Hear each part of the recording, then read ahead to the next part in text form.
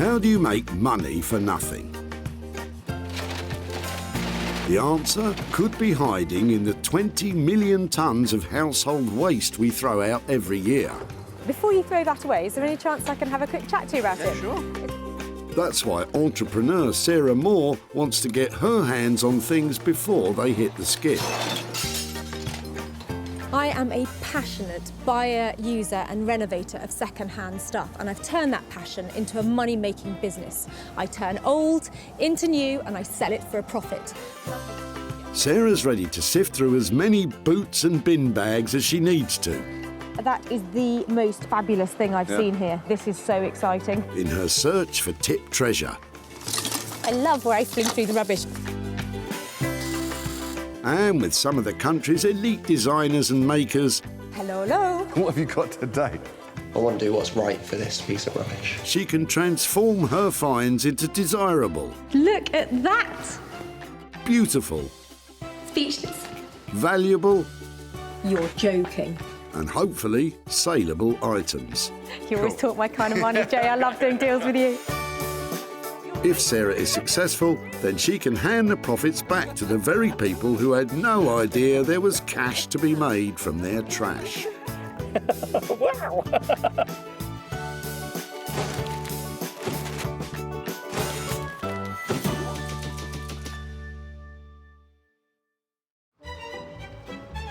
Today we're at the Whitley Community Recycling Centre in Surrey, which is the final resting place for items which are no longer loved or regarded as useful.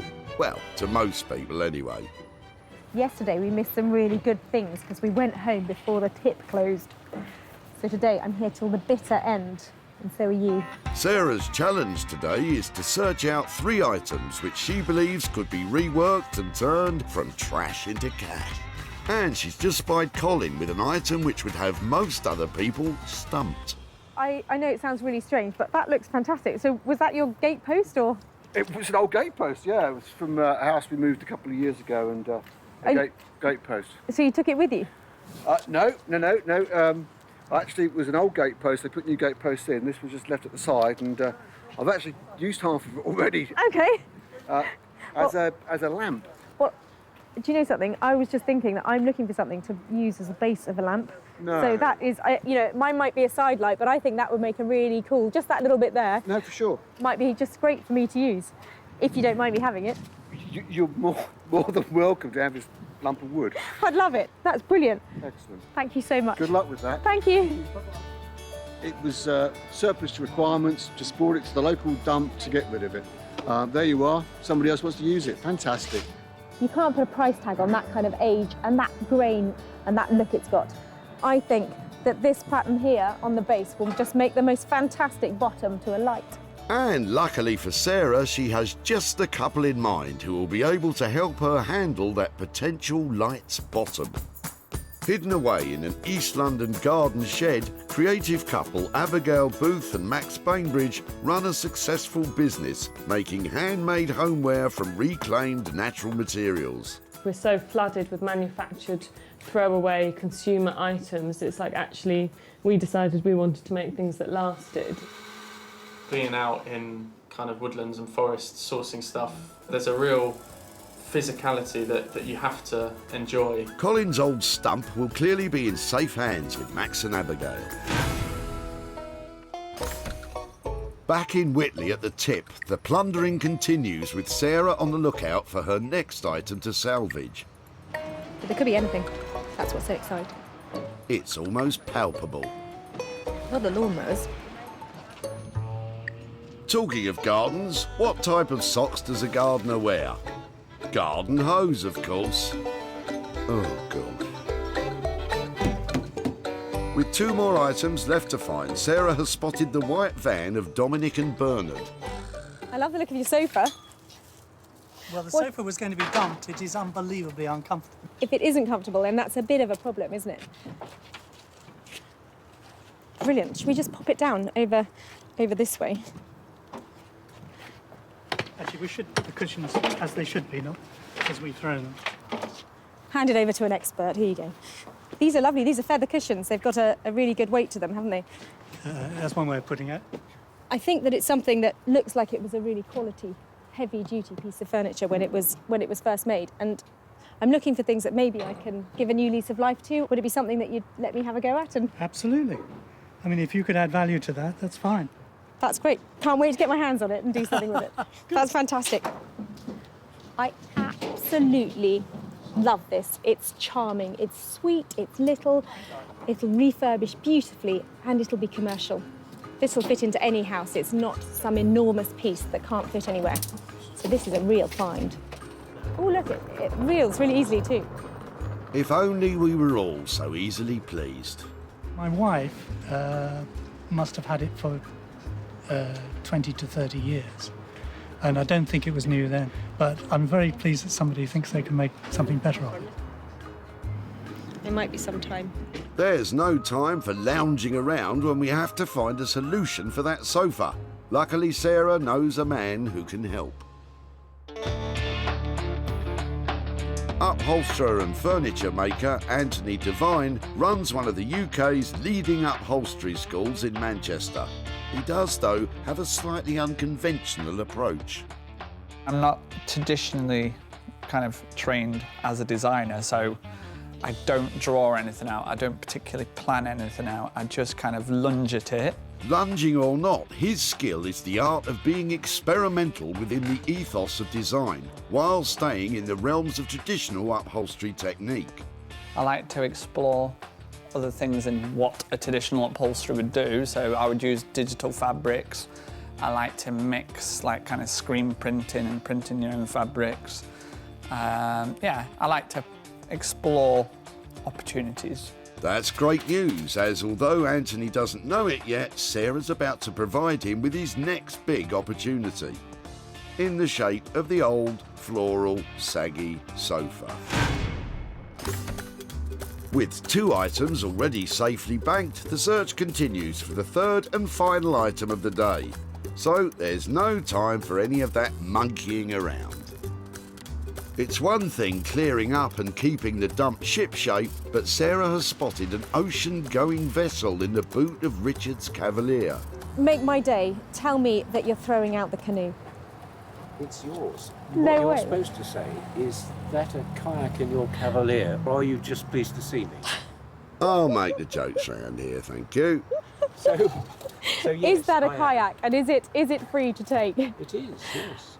We're looking for things that we might be able to make into other things and perhaps recycle or restore, but I think that this just looks so fantastic. I've got to be able to make it into It's so something. natural, isn't it? Yeah, it really is. I'm so pleased, because I thought, what do I do with it? I can't... And I had great difficulty getting it in there, and I had to take a seat out to do it. And I had actually thought of sawing off the end. I'm 'cause it so was pleased you didn't. I tried everything, and I thought, yeah, how can you deliver a canoe with, cut up like a It's cucumber? It's fabulous. If Anyhow, yes. let's have a closer look at it. Was it yours, and have you canoed and kayaked all over the place in it? No, there's no great history of daring do with this. Fantastic. Fantastic. It's just brilliant. We haven't had anything like this that we can work on. So if we could take it away, and maybe I could come back and show you what I've done with it.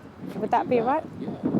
And- Seriously, going to try and do something with it, other than being a canoe. Yeah, definitely. And then you're going to ask me what I'm going to do, and you know, so I haven't got a clue. Right now, I haven't got a clue. I haven't known that to stop you before, Sarah. Is it a one-woman canoe? Is it? Could be better, yeah, that's all right. Brilliant. Thank you so much. We've just been up and down the river, playing about, but it's got to go, because we're going to somewhere else and we can't keep it, and it hasn't even got a river where we're going, so there's not a lot of point.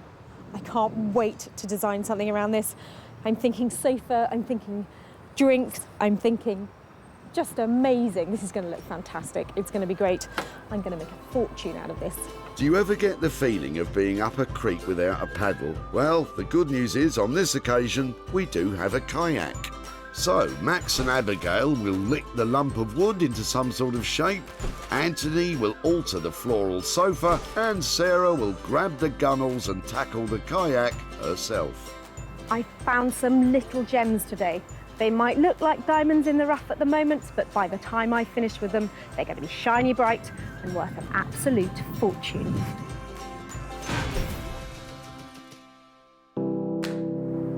Walthamstow in East London is home to a unique and quirky garden shed, which is where creative couple Max and Abigail specialise in producing luxury handmade homeware. They're blissfully unaware of what Sarah's bringing along today. Knowing Sarah, it could be anything. You could end up with some pallets, because, you know, it could be... It could be anything. But they have had experience of Sarah's dump finds before. What Sarah thinks is a kind of feasible idea could be somewhat of a challenge. Yeah. Now, there are some things that I begin to wonder why I rescued, and this is definitely one of them. I don't know why I didn't put it in the skip, but I'm hoping that Max and Abigail will be able to manage to make something out of it. I've no idea what Max and Abigail are going to do with that lump of old wood. You could say I'm stumped, obviously. Oh, yeah? How you doing? How are you? A little something for you to work some magic on. Fantastic. Magic is the... Magic will be needed. Yeah, it's not the finest piece of wood I've ever seen. Let's be optimistic. I'm not sure that optimism is enough here. Yeah, what should we call it? Striking? Yes. Striking's a good word. Good, wow. It was a gate post, obviously, and the guy who dropped it off had cut this bit off and reclaimed the other bits. He could use it, so this really is the waste of the waste. So Right. he took the good bit. So he took the best bit of a kind of bad lot. And, Let's look at underneath, because there is some supposedly solid here. I mean, that is pretty solid, this bit here.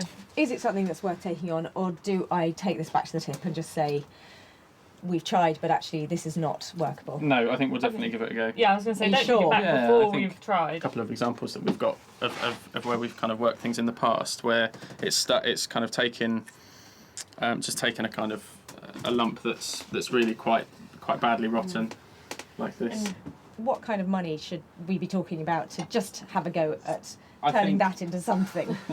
I think for the sake of just giving it a go, I think 50 quid just to cover the cost of labour and that kind of stuff, and we'll just have a bit of a play and see what we can do. I would just be amazed if you can transform that into anything. So I don't think you have to feel worried about taking that on and making. I would just love to see something made out of it. And Okay, well, yeah, we'll see this as a bit of a kind of just a bit of a sort of experiment and giving it a bit of a go. great. Well, let me give you these lovely things back, and I'll Thank you leave very you much. with that little beauty. Excellent. Brilliant. All right. Bye bye. See you later. Thanks. Well, I think it's pretty amazing that Max and Abigail can even begin to think about taking on a project like that. And I know that if they can't do anything with it, then really nobody can. Not what we were expecting, if I'm honest. As we were saying to Sarah, just to kind of have a play, give it a go, and see what we can get, really. So, Sarah has left Abigail and Max with a budget of just £50 to play with. If their magic doesn't produce the goods for this old gatepost, it will be once more destined for the dump. Sarah's coming today. I'm just waiting to see. Normally you just don't know what she's getting when she turns up. Who knows what she's going to bring, but every time she surprises me. It looks really cool when you find it at the tip, but by the time you bring it here, it's just looking a bit embarrassing. A chair would be nice and simple, but things are never quite that simple. So yeah, hopefully a chair. Just a nice looking mid-century modern kind of chair. Right. Hiya. Hello, you all right? I'm doing really well. How are you? I'm very good, thank you. I'm actually a bit embarrassed about what I brought here for you. Come and have a look. Oh my God. Ta-da! Oh my God. It's not that bad. It's not that bad. I have seen a lot worse. Well, Right, do you want to should we get it inside? do that, yeah, and then we can have a proper look at it? I think it's on wheels, but we could lift it. Do you want me to go backwards, being a gent and all? Oh, that's very nice. Don't look at my bum. Right. See, nice and substantial, well The made. frame's not bad. The frame's not bad. I'll give you that. How far's that going to go? So, the people who dropped it off said they lived in a little cottage, so they'd always needed quite petite pieces of furniture. size. But their major complaint about it was the fact that whenever they sat in it, it was actually just really uncomfortable. It looks really soft. I mean, the seats very soft. The cushions are virtually gone. We're going to lose these straight away. Out Yep. of fashion. Don't like the frills. We need to improve on the seat depth, so I think we lose these as well. And then we either retain the seat cushions, but we definitely need to bring them forward, so we increase the seat depth back to front, or we basically just have a fixed seat, so imagine it looking more like that. See how it's turning more modern? All them out there, and then put a bit of shape into the back of it. Maybe raise it up, get rid of these skirts at the bottom, and see how it's starting to lose all its weight. You're talking a really good game here, but it sounds like it might be really expensive. What kind of money are we talking about? Do it for 800. All in for 800? 900. Can we leave it at 8 and see if you can squeeze it in? If it runs over budget. Right, we'll go 800. Because it's you, so.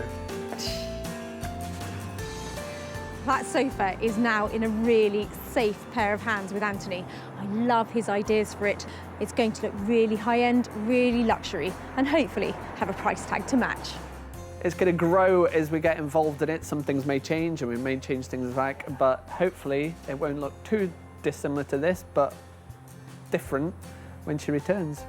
So, Anthony has radical plans, but with a price tag of £800, Sarah's going to have to achieve a premium price if she's to make a profit on this saggy sofa. From a saggy seat to a potentially soggy seat. Back home, Sarah has grand plans for Richard's old kayak. As it turns out, I don't think there's anybody else other than me who can actually work on this. But I think it's going to be amazing and possibly one of my favourite projects. When you see a kayak, you don't automatically think, wow, that's going to make an ideal desk. But that's the plan Sarah has for this little beauty. I just thought it was a really obvious thing to do with the Canoe to turn it into a desk. And I was wondering about polishing it all up and making it look like a really smart version, but I think I've got to keep these signs of wear and tear because they're all part of its history, aren't they? On a very serious note, this kayak is made from fiberglass, which, when cut, can produce particles which are dangerous to health. Could make a dog bed. Would you like a Canoe dog bed? Bramble takes no time at all to think of an answer to that question. Fiberglass should only be cut by a professional wearing the correct personal protective equipment. I think what we're saying is, don't do this at home. Cut fiberglass, that is, not change your kayak into a desk. Sarah has managed to find a local company who are specialists in bespoke design metal and glass fibre fabrication. Colin is awaiting her arrival, kayak and all. I haven't bothered cleaning it yet because I was just thinking if I can't do anything with it, then I'm not going to waste my time cleaning it. So I'm thinking desk. Right. Do you see that immediately? Well, I assume you're just going to cut a section out and lay it in flat? Yeah. So it'll literally be, hopefully, just a cut along here, and then round here, and along here. It's just getting, just those little cuts, and there may be some sort of support in here. I don't know what you call that kind of thing to... Being a seagoing vessel, let's call it a bulkhead then. Okay, bulkhead. Yeah. That I love a term. Okay, so if there's one up there and maybe one there... If to support the legs up to the bulkheads, we put a ply through there. Yeah, I'm loving the weave. That would then, that will give support right the way across. It won't bow in or anything under the weight. So that should be absolutely fine. So, with a plan in mind, Sarah's having the kayak cut with all the necessary safety precautions in place. As we never had a paddle, let's hope this drastic alteration doesn't leave us up a creek, as we no longer have a kayak either. Fantastic. Right. Oh, you've made my day. Made something. Don't be rude about my kayak. Never one to miss an opportunity, Sarah pushes on, creating the strengthening bulkheads. So how much do you think it's going to be for all of that with the materials? What are we looking at, do you think? Because there's obviously more than where we started from earlier. I know, but I think demonstrating to people what you can do with something as opposed to throwing it away is an amazing thing. So I'll say £50 for £50. I can't just give you £50 because 75, Okay. 75. There you are. Honestly, Lovely. That's you all have right. been amazing. Fine. Back with Max, Abigail and the rotting gatepost. So that's all really quite kind of gone. That's just all breaking away there. So we'll just have a look. So we'll kind of break this down a bit more and see what else we can get. But all of that is really, really gone. Now, I'm no expert on dead wood, but when I see a large bloke hitting a small piece of wood with a big hammer and very little happens, that would indicate that it's rather more solid than first meets the eye. But of course, if at first you don't succeed, try again with a chainsaw. Probably get something quite decent, a quite decent size out of that, I think. Very unexpected. Yeah, great. Okay, let's see what we can do. Yeah. I don't like to say I told you so. After removing that old rotten surround at the heart of this old oak, there does appear to be enough wood to work with after all. That'll be fine. So could you get quite a decent sized one? From Yeah, so I think, that? because obviously it's going to be round, so it only needs to be square, really. So If it's going to be round, it only needs to be square. I'll have to go and think about that one for a bit. Max, meanwhile, cracks on, turning the now square, soon to be round stump on the lathe. the core seems to be pretty solid, which is good as well as surprising. Because when Sarah brought it, it was kind of like not even touch and go. I just thought we weren't going to get anything. So it's actually good that there's some kind of solid wood that we can kind of work with and turn something out of. Cool. It's quite amazing, if I say so myself. No, I'm really pleased. That's great. Well, it's a testament to how hard the oak is, I guess, isn't it? Yeah, that's all it's testament to, isn't it? Ah, just the the hardness of the oak, yeah. Yeah. Oh well, we'll let Sarah take all the credit then. Yeah. For bringing all the the magnificent materials that she brought us. She knew all along. She knew all along it was going to be good inside.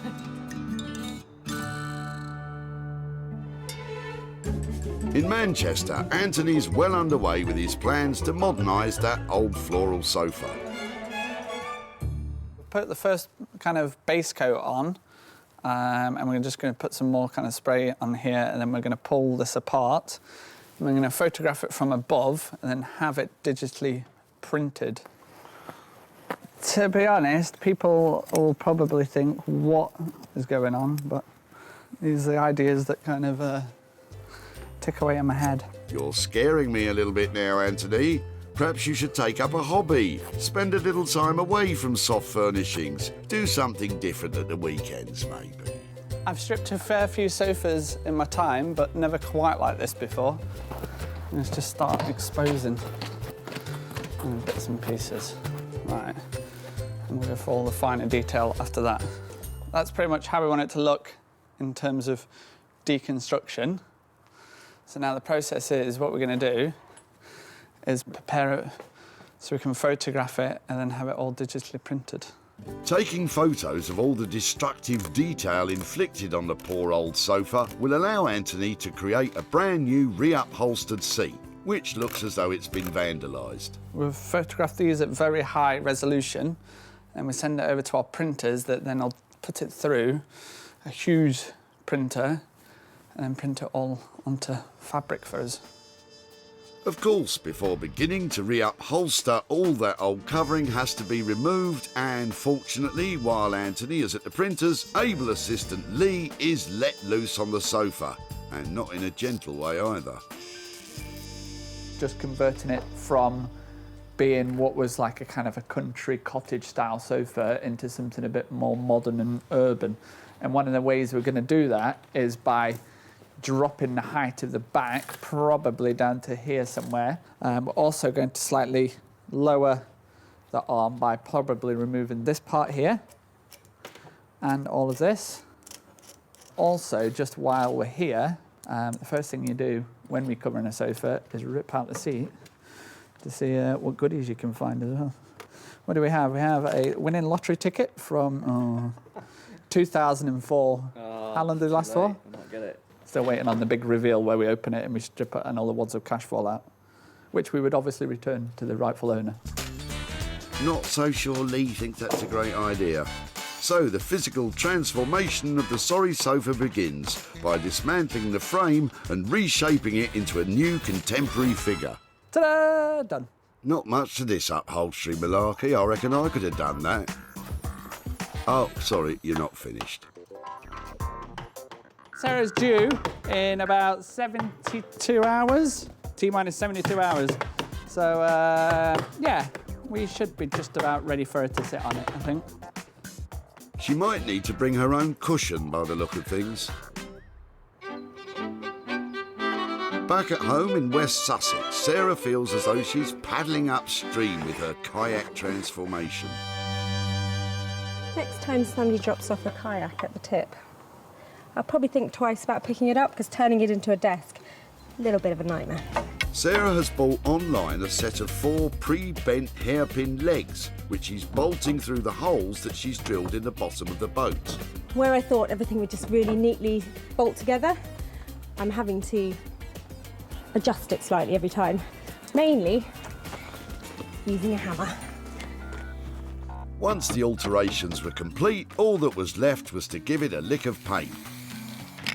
Just trying to get a real depth of colour to it so it looks really well finished. And a real good polish. If you'd like to take on a really challenging project, try turning a canoe into a console table. It's really hard work, but it's definitely worth it. When Sarah kept this kayak from being discarded at the dump, it was a sorry-looking item, and I know that there were those of you who thought she'd bitten off more than she could chew. Well, without hesitation, Sarah has sunk her teeth in and created an eye-catching console table. Admittedly, its proportions would not suit your average semi, but it's sure to attract admiring glances wherever it finds its new home. To turn the old kayak into a console table, Sarah has spent £125 on materials and a further £175 on labour, which totals £300. All she's looking for now is somebody with a need for a kayak console table who owns a rather long haul. Back at the dump, Sarah's keen eye spotted a kayak in the back of Richard's car. There's no great history of daring do for this. Richard couldn't believe what he was hearing. Seriously, you're going to try and do something with it, other than being a canoe. Yeah, definitely. And then you're going to ask me what I'm going to do, and you know, I haven't got a clue. Right now, I haven't got a clue. Luckily, inspiration came to Sarah, and with a little help from friends, she was able to turn it into a kayak console table. Sarah was lucky enough to sell the kayak console table to specialist retro homeware shop The Old Cinema in London. Sarah's returned to Hazelmere to show Richard what became of his kayak and to hand over any profit. Hello. Hi, Richard. Lovely to see you again. Good to see you. Come on down. Let me show you the pictures of the kayak.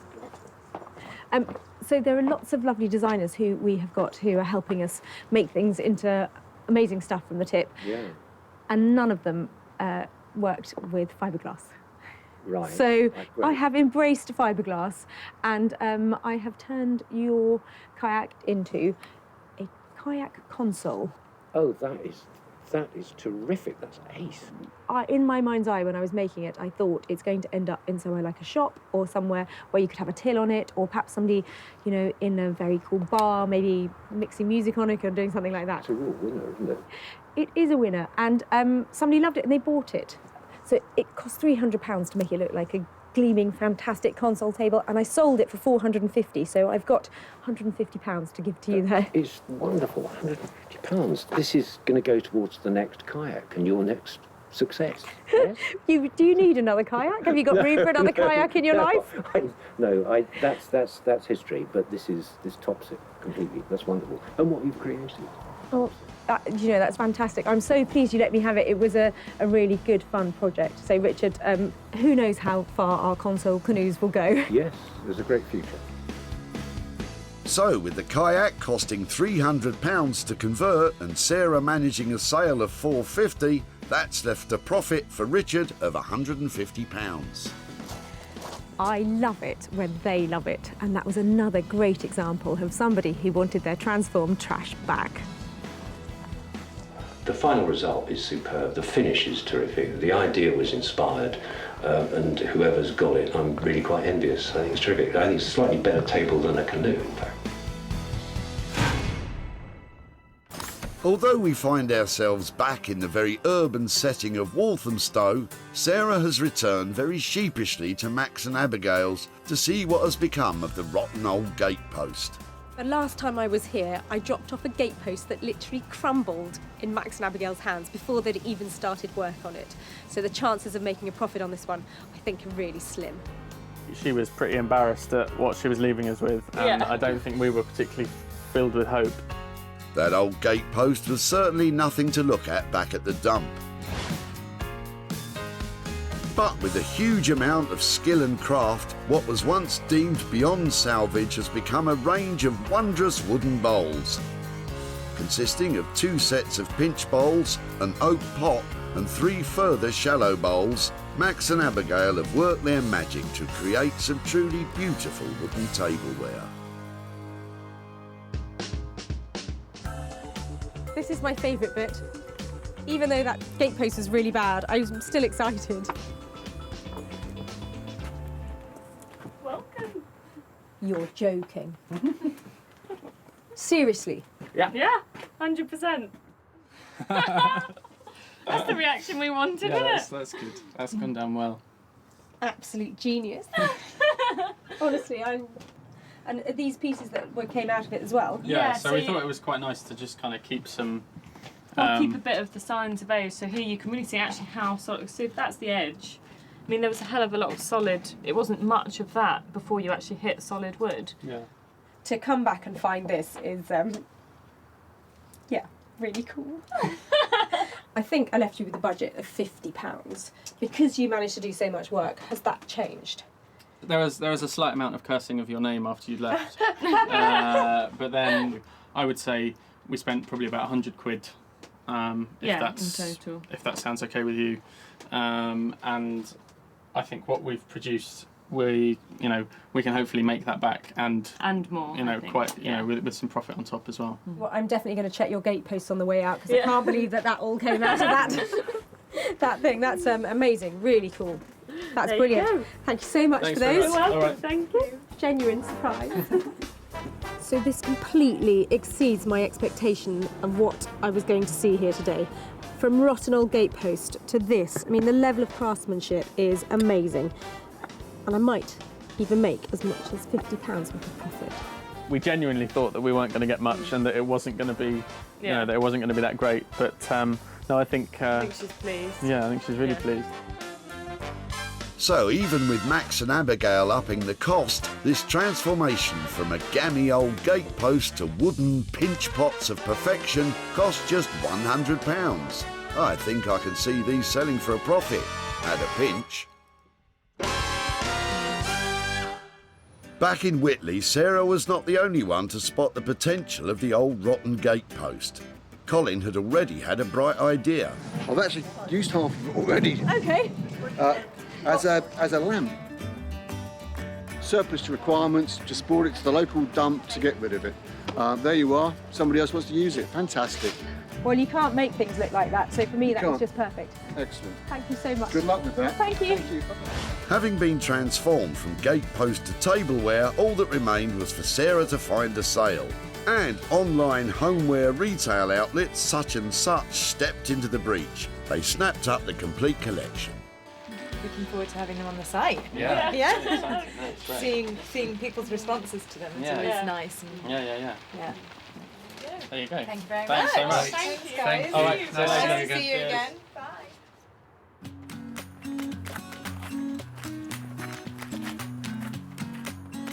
Sarah's returned to Surrey to deliver the good news to Colin, along with, hopefully, some cash. Oh, hello. Hi, Colin.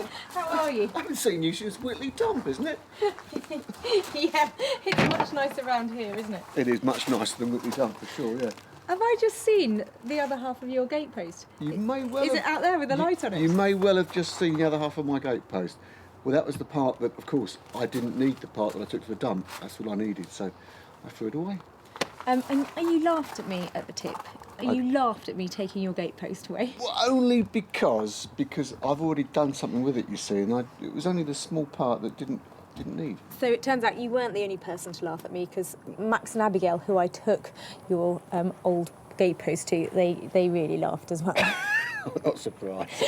So here I have some pictures to show you of what they made. That is absolutely incredible. It had that big spiky bit left in it, didn't it? So yes. all these little bowls came out of that, and then they turned some bowls from the larger, chunkier bit as well. I did not expect that. That is absolutely incredible. We have sold all of those bowls for £165. Golly. Which is good news, because your old stump now has brought you £65. That is incredible, isn't it? I'm really chuffed, For an old actually. post, I get £65. Yeah. Golly. That is incredible, isn't it? Absolutely incredible. With costs of £100 and a sale price of £165, Colin has £65 profit. So what will he do with this massive windfall? I'm a great advocate of charity, and it will go to a good cause. It will probably go to the Alzheimer's Society. Well, that's very generous of you. If you want to spend any of it on you, it is money for nothing, so you're allowed to do exactly what you like with it. I might equally just treat myself to a small libation in the local hostelry. I think that sounds like a cracking plan. Sarah's returning to Anthony's workshop back in Manchester to collect what was the forlorn floral sofa. We only got the fabric kind of less than 24 hours ago, so we basically had to transform it overnight, so I haven't been to bed. When I was last here, Anthony had some radical plans for my chintzy old sofa, but he is a master of upholstery, and I know he won't disappoint. This one is, well, it's out of my comfort zone and definitely out of hers, so we'll see how she likes it. Anthony has taken that old floral sofa destined for the dump and transformed it into a brand new refurbished floral sofa that looks like it's destined for the dump. Underneath that unusual appearance, this saggy old sofa has been stripped back to the bare bones, massaged and moulded into a new modern shape and covered in brand new material created with cutting-edge printing techniques. Hello. Hello, how are we? Yeah, really well. How are you doing? Good to see you. And you? How's it gone? Let's go. Oh my word. There's a lot to take in. Do you like it? It's the new shabby chic. That's what we're calling it. It looks like it might be dirty, doesn't it? I know. Forever pulling, Just get that bit of fluff bits off. out. I think it's really clever, isn't it? I'm not sure if it's ever been done before. To put back the old texture onto the new, Can you just get a bit of fluff off the end there? No, that's real. Just looking at that, there's a mark on the back as well. Who do you reckon is going to snap this up? Where's this go? I'm thinking probably design agencies, PR companies, and marketing. Somebody that's got like a little funky office and wants a kind of reception area. So we're looking for a funky office currently without a sofa to snap up this chic and unique seat. But in order to know how much to charge, we have to know how much we spent. I had to bring Lee in because I was running behind you, putting me under pressure all the time. But I'll take him out for a pint, and we're still on budget. I'll buy the pork scratchings, okay? Very well then. Yeah, I like pork scratchings. I didn't know you could get pork scratchings quite so far south as Sussex. I thought they became crackling as it passes Watford. So with the deal struck, all that remains is to get the sofa in the van. Oh, and sell it, of course. Well, Anthony has definitely delivered on the radical. That sofa is a really clever design, and he's identified that niche market to help me sell it. Obviously, it's not Sarah's normal kind of style. It's different to what I'm used to, although these things are always rattling around in my head. Yeah, I'm really pleased, really pleased. Despite an initial scare regarding the budget being blown, Anthony has in fact been able to complete this project for the agreed amount of £800. and a packet of pork scratchings, of course. Back at the dump in Whitley, Sarah spotted Bernard and Dominic sneaking a sofa from the back of their van. Well, the sofa was going to be dumped. It is unbelievably uncomfortable. Would it be something that you'd let me have a go at? And Absolutely. I mean, if you could add value to that, that's fine. can't wait to get my hands on it and do something with it. That's fantastic. Sarah was not the only one keen to get her hands on Bernard and Dominic's old sofa. Family-run business Smithers of Stamford, who specialise in the sale of one-off vintage retro and quirky items, were also quick to see the appeal and snapped up Anthony's shabby chic sofa. Sarah has returned to Whitley to catch up with Bernard and meet Sue, the sofa's owner, to show what became of their once saggy seat. Hello again. Hi there, Sarah. Hi there. Hello. Good to see you again. Oh, hi My there. wife, Sue. Hi there, Sue. Hi there. How do you do, Sarah? Fine. Hi Nice there. to meet you. Thank you very much for letting us come and show you a little bit of what we did with your. Yes. Is it your stepdaughter's? Your It's daughter's my daughter's, yeah, sofa. my daughter's sofa. Well, it was actually my sofa. I lent it to my daughter because she needed some furniture. Okay. Well, I need you to brace yourself. Okay. For what you've done to it. Yes. Okay. Don't be anything's too better shocked. than throwing it away, isn't it? Well, it definitely hasn't been thrown away, so I'm going. Good. Don't be too shocked, because basically it has been graffitied and torn apart, and then photographed, and Goodness then me. re-upholstered. Goodness me. Is that what? It's amazing. It's not what you'd expect, No, though, it's is it? not what you'd expect. It actually takes £800 to get something to look like I was that. going to I say. couldn't imagine. So it's and while we were kind of deliberating about whether we thought it was amazing or not, somebody made an offer on it. No. Yes, we made an offer that made us £180 worth of profit to give back to you. Gosh, £180 for something that went to the dump. That's fantastic. It's amazing.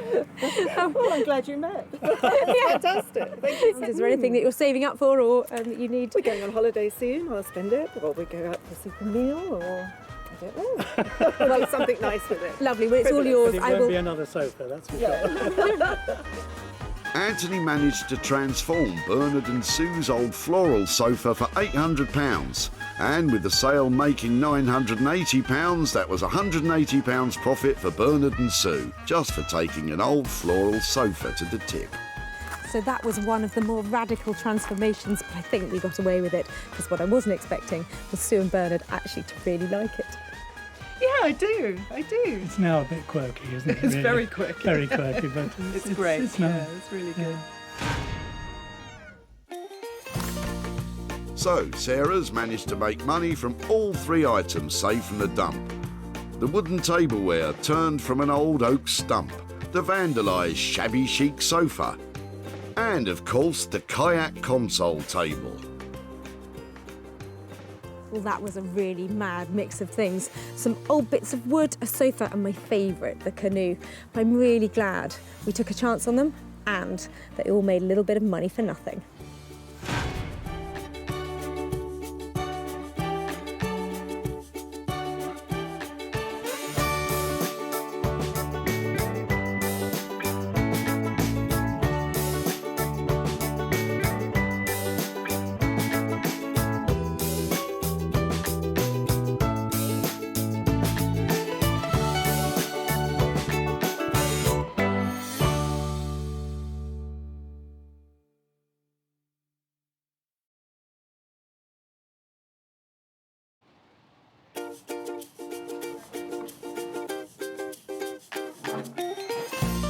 How do you make money for nothing?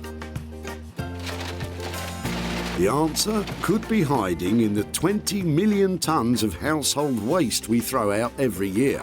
Before you throw that away, is there any chance I can have a quick chat to you about it? Sure. That's why entrepreneur Sarah Moore wants to get her hands on things before they hit the skip. I am a passionate buyer, user and renovator of second-hand stuff, and I've turned that passion into a money-making business. I turn old into new and I sell it for a profit. Sarah's ready to sift through as many boots and bin bags as she needs to. That is the most fabulous thing I've seen here. This is so exciting. In her search for tip treasure. I love where I fling through the rubbish. And with some of the country's elite designers and makers. Hello, hello. What have you got today? I want to do what's right for this piece of rubbish. She can transform her finds into desirable, Look at that! beautiful, Speechless. valuable, You're joking. and hopefully saleable items. You always talk my kind of money, Jay. I love doing deals with you. If Sarah is successful, then she can hand the profits back to the very people who had no idea there was cash to be made from their trash. Wow!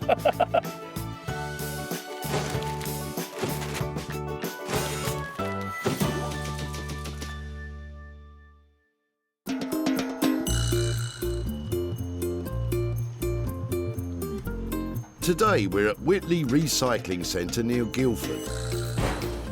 Although much of the waste and unwanted items we chuck out ends up in landfill, some of that tack could be transformed. Every car has so much potential. You just don't know what diamonds are lurking in the boots, waiting for their chance to shine again. All I've got to do is find them before it's too late. Sarah has permission to delve into this dump, so please don't go raiding your nearest recycling centre. She's searching for 3 items which, once reimagined and sold, could raise a profit and a smile for their original owners. I'm after a chest of drawers or a big old chunky industrial drill base or, you know, something. None of the things that I have. Sarah doesn't want to be painted into a corner, so just as well something has caught her eye. David is discarding 7 drab-looking chairs. I like your chairs. Would it be right to come and have a good chat about them? Yes, sure. Are they yours? Have they been in the home? Or? No, they're from our tennis club. I've just been playing tennis and... You got roped into dropping them off, did you? Well, I said we live near here, so I could drop them off from Godalming. Yeah. How many have you got? 7. 7? Right, yeah. They would be something that I'd really like to have a go at making Yep. refreshed and, you know, giving a new lease of light. Would that be all right to take them from you? Yes, really? There we go. Yep. I'd love to keep in touch with you or perhaps, you know, the tennis club to say what I've done to them. Would that be okay? Yes, that's fine. Brilliant. Thank you ever so much. It sounds like Sarah's enthusiasm has rubbed off on David. I'm glad somebody's going to use them. I don't know, maybe put new backs on them, new backs, new seats on them, polish them up or something, yeah. The thing I love best about these is there's 7 of them, because although each one may not have a lot of value, if I times it by 7, I'm definitely going to make some money out of them. I've got a few plans. I'm hoping I can make them look better than they do at the moment. It's game, set and match for the tennis club's old chairs, which make up Sarah's first item. And with renowned furniture restorer Jay Blades poised to pick up this project, it could be love all. Jay is a master craftsman, breathing new life into forgotten and forlorn furniture and repurposing salvaged items. I've always had a passion for the kind of heritage that the British designers have produced over the years. Traditionalists would love to keep it as it is, but to be reintroduced into the market, I like to just add a bit of colour and add something a bit quirky. Let's hope that the tennis club's old chairs are a quirky enough proposition for Jay.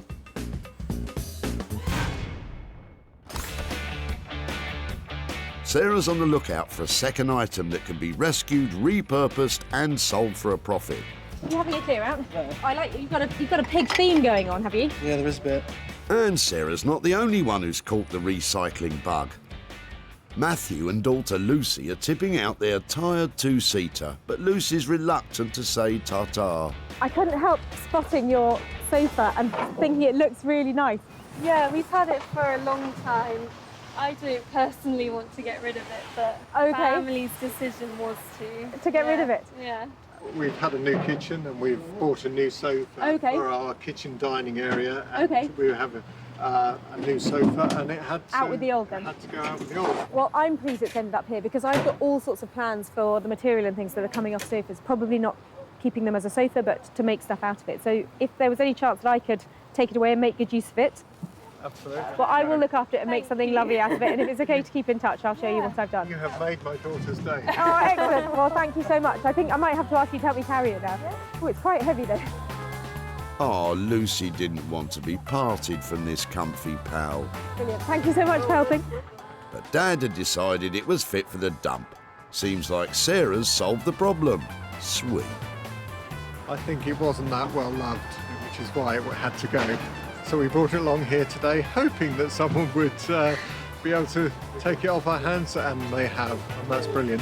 I hope it's leather, because there's a lot of material I can use on this, and I've got to have a good think about what to do with it, but I'm hoping, well, there's a lot of handbags to be made, isn't there? This sad sofa is destined for the studio of designer dressmaker Chinello Bali. Chinello shot to fame on the Great British Sewing Bee and now creates stunning couture for a host of discerning clients.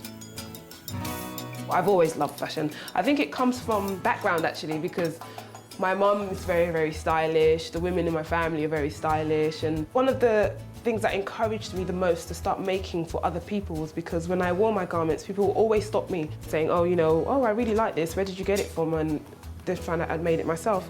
I really do look for the beauty in anything. And hopefully you'll see the beauty in a beaten-up leather settee, Chinello.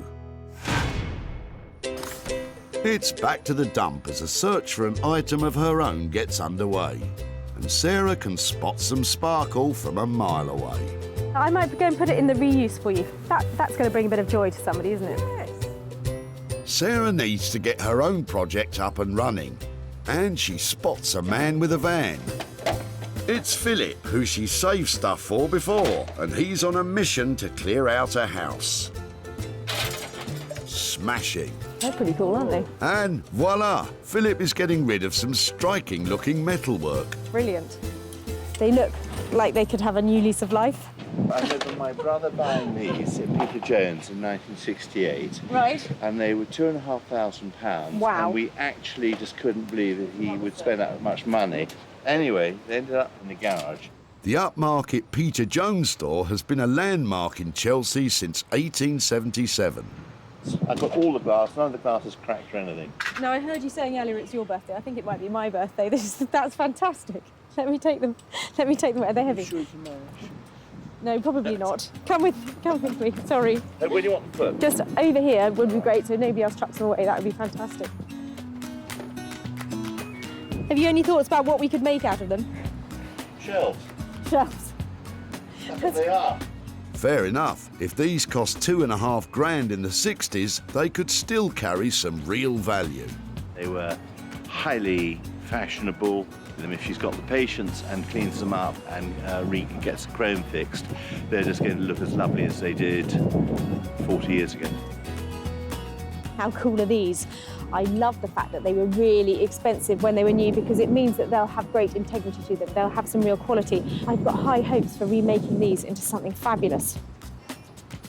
Sarah wants to repurpose these sassy 60s shelving units and ideally provide a profit for Philip.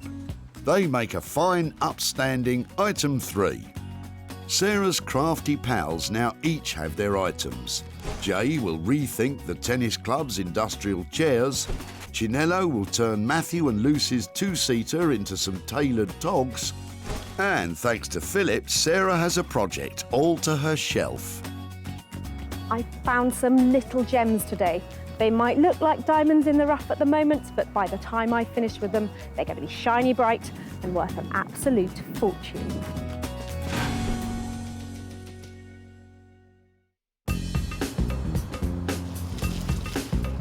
The former market town of Wolverhampton became a powerhouse of engineering during the Industrial Revolution. It was where the first set of automatic traffic lights were introduced. And furniture restorer Jay Blades is revving up and ready to go. Sarah will be along in a little while. Don't know what it's going to be. Hopefully it'll be something from the mid-century modern, so pre-1970s would be nice. Made of wood. An English manufacturer, be even better. But who knows what people are throwing away these days.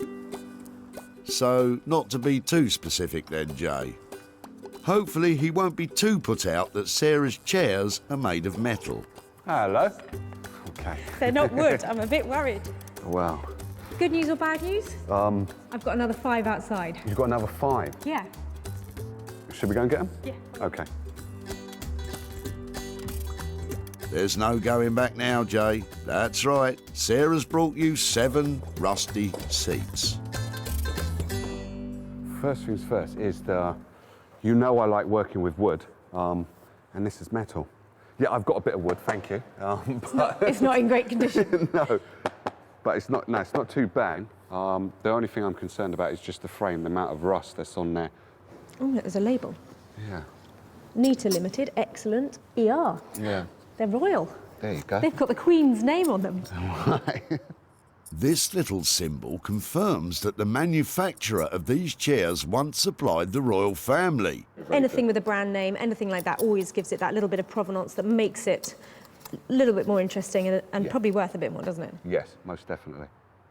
The ideas I've got, I would do 3 in one cover of fabric, so these will be kind of matching, and then do another 3 in another fabric, completely different to this one, and then one odd one as a wow factor.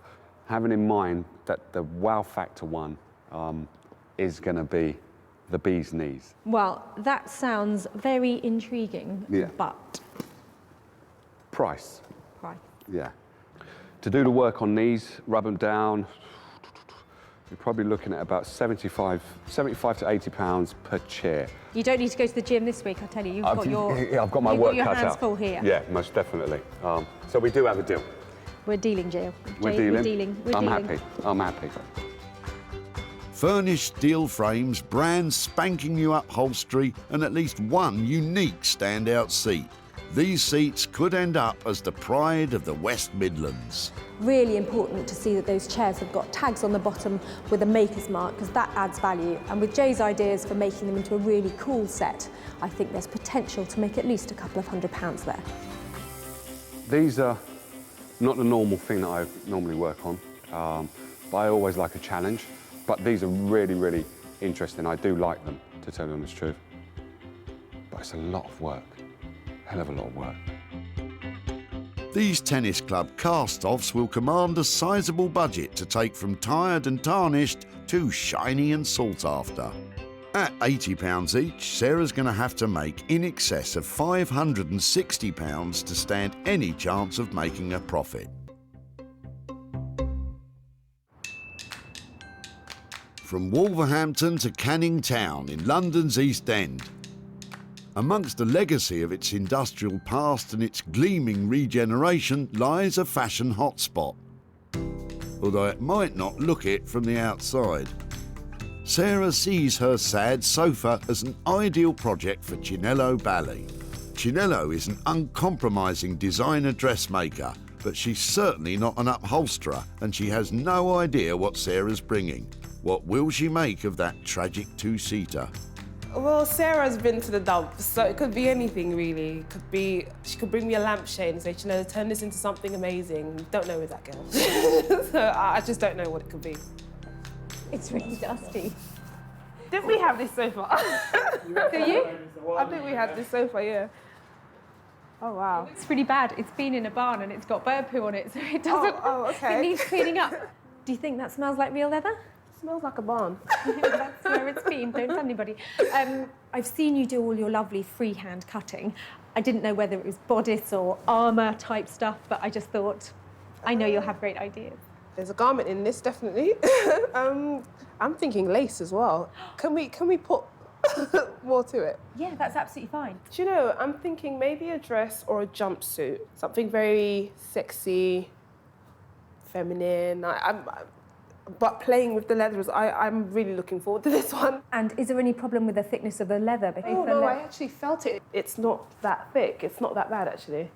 Should we rip into the leather and then have a look at it? I thought you'd never say it. Let's get stabbing. Looks like the sofa's got someone excited. Instead of actually cutting it, I'm going to just rip into this. Get ripping, girls. Oh, it smells like leather, doesn't it? Yeah, it does. It sounds fantastic, you know, I can see this amazing couture garment, but how much is that going to be to actually make? Well, for my charges, you'll be looking at about £300. Okay. So try and keep it within sort of that price range. The lace and the leather, I would never put it together. I can't wait to show it to you, to be honest. Looks like Chinello loves that leather. Phew. I'm so excited that it's a black leather sofa. It's black, I love black. It's leather, leather's amazing. And it's a sofa, what kind of transformation is that? I'm just really, really excited about it. At a cost of £300, this is certainly no off-the-peg job. So will Sarah go from rags to riches and pull in a profit?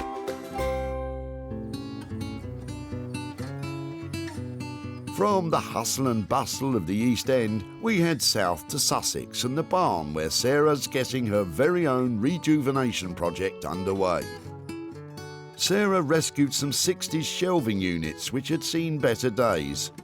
She's more used to working with fabrics and frills, so will this project test her mettle? So it probably doesn't look like it now, but these were once a really high-end set of shelving. They're quite daunting because they're metal. As somebody who often uses fabric, it's slightly away from what I'm used to dealing with. But I've had a few ideas, but it sort of depends on how they come up. And she starts with a finish. Sarah is using a metal polish to try and remove rust spots from the vintage chrome and restore some of its original lustre. I'm hoping to bring them back to a stage where you could have them in your sitting room. That's really pretty. Lovely and shiny. Out of this, I must be able to make one really cool Ottoman, like fat footstool, with a big upholstered top to it. Sarah's set her sights on an Ottoman-style coffee table. These usually incorporate an upholstered top, which can double as a footstool. Comfy, yet functional. And if I get some really good quality foam, maybe something quite thick like that, some velvet over it, might even try to do some buttoning on it to make it look really pucker. The shelves will become the coffee table frame, but she doesn't need all of that metal, so it's time to cut it down to size. Using a hacksaw to cut thin tubular metal like this is perfectly fine, but it's slow going and takes a lot of effort. Did I mention it was slow going? This is really hard work. I'm sure I could upgrade this as well. A nice power tool, I could just cut through there. Well, you've started, Sarah, so you might as well finish.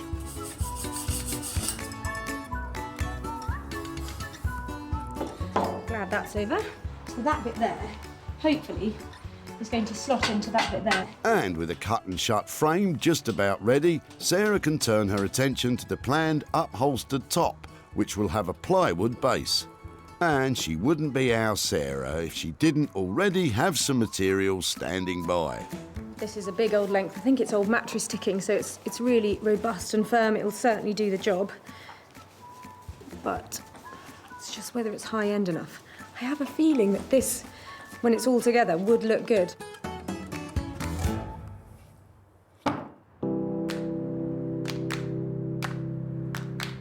Back in Wolverhampton, Sarah left furniture restorer Jay with 7 sorry seats.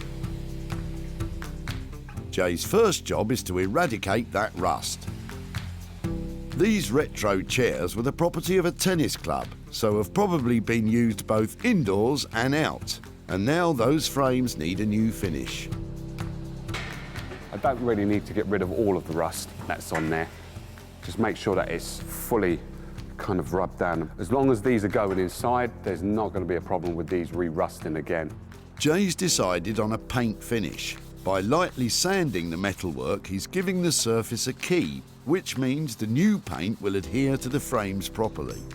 I'm going to go for my kind of signature colour, which is black, which will then in turn make the seat that I put on there and the back really stand out because it gives it a really brilliant platform. So normally what happens is before I'm going to paint, I get in the mood by playing a little bit of music. You might not like it, but it gets me going.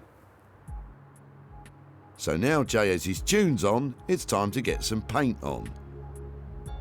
Whenever I paint a chair, I always work towards myself. If it's got struts, then you go 1, 2, 3, 4, 5, 6, 7, 8. Applying the paint really, really thinly, and as you can see, you could probably see strokes and you could see the silver coming through. That's absolutely perfect. I'm not looking to cover this completely in a full-on black. This will more than likely take at least, I'd say about 4, maybe 6 coats of paint is what this is going to take. I'm going in a kind of angle like that. the last stroke is always coming up. White shirt and black paint. You're a braver man than me, Jay. I like to wear something a bit nice while I'm painting, so I take my time and I don't actually get paint onto me. Very confident. I've just got a stain here. I think that was from the breakfast that I had this morning. That's baked beans on there, but I'm very confident I should be able to go to that wedding that I'm going to later on. I'm only joking. Jay has decided on coloured velvet seat covers, which will stand out in sharp contrast to his black frames. The reason why I've chose velvet is because this is quite a hard frame. So it's a steel frame. What we're doing is hoping to make these more accommodating to someone's home. You've got to have something that feels luxurious. They are going to look amazing. And they're going to be worth every penny after I've put all of the work into them, because they're going to take a lot of work. That all sounds splendid, Jay, but don't you have another 6 seats to sand? Better get a wiggle on. Back in London's Canning Town, the task of taking a beaten-up leather sofa and creating a one-off designer dress is underway in Chinello's studio. She's got a famous client in mind for this design. We have worked together on quite a lot of garments actually, and I think she trusts me now. So, yeah, I've got her in mind as I'm making this. I'm trying to keep it something that I know she'll like and she'll appreciate. A ready-made client, Sarah will be chuffed. That's the bodice, so this is the part I'm making at the moment, and that will be the skirt. So when you put them together, then they become the dress. Chinello starts by selecting the best cuts of leather. I like this because it's quite smooth, so this will give a nice body. The way I see this is a piece of fabric for me. I'm not going to look at anything as an obstacle. I'm just going to see it as a piece of fabric and run with it like that. She unpicks the existing stitches and prepares the fabric for her famous free cutting technique. Chinello is relying solely on her client's measurements as well as her imagination. You need to do a lot of ironing where freehand cutting is involved, and I can't do that with the leather. So I want to make a template with some polycotton first. So I'll do that freehand and then I'll use that template to cut out the leather pieces. Using polycotton templates allows Chinello to cut out the first sections which will form the bodice of the dress. I'm just going to cut around the template pieces with some reserve around it. So those will be the seams. This is actually the bodice of the garment. So this is the side back, this is the centre back, that's the centre front, and that's the side front. So they all sort of fit together as a puzzle. Nowadays, people just, go into the shop and get a commercial pattern, but I do swear by my freehand method because I just enjoy the freedom of it. With the individual elements cut out, Chinello now sews them together, stitching what are known as darts to help the bodice follow her famous client's curves. And this is what I mean by darting, giving the garment shape, because we had a flat piece, and just by creating those darts, we've now got some shape in that piece, and that's where the bust would sit inside of.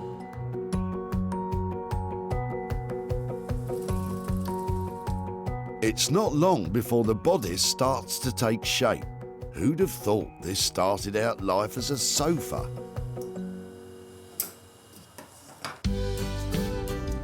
Back in Sussex, Let's put it down on the floor next to Bramble. Sarah's daughter lends a hand with the finishing touches to our Ottoman-style coffee table.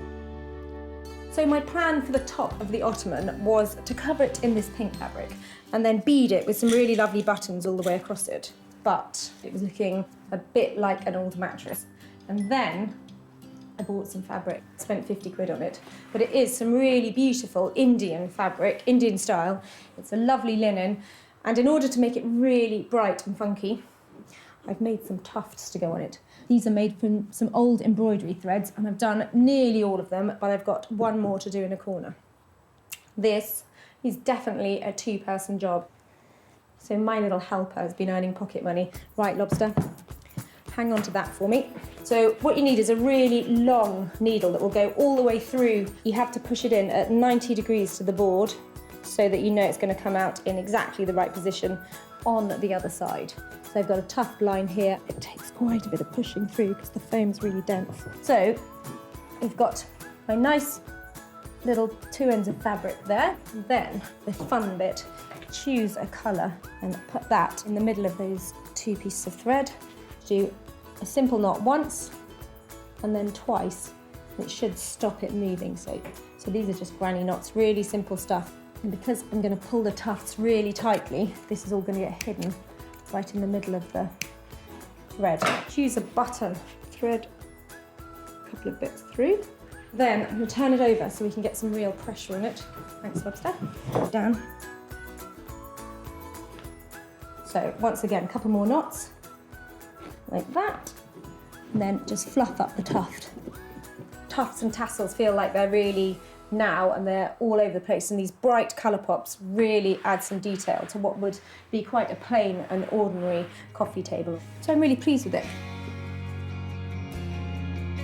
Sarah started out with a sorry set of 60s shelves and has created a brand new designer coffee table with upholstered linen top and a made-to-measure chrome frame, fit for the swankiest of pads. Comfortable? Yeah. Oh, it is comfortable. It's almost a tell you. That's all right, isn't it? Mm-hmm. So if you have that on the end of the sofa, you know, watching TV, you can put your feet up, or if you want to put down magazines and stuff on it, that's fine. Thanks for your help. Couldn't have done it without you. How much am I paying you? Because it all comes out of my budget. About £1,000. Now, I know it looks like it's expensive, but I can't afford that much. Should we call it a tenner? 20. 20? Oh, could this turn out to be Sarah's trickiest negotiation to date? £14.50. 12. £14. Come on then.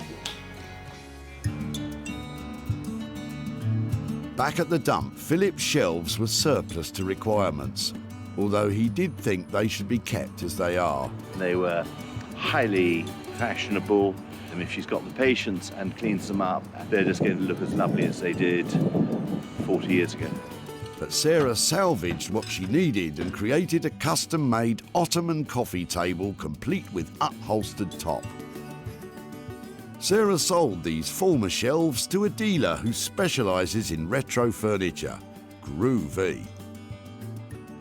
Sarah returned to Chichester to give Philip some good news and hand over some loot. Hi, Lucy. How are you, Philip? Hi, good, thank you. Lovely to see you again. First thing I'd like to talk to you about is the frames that you dropped off. They were something really approachable that I could work on. So I cut them up and turned them on their side and turned them into an Ottoman. So here is that said Ottoman. Oh, good grief. Is that a good grief or a... No, that's fantastic. I'm not sure you're supposed to be laughing at this point. No, but... I'm not. I'm just impressed you work so hard. Well, that's very nice of you to say, but it was quite a simple thing. So how long did it take? Probably about 3 hours. This is not as impressive. Really, a week. That's so much better. Well, yeah, so that's how it ended up, and I'm very pleased to say that somebody else really loved it and paid £200 for it. So I've got £100 profit here to give to you. Well, thank you very much indeed. That's, considering I was about to throw it away, that is a lovely surprise. I don't know off the top of your head if you know what you might do with £100, but it's all yours I might to do. spend it. On what? Go on. Anything in particular? I haven't got a clue at the moment, but it'll be something towards the birthday present that actually I didn't get that day. Fantastic. I will let you know in time. Lovely. I will let you know by the end of my next birthday, should I make it. Well, I'll see you at the tip, no doubt. It was lovely to see you again, Philip, and thank you so much for letting me take your shelves away and make them into something. It's so nice to take your money. Thank you very much. Pleasure. Bye-bye. Bye. Sarah's imaginative transformation of what was once a shelving unit has cost £100 to complete. Managing a sale of £200 has left Philip with £100 for a belated birthday gift. It's very clever and ingenious. No, I'm very pleasantly surprised, and I can't believe she did it so quickly.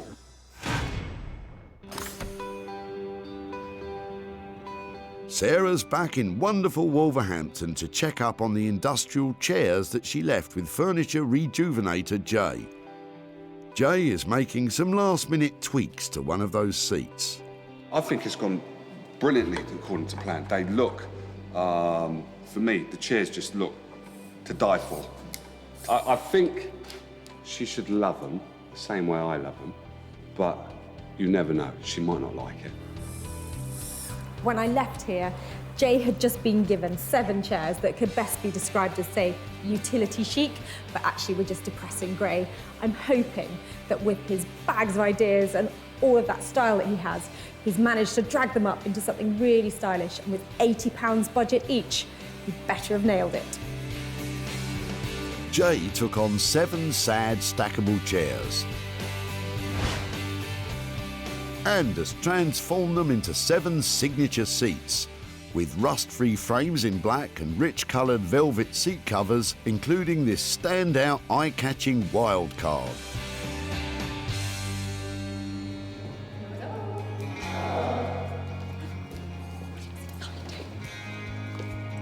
No way. How we doing? You're kidding me. No, I'm not. But what do you think? I think altogether they look lovely. I want to see them all lined up. I want to see them round a table. The frames have come up really well, haven't they? I mean, they look brand new, don't they? Yeah, the frames do look brand new. Is that one special? That's the special one. That is most definitely the special one. It's a statement piece, isn't it? I think you've definitely made some statements here. I think it works quite well if you've got 3 going up one side of the table, then another 3 going up the other side of the table, and then top one. Me at the end. Yeah, Mine. there you go. Mine. Your place at the end. There's just so many colours in there. It's just unbelievable. Unbelievable. Yeah, really impressive. Because these were utility at best, weren't they? They were ugly. Yeah, what we've done here is just made sure that we put a velvet fabric on there so the steel is not so hard, because not many people have steel furniture in their house. Well, I think you've done a cracking job. Tell me. I left you with a load of budget for these. Am I under or am I over? With the rubbing down, you're slightly over. I think, if I remember rightly, we said £80 per chair, if I remember rightly. It came in at 85 per chair. I think I'm in profit. I mean, even if I sold them for 700 quid, Yeah. I'm 100 quid up for the tennis club. So I think it's nice to be able to give you back some real money for the hard work you put into sorting out all those frames and the lovely upholstery. And my elbow is absolutely killing me. Because the rubbing down is just unreal. You boys, you don't know what hard work is. That's true. That's true. Right, I'm taking these away. Jay has managed to make those chairs look absolutely fantastic. It's the attention to detail that matters with these things, and he's absolutely nailed it. I'm very chuffed with that, actually. It's always daunting when Sarah comes in, because I've worked by myself in the workshop, and it's kind of like, will they like it? Will the real world like it? Because then you get exposed to the real world via Sarah, and then she comes and she likes it, and then obviously she has to sell it in the end. So, yeah, it's kind of cool. Back at the dump. There we go. These industrial utilitarian chairs had been discarded by the local tennis club, and David had offered to dispose of them. I'm glad somebody's going to use them. I don't know, maybe put new backs on them, new seats on them, polish them up or something. Yeah, I'd be interested to see what happens. Yeah. And after the J-Blades treatment, they look good enough for centre court. Unfortunately, despite it being Advantage Sarah, these 7 beauties have failed to score a new home. Sarah has returned to Whitley to serve up the results and show David what has become of the old chairs. Hi there. Hi, David. Nice to see you again. Nice to see you, yes. How are you? Very well, very well. Yeah, not so good the weather, but... No, it's typical English summer, is it? Yeah. I've got a few pictures and things to show you about your chairs. Yep, I'd love to see. They were completely... Look at that. They look amazing. They really do. Completely different. So would they look out of place in the tennis club now? They look too good, I think. It does get like that. At this point, I'd love to be saying I've sold them for loads of money and handing over watches of cash for the tennis club. Right. But they haven't sold yet. Okay. So I just thought I'd come along and update you on how they are. Yeah, and yeah. I think they have a good chance of selling. And when they do, I'll come back to you with a profit. All right. Thank you very Lovely. much indeed. Really nice to see you again. Okay, and thank good you to very see much you. for letting Well me have your done. chair. Good. Okay. Thank you. Okay. All Bye-bye. right, bye-bye. With Jay serving up an ace updating the 7 old chairs, his cost totaled £595. Although hopeful a sale can be achieved, currently they remain unsold, which means there is no profit at the moment to return to David and the tennis club. I didn't think you'd get anything for them or be able to do anything with them, so I'm very pleased you have been able to, and he's done a grand job on them anyhow.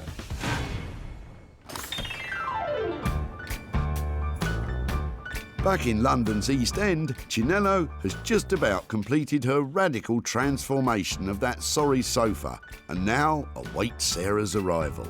I don't know if I'm nervous what I think she'll think of it. I think she'll like it, but obviously you never know. So I just really want to see the look on her face. I hope it's not one of disgust, but I just want to see what she thinks of it when she comes in.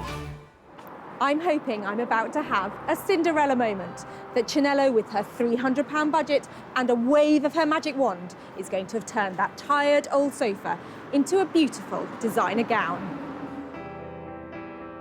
Thanks to Chinello's magic touch, the curse of the couch has been lifted.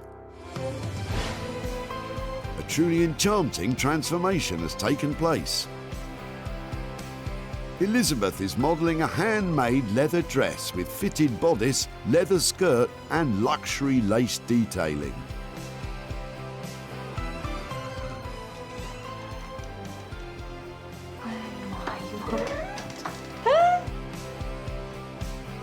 Hi there! I wasn't expecting it. This is Elizabeth. Wow, do you know, that's amazing. Do you like it? I'm speechless. What were you thinking before you came in? I suppose because I've seen these dresses before, I was thinking that it'd be something like that, you know, more just less petite, should we say, on the leather front, but it is fantastic. I love what you've done with it with the lace. Genius, genius. Let me give us a turn. So cool. I love the zip in the back. It does look really cool. I feel really underdressed. I don't know about you, but I'm feeling really dowdy over here.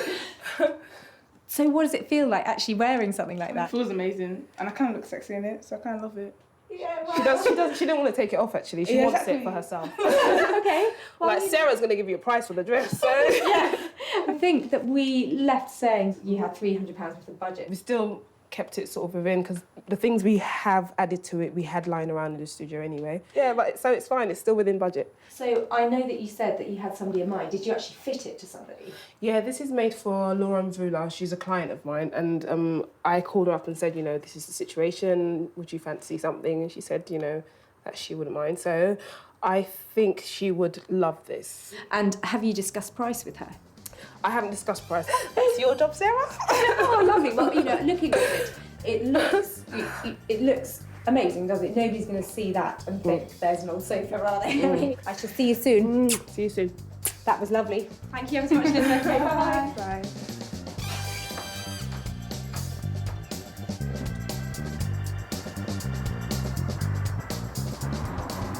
Now that is the kind of surprise that I really like. Chinello had put her heart and soul into that dress, and I think it really showed. She might have sold it as well, which is really helpful, and she's definitely left me something that I can make a profit out of. I'm very happy with her reaction. I'm really happy that she loved the dress and it's made it all worth it. That's good.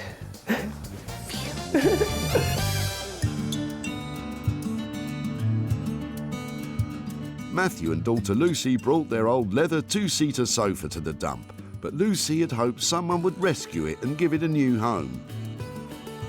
I don't personally want to get rid of it, but family's decision was to get rid of it? Yeah.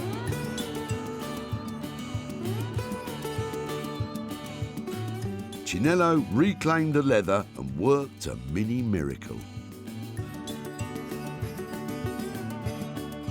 Chinello designed a dress with singer Laura Mvula in mind, and so Sarah has a ready-made sale.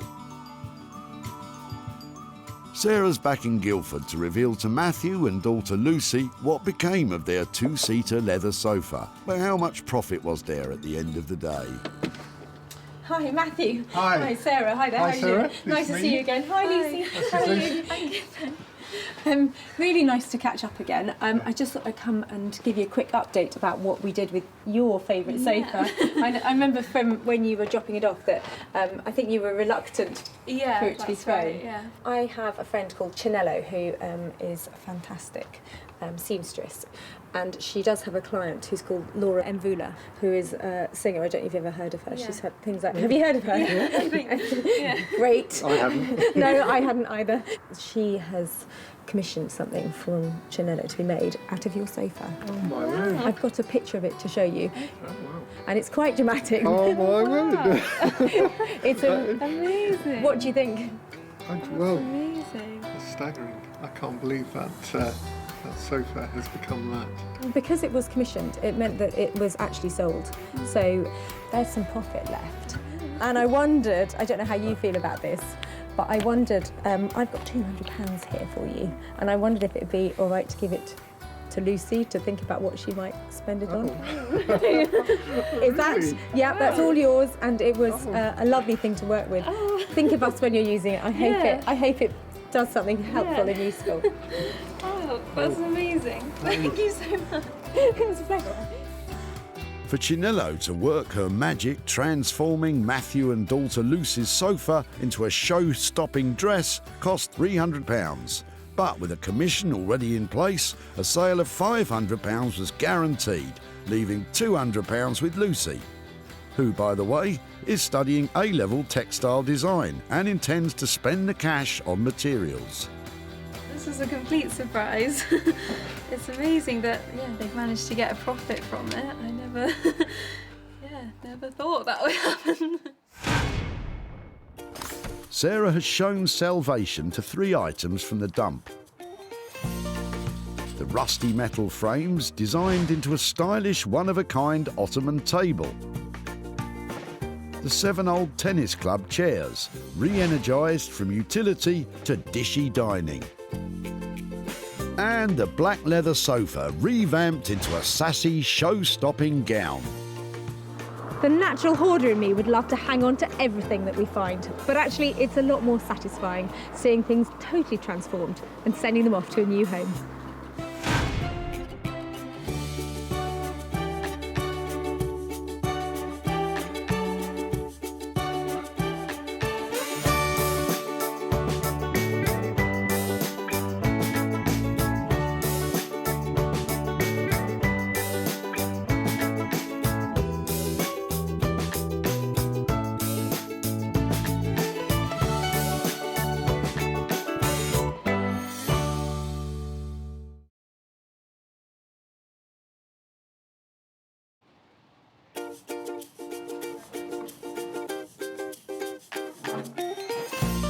How do you make money for nothing? The answer could be hiding in the 20 million tonnes of household waste we throw out every year.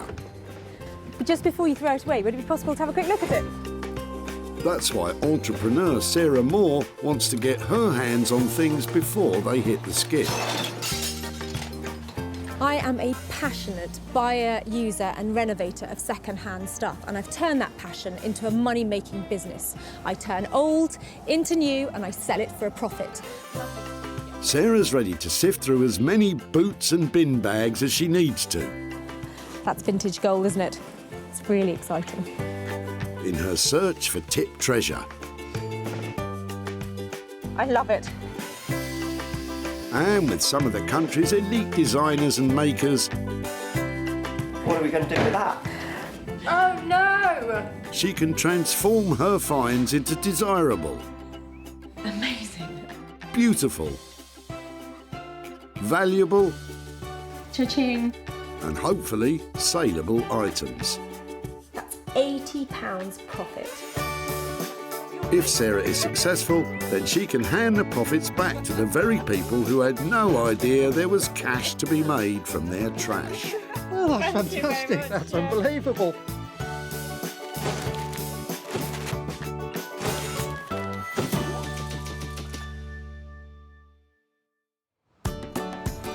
Sarah is at the Whitley Community Recycling Centre in Surrey, where the people of Whitley and the surrounding area bring a treasure trove of unloved and unwanted items destined for landfill.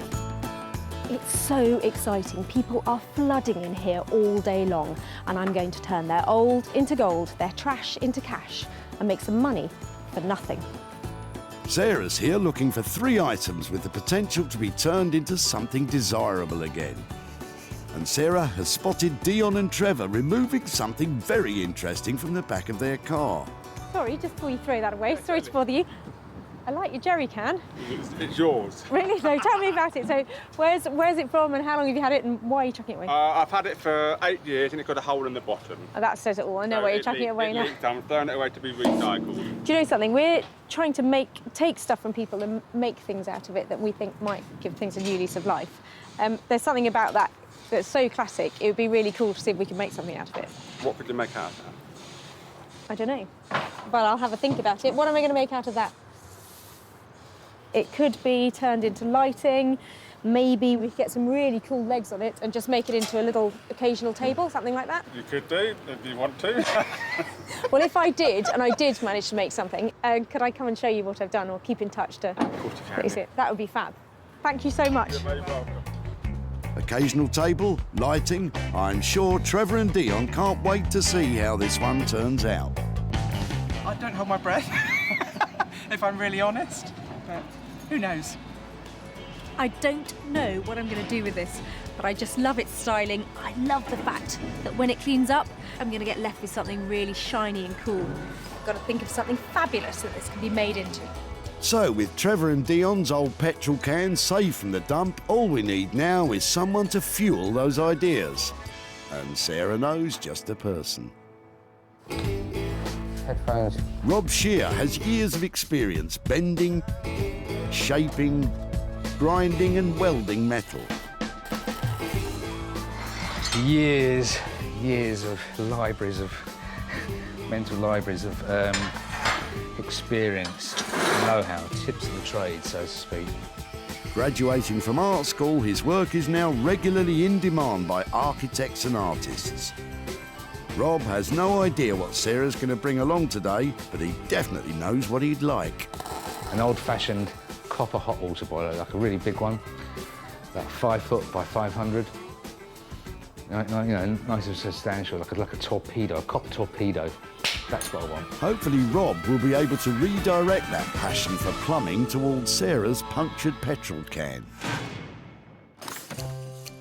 At the dump, Sarah's picturing her next opportunity.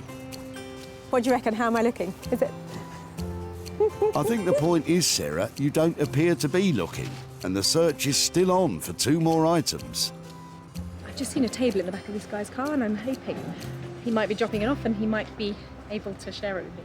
Hi there.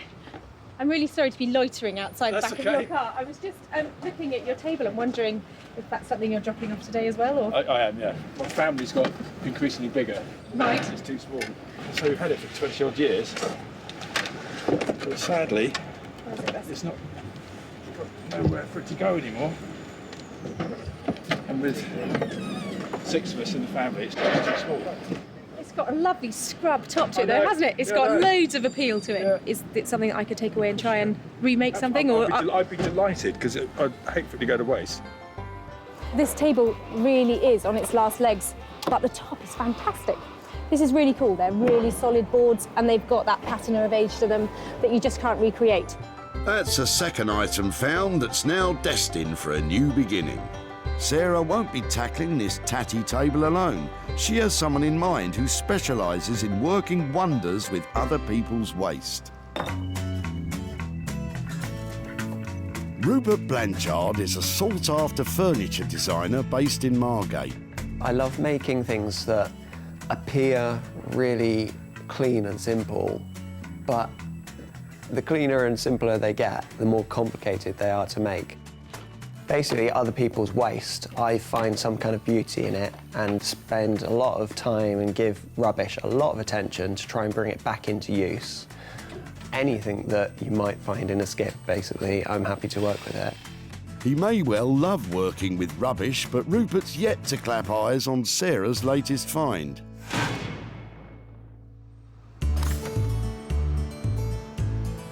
Of course, it's important to remember that not all that glitters is gold. Don't you love the dump? Probably not as much as you, Sarah. With one item left to find, Sarah spotted Janet and her sister Julie, who are helping their mother move by clearing out items which won't make it to her new home. Hi there. Hello. I'm loving the look of the stuff in the back of your truck. I'm looking for stuff that maybe we can give another life to or reuse in some way. It would be great to get this out and have a look and then maybe see what other stuff you have. Yeah, sure. Oh, I love a carpet sweeper, look at that. Isn't that great? Sarah's already saved some of Janet's stuff before, but she's straight back in there for round 2. And for once, she's spoilt for choice. Don't know what to pick first. I'm quite interested in the chair because I know things like this recovered or perhaps really good to go into bedrooms and you know, they're usable pieces of furniture because they're quite small. It was given to my mum by a friend of hers, so she wanted something in her hall. And the cat, as you can see, sat on it most of the time. I'd love to have a go at giving this a new lease of life. That would be fab. It'd be nice to see it revamped.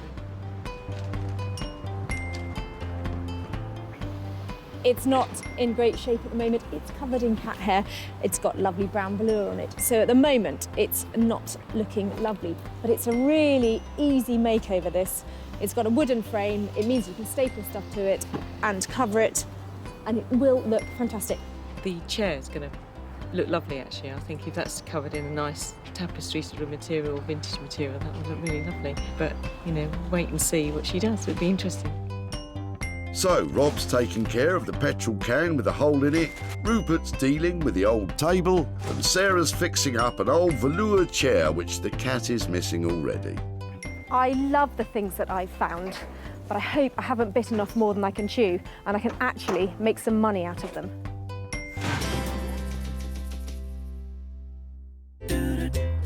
Walthamstow is not only a suburb of East London, but also the name of the first album of East 17, one of the 90s most popular boy bands.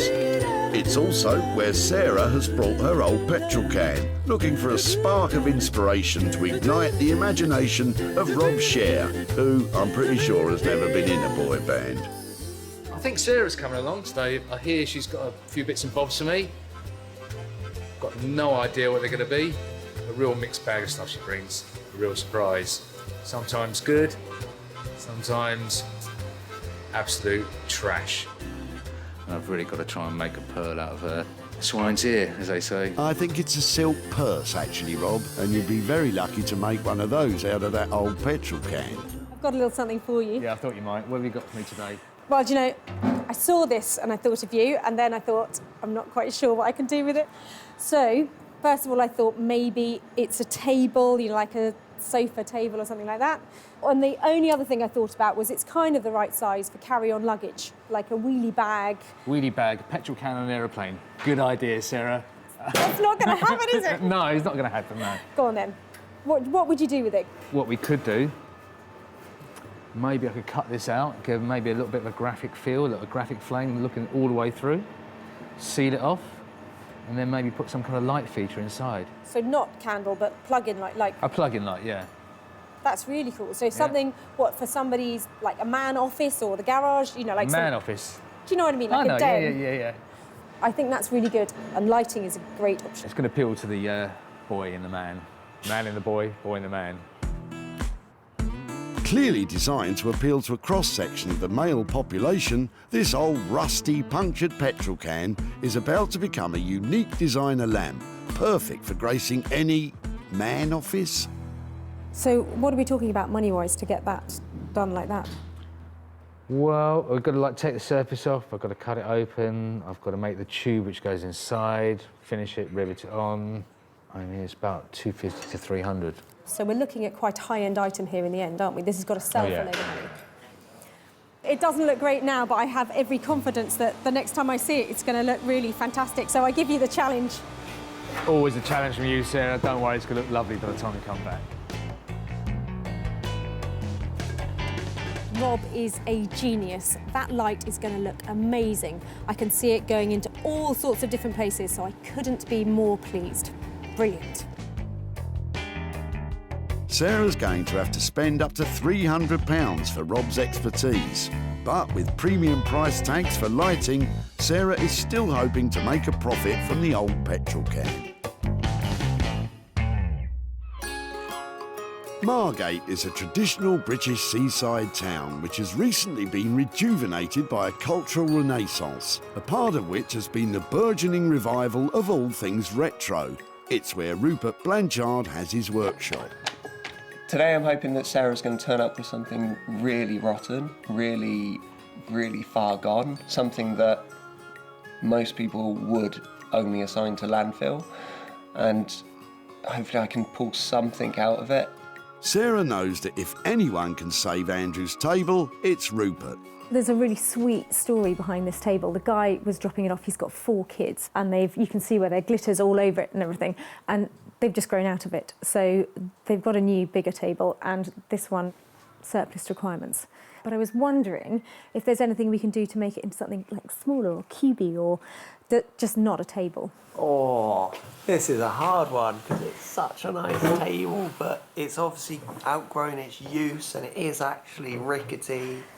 If we're working with the material as it is, yeah, it is a lovely worn kitchen table, so why not have it as a worn kitchen table? Maybe just becoming a bigger table. You're talking about putting slabs of new product in here to make it into something really substantial. You can have a split, perhaps it does pull apart if another element comes in. Something that just really brings it up to date and celebrates what it is. It looks like Rupert is convincing Sarah to see the inner table in this dinner table. I love that idea, and I love the fact that it was redundant because it was too small, and now we're making it into something really impressive and bringing everybody together around the table again. That will be brilliant. However big the table becomes, Sarah will be hoping the cost stays small. So if we're looking at some kind of insert in stone or something like that, are we looking at 400 to 500 quid, depending on the material a little bit more? It's about 2-3 days work, depending on what we're casting or, as I say, the material. So, yeah, I think you're about right. Brilliant. OK, that's a great place to leave this and then go forward. Hopefully come back and find something much more substantial. I love the fact that Rupert has recognised that that table has been at the centre of so many good times. And I know with his radical redesign, it's going to be surrounded by a lot more fun in the future. With this transformation costing as much as £400, Sarah's going to have to sell the table at a premium before she sees any profit.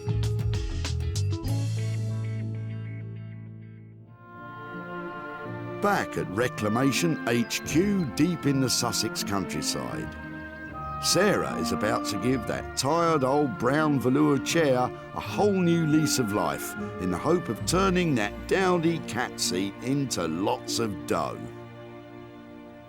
To keep costs low and profits high, Sarah has an idea which will turn her collection of old free rags into riches. Sarah's idea is to create a new patchwork material as a luxurious replacement for that old brown velour.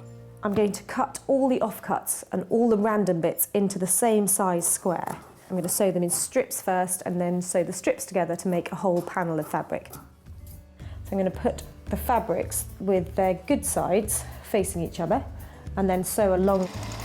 And then I'll do the same again and again until I get a long strip of fabric, but just using all the scraps, and that makes it cheaper. That's really pretty. And that, on the back of the chair, that'll make money.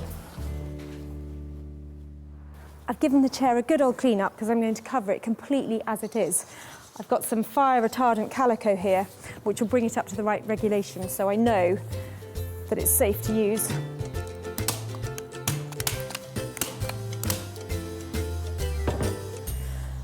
Just given the chair one quick layer in this fabric, and I think it looks much better already. Now I'm going to lay on our new panels of patchwork fabric. I want this to go all over the seat and the back. And then here, right around on this side, I'm probably going to use a piece of plain fabric. I think that's loads. A tip of the trade is to begin at the front edge of the chair with the fabric turned back on itself.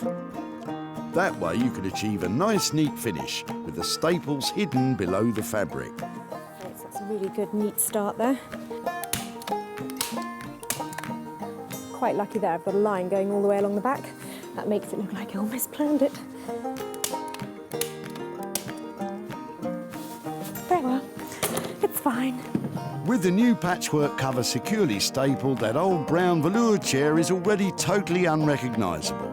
Looks better already, doesn't it?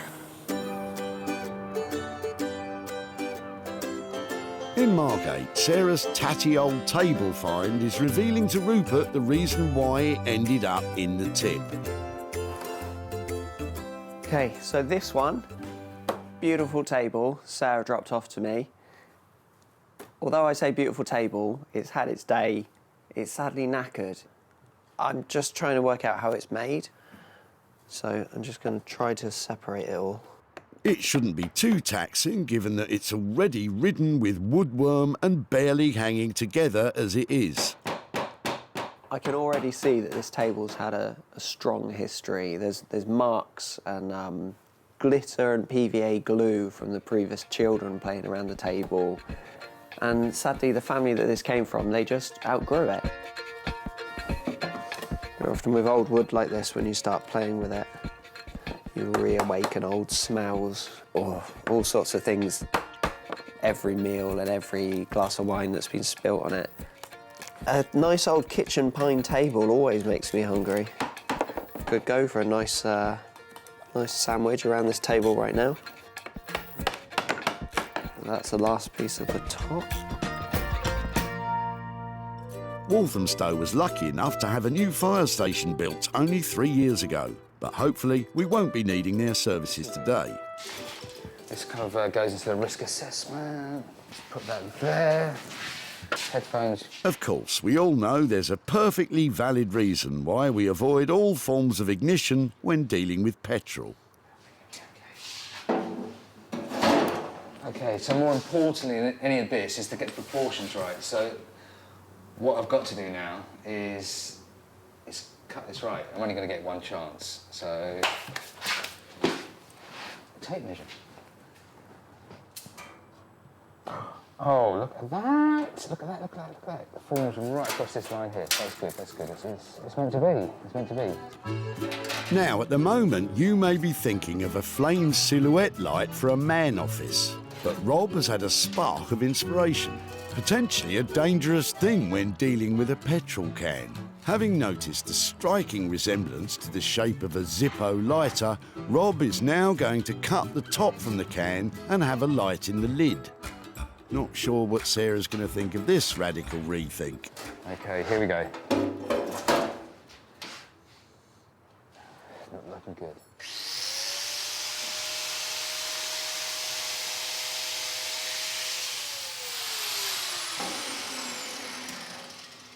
You know what?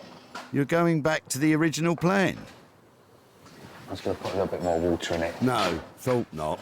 If Rob doesn't combust in the making of this new Zippo lamp, Sarah's going to be in for a big surprise when she sees the new design. It's difficult to watch. Oh, the design's coming out of me. I mean, maybe we could actually... Whoa! I'm sensing another change of plan. I don't dare say this because it... But maybe... Okay, so we've got this. Instead of putting the light there, if we could get the light there, maybe a nice light there, like almost like kind of a nice flat LED type light, yeah? And then we have a little wooden bar there, so we have like a little, almost like a hip flask and maybe 2 glasses set in wood. Oh! Gotta think, Rob. Gotta think. Okay. Back in West Sussex, oblivious to all Rob's design detours, Sarah's pressing ahead with the transformation of Janet's old brown chair. It's not perfect, and not all the lines are completely even, but that's the beauty of patchwork. It won't be for everybody's taste, because some people like things really neat, but for me, I think that's pretty, and once I get the back panel on, I think we're nearly there. I've got a leftover piece of blanket ticking here. Front's a bit ugly, but I really like the worn bit on the back, so I'm going to use that as the panel to go over the back of the chair.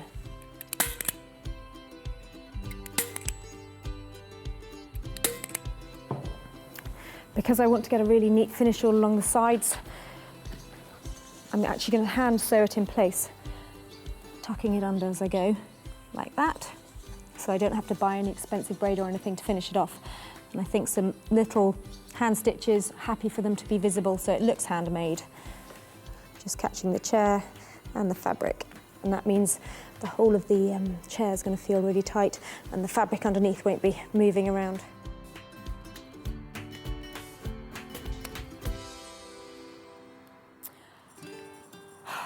Should have painted the legs first, but at least now I can see what colour's going to look best. That's a relief. We thought you'd just forgotten. I think I will have to paint them. From a chair to a table in Margate, Rupert is thinking on his feet as his design develops. I talked to Sarah about just cutting the table in half, pulling it apart and inserting a new material.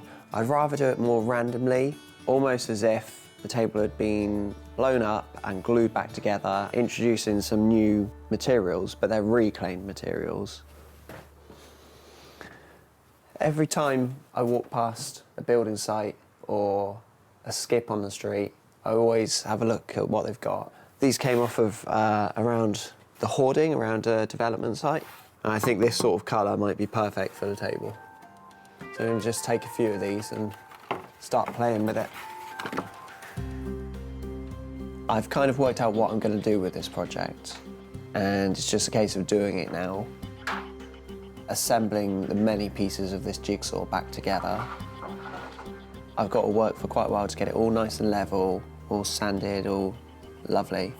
But I might put a thick sealant on it, maybe several coats of varnish, to get it to a really clean, glossy surface.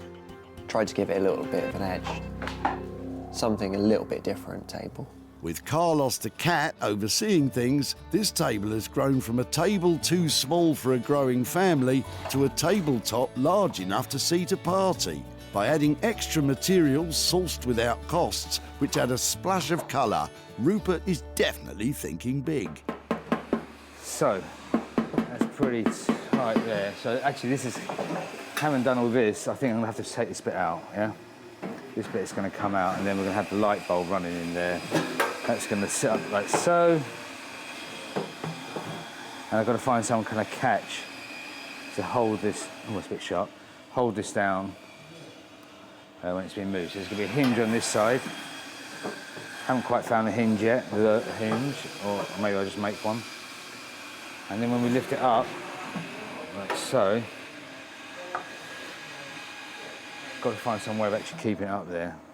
Okay, so a few little bits and pieces are going to take the time.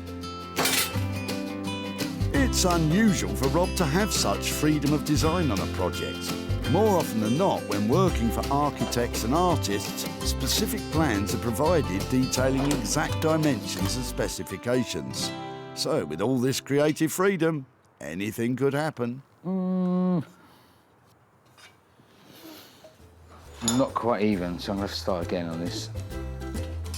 As part of the ever-evolving plan for the old petrol can, Rob has placed an order for a hip flask, which will sit in a copper-lined recess, sunk into the wooden insert at the bottom half of the can.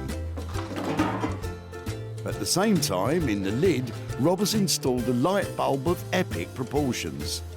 What I'll do is quickly fix this in so that's fixed in. Like I say, I want to replace it with some...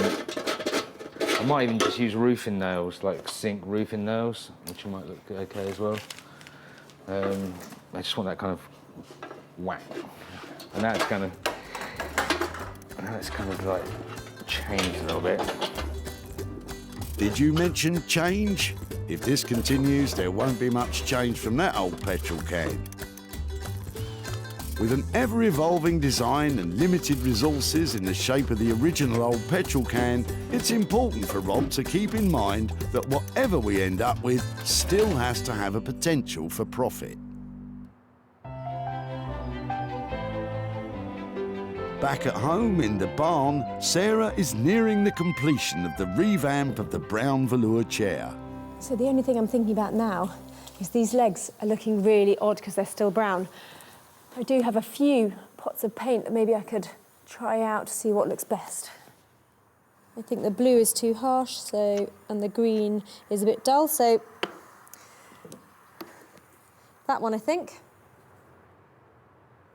I hate painting. I'm going to give it a quick and dirty coat for the first one and then a nice neat one afterwards. Of course, if you'd remembered to paint the legs before covering the cushions, it wouldn't be a dirty job at all. It wouldn't have been worth a £5 before. I'm going to ask over 100 quid for it now. Over £100 for what was a tired old velour chair. But now, after plenty of patchwork, patience and painting, it's transformed into a modern piece of furniture that's sure to turn a profit. With Sarah spending just £15 on a fireproof calico material and sample pots of paint, this patchwork seat has the potential to provide plenty of profit. Back at the dump, Sarah picked up from Janet her old brown velour chair, which had definitely seen better days. I'm quite interested in the chair. It was given to my mum by a friend of hers, and the cat, as you can see, sat on it most of the time.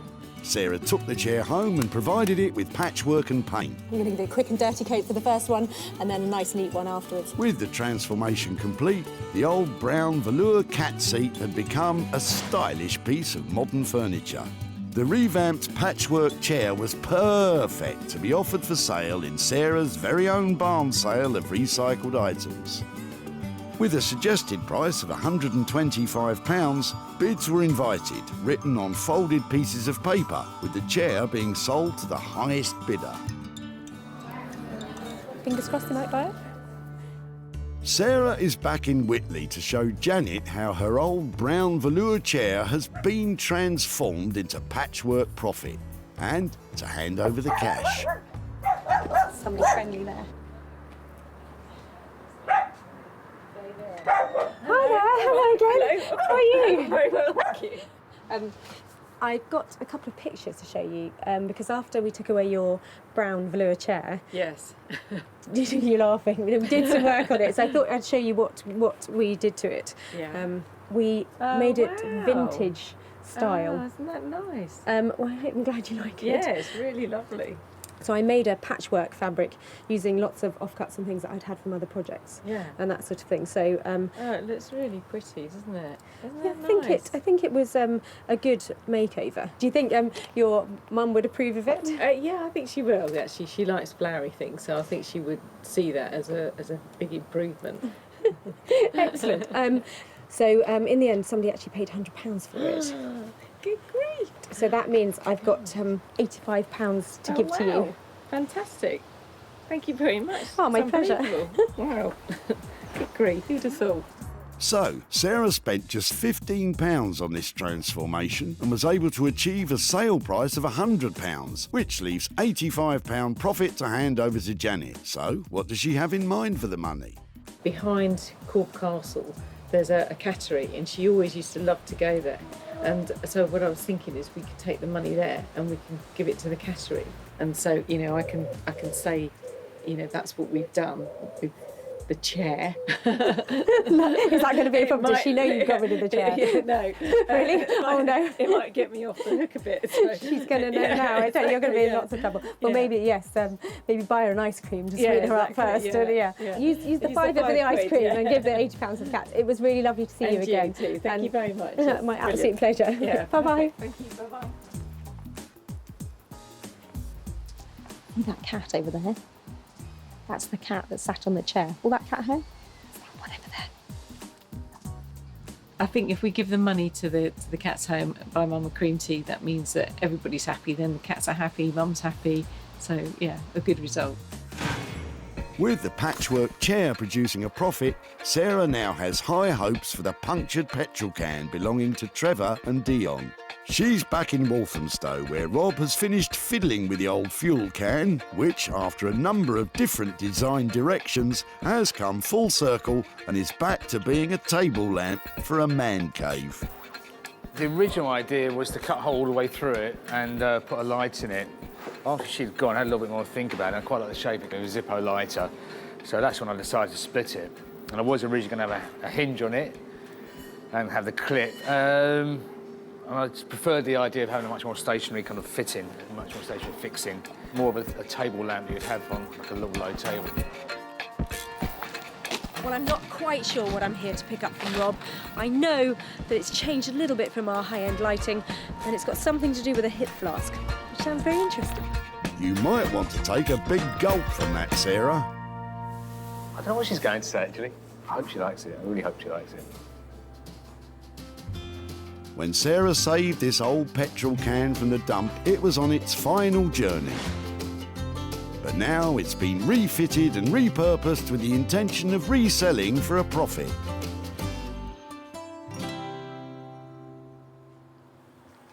Hello, Noel. Hi, Sarah. How are you? Dark in here today. Yeah, we didn't have any money for the meter, but... Oh no, is that my budget blown? What is that? That's really cool. Oh my word. What have you, so talk me through, what have you done to it? Let's have a look. Ah! Is that where you wanted the... And so turn the lights on. Let me have a proper look at the finish, if that's all right. Yeah, of course. It's really cool, isn't it? So was it a tricky process? It looks like it might have been through a few stages of development. It went through a constant stage of development. It was, it was designed on the fly, really. So. Rob was left with a budget of up to £300, but including the price of the hip flask, the final cost has risen to £330. I have just some reservations about the finish for that kind of money, just to tidy it up. I mean, if I know that I think there's a few little things you could do. One of them was actually putting a car trim. You know, like the trims you get on on a windscreen. Yeah. I quite like that with a reference to the car. Okay, so if... Just like a rubber trim around the edge. I think that we'll definitely just have to make sure that that is tidied up, if that's all right. I think that... Give me a shout and I'll get it picked up when that's finished up, but for taking on the challenge. Well done, Rob.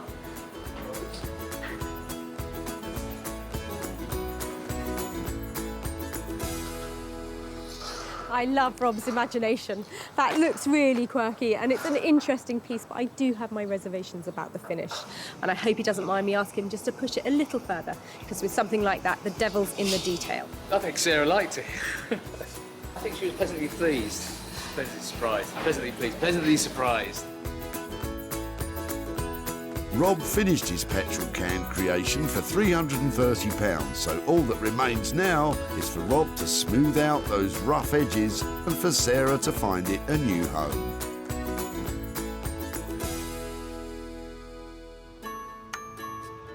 Back at the tip, Sarah spotted the potential of Dion and Trevor's petrol can. I like your jerry can. It's yours. I've had it for 8 years and it's got a hole in the bottom. Sarah's potential ideas were met with a certain cynicism. I don't hold my breath, if I'm really honest. With the help of Rob, that old punctured petrol can has now, after a few changes of plan, become a Zippo-style table lamp. Sarah's returned to Whitley to show Dion and Trevor what has become of their old petrol can. Hi there. Hello, Tara. How are you doing? Very well, thank you. Hello, hello. How are you? All right, thank you. Nice to see you again. I've got a few bits here to show you about your jerry can. All right. No. Come on out, let me show you. So that's what it ended up like. This has got a fantastic, really bright light inside it, and he's cut it in half and opened it up, so it was sort of like a Zippo lighter. What do you reckon? Oh, well. Very different. A lot of work got into it. It's not something I'd have indoors. Normally at this point I would say, great, it went really well, I've got fantastic news, I've got money to hand over to you, but I haven't managed to sell this yet. some things you sort of think maybe they should have carried on at the tip, but we've had quite a lot of fun with this. And yeah, I'm sorry not to be handing over hundreds of pounds for a high-end piece of lighting, but... We've got some more rubbish if you like it. I mean, recyclable bits. So, despite all Rob's hard work, the search continues to find his light a new home. With costs of £330 spent and no income generated, this could be a potential loss for Sarah of £330. We weren't sure quite what she was going to do in the first place. We were stumped at that one, and I think it's been a bit of a struggle for them to come up with a design, but they have, so good luck with that. Well, I think Trevor and Dion were really good sports because there was no money for nothing to hand over, but we've had a good laugh and quite a lot of fun with that jerry can. Back in Margate, Rupert has managed to complete the jigsaw puzzle that was this new table, but he's not sure what Sarah will think of his radically different approach to what was discussed. It was a bit of a battle with this table, and I've made it into something new, and hopefully she's going to like it and find a suitable home for it. Last time I was here, I dropped Rupert off a real challenge, a table on its last legs. I mean, like hardly attached to its last legs, in a really bad state. So I can't wait to see what he's managed to do with it. Hiya! Hey. How are you? Hey, Sarah. How you doing? Yeah, really well, really well. How about you?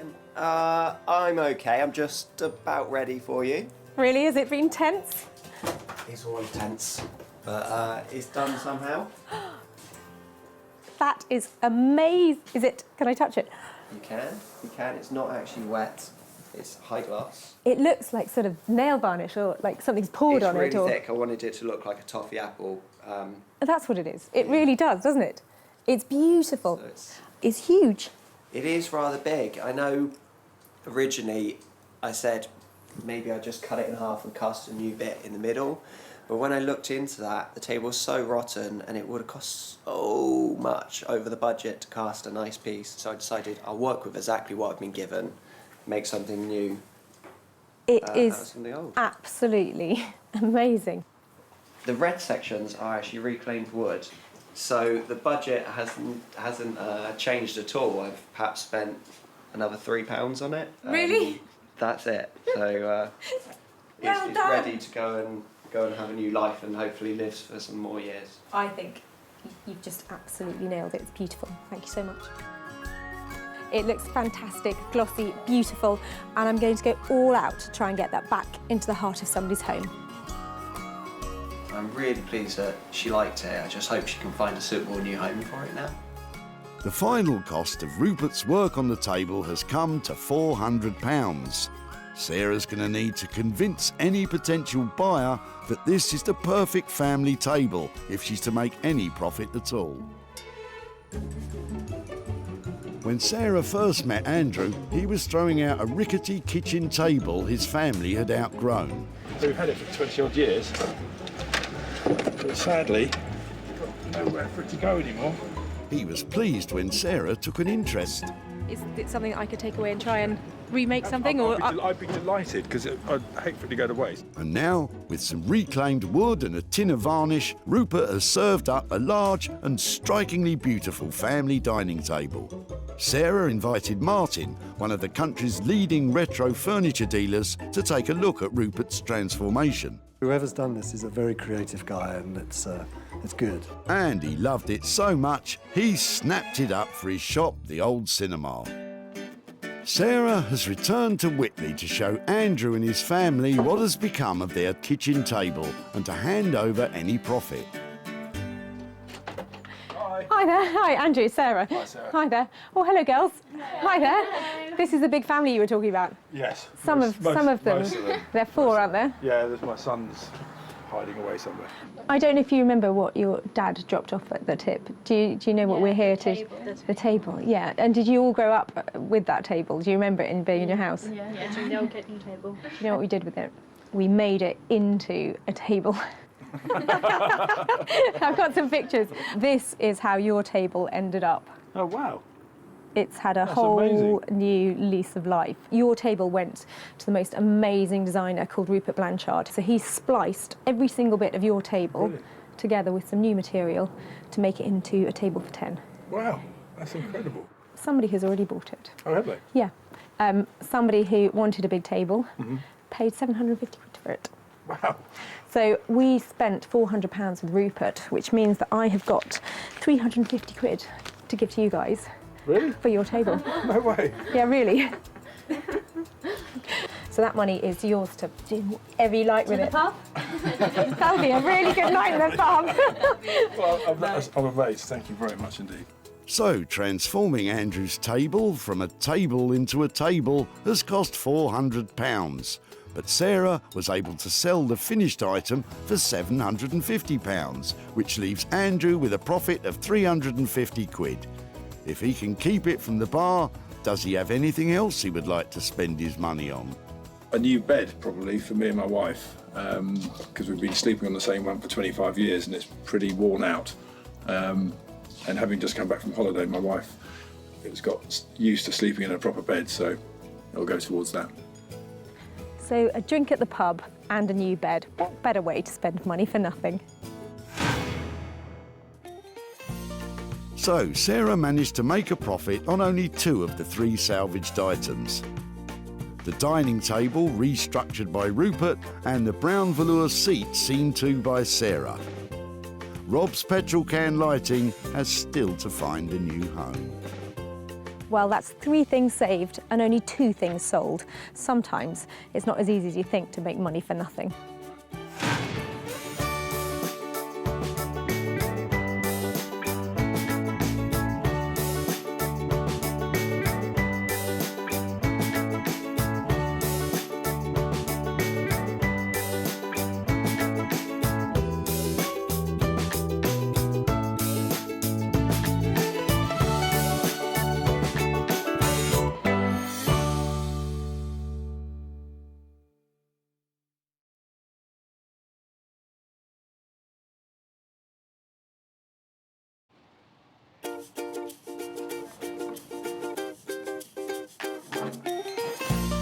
How do you make money for nothing? The answer could be hiding in the 20 million tonnes of household waste we throw out every year. Before you throw that away, is there any chance I can have a quick chat to you about it? Sure. That's why entrepreneur Sarah Moore wants to get her hands on things before they hit the skip. I am a passionate buyer, user and renovator of second-hand stuff, and I've turned that passion into a money-making business. I turn old into new and I sell it for a profit. Sarah's ready to sift through as many boots and bin bags as she needs to. That is the most fabulous thing I've seen here. This is so exciting. In her search for tip treasure. I love rifling through the rubbish. And with some of the country's elite designers and makers. Hello, hello. What have you got today? I want to do what's right for this piece of rubbish. She can transform her finds into desirable. Look at that. Beautiful. Speechless. Valuable. You're joking. And hopefully saleable items. You always talk my kind of money, Jay. I love doing deals with you. If Sarah is successful, then she can hand the profits back to the very people who had no idea there was cash to be made from their trash. Wow!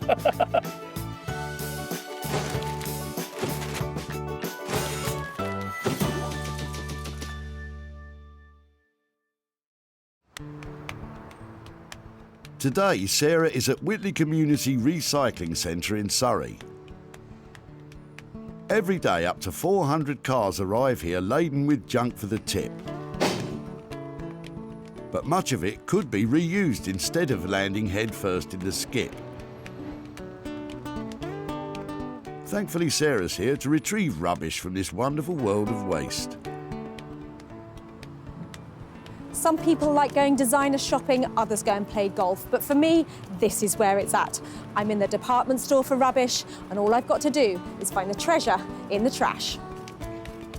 With a team of skilled designers waiting in the wings, Sarah has special permission to be scouring through car boots looking for 3 items that once revamped and sold will produce a payout for the person dumping them. Bring it down, I'm here all day. I like the look of your chest. Yeah. That's a loaded remark, isn't it? Come on, Sarah, keep your mind on the job. Enter Richard and some interesting looking doors. Hi there. Hello. I like your doors.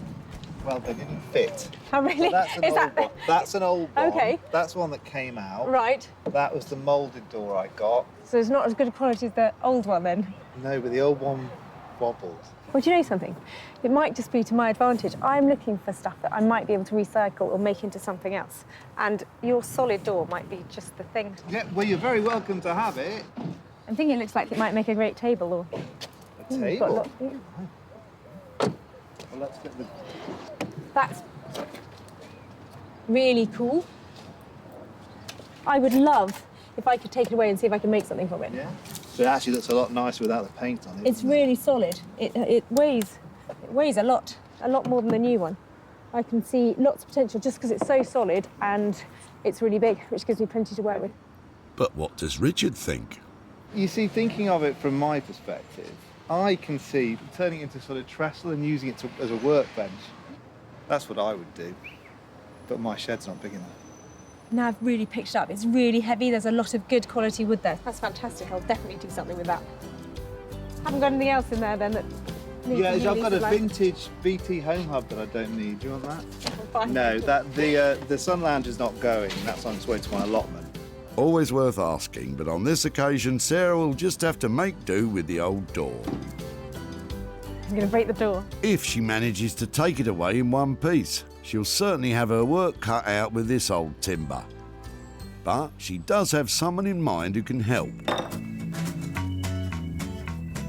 Rupert Blanchard is a sought-after furniture maker based in Margate. Design-wise, I love making things that appear really clean and simple, but the cleaner and simpler they get, the more complicated they are to make. Rupert's furniture designs command a premium price which belie their humble beginnings.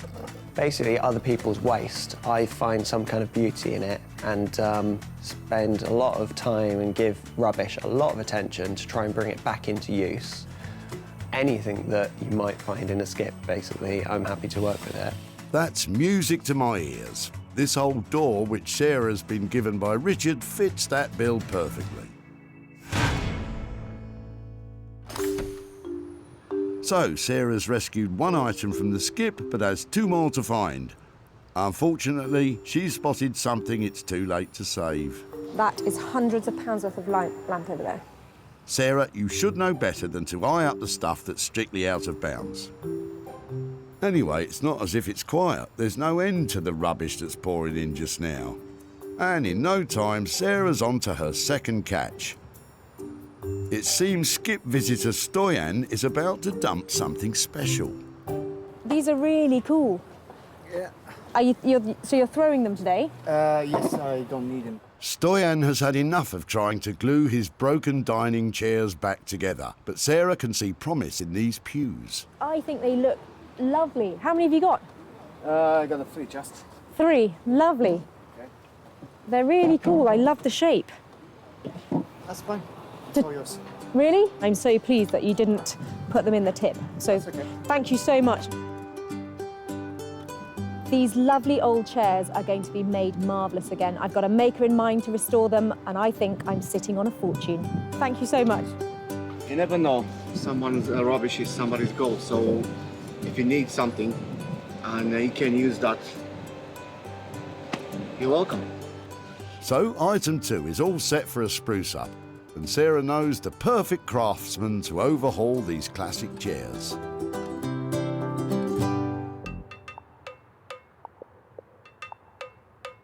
Jay Blades is a builder turned philosophy graduate turned furniture restorer.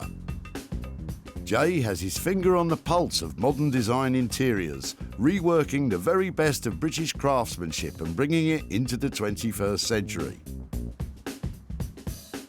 I've always had a passion for the kind of heritage that the British designers have produced over the years. Traditionalists would love to keep it as it is, but to be reintroduced into the market, I like to just add a bit of colour and add something a bit quirky. I really enjoy adding my bit and not necessarily worried about other people's reactions. It's more about, do I like it? If I like it, then it's good. The 3 rickety stick-back chairs are a perfect project for Jay. But after all Stoyan's repairs, will he be able to stick them back together again? Sarah's successfully secured 2 items for Rupert and Jay's talents, but now she needs to search for a 3rd piece of jettisoned junk she can renovate herself. Is there anything you fancy in there? But the pickings are looking slim. What's in the box? Shiver me timbers, some treasure on the horizon, or at least somewhere to store it. So what is it about the domed captain's trunk in the back of the car there that I find so exciting? I just don't know if it's being dropped off or if somebody's keeping it. But here's the guy coming now. The chest looks very old, and it could be a great opportunity for Sarah to make some real profit for its owner, Richard. Sorry to bother you, I was just wondering, is that something you're dropping off today? Yep. That looks amazing. Have you just had enough of it? What, is there a story behind it? There is actually. It's my wife's grandmother's. Right. So there's a bit of a story actually. Yes. But yeah, I don't know what she used to do with him. And she didn't go abroad, or did she always live in this country? Do you know anything like that, or? She went travelling when she was about 85, 90. So Oh, that's really? all. Yeah. So it's probably. I bet she didn't use one of these. I don't think did she used she? that then. No, no. She was quite. Unfortunately, I never met her, but she was apparently She sounds very. quite spirited. Yes. Does it open? Does Yeah, it still? I think so. Just one of the hinges is broken, but yeah. I think that is absolutely beautiful. And I totally understand why you might have finished with it, but is it something that maybe I could take away and try and restore or do something with? Yeah. Yeah? You wouldn't mind? Rather than let's throw it away. Although it's not a treasure chest, Sarah can see some good money in it for Richard and his family by saving it from the crusher. I really honestly don't know how much it would be worth. I've never seen anything like that, so no idea. This is stunning. It's absolutely beautiful. It's in real original condition, and it would fit into a smart country house anywhere around here. Sarah's search for the 3 items is complete.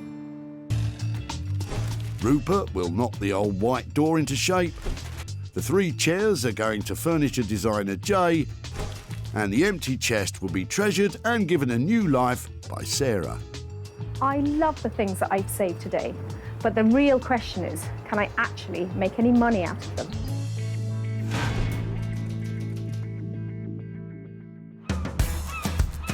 Margate is a seaside town on the coast of Kent. Like Brighton and Southend, Margate was infamous for clashes between mods and rockers in the 1960s. Fortunately, it's now well known for the Turner Contemporary Art Gallery and its very own burgeoning vintage clothing and retro furniture scene. It's also home to Rupert Blanchard, who's one of the country's leading reclamation and bespoke furniture makers. And he's used to dealing with Sarah's wild and wacky dump treasure. I'm really looking forward to Sarah turning up. I don't know what she's actually turning up with. I'm hoping that it's going to be something that I'm actually familiar with slightly, maybe wood, maybe a little bit of metal on it. If it's mass production or bespoke, if it's rotten or brand new, happy to sort of apply my own skills to it and play with it, basically. I just want to get on with it. Hello. Hey, Sarah. I'm a bit embarrassed. It's only a door. It's a door, it's great. The door's good. Let's bring it in then. Fab. Here, you take that end. One objective down then. Recognise that straight away. Is a door great? They are great if you've got a gaping wide opening at the front of your house. It's quite heavy.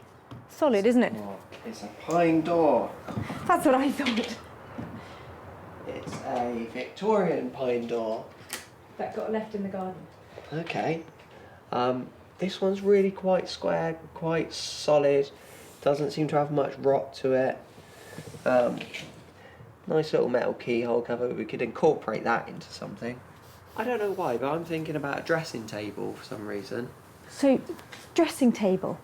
What are you thinking? Mirror in the top, or is what are you thinking? Well, It's always been straight all of its life. I'd like to make it a little bit more curvy. That might mean a lot of cutting, a lot of making it. It was always stood up straight, maybe giving it a nice slinky little bend round. So it's perhaps a lower table, turns round, goes up slightly, so you can sit against it and have it either a tiny little work table or a dressing table. A slinky dresser for somebody who's a slinky dresser, perhaps. But how much is this transformation likely to cost? I'd like to get this done in a day. I would like this done and keep this one simple, keep it clean, but keep it quite abstract and sculptural. And so, yeah, in total, no more than 2 days. That's fine. I think if we signed it off like that we're up to kind of 400 quid on it. If there's a bit less than that, that's great. That might mean something more for the guy who dropped it off. So if we keep it to that kind of ballpark, I'm happy with that. Yeah, I don't see any problems with this. It's going to be quite a sculptural challenge, quite a interesting thing. I think it won't be to everyone's taste, this one, but I think we're going to do something new that people haven't seen before with this one. So from distressed door to pop art dressing table, that boy is a genius. With costs of up to £400 to transform this old door into a slinky pop art mirrored dressing table, the pressure will really be on Sarah to sell it for a premium price if she's to return a profit.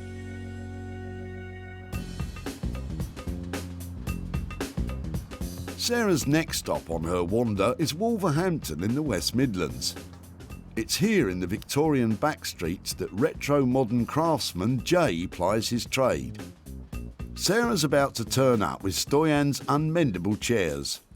But will Jay be able to give them a lick of new life? All she's told me is just something that's beaten up and it's a bit broken and I'm going to have to work my magic on it. Normally my style is repairing stuff and then adding a bit of je ne sais quoi to it. For me, colour is a must. And hopefully, whatever Sarah's bringing along to me today, I'm going to add colour to it. How are you? I'm very good. I can't complain. What have you got today? I've got something really special today. Look at these. I can see that. I can see that. That is, whoops. They need some work, don't they? They do need work. These scrappy seats are actually classic British Urkel dining chairs that were built at their factory in High Wycombe in the 1960s. These are one of the creme de la creme of our English designers and English manufacturers that are still functioning in today. A lot of people want Urkel because it is the go-to kind of manufacturer to have. So someone to be throwing these away, it's kind of interesting, I would say. But it's very rare that you come across someone wanting to throw away Urkel. Very, very rare. The guy dropping these off, he said he'd bought them from the car boot. He had given up mending them because they weren't in a great state and he just didn't want to see them anymore because this one definitely seen better days and the others are weak. So, yeah, I thought that they just looked so cool. I love the colour about them, but they need that special touch, Jay. Yeah, they do. They need a bit more than a special touch. They do need repairing. So what we've got is glue that someone's tried to glue them with. And the one thing glue doesn't stick to is glue. So I'll have to remove all of that glue. This is coming out as well. No. I'm hoping that the state of them wasn't too bad. And then I thought, you are the go-to man for Urkel. I've seen the kind of fresh new look that you've put on some of their pieces. And I'm sort of wondering, is how much colour we can introduce them and if that's all right to paint them. I think that adding some colour is not going to be too detrimental to the design of this piece. I will introduce colour, but I won't overdo the colour on these. It will be very modestly done. I do love these pieces, so I can't wait to start working on them, actually. You know what my next question is going to be? It's going to be money. Money, money, money. £50 each. That's a deal. OK, cool. I'll best get to work then. The total cost of renovating the 3 chairs will be £150. Sarah will need to find the right buyer if she's to turn a profit on these.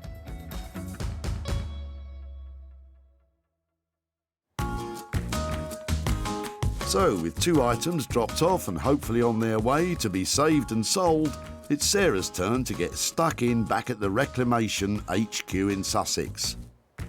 And at her barn, she's hoping to turn Richard's chest into valuable treasure. But sometimes it's difficult to get started. The dog's run off again. Bramble, here! Bramble, here! Come on, here! Right, I'm just going to go and put it in the house. Come with me. Come on. Come on, let's go. Come on. But preparation is everything. The dog is under no control. It just does whatever it likes. It's a nightmare. Bramble may be a nightmare, but the chest Sarah's saved might be what dreams are made of. Actually, I hadn't remembered how it was on the inside. It is a lot better than I remembered, so that's quite cool. I probably won't even have to line it. It's in good nick. Ah, treasure. It's got a bicycle clip in it. Look at that. That means it's at least 50 years old, because nobody uses those anymore. More like 150 years old. And a sweet. Nice. The mother lode, a good omen for turning a big profit. The metalwork and the binding on the trunk is in really poor condition, and that is going to affect how much money I can get for it. So my plan is to try and take as much of the rust and the surface dirt off as possible, and hopefully stabilise it so it's something I can wax to make it look much more attractive than it does at the moment. It's going to need a lot of elbow grease to get this together. With grease applied, it takes Sarah just half an hour to remove what looks like more than a century of filth.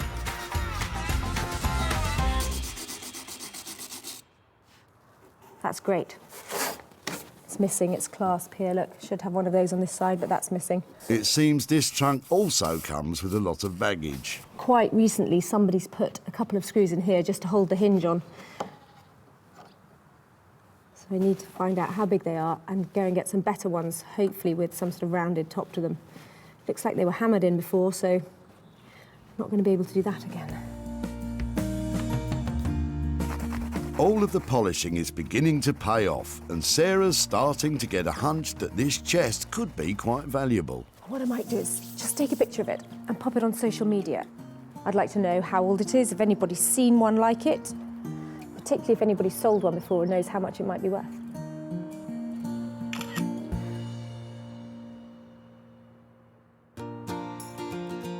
Now, did you know the inventor of the door knocker won the Nobel Prize?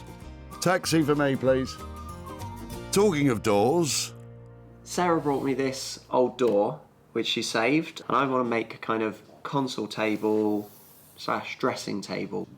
I could find that it just collapses, it falls apart when I cut through it, especially because there are cracks running through the panels, but I won't really know until I do start cutting it up.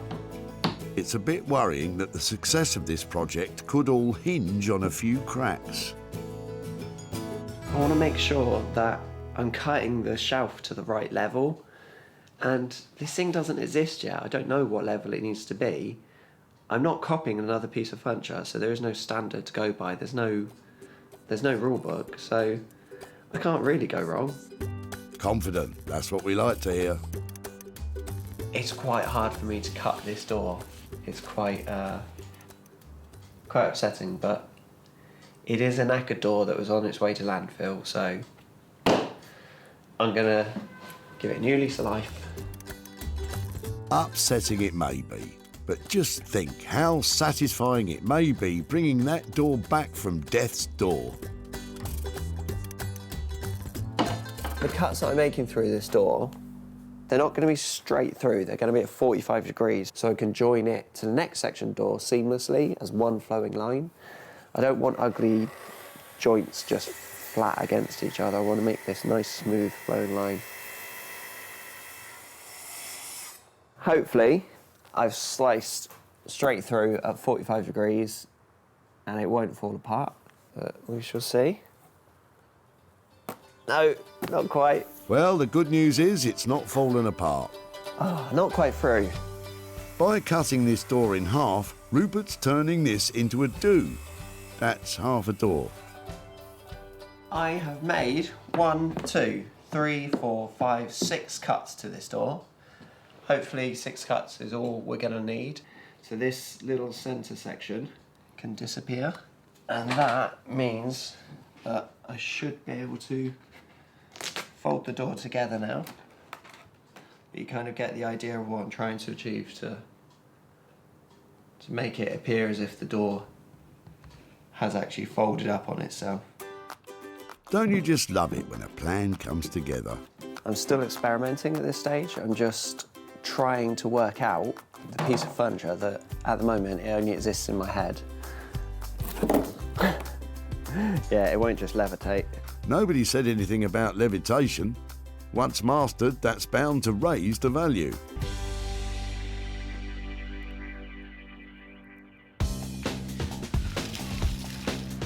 And in Wolverhampton, Jay's still purring over the Urquhart chairs. These are a stick-back chair. I think they originated in the 1960s, and this is classified as the Urquhart's originals. British manufacturing, what I say at its best. Sexiest leg in furniture, and it does exactly what it's supposed to do. Looks good, holds the seat up, perfect form. This is a part of English history, and I'm just adding my little bit of to it. Although Sarah brought 3 chairs for Jay, he's decided that one of them's too far gone. So he'll use the 3rd one for spare parts for the other 2. All of these have to be sanded down, and that's all of the sticks, including this bit here. That is kind of like water damage on there. So it will be interesting to see if that has gone through and I can't clean it off. What I might then have to do is just paint this. So the design, what I've got in my mind, is determined by what the chair unravels to me. And unravelling before our very eyes is Jay's plan for the colours. So you imagine a light chair, like that colour, with black, and then with a hint of that, and those work.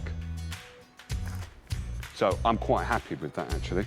All it means is that I've just got to do loads of sanding. Sanding down ingrained stains is one of the biggest jobs of any furniture restoration. And it will reveal to Jay just how much of the wood he'll have to paint over. The wet white actually gives a true indication of what the wood would look like once it's finished. And then it will show kind of all of the imperfections that are there. So it's almost like getting a dry run of how it's going to look. And although most of the wood is fine, a small number of ingrained stains means this part of the chair will need to be painted. Now this is going to look the bee's knees. I could see a really vibrant mint green. I might just do one leg at the back, but everything else black and just that one leg. And then these I'm probably going to have to paint. This might be black as well. So it would just, it's going to look amazing.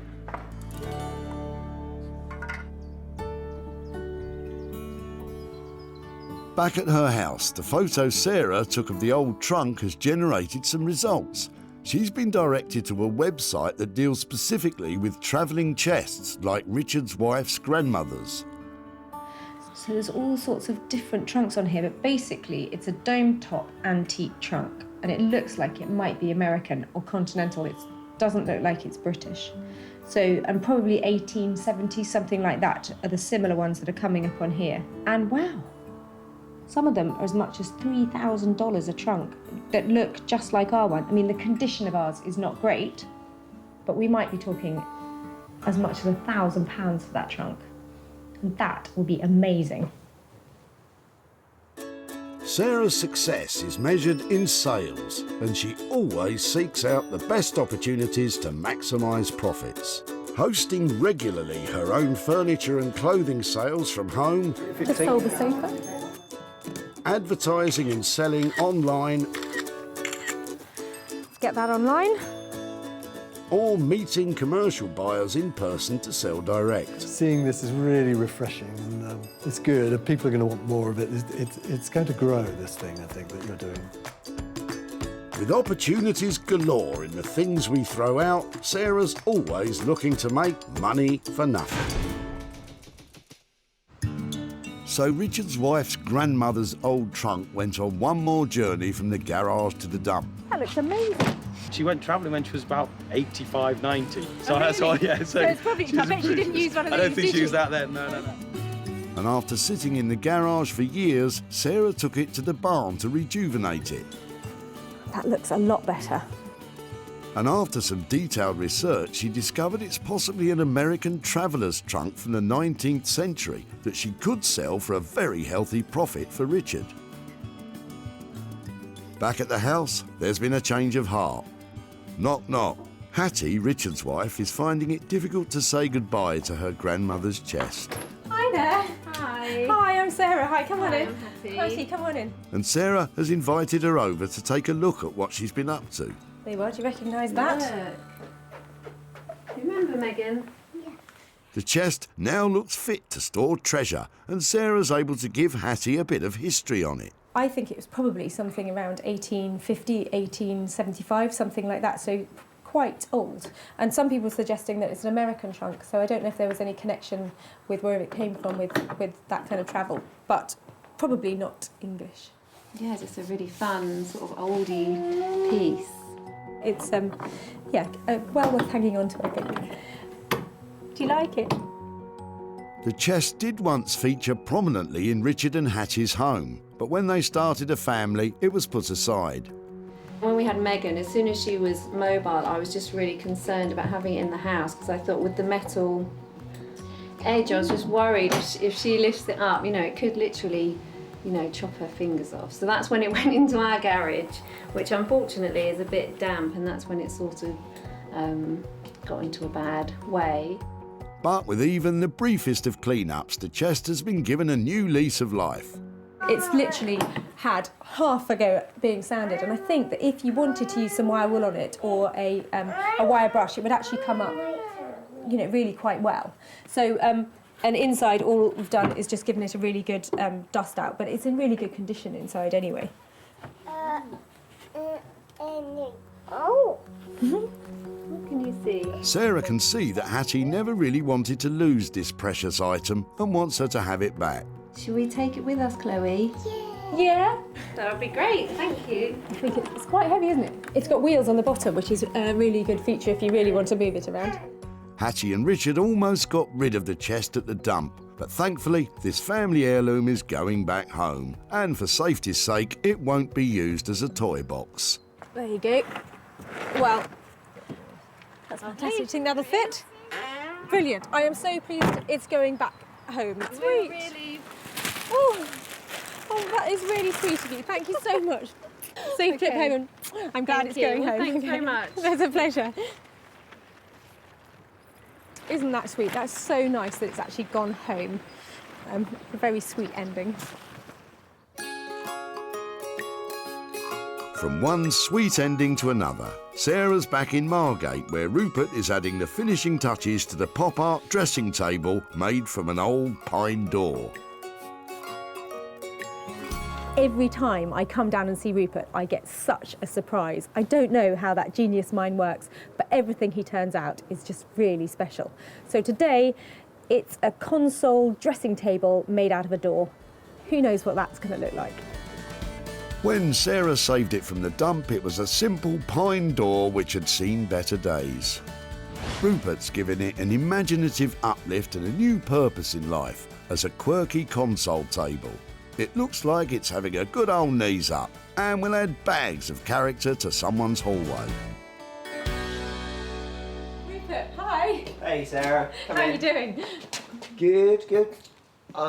Back again, I see, for another weird contraption. Oh, Rupert, it's fantastic. Yeah, it's an odd one, this one. I was really worried about you turning up because I think you'd either hate it or kind of love it. Essentially, I've tried to make a hallway console table, somewhere just to put your keys, put your gloves on the side. So I've actually added a new piece of architrave around it. When I say new, I pulled that out of a skip. It matches the period of the door. I had that mirror kicking around in the warehouse. It's of the same period as the door. I love the fact if it goes on a wall, it's going to add so much detail, and it's just so simple, and that is why it's brilliant. Yeah, I really wanted to keep it simple. I'm really always interested in the history of pieces, and to me, flaking paint and different colours really tells the story of this previous home. So I think that we said the budget on this was £200 to £400. How did we get on with that? I haven't spent so much time on it, and luckily I haven't had to spend much money on it. I'd be happy to let you have this for around the 200 mark. That'd be no problem. With £200 worth of budget, I should be able to make a profit on it. So thank you. I think it's gorgeous, and there's a wall in my house that definitely needs one of these.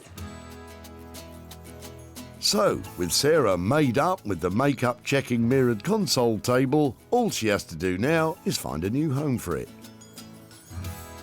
Wow, the beauty in that design is all about its simplicity. It's such a clever idea, and it's so functional. It's a door, now it's a console for a hall. It's brilliant, and I'm hoping that that should make it pretty easy to sell. Who would have thought back in the dump in Whitley that Richard's ill-fitting door would gain a new lease of life as a console table? I can see turning it into sort of trestle and using it as a workbench. That's what I would do, but my shed's not big enough. Shame the shed wasn't as big as Richard's ideas. But the good news is that allowed Rupert the opportunity to customise and crease that old timber, turning it into a cool console table. Sarah has yet to find the right home for this unconventional creation. Sarah's come to Surrey to show Richard how his old pine door has been reinvented. Hi there. No, you're not. Oh, hello. Hi there again. How are you? Hi, nice to see you. Hello. Who's this? This is James and Jessica. Hello, guys. How are you? Good. Have you come to see what happened to your old door? Yes. Come on out. I'll show you. know how a door can become anything other than a door. James can't really imagine it. Really? Have you thought about what we might have done with it? Yeah, just an old TV. An old TV? Yeah, one of those wooden ones. That's a really good idea. I wish I thought of that. Do you want to see what we did with it? Yeah, absolutely. Okay, so it looks a bit different. This is something that is probably not everybody's cup of tea, but your door went on holiday, it went all the way to Margate to this amazing designer who's called Rupert Blanchard. And he has made your door into, it's a console table. That is... I mean, but you can still see what it is, can't you? And then when it's in a sort of more household position, I think it looks quite smart. So it's not everybody's cup of tea because it looks a bit scruffy, but I think it's really original. I really like it. What do you think, Jess? It looks a bit different to how I expected. I think it'd go really well in our house. Do you think it would? You do admit that much, don't you? Can we maybe have it soon? Well, it's funny you say that. Normally I come here and I say to people, this is what I've done with your old door and I've sold it and I'm here to give you money, but your door hasn't sold yet.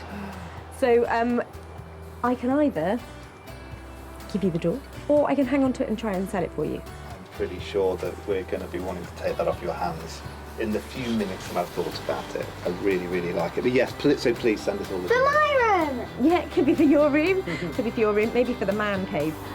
Really nice to see you again. Thank you ever so much. And yeah, I'll be in touch very shortly. Take care. Bye-bye. Sarah never sold the piece, but Richard decided he wanted it for his home. Sarah may be £200 out of pocket, but at least it was a happy reunion for the old door and its original family.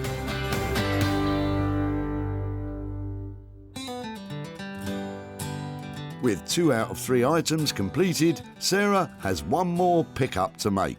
And in the West Midlands, Jay has finished the Urquhart chairs and is waiting nervously to see if she likes what he's done.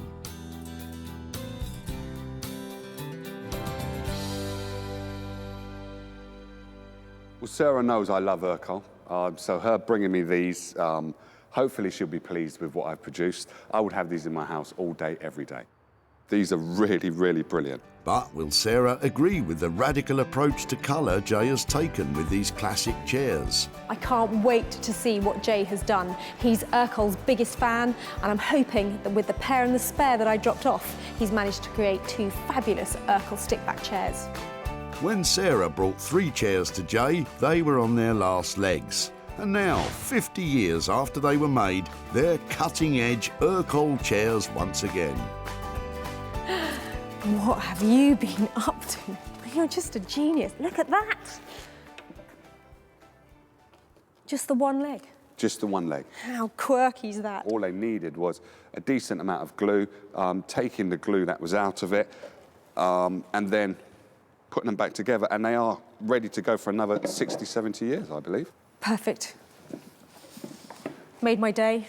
Absolutely perfect. I think you've kept that purity, that Urkel finish and that look, and just enhanced it. Oh, just world class. Brilliant. Yeah. Couldn't be more pleased. Flattery Oh, will the get you man. everywhere. Flattery will get you everywhere. Oh, good. I think we set the budget at 100 quid for the pair. Did we come in on budget? We came in on budget. We came in on budget. Luckily, Sarah can already see how these ultra-modernised, chic Urkel chairs will sell themselves. They were tired and they were going to a skip, and look what you've done. Yeah. Fantastic. Thank you. Thank you. I'm glad you're pleased. I'm glad you're pleased. I think you can tell. I really do like them. I knew they were coming home to the right person, and I'm sorry to say I'm going to take them away. Yeah, you will. You will take them away. Yes, they needed a little bit of glue in, TLC, but the beauty with Urkel furniture is that it will last the test of time. It will outlive me, most probably, and it will be a case of if we can just add a little bit to it to make it just look like, ooh, or draw people's attention, that's what I'm all about. At the dump, these battered but beautiful Urkel chairs were about to be discarded forever. They're really cool. I love the shape. Sarah thought she could make a profit from them, and Stoyan was very happy to let her try. If you need something and you can use that, you're welcome. And with a touch of J Blade's design wizardry, they became cool retro chairs with a bright future ahead. Oh, just world class. Brilliant. Couldn't be more pleased. Sarah showed them to Martin at the old cinema, and he snapped up the funky chairs for his retro London store. It's got a nice sort of fun 50s, 60s look about it, and it's just really done well. I like it. Now, Sarah's in Surrey to show Stoyan what became of the chairs and hand over any profit from the sale.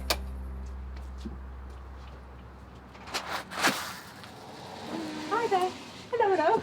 Hello. Hiya. I'm Sarah. Hi there. I'm Liliana. Hi there. I'm Hi, Stoyan. nice to see you again. Nice How to are see you? Yeah, very well, thank you. I've bought some pictures to show you of your Okay. chairs. Now, I remember you dropped 3 off at the tip, Yes, didn't you? And did you say you got them from a car boot sale? Yes. And they had been stuck together lots of times. Was that you who'd been Yeah, mending them? we used that nearly 9 years. Oh, really? Yeah. They were a bit wobbly and they were quite old. Yeah. They were unstable and we had no use for them in the room. We just didn't have space for them. Okay, so your chairs, would you like to see what happened to them? Yeah, please. There's an amazing guy called Jay Blades who specialises in revamping it's very hard. furniture. What do you think? It's very hard, yeah. Ooh. Nice. Good? Yeah. Do you think it works? Yes, and this is bright as well. Really good. Ian? Color contrast is... I don't think you could do that with these chairs. It turns out that those chairs are made by somebody called Urkel. They have a very strong look. Urkel is collectible, and we paid him £100 to paint it all and to make them look fantastic. But Mhm. we sold them for £200. So I've got £100 here to give to you for your chairs. What's about it? I told you about We can the give them to charity. charity Keep that for the ourselves. charity for ourselves. Really? Yes, please. What I'd like to do is, if I give it to you, then you can choose which charity that you give it to. Macmillans, we at school we did some work for Macmillans, so I could... That would be great, if you're happy with that, and if I can send you pictures or anything, if you want to show anybody at school how the money came or what we did with your chairs, that's fantastic. Okay. So thank you. Thank you very much for letting Thank you me to keep me in have touch your... and- Oh, that's lovely. And Thank you. Oh, it's a good luck pleasure. with what you're doing. It's really great. Oh, well, thank you. They were great to work on. Jay charged £100 to repair and reimagine the Urkel chairs. Sarah sold them for £200, making a nifty profit of £100 for Stoyan and his daughter Viljana. It's been really emotional to see Sarah and what she's done with these chairs. For me, it was just the chairs which done the job for me. But now they look really, really good, and I'm impressed what they've done. Sarah rescued 3 unwanted items from the tip. The treasure chest that steered its way back home. The pine door was revamped into an offbeat console table. And the swing was put back into those 60s-looking chairs. Well, that wasn't quite the outcome we expected for that trio of tip treasures, but it was satisfying nonetheless. That chest has gone right back to the heart of the family where it belongs to be. The console table is now a treasured possession, and the Urkel chairs have raised money for charity.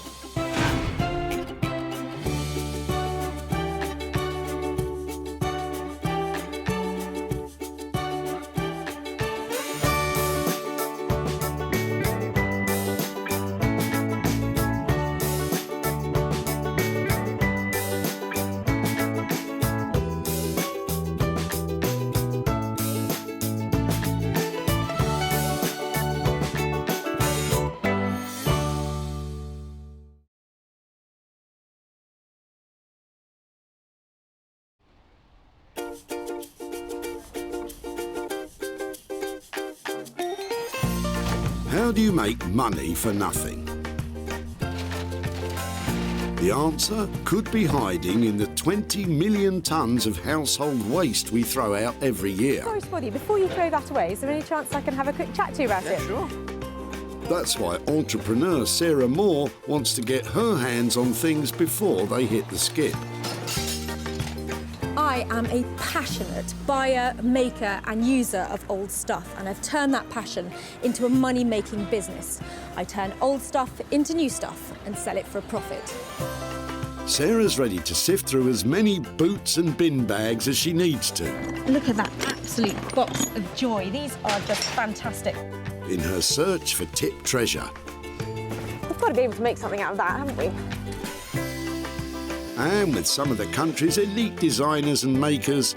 I've got a little something for you. Yeah, I thought you might. Oh, this is a hard one. She can transform her finds into desirable.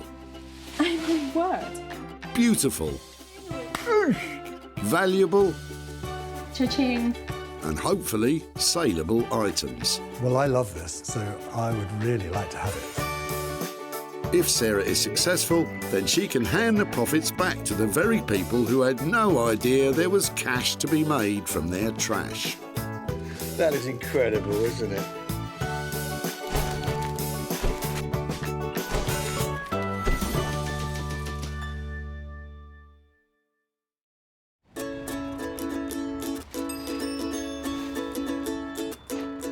Today we're at the Whitley Recycling Centre near Guildford, where 800 tonnes of waste is dumped by Surrey locals every month. I have no idea what I'm going to find here today. It might be a chair in despair or a toy with no joy, but whatever it is, I'm hoping to find something amazing and make some money for nothing. Award-winning interior designer Sarah is here looking for 3 items which can be saved rather than slung and turned into something new and desirable once again. You just never know what's going to come in. Could be a Rembrandt any minute now. A Lowry. It's more likely to be a Renault or a Land Rover, I think, Sarah. Still, all we need are items which, with a little TLC lavished upon them, could reflect a profit for their owners. And Sarah spotted something interesting weighing down the back of Shane's car. Hi, I'm really sorry to bother you. Hello. I'm just looking at people's rubbish today and what they're throwing away and just having a chat about it. Okay. Manhole. We've had a new patio laid, and the builders left some of the old patio covers. Wow. So it's left to me to throw them away.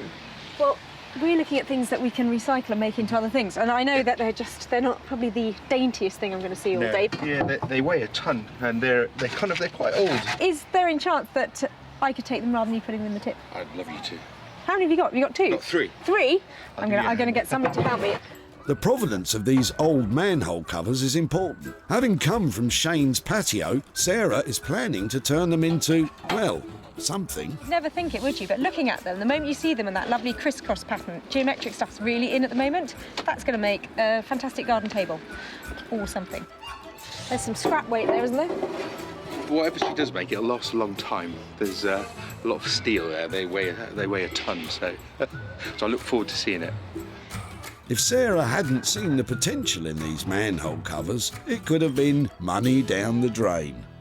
There's money to be made out of these drain covers, and I'm going to go for it in a big way. I didn't think Sarah would be quite so into heavy metal, but fortunately, she knows a man who is. Headphones. Rob Scher has years of experience bending, shaping, grinding and welding metal. Years of experience, know-how, tips of the trade, so to speak. Graduating from art school, his work is now regularly in demand by architects and artists. And Rob has turned his hand to making everything from church bells to climbing frames. He has no idea what Sarah's going to bring in today, but he definitely knows what he'd like. An old-fashioned copper hot water boiler, like a really big one, about 5 foot by 500. You know, nice and substantial, like a torpedo, a copper torpedo. That's what I want. Hopefully Rob will be able to redirect that passion for plumbing towards Sarah's dingy drainage.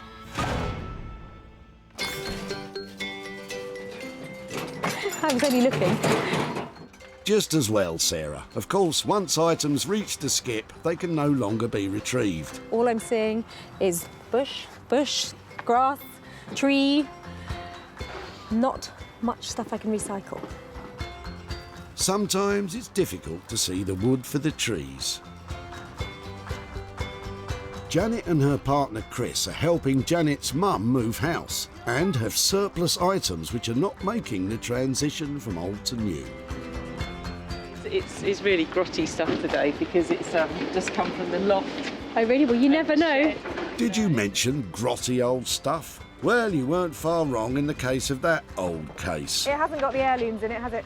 Without heirlooms inside, I think it's fair to say that case has seen the last of its travels. But hidden away on the back seat of the pickup is something with much more potential mileage. Oh, they're really sweet. Told you. 2 of those. Yeah, they're quite nice. They're so retro. They're quite sweet.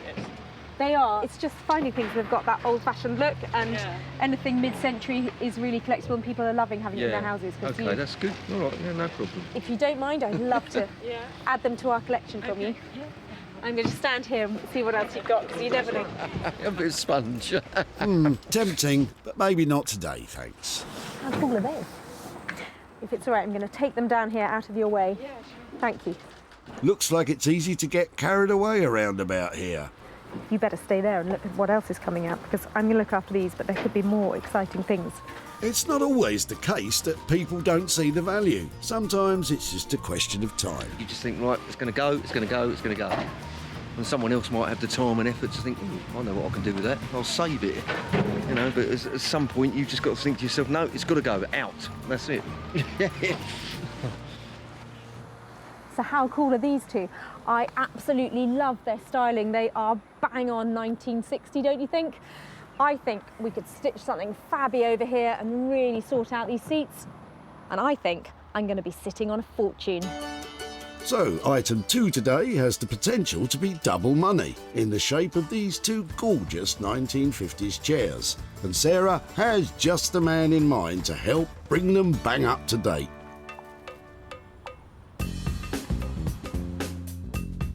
Jay Blades is a builder turned philosophy graduate turned furniture restorer. Jay has his finger on the pulse of modern design interiors, reworking the very best of British craftsmanship and bringing it into the 21st century. I've always had a passion for the kind of heritage that the British designers have produced over the years. Traditionalists would love to keep it as it is, but to be reintroduced into the market, I like to just add a bit of colour and add something a bit quirky.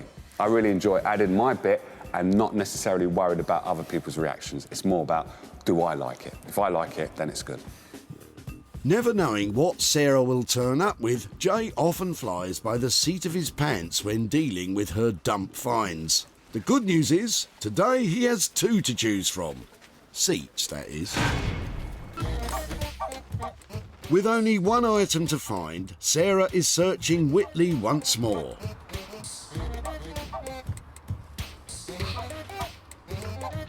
Rubbish it may be, but luckily Sarah has spotted Chris with something much more suitable. I've got to stop you. So, whose is that, and why are you throwing it away? And I don't know. I think it's just been in the house for a long time. No reason really why it's been there. And you're just not using it, so it's no, just not using it. Yeah, and I think it's for some. I think it's like to put your suit on or something. Yeah, and then it's really cool. Maybe have your cufflinks here or something. I love it because nobody has pieces of furniture that just do one thing anymore, do they? No, definitely not. I really like the styling on it. It's really cool. Yeah. We're looking for things that we might be able to sell for people or repurpose or redo. Is that something you might be able to share with us? Well, you can have it if Yeah. that's what you want. Yeah, I think just, I'm not sure if I'll be able to fine. use it, but just to have the option to do it. Do you know what it is? It's the bits on the bottom, the fact that it's got such lovely little casters and stuff. Yeah. I just think maybe it's maybe there's hope for it yet. Maybe, yeah. It could Lovely. be revived. Yeah. Something, yeah. Well, that's fab. Thank you ever so much for sharing it. You're very welcome. I don't know how to find something to do with it now. Look at that. That's brilliant. Good luck. Thank you ever so much. I'm sure you've got something up your sleeve, Sarah. Just been sitting in my house, not doing anything. And I thought, might give it to someone else or put it to recycling where it could actually be used for something decent, How cool is that? Nobody has a bespoke piece of furniture just for holding their suit these days, do they? And I can't really see what else I'll be able to do with it, but I just don't think it needs to go in the tip at the moment. Don't worry, Sarah. If you hang around long enough, I'm sure something suitable will spring to mind. So, 3 items found. Rob will be fortunate enough to tackle the manhole covers, Jay the 2 1950s flavoured chairs, and Sarah will take care of the suit stand. It's been a fantastic day here today and I've met great people, but I've been making all sorts of promises about what I'm going to do with their rubbish. I've got my work cut out, but I can't wait to get started to turn their trash into cash.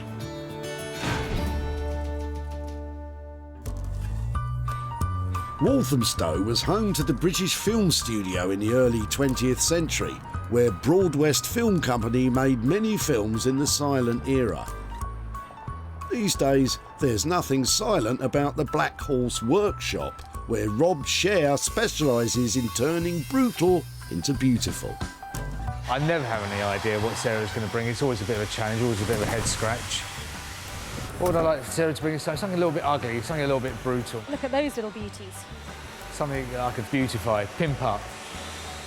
I think I'm going to get Rob out here. These things are really heavy duty. Come with me, come and see what I've got. No need to look so worried, Rob. It'll be something perfectly normal. So these, it's a little bit unusual. Ready? Ta-da! Come in, what do you reckon? Yeah, completely random. As usual, like completely off the shelf, completely off your trolley. They're heavy duty. There's loads of metal there. There are 3 of them and 3 covers. And so I was thinking maybe we could make some kind of amazing desk out of them, stitch them all together, or... Could do, a shelving unit. Ooh.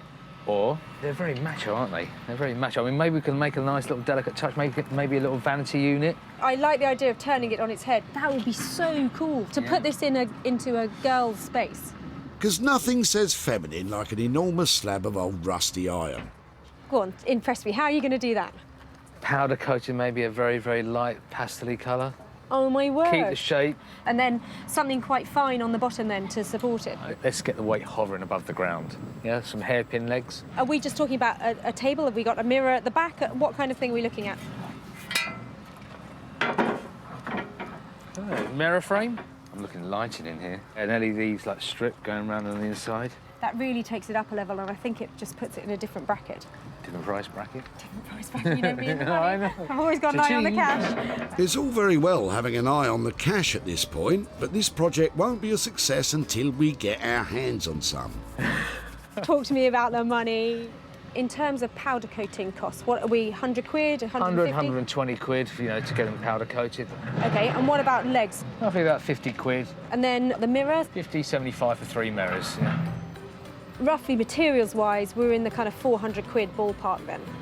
I would say about that, yeah. On top of that £400 for materials, Rob's expertise and time will cost a further £600. Transforming these 3 manky manhole covers into 3 makeover vanity tables. Well, the van is a lot lighter, but I've just committed to spending £1,000 on 3 very old manhole covers. I don't know if I'll make any money on this one, but it's going to be interesting. So really what I want to do is, you know, transfer a very masculine piece of material, a very masculine object, you know, a heavy bit of steel, cast. I want to try and make it kind of light, feminine. That's the challenge, really. So, Sarah's committed to £1,000 of costs to transform 3 masculine manhole covers into 3 feminine freestanding vanity units. What could possibly go wrong? Wolverhampton is a city in the heart of the Black Country, whose city motto, "Out of darkness cometh light," seems appropriate for Sarah's quest to make money from others' cast-offs. She's here today to seek the help of furniture rejuvenator Jay Blades. I tend to like to work with stuff that is real wood. Pre-1970s is my kind of flavour. It's going to be rather interesting because I don't know what Sarah's actually going to give me. Normally when she brings stuff down, it's weird and it's wonderful. Jay is a retro modern craftsman who specialises in reviving ageing furniture. Hello, hello. Hello, how are we doing? Yeah, really well. What have you got today? I think I bought you a couple of crackers here, but I'm not quite sure. Okay. They look interesting. They do look really, really interesting. Are they, I didn't know if they were sort of too new, too utility to be collectible or interesting, because I haven't found out anything about them. The utility, yes, and not too new. These are beautiful. In my eyes, these are modern day antiques. So these are things that you should not do too much to. You shouldn't like plaster it with gloss, or you shouldn't rub it down so you get rid of the wood. Personally, I think you should just lift it a little bit more than what it is now. Do you have any ideas of what sort of fabric we might be able to put onto the seat covers? The fabric that I think going into someone's house, I believe it has to be a velvet. Luckily, I've got something here. Perfect. Wow, I would never have picked a colour like that. So I would probably leave the top, clean that up so it brings it back to life, but add a really luxurious velvet that once you sit on there, it just feels to die for. The other thing I would add, just a little bit of a twist, would be to put wallpaper underneath the seat. That's quirky to have something like that underneath where, you know, not many people see it. It's a little surprise, isn't it? Yeah, definitely a little surprise. And it's a little talking point as well. I think they're going to look fabulous, but you've got to tell me, what about the money? I knew that was going to come. Well, basically, the money, I could do the cleaning and the wallpaper and also putting the fabric on top for £50 for the two of them. How does that sound to you? That sounds like a good deal. Hopefully, not too much work for you, and I think we could make some profit on that. So that, I think that's just where I want to be. That's excellent, thank you. So that's a deal? That's a deal. All right, I'll best get to work then. Brilliant. OK. I'm really pleased with how that went. Those chairs are going to get the update they deserve, and I might make a little bit of money out of it. This is going to look so good that I would even have these in my house. Anything I tend to work on, I love so much that I would have it myself, but these should sell as well, with what I'm about to do to them as well. Jay's plan to simply update rather than renovate could provide Sarah with a bumper profit. So, £50 in total for the transformation of these 2 glamour chairs. Seems like a proper bargain to me.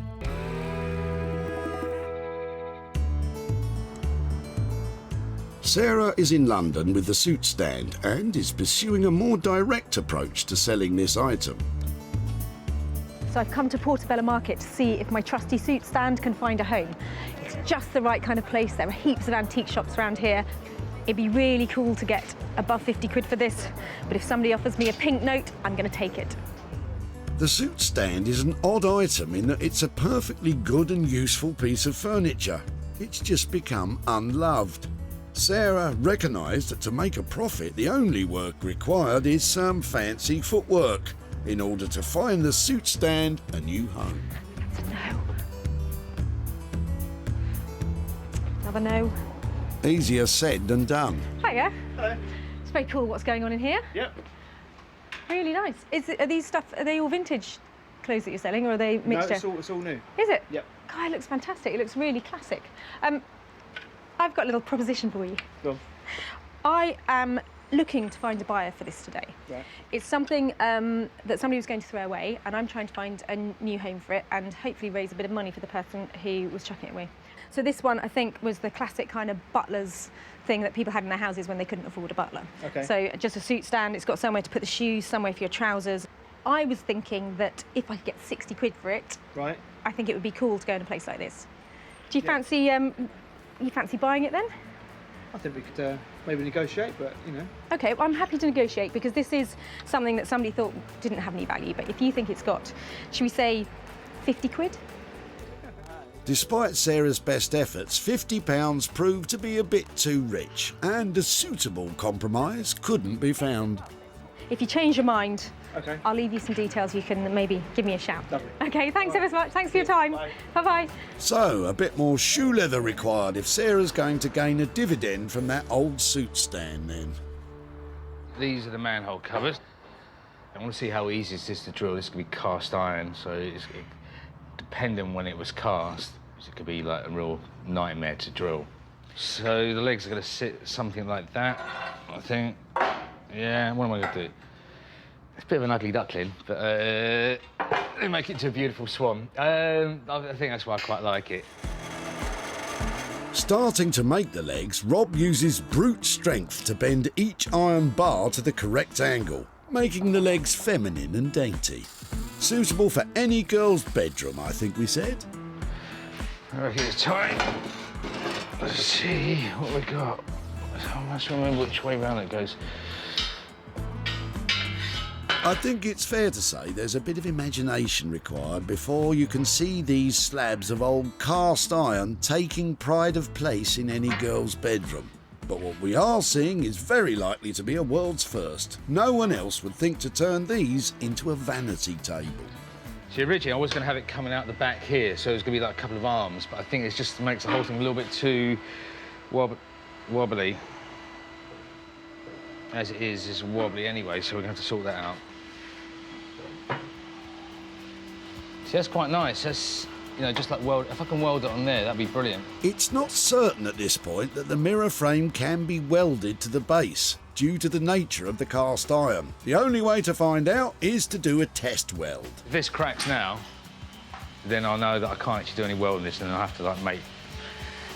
Okay, so I mean, I think what Rob's trying to say is that if the welding is unsuccessful, that means an alternative way of fastening together the tables would be required, and that has time and budget implications. like, I'm just gonna go for it, and then it breaks.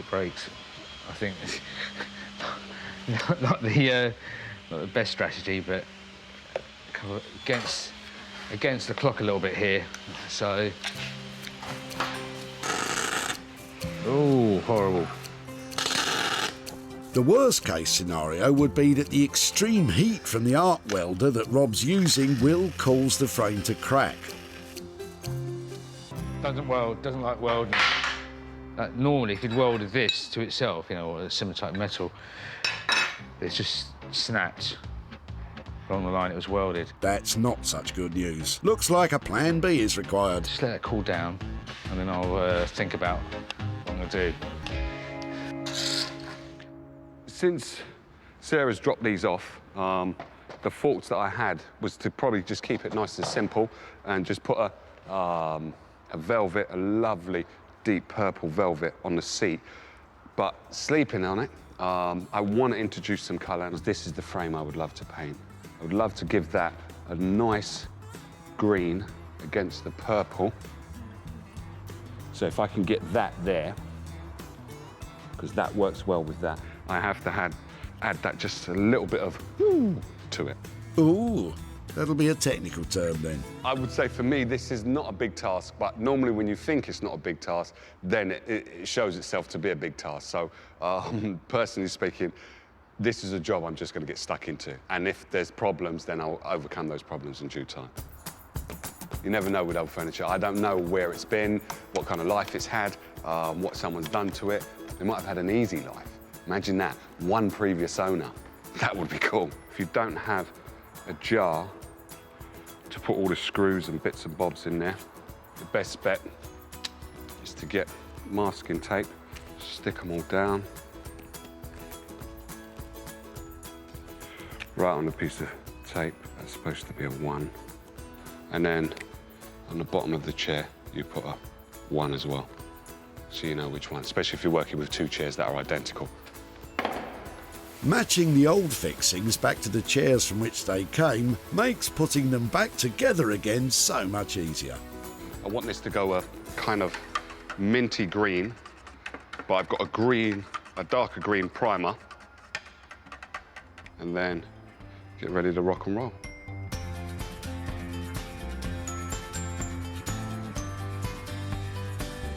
It's just going to give the purple a lift, it's going to give the chair a lift, it's just going to make everything look fresh and new, even though it's not new. 60-year-old chair, giving it a facelift.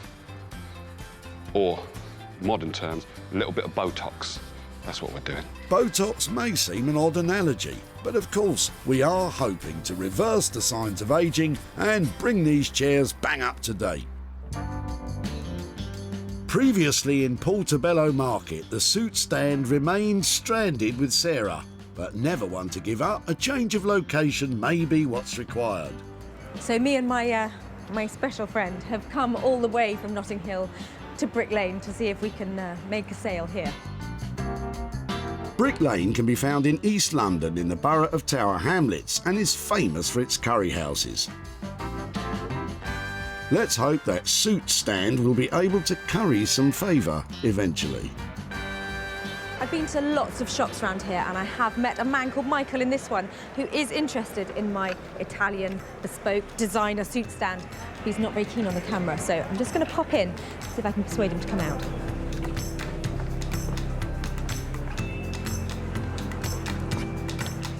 Guess what, Michael? It's your lucky day. We're back. Sarah's success is measured in sales, and she always seeks out the best opportunities to maximise profits. Hosting regularly her own furniture and clothing sales from home, Just sold the sofa. Advertising and selling online, Get that online. or meeting commercial buyers in person to sell direct. Seeing this is really refreshing, and it's good, and people are going to want more of it. It's going to grow, this thing, I think, that you're doing. With opportunities galore in the things we throw out, Sarah's always looking to make money for nothing. The suit stand, salvage from Chris, You're just not using it, so it's No, just not using it, yeah. And I think it's for some, I think it's like to put your suit on or something. Yeah, and then... yeah, it's really cool. has covered some miles searching for an elusive new home. It'd be really cool to get above 50 quid for this, but if somebody offers me a pink note, I'm going to take it. Sarah made a sale, and the only question remaining is, did she get a pink note? Sarah is back in Whitley to tell Chris what became of his suit stand.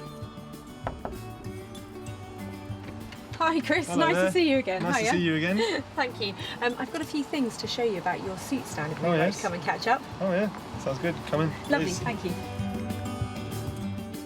So we decided that it was probably the kind of thing that would fit well into a shop as a shop display piece. Oh really? Yeah. A really nice guy in a vintage shop, and he has all sorts of things in his shop. So he specialises in vintage clothing and accessories and that kind of stuff. He immediately said, "Oh, I really like that." So I did a bit of bartering, and I tried really hard to get, you know, like some real sales stuff behind it. But actually, in the end, I got £25 for it. Oh right, that's better than nothing. It is, and that £25 I've got here, and that's for you. So wow. it was really good fun. Well, thank you very much. My pleasure. It's not $1 million, but I don't know what you'd do with 25 quid. I'll put it into the daily shop or something like that. Find somewhere for it.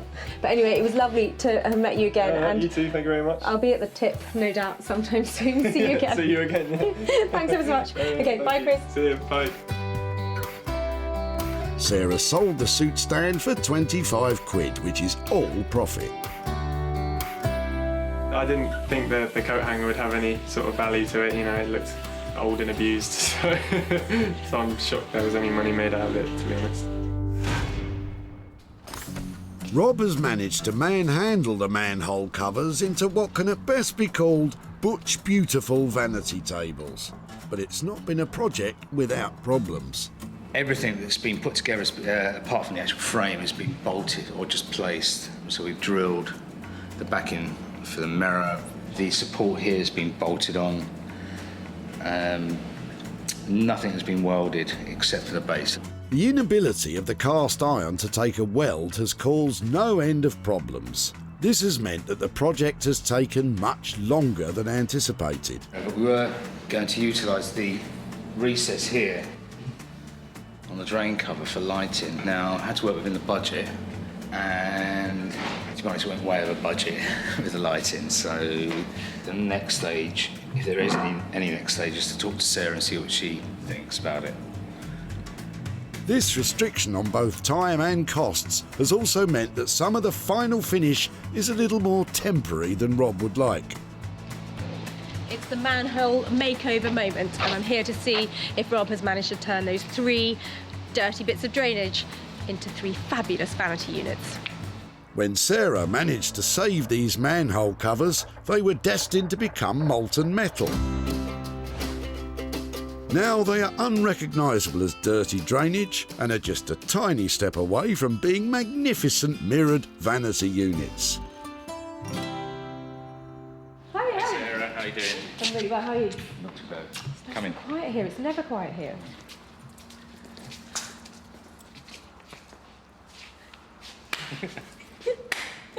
Oh, relief. Oh, really cool. That is amazing. I think the bases. Even the broken one, I quite like. Okay, you've done well there. I'm a bit worried about this though. What's that? Well, the original plan was, because of the lighting, I wanted this suspended. Okay. So there would have been a bar across there, so you would have seen daylight around here, you would have the Okay. lighting, that was the idea. Okay. Now we don't have that. Okay, in terms of finish, I'm not sure that... You don't like that kind of crusty finish? What about a bit of white in there? Because the other alternative is to get new mirror cut, and so it actually fills the frame. But, you know, I think we've got to do one thing or another, because this gap here is going to cause a problem. Is it possible to see it spun the other way? Or? So. I'm just wondering if we were to sell these. If they go against the wall, they're going to have to go against the wall, aren't they? This kind of weight has got to be anchored against a wall in some way, hasn't it? Yeah. If we could have brackets on here that get screwed to the wall, Yeah. I think you're 99% there in terms of making these look fantastic. As a trio, they're really impressive. You know, as you walk in, and the colour that you've chosen, I had this idea about the sage green, and you've picked it up, and I think it's lovely. They're really impressive together. Yeah? Yeah, really. I think so, yeah. Yeah, and I hate to walk in and be critical, but I think you've got maybe 5% more just to get them completely finished. Being just slightly rough around the edges is enough to make a profit improbable, especially if there's insufficient left to bling them up with the LED lighting as originally planned. How are we doing on the budget? So I think we had £1,000 for the 3. We're up to budget on that, yeah? Okay. I think that all 3 together, the finish, the really lovely legs you put on them, and the detail of that is cracking. It's just pushing that last bit. So give me a shout when they're ready to collect, and then I think we'll have something that's really saleable and really stylish, because I think they are so close to being perfect. So thank you very much. You'll be so pleased to see the back of me. Take care. Bye. Clearly, when attempting to make a profit, costs have to be tightly controlled. And if just a little more of Rob's time invested at this stage means they can be sold for a much higher price, it will all be worth it in the end. Well, Rob has certainly transformed those manhole covers, and I feel really picky because the colour on them is really good and the legs are really good detail. But I just need that 5% extra finesse because they need to look $1 million. I need to be able to sell them at a profit, and for that, they've got to be bang on. What I'm going to do is put some hooks in the back here, raise the mirror. I'm going to tighten up the brackets, give them a good crank on to make sure that the whole thing's quite steady. And give Sarah what she wants. Back in Whitley, Sarah spotted something distinctly masculine in the back of Shane's car. Manhole? We've had a new patio laid, and the builders left some of the old patio covers. Rob, on the other hand, was able to spot the feminine potential. Maybe we can make a nice little delicate touch, maybe a little vanity unit. With the budget rapidly running out, the cast iron makeover required just one small push to prove its mettle. And I hate to walk in and be critical, but I think you've got maybe 5% more just to get them completely finished. Rob has taken these 3 dank, dirty drainage covers and, with a few necessary strong-arm tactics, has transformed them into make-up, touch-up vanity units. Rob's final finishing touches have created just what Sarah was looking for. And with those details taken care of, making these into a premium product, these unique units have been snapped up as stock for a prestigious London outlet. And, most importantly, for a premium price. Sarah has returned to Whitley to surprise Shane with pictures of what his cast iron manhole covers have become, and to hand over some profit. Hi there, hello. Hello. Hi there. Shane, how are you doing? Hi, nice to see you. Nice to see you again. Hello. Oh, hello there. Hello. Hi, I'm Sarah. Hi there, how are you doing? Do you know what Daddy took to the tip? The drain covers. Yeah, and I have to say, I got a little bit enthusiastic about them. Well, we're intrigued. I do. Well, I took them to London, and there is this fantastic place in Walthamstow, which is an open studio, and there's a guy there called Rob, who's a technician who runs it, and he came up with the idea that they're very chunky, masculine things. We should turn them completely on their head and turn them into vanity tables. Okay. Oh, cool. So I've actually got some pictures to show you. They turned out, we made 3 of them. He really went to town on them. Cool. Do you like them? Oh, yeah. When they're all together, they look great. And somebody has bought them. Unfortunately, £1,000 to spend on them to convert them was quite a lot of money to spend. But we did manage to sell them at a profit. And I've got a wad of money here. I want to know just how much you think might be, how much profit. Nice. Well, there's £500 here, and I'm really pleased to say that's all yours. So I don't know who gets that. Maybe it was Daddy. Calm down. Daddy was the one who took them. We'll discuss it. Split it. That's a good Maybe thing. give it to Mummy. She looks after things. Gladly. The keeper of the cash. Goodness gracious. The 3-man hole covers cost £1,000 to transform, but with a sale of £1,500, Sarah has made a profit of £500 for Shane and his family. Do you have any idea what you might do with it? Well, your timing's very good. We're leaving early in the morning to go to France for our summer holiday, so I'm sure that these guys here will find something good to do with it. Really? Oh, You're going to have a really good time. very nice wine. Lovely to Thank see you. you, Thank and you. have a really good time. very Bye, much. guys. Really nice to see you. Bye bye. Thank you.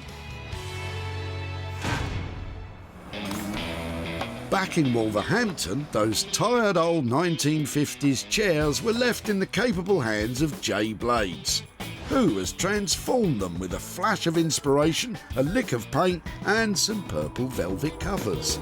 Simple job that to a certain extent turned out a bit fiddly, especially this bit here.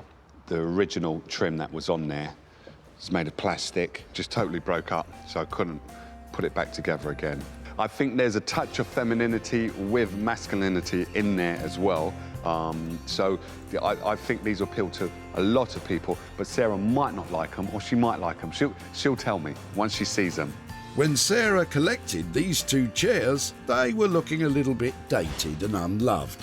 Now, Jay has transformed them into luxurious pieces of furniture, fit to grace any designer home. Oh my word. They are amazing. I'm absolutely gobsmacked. I think now they look like they've been brought into the 21st century.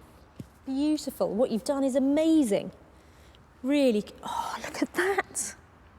You are a genius. I'm trying to be.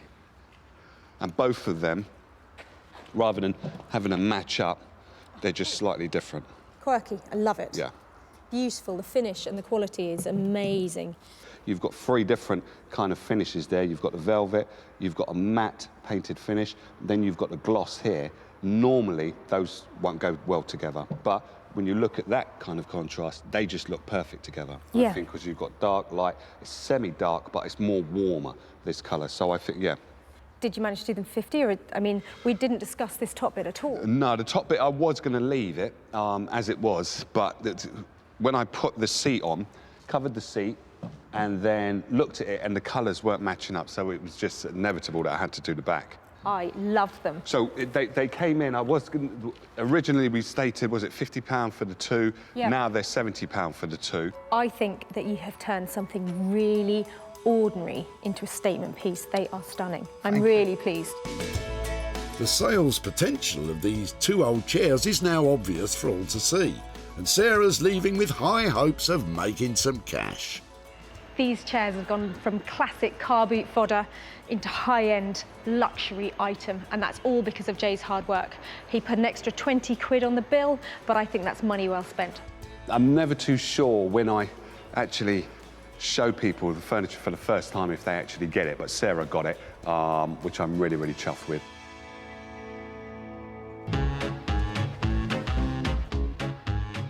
Back at the tip, Sarah made a beeline for Janet and Chris, who had a pickup full of potential. These are really sweet.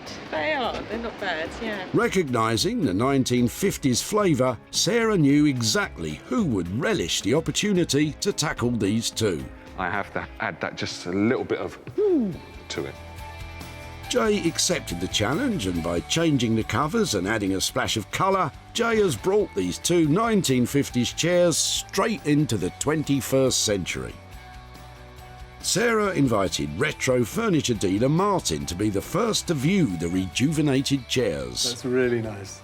When someone just does that extra thing, that's sort of like a little secret, isn't it? Martin loved Jay's chairs and snapped them up for his shop, the Old Cinema.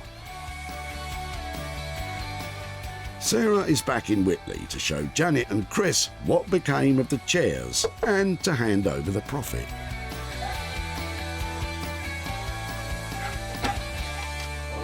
Hi there. Hello. Hi, Chris. How are you doing? Oh, how are you? All right. Yeah, really good, well, good, really good, well. good.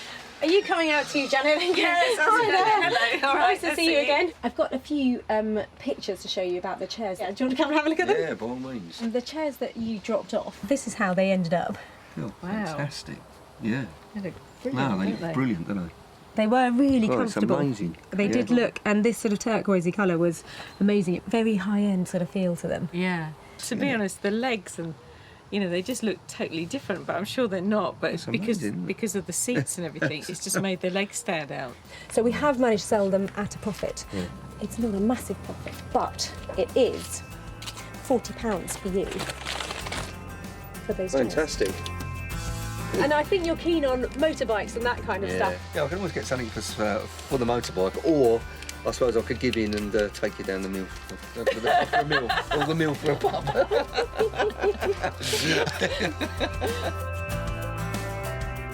The 2 chairs were transformed for the grand cost of £70, and Sarah sold them for £110, leaving Janet and Chris with 40 quid to fight over. 2 things that would have ended up rubbish have now got a life, and they can carry on and be used by other people and appreciated. And we've got some money to spend on a BSA. Yeah, that's right, yeah. So that's yet to be discussed properly off camera.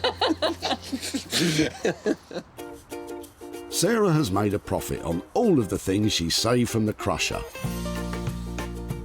The suit stand has found a new home in a London shop.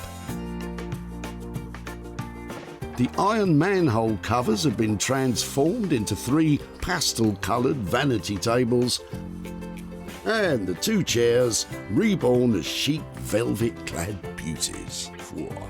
So that is brilliant. That's 3 things that have been saved that might have been lost forever, and 3 people who've now got a little bit of extra cash that they weren't expecting.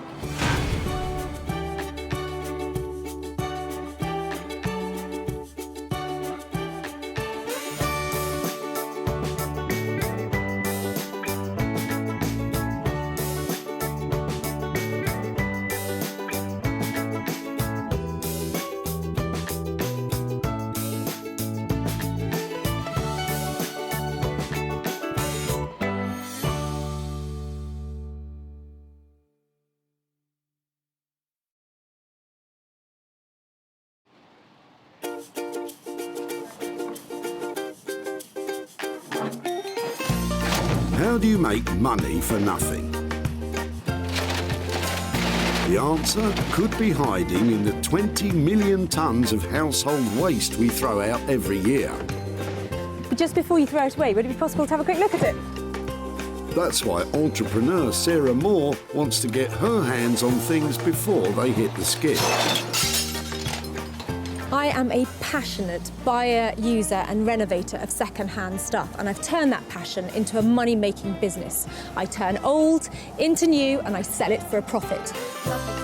Sarah's ready to sift through as many boots and bin bags as she needs to.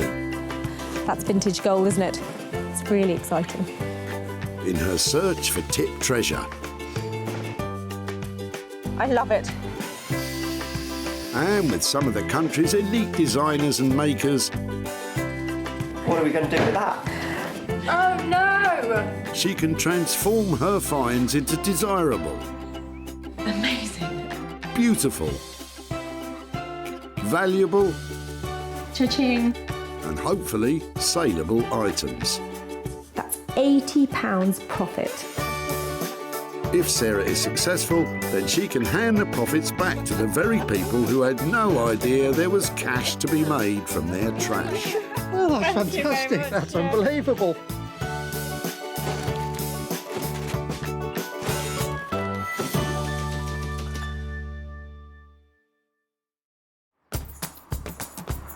The bustling Merchants Way recycling centre near Walsall can process up to 2,000 carloads of rubbish a day, and they take all sorts. I just love the fact that you never know what you're going to find. Check these out. Aren't they cool? Sarah wants to be able to prove to the dumpers that they could be making some serious reddies from their refuse. To do that, she's been given special permission from the council to search for 3 unwanted items before they get binned. I like your Christmas trees. She may have just missed out on some festive treats, but with more vehicles arriving every minute, it doesn't take Sarah long to spot her first item, nestling in the back of Judith's car. Hiya, are these yours? Yes, yeah. Well, they're my mum's, but they're mine. OK, I'm sorry to bother you. Is it right just to have a quick chat about them? Yeah, yeah, sure. What, are they a pair of bedside cabinets? Yeah. Lovely. Would it be possible to bring them out and have a look? Yeah. Wow, they've got some age, haven't they? Yeah, yeah. I think about 1950s, I think. OK, and have they been in your family? Yeah. They're in good condition, aren't they? Uh-huh. Lovely. So do you remember these growing up? Were these? Oh, yeah, yeah. They were Mum and Dad's wedding present. Fantastic. So they'd have had them since new, wouldn't they? Oh, yeah.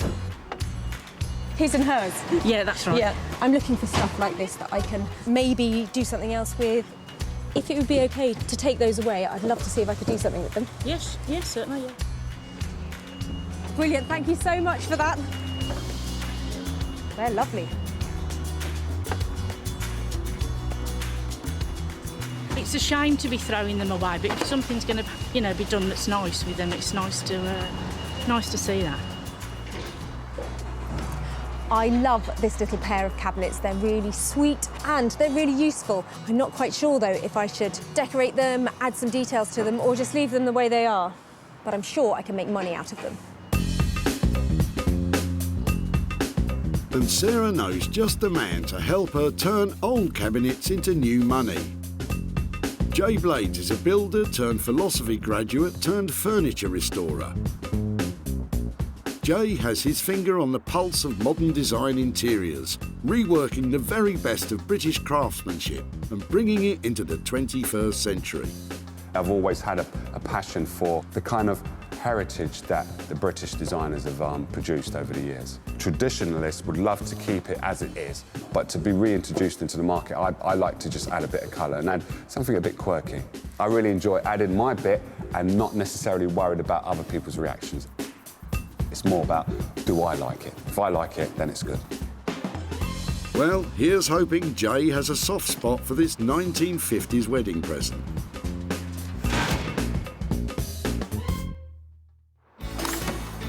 Sarah's now searching for her second item, but she's still found time to try and inspire Nigel about what to do with his old shelves. Well, I love to make something out of anything, but I've tried it as a planter and I just can't find any use for it in my brain. So. Yeah, I know they do sort of upright vegetable gardens these days, don't they? Yeah. So you can put them against the wall and grow stuff. In fact, I'm going to take that back on the little strawberries. That's a really good idea. I'm taking that home with me. I'm glad you just pricked my conscience then. Nice work, Sarah, but be careful or there'll be nothing left for you. And don't even think about it. You know you can't just grab something out of the skip, so behave yourself. Instead, why don't you sneak a peek at what treasures Richard might be about to tip? I've spied something exciting in the back of your car. Sorry to bother you. Okay. Is that yours? Have you had it for a long time? I've had it, nearly 40 years, but it wasn't mine originally. It was given to me, and I've been just using it to keep tools in. Really? And what, you just had enough of it now? We're moving house, and so I want to clear out a lot of stuff that we don't need anymore. It's got a great shape to it, hasn't it? And it looks so battered and worn and really cool. It's got character. Yeah, I really like that. I'm looking for things that I can repurpose or upcycle or turn into other things. And there's something about that is just so beautifully worn. You can't recreate that, and it's really quite appealing for me. Okay, well, it's all yours. You want it? I'd really like it. I really would. I don't know what I'm going to do with it, but I absolutely love that. Thank you very much for letting me have it. You're welcome. Well done, Sarah. I had a feeling Richard was going to come up trumps. But what does he think you'll do with his old toolbox? Yeah, I haven't got a clue. I can't imagine, but it'd be interesting to see. I can't wait to see what she does with it. I absolutely love this. There's something about its chunkiness that is shouting laptop or some sort of place where you put some technology. It'd be amazing if you opened it up and you had a screen on the top and a keyboard in the bottom. I think this could be a portable office. Lots of space for other things. Just really cute, and it's got just about the right amount of patina and wear on it that makes it really appealing to have on your desk. A chunky little piece of loveliness. Are you sure, Sarah? A 21st century office in an antique box? It all sounds a bit far-fetched. But if it's something electrical you want, then there's one man that might just be able to help. Meet Horse, electronic superbrain. Horse was chief engineer for a world-renowned audio recording company for over a decade. He's now taken his love for restoring vintage sound equipment and made it into a business. My name's Mark, everyone calls me Horse. I'm electronics engineer by trade. I enjoy refurbishing vintage equipment. I'm also interested in kind of antique radio equipment. It's always a shame to see stuff like that go to waste. I think it's great that that you're giving a second life to something that would have essentially just been smashed up, thrown in the rubbish. So yeah, it's definitely a job and a passion. Horse might know his way around a circuit board, but let's just hope he doesn't get his wires in a twist when Sarah presents him with this empty old toolbox. Sarah's now got 2 items crossed off her list, but she can't relax just yet. She still needs to find her third and final piece. And it looks like she's not the only one who's hard at it. Emptying garden waste. We cut my friend's garden and get rid of the stuff. It's hard work though. We gotta get on with this. And you like to say, we still want to work.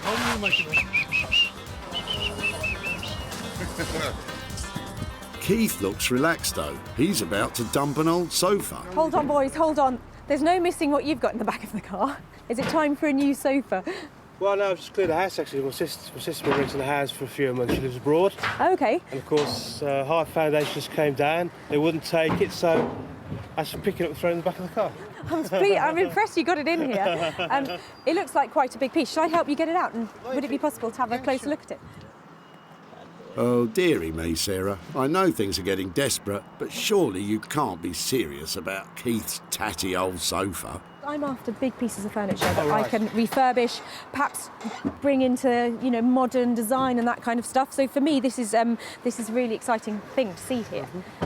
It would be great if I could stop it going into the skip and take it away and try and do something to it. Right.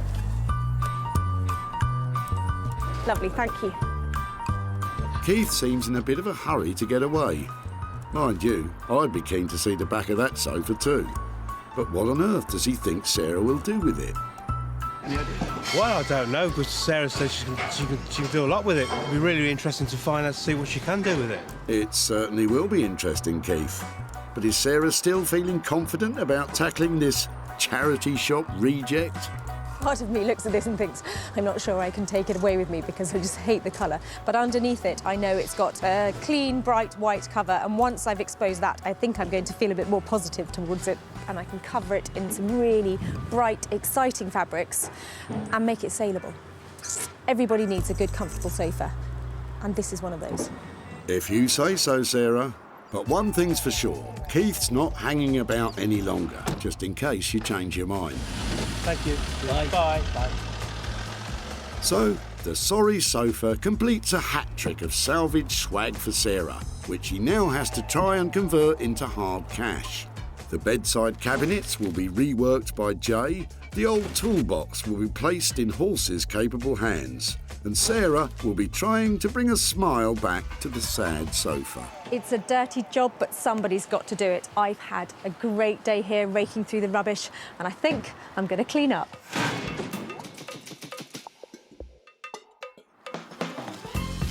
Sarah's first stop is deep in the heart of the Black Country, Wolverhampton, where a thriving arts and crafts scene is emerging. And leading the charge is woodworking genius Jay Blades. As ever, Jay has absolutely no idea what Sarah has in store for him today. So exactly how confident is he feeling? Depending on what she brings, I will be able to see if I can work my magic on there. But also Sarah will have some ideas that might not be commercially viable.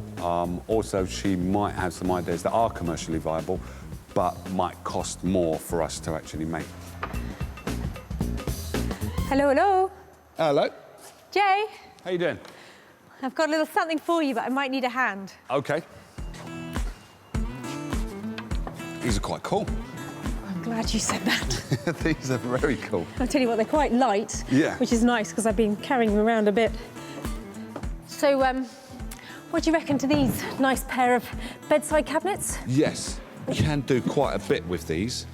The thing that I would kind of do with these would be try to restore the outside and then inside just go a fusion of colour and hopefully put some holes in here so it becomes kind of like a more modern thing so people can charge their phones in there and stuff like that. And I might, depending on how the cover comes out, I might introduce a colour there, but I won't introduce a colour that's going to make this look a bit too out there. It's going to blend in.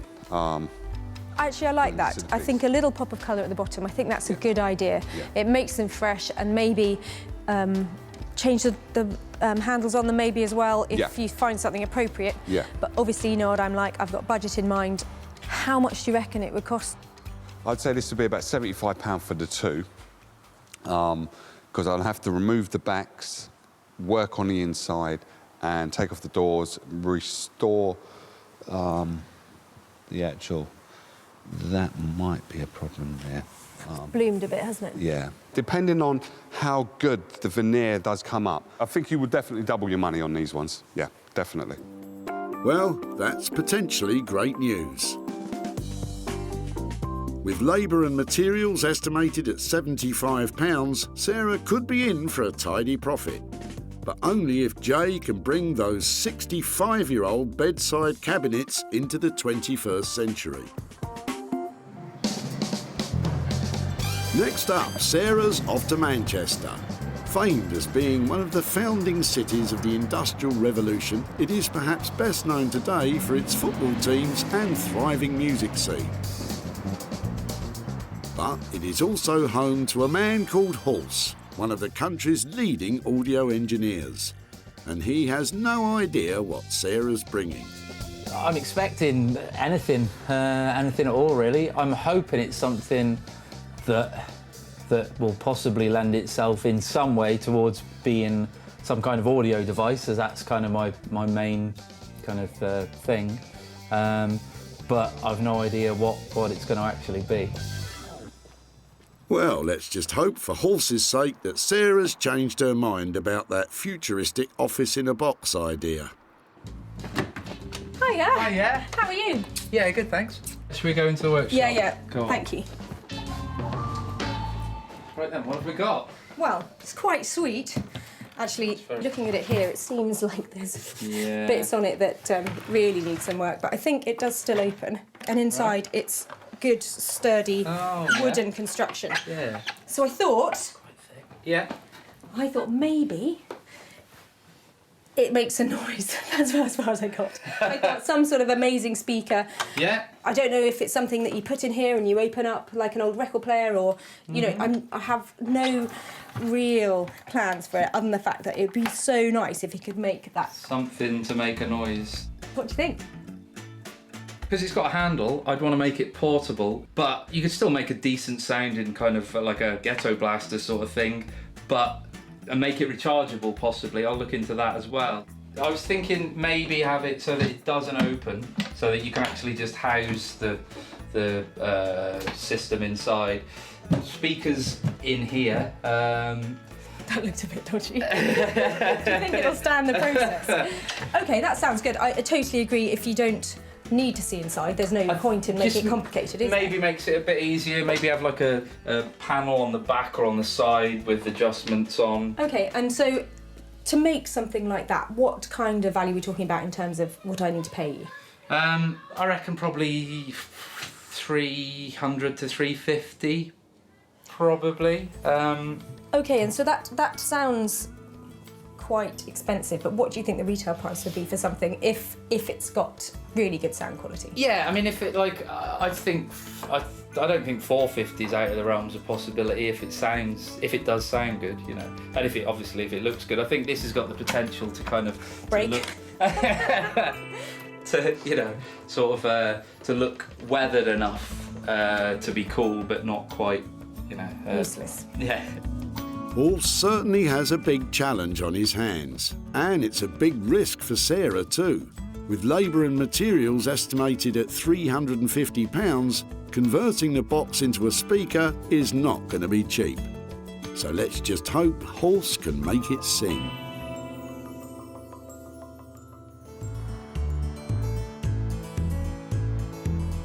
It's time for Sarah to head home to the idyllic countryside of West Sussex.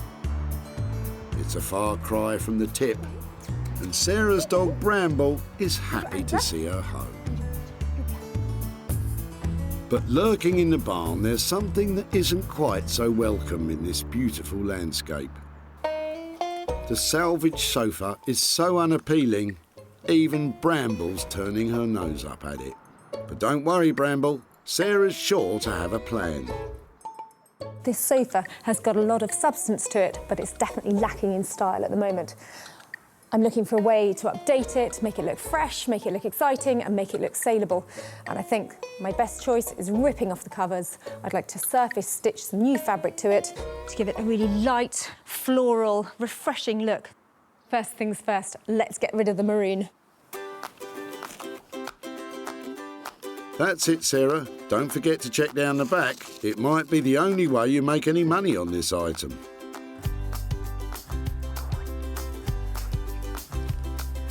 That's quite promising, really, isn't it? It's well made. It's improved immeasurably already. Sarah should be pleased. Not only is the sofa in good condition, it also has the regulation fire safety tags attached. But she can't leave it looking like that. No offence, Bramble, but dog hair and white sofas, it's not a good look. So what exactly is Sarah going to cover it with? I found some of these old linen pillowcases that I've had for ages that I got at a car boot sale. They're really nice. And I'm hoping that I might be able to make the back cushions for the sofa out of those.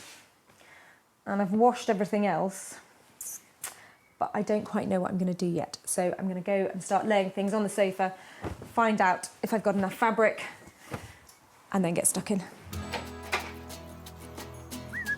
Come on. But it's not just Sarah's fabric that's worrying her. There are swallows in here, and I think they're about to fledge. I hope they have.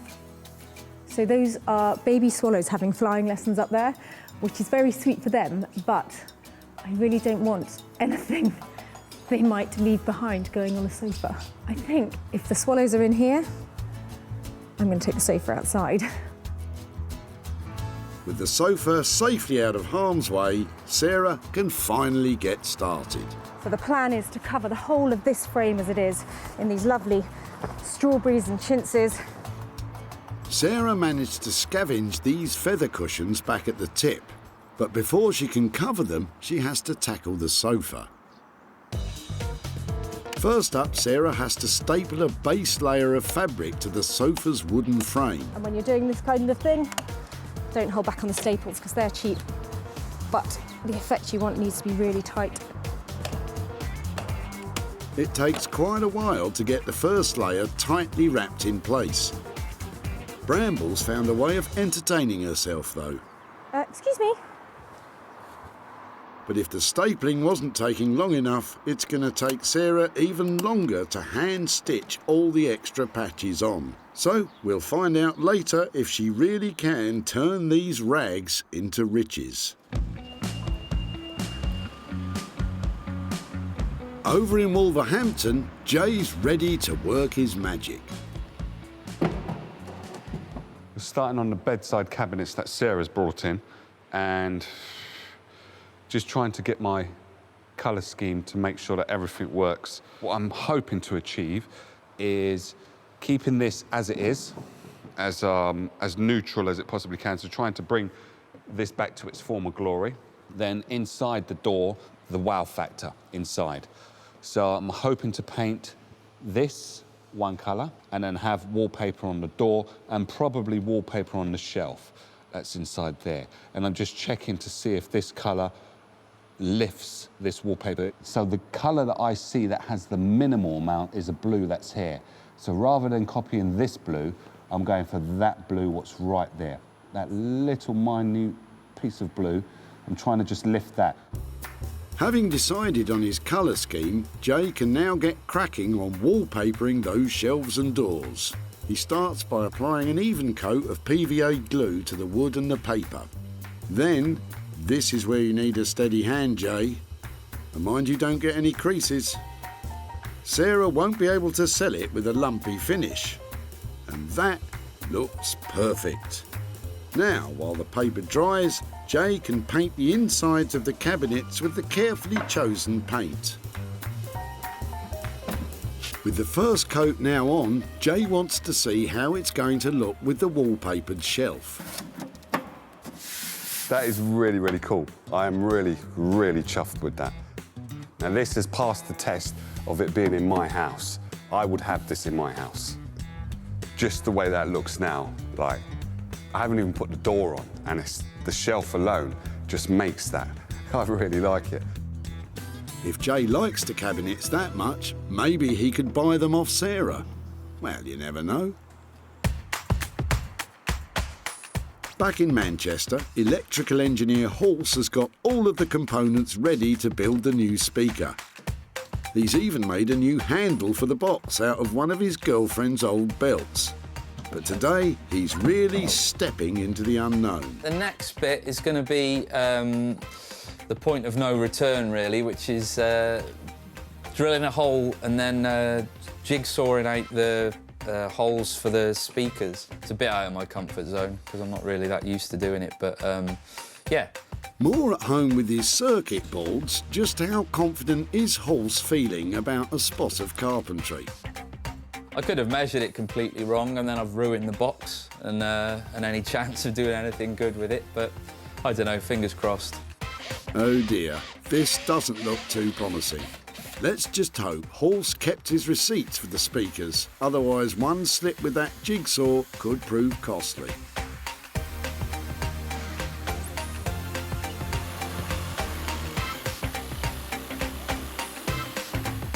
With the first hole cut, it's time to see if Horse's measurements add up. Will the speaker fit or fall straight through the hole? Just double check, oh, there we go. Not too bad. Nice one, Horse. I never doubted you. Now, you just need to do it all again for the second speaker.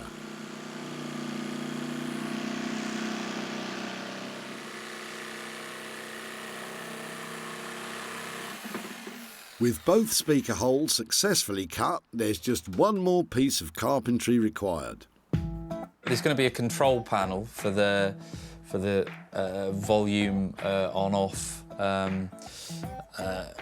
I've pre-made that out of a piece of checker plate that they'd normally use for kind of fire escapes and things. I thought it looked quite cool on this, but I just need to make the actual hole on the side of the box now.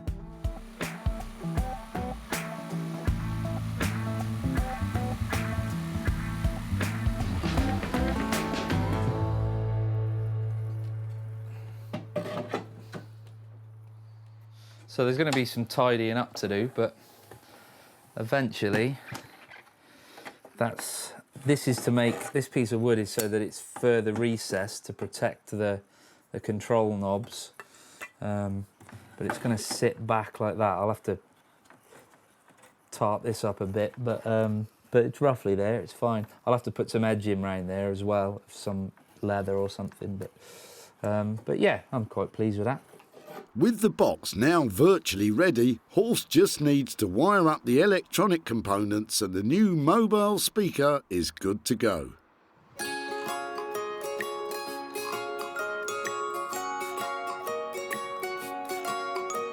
Meanwhile, in West Sussex, after hours of stapling and sewing, Sarah has almost finished the new sofa. So the more I sew onto this sofa, the more I like the look of it. I have patched all the way around really tightly, and I know you can see the stitches, but it's all part of its handmade charm. I can't make it look much neater than that, so I thought I might as well really go for the rustic look. So I've just sewn these panels of vintage offcuts all the way around here using a curved upholstery needle. With the patchwork complete, now all Sarah needs to do is to add the cushions. She made some basic covers for them earlier by using more of the vintage fabric. I can hardly remember what it looked like when it was maroon. Thank goodness. Thank goodness indeed, because the old sofa was so tired and worn, it was even rejected by a charity shop. But now, Sarah has utterly transformed it. With just a bundle of vintage remnants, she's made the sofa bright and welcoming and just bursting with old-world charm. And after all her hard work, I think it's time Sarah put her feet up. So, I hardly want to sit on it because I just know I'm going to have to plump up the cushions again, but now that is a really good selling point because this is so comfortable. It really is. It's lovely.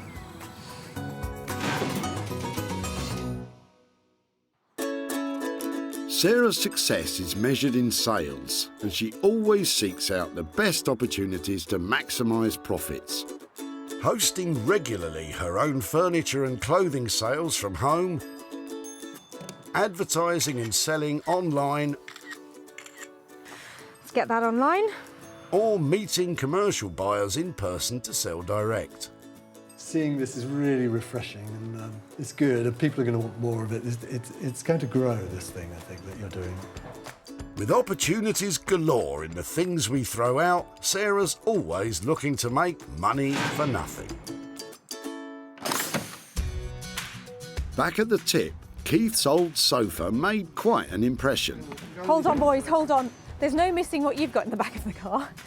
I'm impressed you got it in here. Having served its purpose and been rejected by a charity shop, Keith was only too happy to let Sarah take the sofa away. Sarah says she can do a lot with it. It'll be really interesting to find out, to see what she can do with it. Well, after covering the sofa in beautiful vintage fabrics, Sarah decided to put it up for sale in one of her barn sales. And the response was overwhelming. Just sold the sofa. Now it's time to show Keith what she did and to see if there were any profits from the sale. Hi, Keith. Hello, Sarah. How are you doing? Very well, thank you. Nice to see you nice again. to see you too. I've got a few things to show you about the sofa that we took. I've got some pictures on here. That's the one, isn't it? Yes, that's the one, yes. So we started off, we stripped off all the covers from it, and I actually chose some vintage fabrics to re-upholster it. And looking completely different, I think. Wow. What do you think? Fantastic. I just can't recognise it, you know? It looks good, but did it make any money? We did go through a bit of a process with the sofa, and I spent £120 on it. Oh, right. But I did manage to sell it for £1,200. Wow. So Keith, I've got for you £1,080 for your sofa. Oh. All yours. Thank you. Wow. Absolutely flabbergasted. I really am. From the day when I took the tip, I did not expect today for this to happen. With £120 for materials, Sarah made the sofa 10 times more valuable, which means Keith really is walking away with £1,080. And I just wonder if you'd have any plans for what you might do with over £1,000. Well, I think put it towards a holiday. Oh, fantastic. That would be great. Well, I tell you what, I am so pleased to have worked on it. I love the fact that that might take you somewhere, and it was really cool to have saved the sofa and made it into money. Thank you. My pleasure. Thank you ever so much. Thank you so much.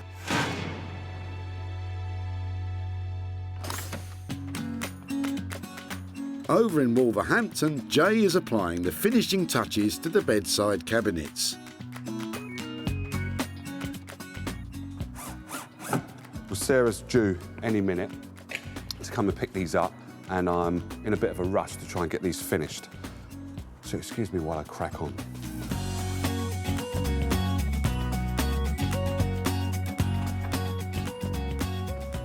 Jay? Hello. Hiya, how are you doing? I'm very good, but I'm not ready for you to see them just yet. Do you want me to come back in a minute? Just give me 2 minutes and I should be ready. I'll go and have a coffee. I'll see you in a sec. All right. Don't worry, Sarah. I think it'll be worth the wait. When she last saw them, the 65-year-old bedside cabinets were looking tired and worn. But now, with a delicate restoration of the veneer, a splash of colour and designer wallpaper on the doors and shelves, Jay has reinvented these relics for modern living. Looks gorgeous. Jay's pleased with them, but it's now finally time to find out what Sarah thinks. Oh, there they are. What do you think? They look fab. They're really shiny, aren't they? They are really shiny. And I'm loving the blue. It's a good colour combination. May I look inside? Of course you can. What Go have you for it. done?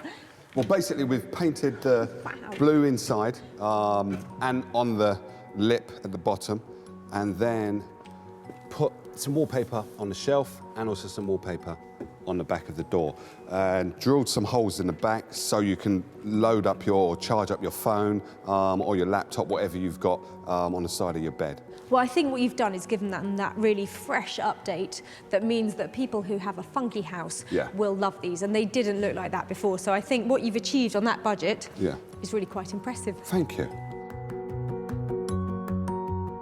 I think Jay has really managed, just with a light touch, to make those cabinets look contemporary. He's put that lovely designer wallpaper in there and that popping blue colour on the base. And now I have a chance of selling them for some real money. I think Sarah's reaction was really, really cool. She really liked them, and hopefully she should be able to sell them. As I said, they will pass my house test, so let's see if she can do it. When Sarah first met Judith at the tip, she was letting go of her parents' old bedside cabinets. Wow, they've got some age, haven't they? Yeah, yeah. I think about 1950s, I think. Mum and Dad's wedding present. His and hers? Yeah. Yeah. Brilliant, thank you so much for that. It's a shame to be throwing them away, but if something's going to, be done that's nice with them, it's nice to see that. Top vintage furniture dealer Martin couldn't agree more. Who did that? J Blades. Did he? It's amazing. I like that. Bedside tables, and particularly a pair, are really desirable things, so they're easy to sell. Martin was so confident the cabinets would sell that he bought them for his shop. Now, Sarah is off to tell Judith what happened to her parents' old wedding present, and hopefully to give Judith a gift of her own.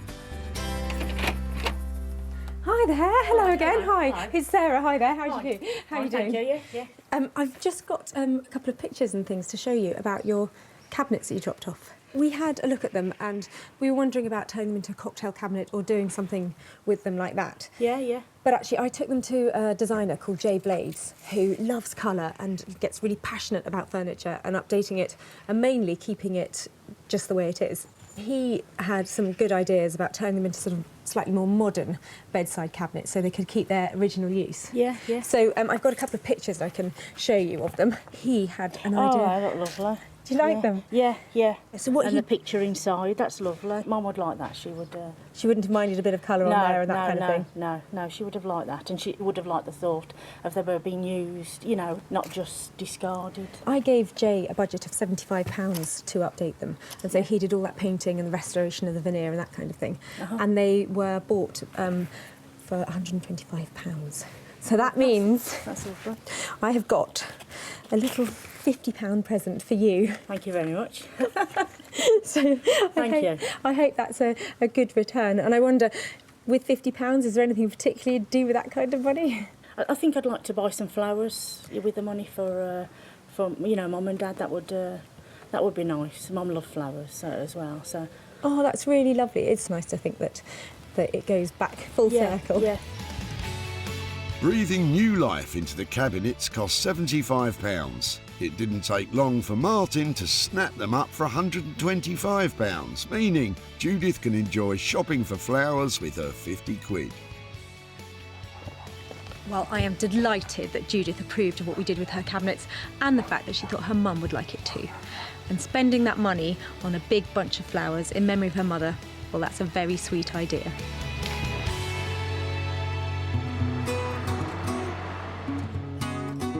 In Manchester, Sarah is on her way to collect the third and final item. When she last saw it, the old toolbox had some charm, but no longer had a purpose. But now, Horse has turned it into a fully functional and stylish mobile speaker, complete with a rechargeable battery, Bluetooth connectivity, and even a USB charger. So how's he feeling about Sarah coming to see it? I think there's quite a transformation, so I think hopefully she's pleased with it. I think it looks quite cool, but then I'm a massive nerd, so I quite like the idea of a Bluetooth-powered speaker, but I'm not sure everyone's that fussed about it. I love surprises, Horse. How's it gone? Pretty good. Oh! You're nuts. Do you know that? You are nuts. Look at that. Wow. So you've been really busy, haven't you? What on earth have you put inside there to make it like that? There is a very hefty battery, so you've always got this kind of compromise between battery life and weight. So that's the battery. I mean, okay. It's not short of a car battery really, but it's going to last. Okay, so normally this won't be on show, will it? No. Right. Normally these are shut, and then there's also screws to put in the side just to properly seal it, because you wouldn't really want it open. So, yeah. Horse, you're really clever. Do you know that? It's got an instantly attractive look about it. And what this bit here? So this is. Yeah. Talk me through what gadgets you've got in here and how it works. So that's sort of on and off switch is the big switch there. Main volume control. That's an input, just so you can plug anything into it that's got a mini jack connector from like a smartphone or whatever. This switch either turns it to the input, or if you turn it to the right, then it engages the internal Bluetooth receiver. So You can just use it without having anything connected to it.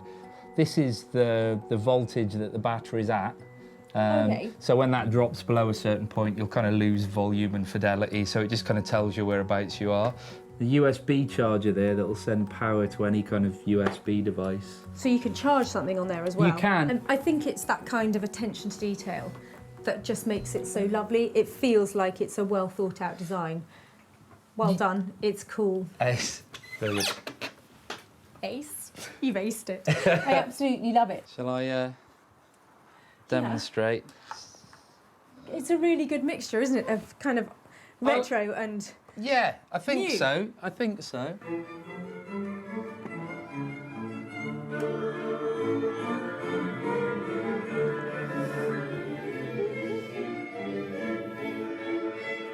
I want to go on a big picnic right now and have something really coming out of that somewhere. You know, it needs to be taken out, doesn't it? It needs to go on a journey because of what it is. Yeah, exactly. It's completely made for that purpose, so yeah. I think it's absolutely amazing, so thank you so much. I'm going to take that right now. Well, I think this really speaks for itself, don't you? Well, the speaker's a definite hit with Sarah. Now, if she can bear to let it go, she needs to try and sell it. When Sarah first spotted Richard's old toolbox at the tip, it was coming to the end of its useful life. I've had it, nearly 40 years. Really? And what, you just had enough of it now? We're moving house and trying to clear out a lot of stuff that we don't need anymore. It's got a great shape to it, hasn't it? And it looks so battered and worn and really cool. It's got character. Yeah. The characterful box just needed a new purpose, and with Horse's help, that's exactly what it got. Now it's time for Sarah to show Richard what happened to his old box, and hopefully she's got some profits to share with him too. Hi there, Richard. How are you? Sarah. Yeah. Hi there. How are you? Yeah, very well. Nice to see you again. I've just got a bit of an update about the box or case or whatever you called it. What did you call it? I think it's a case, but... And I know that when we caught up at the tip, it was something you said you just used for storage and you'd had for, That's right. for ages. When we took it away, did you have any ideas about what we might do with it? None whatsoever. So I'm quite excited to see what you've done. We decided we'd make it into the most amazing boombox. Oh, excellent. A music machine, the like of which you've never seen before. I've got some pictures to show you. It went to a chap called Horse, and he turned it into this fantastic machine, and he has plumbed in the most amazing sound system in there. Yeah, that looks amazing. It's a work of art. It's beautiful. Now, normally at this point, I'd say I've spent £300 on it and I've sold it for X, but at the moment, I haven't sold it. Right. But I've got high hopes for it. It's such a great looking machine. I personally would absolutely love it. So, but what I'd like to do is, when it sells, just come back to you and give you the money for it. Wow. Well, thank you. So, despite this amazing transformation by Horse, the search continues to find this unique speaker a new home. But the costs of £350 and no profit generated, this could be a potential loss for Sarah of 350 quid. So I'm really disappointed that I wasn't handing over money to Richard, but I've got high hopes that his boombox will sell and I'll be back here with some cash soon. So, Sarah's managed to make a profit on 2 of the 3 salvaged items. The bedside cabinets, beautifully brought back to life by Jay. I'm sure it won't be long before Richard's utterly unique speaker will be blasting some sweet sounds. And of course we have the unwanted sofa transformed into a showstopper by Sarah. We have transformed, restored and repurposed 3 things that were destined for the dump and handed over some money for nothing. Maybe the next time you take a trip to the tip, I could do the same for you.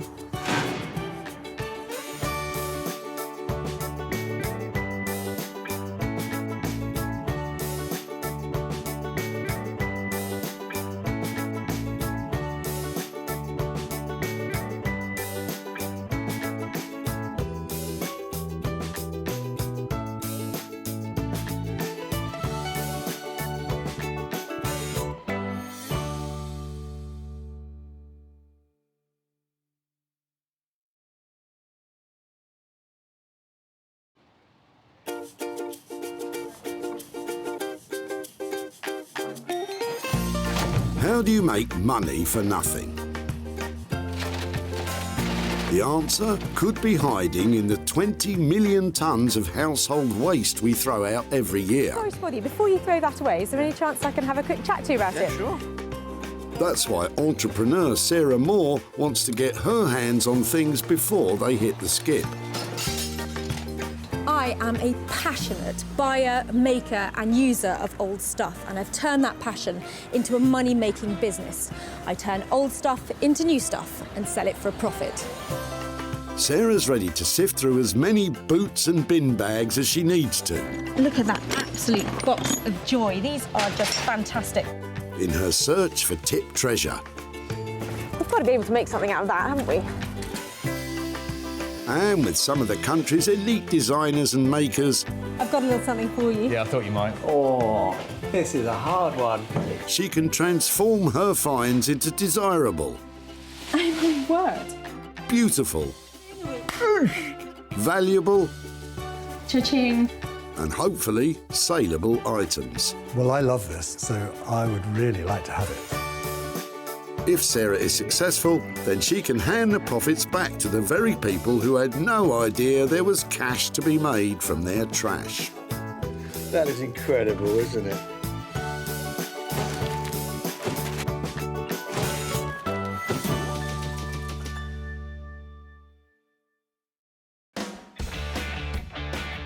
The Bredbury Recycling Centre in Stockport near Manchester.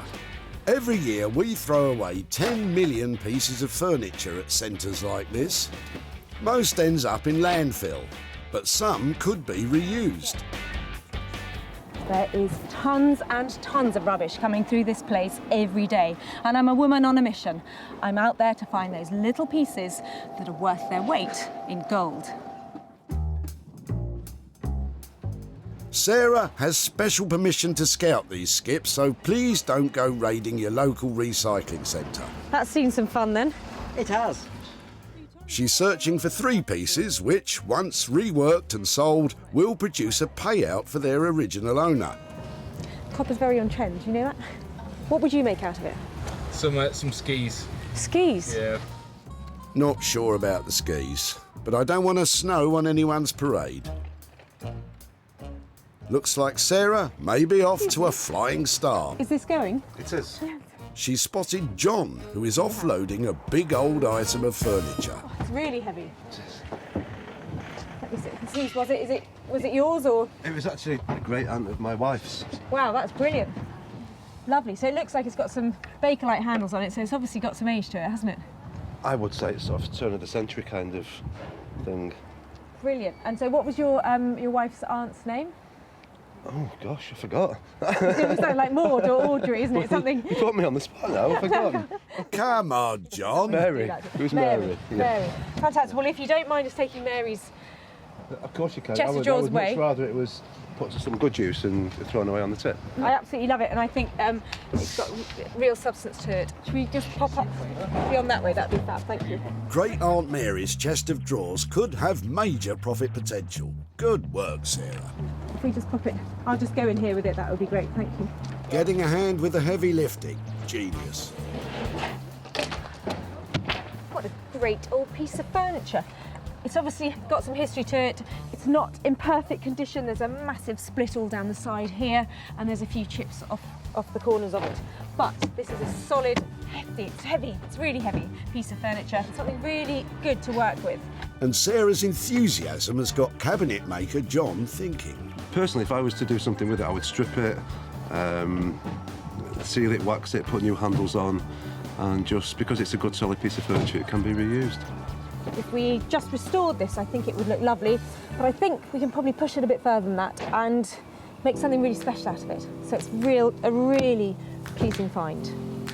And with radical furniture rejuvenator Zoe Murphy lined up to take on the project, this could become a treasure chest. Zoe is a screen printing and textile design queen. Her bright 50s-inspired designs have taken the reconditioned furniture world by storm. She even sells bespoke pieces to Liberties of London, and her work sells at a premium. I work predominantly by putting images onto old pieces of furniture Everything I make is a lot of the time about fun. I'm based in Margate. I really kind of revel in all the sort of faded glory and glamour of the place. So I really believe that things should always be given a second chance, and I try to see the good in stuff like that. Let's hope Zoe sees the good in Great Aunt Mary's chunky chest. Back at the recycling centre, and Sarah is searching out a second item. Would it be okay to have a look through your rubbish? Would you mind? Is that really? Yeah, sure. Nearby, Neil has some interesting looking kitchen worktops destined for the skip, and he's roped in father-in-law Roy to help him out. I'm just the odd job man. I'm the guy who supplies the trailer and the car to bring the rubbish to the tip. Do you mind if I have a look at your rubbish? No, help yourself. Yeah, it's fine. What, new kitchen, is it, or old kitchen, or? Well, it's part of what we've just put a new kitchen in, and it's what's actually left over. Really? Yeah. And so you're getting rid of that bit? Yeah. Yeah, it's heavy. No, don't worry, I'm not going to touch it. I was just looking at it. Would it be something that I might be able to work with, or? Well, yeah. When we put it in, I thought, crack, it's a shame to throw it away, but it's very. Oh, you've got more of it. Yeah. Fantastic, this is my lucky day. Just here would be lovely, thank you. That's amazing. It's got a lovely luxury feel to it. I bet your kitchen looks great, doesn't it? Does your kitchen look good, Neil? Yeah. Yeah? These worktops are sometimes known as engineered stone, which is essentially ground up stone. In this case, marble, bound together by resin. Is there any care that they told you about using with it? It's man-made, so it's a resin. Okay. So you polish it all up. Okay. Polish all the joints out of it. It's a bit like corian. Yeah, that's what I was thinking. Yeah, oh, fantastic. I don't know what I'm going to do with it now. Just big chunks of it, make it really useful. Yeah. That's brilliant. Thanks ever so much. And straight away you can see that these could be made into, Neil, Roy? I have no idea.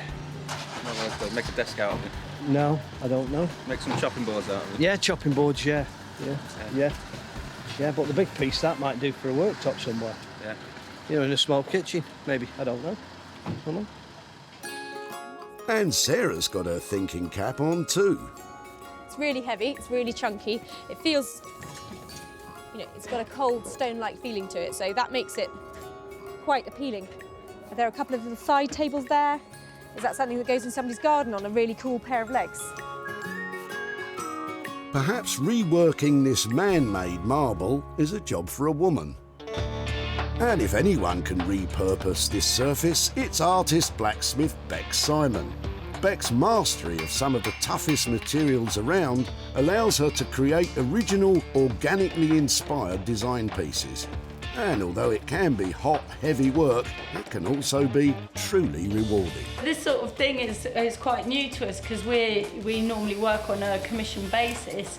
So to be presented something and turn it into something else is quite exciting for us. So I like the challenge and I'm really interested to see what she's found and what we can do to it. So yeah, it'll be good.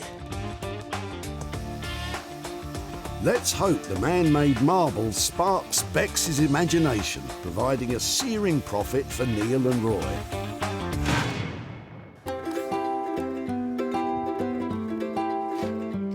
With 2 items allocated to those clever craftspeople, Sarah is back searching the site for something of a personal project.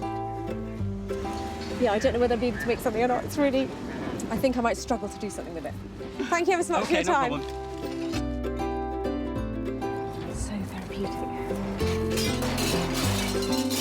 As therapeutic as this may be, I don't think there's money to be made in broken crockery. And at the other end of the dump, Joanne has some old dining chairs that catch Sarah's eye. And you've got a couple of them? You've got 3 of them? Yeah, there's about 3, I think. Fab, I'd love to have a look at all 3. I'm just trying to work out how old they are. So these, yeah, I think these are quite interesting because we've got 3 of them. That's fab, that's brilliant, thank you. And what else? You got dolls in there as well? Yeah. A friend gave us some, and I gave them to my granddaughter, and she was scared of them. Oh, really? That one, she was really scared of that one. You can probably see why, can't you, from a child's point of view? Wow. I think those I can't do much with, but I think the chairs might be worth If I could do something with them, would it be all right to keep in contact and show you what I did with them and that kind of thing? Yeah. Yeah?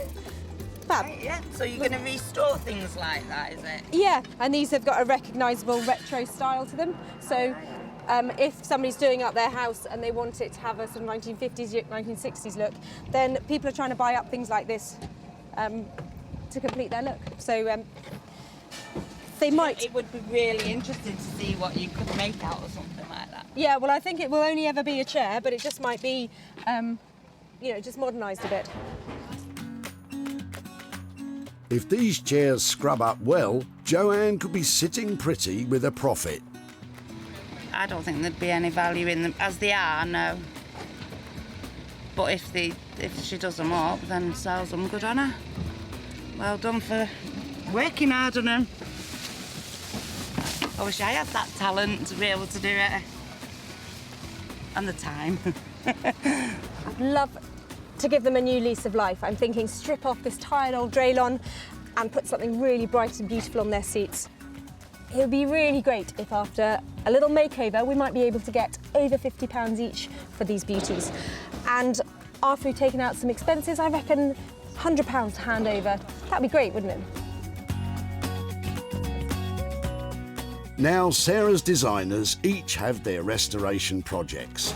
Zoe will reimagine John's chest of drawers. Bex will cook up something fantastic with Neil and Roy's kitchen worktops. And Sarah will set about Joanne's old seats, hopefully ending up with something sensational. I've saved 3 fabulous pieces here today, and I'm going to make lots of money from them. I hope.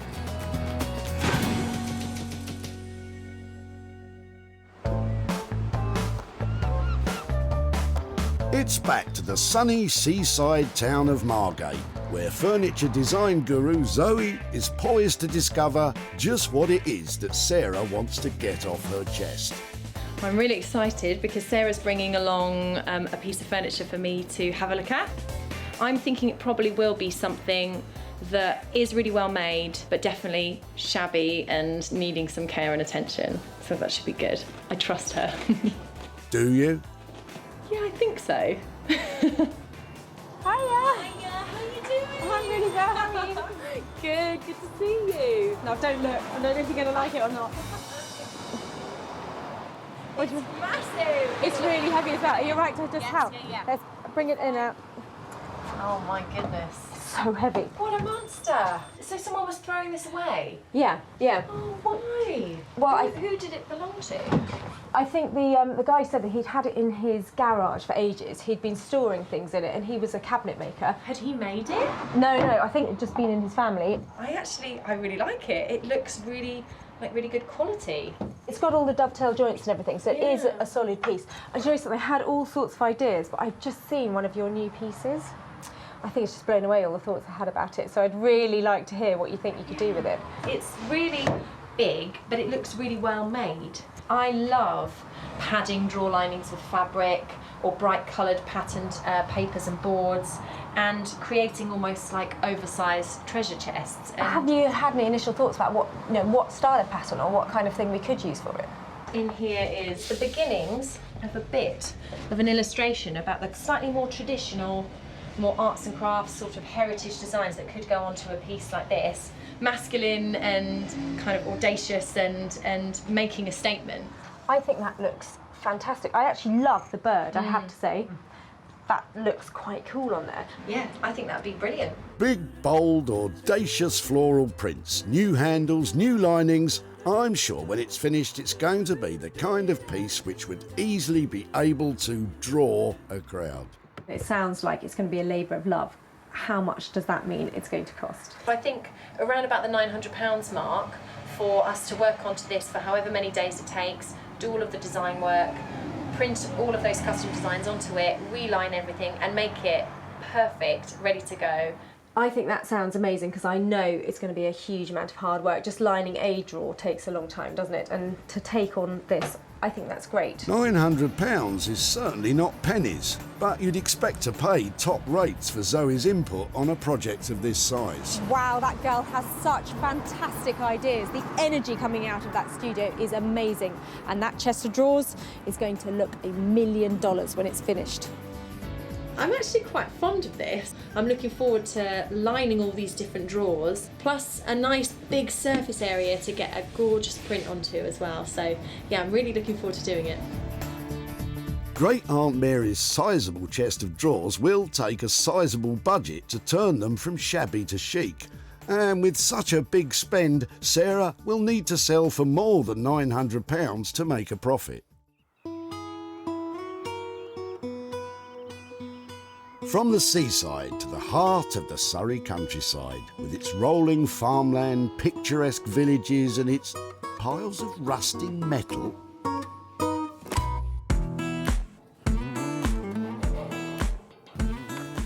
Sarah reckons her newly acquired worktops are best in the hands of Beex Simon.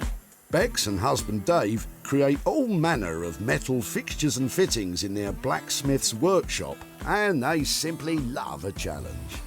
I'm really looking forward to seeing what Sarah's going to bring today. What do you reckon we're making? A coffee table? A chair? A boat. We think we're building a boat today.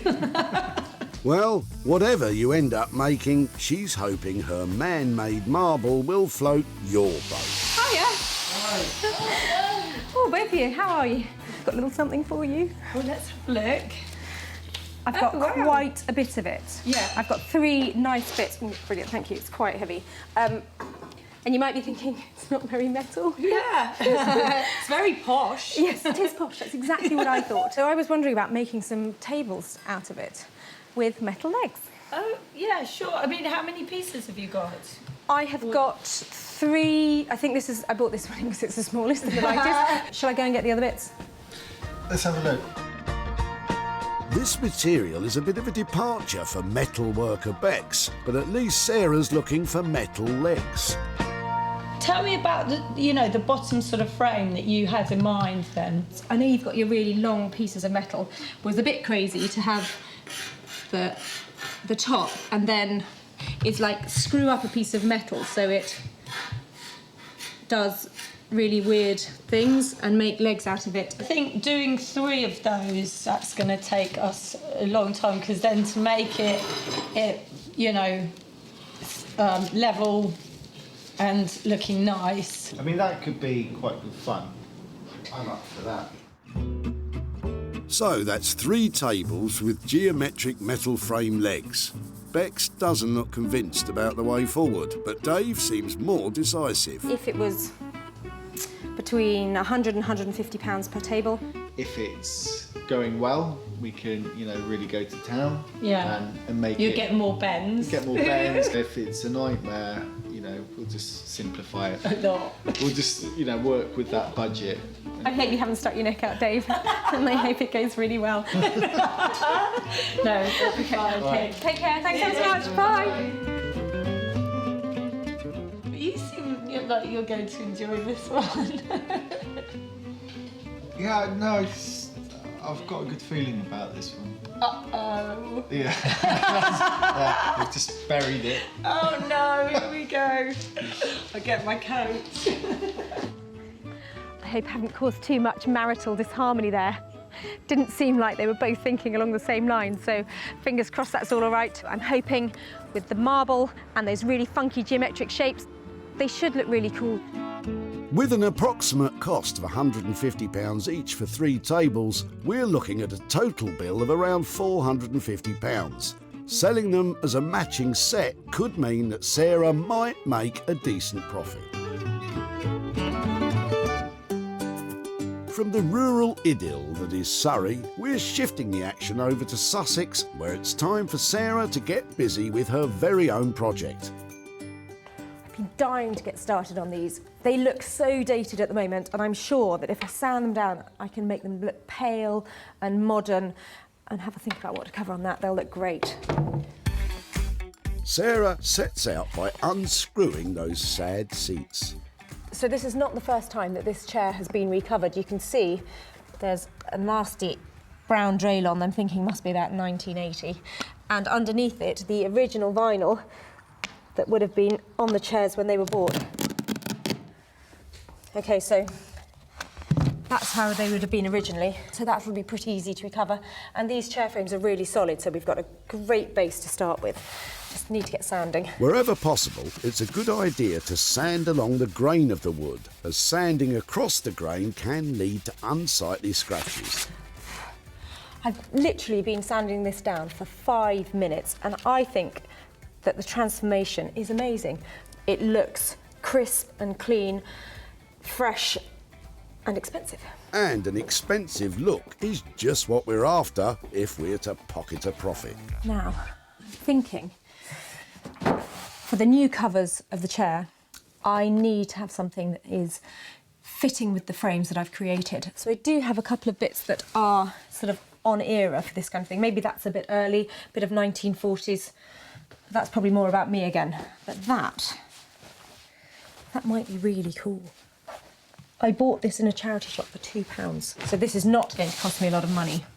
That looks amazing. That looks great. It's just different. It is almost geometric. We've seen a lot of geometric shapes in furnishings recently. It's really unusual, it's really bright, and it's really commercial. That could be the one, couldn't it? That could be the moneymaker. Looks like there's a bright geometric future ahead for these chairs. So all I've got to do now, I reckon, is about an hour's worth of sanding for each chair, pop some staples onto these, and then make my £150. Piece of cake. Walk in the park. Work of a moment. Work of a moment? Well, better multiply that by 3 and crack on. Using the existing seat pads means Sarah is spending just £2 on that fab new fabric. I smell a decent profit for these 3 beauties. Meanwhile, in Margate, Sarah left a tired old chest of drawers beside the seaside, where Zoe is getting this not inconsiderable restoration project underway. Okay. Oh, still a monster thing. I think we're probably going to take the lid off, strip the whole thing back to see what kind of condition the wood is underneath, and then changing some of these handles as well. These are kind of like plasticky, fake Bakelite ones. I've noticed on all the drawers there's actually a keyhole and a lock on every single one. So fingers crossed we'll be able to get these locks working again. We need to get these panels off in order to access the way to remove the lid. I've had to do a lot worse to furniture in order to restore it, would you believe? So sometimes demolishing it, seemingly, is the way that you can take it apart to get it back together again. Here we go. So, from chest of drawers to jigsaw puzzle. Definitely not a project for the faint-hearted. Zoe's next job is to strip the wood, and for this, she uses a professional paint and varnish remover. Leave this for about a minute maybe, nice and thick, and when it bubbles up, it'll have loosened all of the varnish. Always wear heavy-duty protective gauntlets and a face mask when applying a chemical paint stripper. Stripper is working perfectly. It's lifting the varnish, which is really good. Although the wood underneath isn't amazing. A lot of the damage and watermarks are still there. So we're going to have to look at getting them out a bit as well. That looks like it's been in someone's shed and it's had a leak onto it or something like that. With some of the heavy, dirty work out of the way, Zoe can start thinking more about the design stage of this rejuvenation.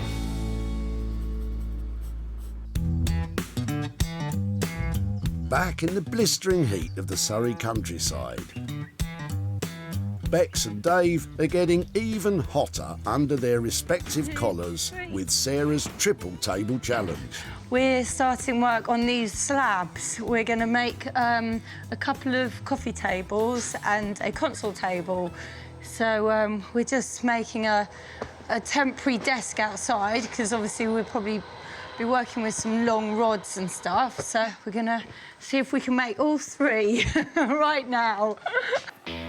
Lengths of steel rod will form the table legs. Once Bex cuts the rods down to manageable lengths, each one will be bent into shape.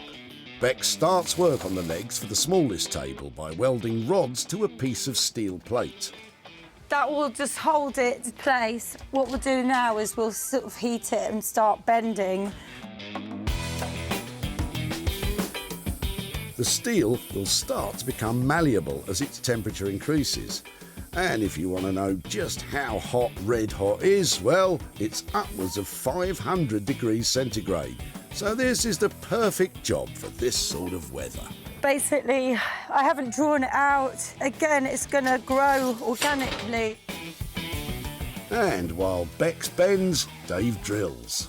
With the table designs developing organically, this really is a case of trial and error. It's all back to front. I'm all confused.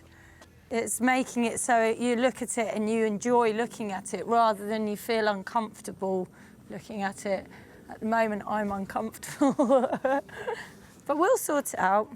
It's part of the fun. And now Dave has spotted a flaw in the smallest surface. So how does that affect their plans? But what do you want to do about that? You know, high-end table, chipping it. It's not really. If that one's chipped, find a bigger one. We've got other ones over there. Yeah, I know, but we've made that for this one.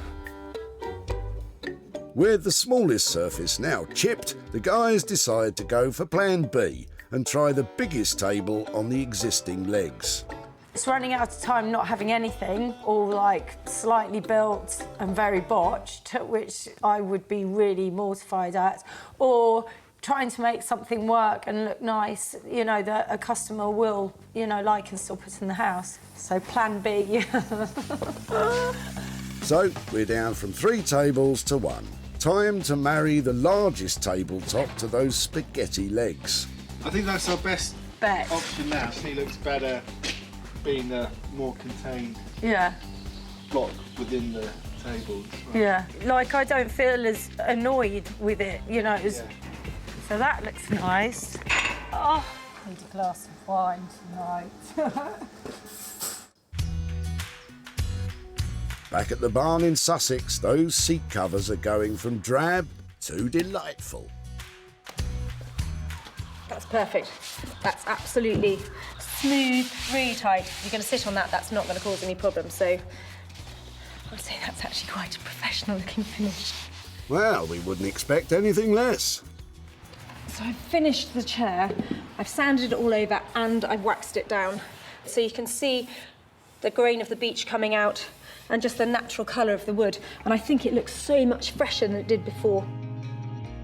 These seats were in a sorry state. But now they're a triumph in triplicate. My £2 car boot fabric, I think, has transformed these chairs. It's now beautifully hard wearing and sitting really well with this lovely grain up here. In fact, I think they look like $1 million. And I'm only going to ask £150. Sarah sanded these beautiful beech chairs and spent a massive £2 on fresh fabric covers. If she can shift them for £50 each, there could be a very healthy profit.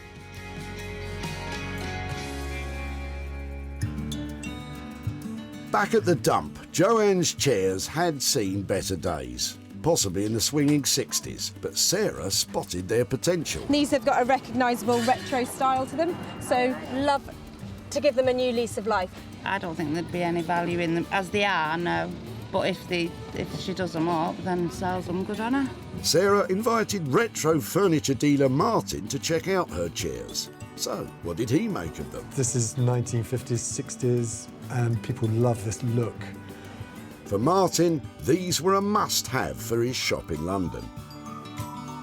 Sarah has come back to Stockport to update Joanne on her 3 forlorn chairs. The refurb was inexpensive, so just how much profit has been made? Got friends. Hello. Hiya. Hello again. How are you? I'm fine, thank you. I've got some pictures to show you of your chairs that we found at the tip, but I was trying to remember where you said they came from and their history. Right. Well, originally they were my husband's before we lived together. I rubbed them down and did Wow, that look at to them. them. They're dead bright. They were dead dull before. They're really nice. They're really nice.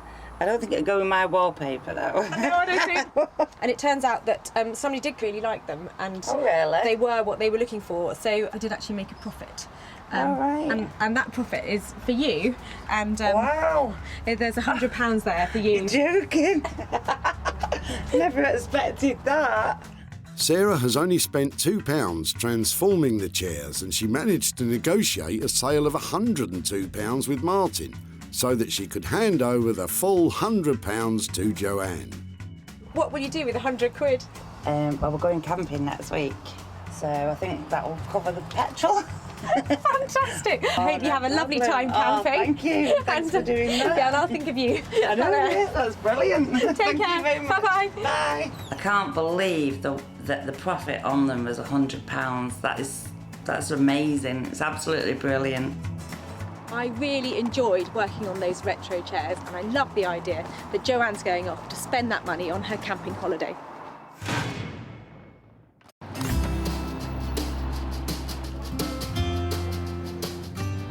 Sarah's back in magnificent Margate, where she left furniture and fabric designer doyenne Zoe with a sizable task. Now, I left Zoe with a real challenge. She had a big, broken, brutal-looking chest of drawers, so I can't wait to see if she's managed to bring that delicate Zoe magic to it. Zoe took a tired, tatty old chest of drawers and has created a stunning piece of bespoke furniture. With hand-printed surfaces, lovingly restored woodwork and new fixtures and fittings. I'm keen to know what she thinks about the all-over print on the front, because that's something a little different. I don't normally do that, but I loved making the pattern for them, so hopefully she'll love them. Hiya! Hello, how are you? Really well. How are you? Very good. It's amazing out there today. It is very nice. Thank you for bringing the good weather to Margate. I have something to show you here. Is that it? Yes, I can see it. Are you ready? Yeah. What do you think? I think it's fantastic. What have you done? Is it paper? Have you... This is all hand printed onto the surfaces, and this design has actually been made especially for this chest as well. It's bespoke. Me pulling on all my textile design background. It is transformed, isn't it? It was never going to look like this, you know. I can't believe you've done it. This interior is just inspired, and I think that when people open it, it'll be such a surprise. Does it work? Yes, I hated the idea of passing on something that had a function but that was redundant, so I jimmied out all of the locks and took them up to my local locksmith, who kind of winced a bit when I said, oh, can you fit some keys for this and stuff, but he did an amazing job, and actually we've got 2 keys that fit every single one, and they've even got little tassels on as well, so. I know that we had quite a big budget on this. I think we left you with £900 to play with. How has that come out? Are we still on budget for that? Yes, we're on budget. I'm always seeming to go a little bit over on things that I'm really fond of, but yeah, we're definitely on the 900. I think it looks lovely, and your finish is always surprisingly good for what you can do with an old piece of furniture. So I don't know how you do it, but I'm so pleased that you do. This restoration wasn't cheap, but then creating a unique design classic was never going to be. Zoe's design and labour costs came in at a whopping £900, so Sarah needs to beat that to make a profit.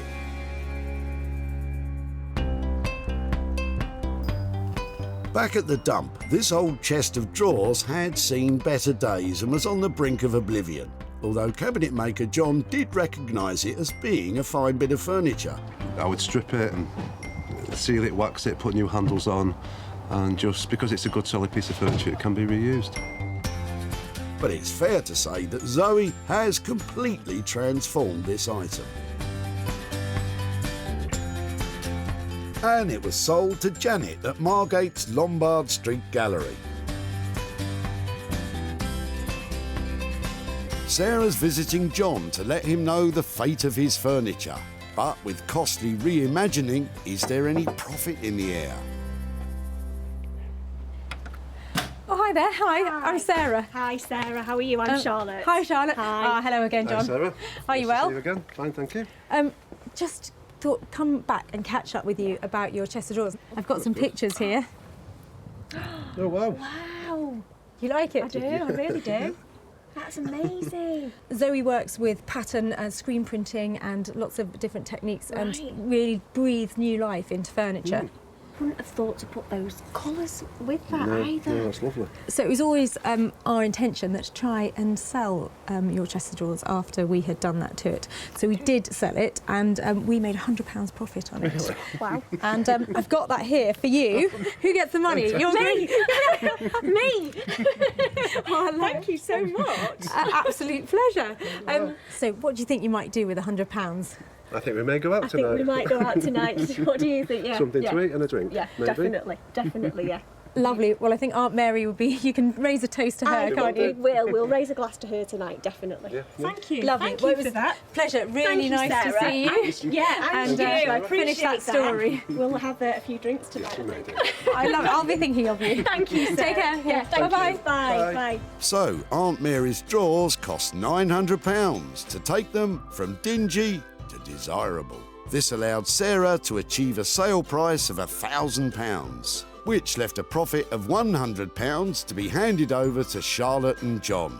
What's done with it is something that we could never have envisaged being No, done. we wouldn't have done that ourselves. Absolutely not. No. And the colours that we used, It looked fantastic. absolutely brilliant. Brilliant. Couldn't have never imagined that No. to look like that. No. It was wonderful. Wonderful. Well, that was a great reaction and hardly surprising, really, given that fantastic transformation of that old chest of drawers.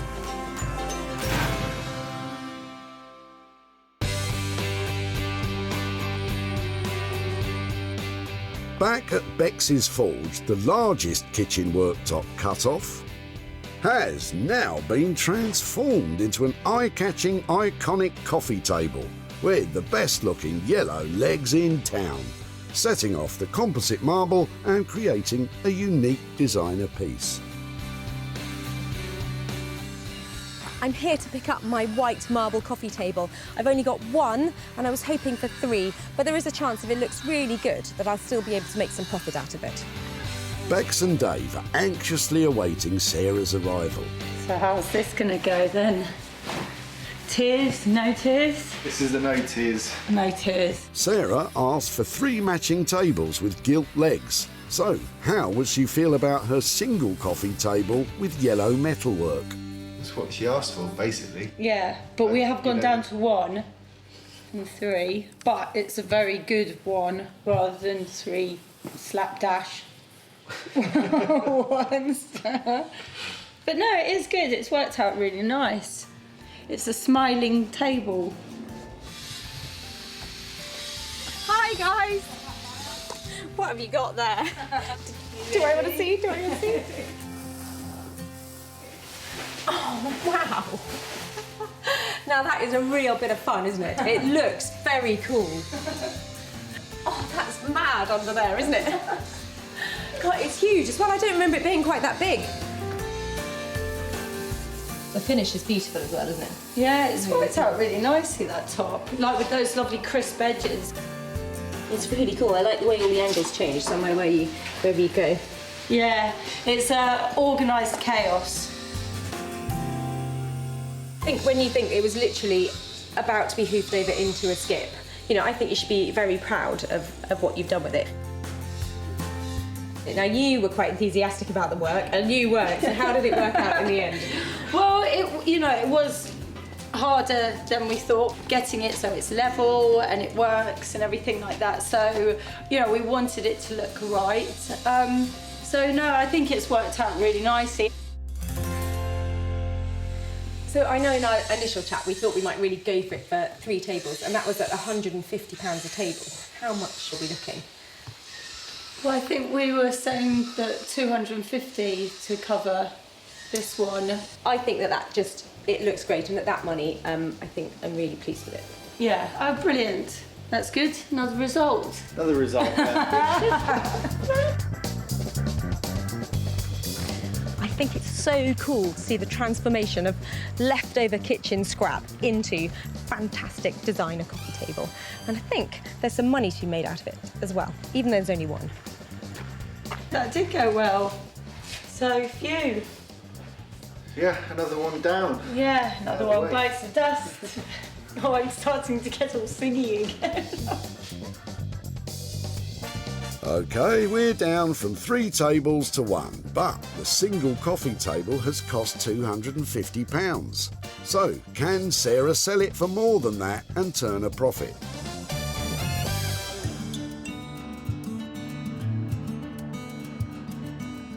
Neil and father-in-law Roy took a trip to the tip to jettison some offcuts from a new kitchen worktop.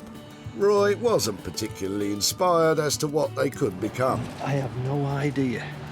Yeah, but the big piece, that might do for a worktop somewhere. Yeah. You know, in a small kitchen, maybe. I don't know. But Bex and Dave created an inspirational coffee table.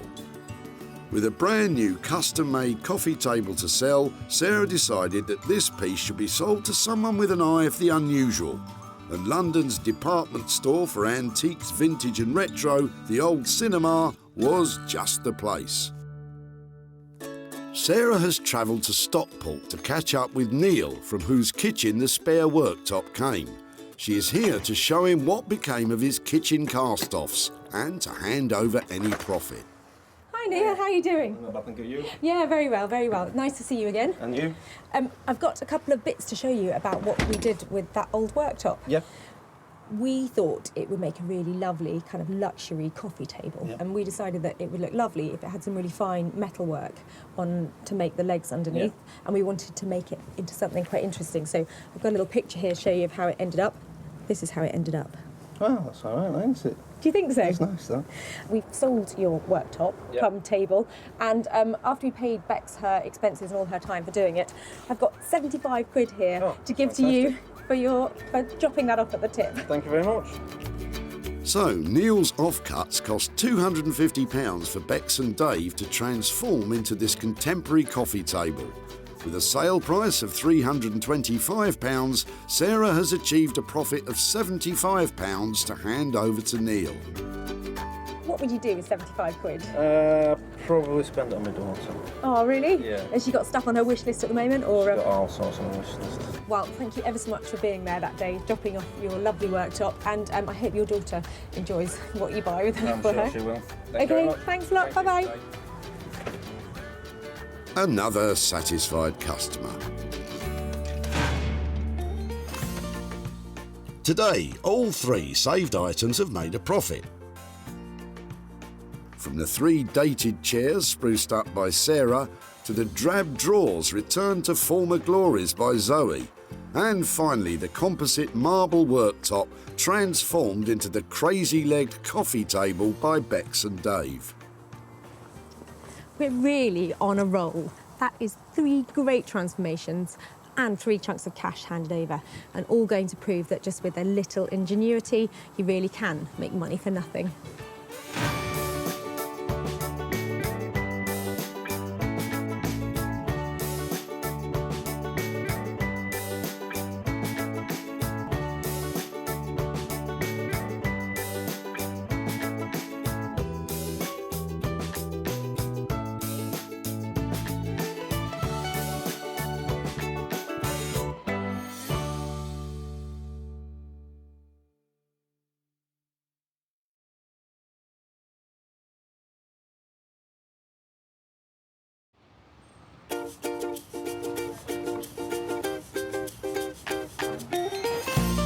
How do you make money for nothing?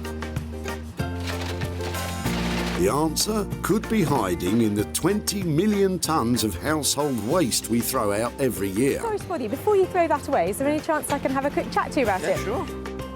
That's why entrepreneur Sarah Moore wants to get her hands on things before they hit the skip.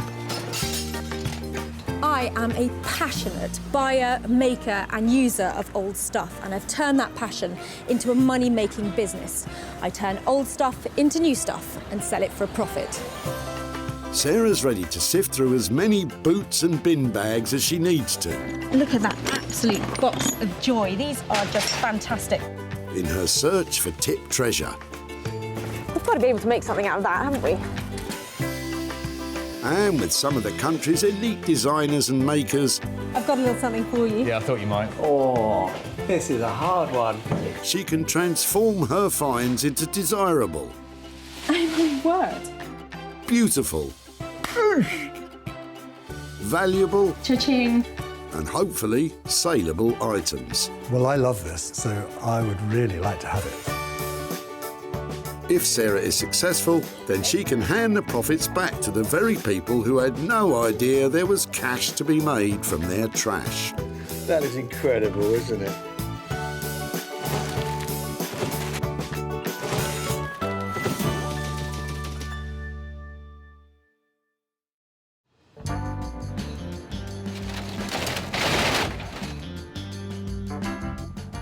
Sarah's at the Bredbury Recycling Centre in Stockport, just outside Manchester, where they can have over 200 cars a day through the gates. I am loving this place. It's so busy. There's cars coming in all the time, and in the back of them, I know there is great stuff that I can make into something fabulous. So I'm off now to have a proper old rummage. Remember that Sarah has special permission to rummage about today, so don't you go pestering people at your local recycle centre, or you'll be the one getting thrown out. I love rifling through the rubbish. Sarah's on the lookout for 3 items with the potential to turn into hard cash for their owners. We're looking for stuff that we can recycle, so I'm thinking there's not much in there, but I think you should take the bunny home. Some things, though, are just destined for the dump. But coming in at the far end, Mike and Judith might be able to give Sarah a step up in her search. There's a ladder just coming up here, so I'd really like to take a look at that. I don't know if we're actually throwing it away, but must be able to do something good with that. Hiya. Hiya. Sorry to disturb you, I know you're busy. I was just wondering, are you getting rid of all of this today? Or? Yes, we are. Really? Yes. Yep. Where's it come from? What's happening? What are you doing? Well, we're clearing a house of wife's late auntie. Oh, really? Yes. Yeah, it's So- a lot of hard work, really. A life leaves behind a lot of stuff, doesn't it? It does, it does. I'm just quite interested in the ladder. If it'd be okay to have a look at it and get it out and see how it works and all that kind of thing. No problem with that. Lovely, thank you. So was this only ever for domestic use? Was it just in the house, or was it? I think it was just domestic use, yes. I love the fact that it's got all the markings on it. It's so funny, isn't it? Because you wouldn't think that ladder would tell the story, would you? You wouldn't really. I love it. There is another set of ladders.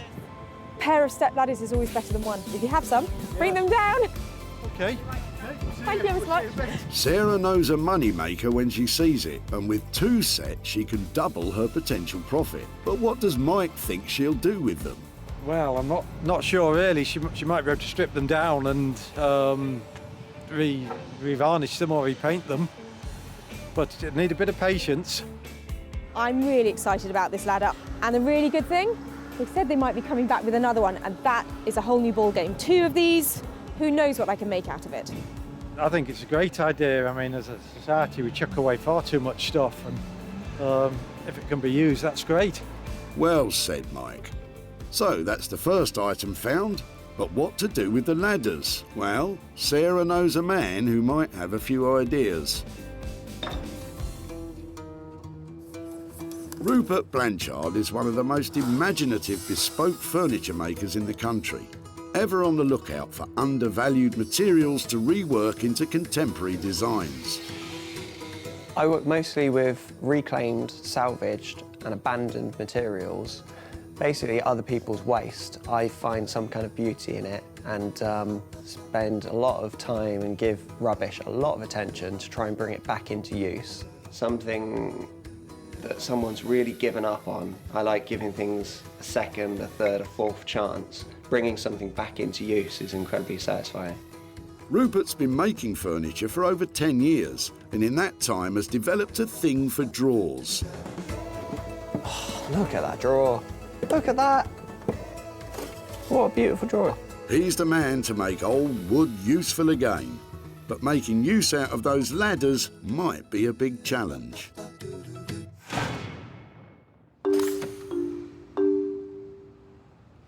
Back at the dump, the cars just keep flooding in. There's too much going on. I can't keep on track of it all. With one item under her belt, Sarah's got a spring in her step and has now set her sights on Andrew's boot. I'm sorry to bother you when you're busy, but I was just wondering, we are looking for things that we might be able to make into other stuff.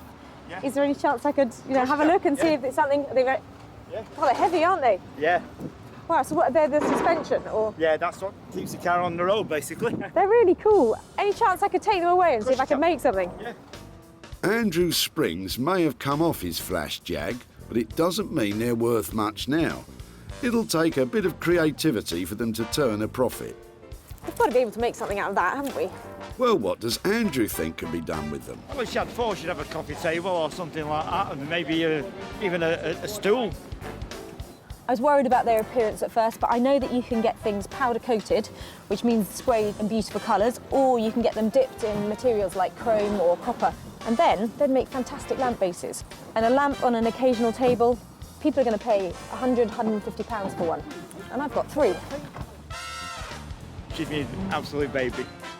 So, thanks to Andrew's baby donating her old suspension springs, Sarah's onto a moneymaker. And she already has someone in mind who might be up to the challenge.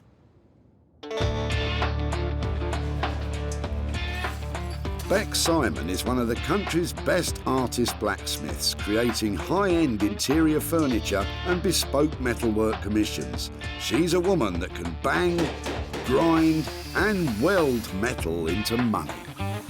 Working with found objects is quite different from what we normally do, because we work with our clients and we produce designs and we work with them. So this is kind of like really freeing up the mind and seeing, what object we've got and how we can make it work into something really cool, modern and desirable. So it's going to be fun. It's going to be fun, is it?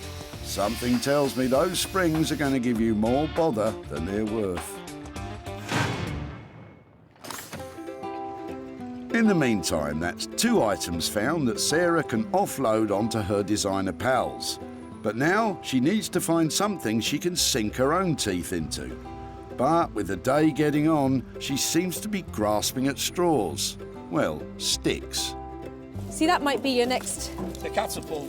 Your next candelabra or something on your dining table. You won't believe you could get a full tree in a car. And it looks like word spread round the dump that Sarah's making money out of their rubbish. Then he only send it to me, not him. All right now. You'll be lucky. But what's this? Eagle-eyed Sarah might have just spotted her own personal project, because Eric could be throwing out just what she's been looking for. I'm really sorry to bother you. I can see you're busy. Yes. I'm just looking at your Monopoly sets. Can I have a quick look? They're my daughters originally. Oh my word, you've got hundreds of bits there. Yeah, hundreds of them, yeah.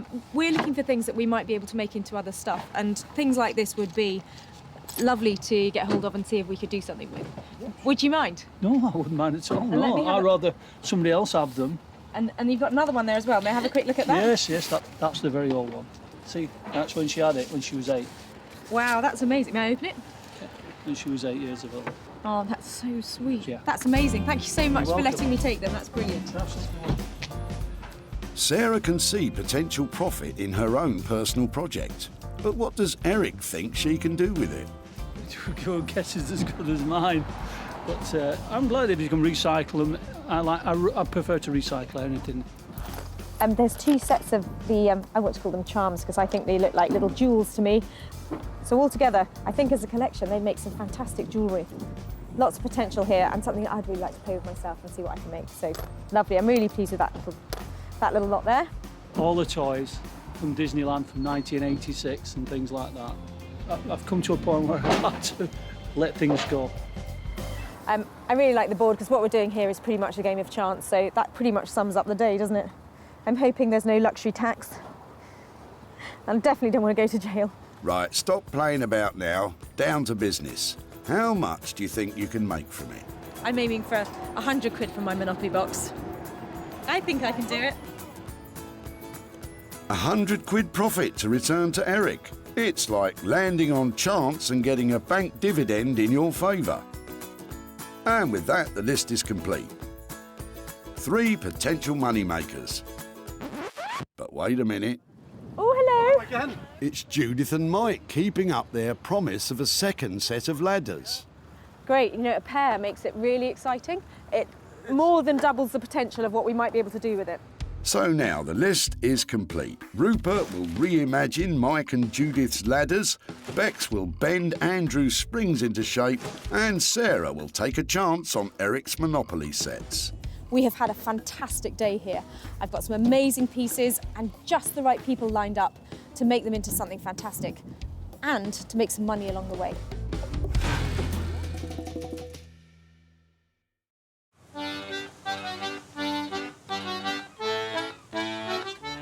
In the southeast corner of England, Margate was once famous for fish and chips and getting sand in your ice cream. But now,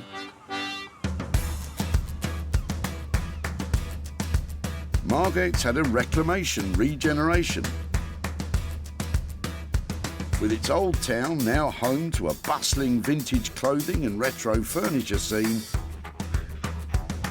and right in the heart of it all is our Rupert. And Carlos the cat. Sarah's about to surprise him with some old ladders. I hope it's something that I'm familiar with and I can identify its history. Rupert, You brought a ladder. do you like a ladder? You brought Wow Years ladders. How could these end up going to landfill? Beautiful ladders. I thought that they were just lovely. I loved the fact that the stuff they were covered in was the story of the house that they come out of. They were part of that home. This is the bedroom, that's the dining room, that's the hallway. Is there anything particular you want me to play with, or am I allowed to just go wild with these two? So I'm seeing maybe a couple of pieces. Do you think that's the direction to go? Well, I think they started out life as 2 separate pieces, and although I'd love to join them together some way, my initial feeling is to make 2 pieces, but 2 identical pieces to make a matching pair. Perhaps one of the ideas is to make a metamorphic chair, which is a kind of chair that they used to use in little studies and libraries and places where they didn't have room for both a ladder and a chair. But somehow I'd like to bring another element into it. So chairs that flip around, they turn into ladders, they flip around again, they turn into a coffee table. Maybe there's some way that the 2 matching elements can lock together and become something new. Rupert's transformer chair is more commonly known as library steps. First built in the early 19th century as a space saver, they could be used as little stairs to reach topmost bookshelves in libraries, whilst doubling as domestic furniture. But the question is, how much is it going to cost to construct? There's got to be somewhere around a couple £100 per item to design and produce the final piece. But we kind of have to see if you're what we can do once we've deconstructed it. We learn more, and you have a better idea about what the final outcome will be. At that price, I've got real potential of making some money for those people and surprising them with some worthy, proper chunk of cash, and that would be just the best outcome. We'll give it a good go. Right. Wow, I love Rupert's ideas for the ladders. A pair of things, always more saleable than one, and a metamorphic furniture, these things are going to be fab. So chair, ladder, and possibly table, can't go wrong. I want to do what's right for this piece of rubbish. You and me both. So, it's £200 each for 2 items. Or is it £400 for one big item that fits together? Either way, at that price, Sarah's confident of a tidy return. Sarah's next stop is away from the hustle and bustle of seaside salvage and into the heart of the English countryside. Tucked away in amongst the quaint villages is the place where metal goes to die.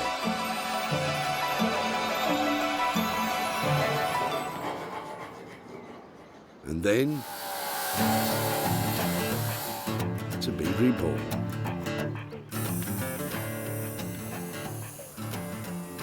Sarah's ready to surprise Bex with the suspension springs from Andrew's Jag, to see if she can, something to do with lighting. I'm really looking forward to seeing what Sarah's going to bring today. Probably something really strange. So, yeah, I'm looking forward to having a look. I don't know what it's going to be and that, but I guess that's part of the challenge. So, yeah, looking forward to seeing what it is. So I'm just eating an apple. There we go. Oh wow, springs. Well, at least you know what they are. We use these, there was one there, we use them for making tools with, so love them. I was worried you couldn't heat them up. And we can sit them in the fire. It's harder to work than normal mild steel because it's high carbon, but no, we'll be able to do things. What do you have in mind? If they melted and were all really like fluid columns, we might be able to make some lamp bases out of them. Oh, okay. Unravelling it and stretching it out into a longer line. What about something like that? What? So we can make a floor lamp out of it? Yeah, completely. Like the mid-century ones that you get, it's like a marble base and then it comes up. That would sound great. And maybe if I could scavenge a lampshade, almost like an angle poise lampshade, to go on the end. Yeah. That might work. Perfect. Sounds good. In order for me to make a profit, is there any way you can get it done for, say, 250? It's quite a gamble with this because the steel is slightly tricky to work. So what I can say is we could do £250 worth of work and see, try to do at least one and see where we get with that. And obviously, if it's quite smooth running, no burns, then we can attempt to do another one. Great, I'll leave you to get on with it. If you can make one, I'd be really pleased. More than one, that would be excellent. Okay, perfect. Leave it with me. See you later. Bye. Finish my apple now. Sarah's putting Beex under an awful lot of pressure. Wish me luck. If Beex can get it done for 250 or under, Sarah's on track to make a chunk of money. But there's also the light fittings to budget in, and they could start eating into the profit. So, with 2 items safely in the capable hands of Rupert and Beex, it's time for Sarah to get to work. And she's taking her item back to her cottage/workshop in the Sussex countryside. She's been running off and trying to go and see the new lambs in the field. Where she's got guard dog Bramble watching over the money-making Monopoly sets. At ease, Bramble. This is my Monopoly moment. I've just looked at it. Look, it's an American one. I didn't notice that when I saw it the other day. Baltic Avenue and Mediterranean Avenue. Oh, that's quite cool. I've never seen a US one before. I had a quick look at these pieces the other day and I was wondering why it had a jockey in it, because I've never seen one of those before, but that must be the American version. Sarah's decided to ditch the American board and focus her attention on the little metal pieces. But what to do with them?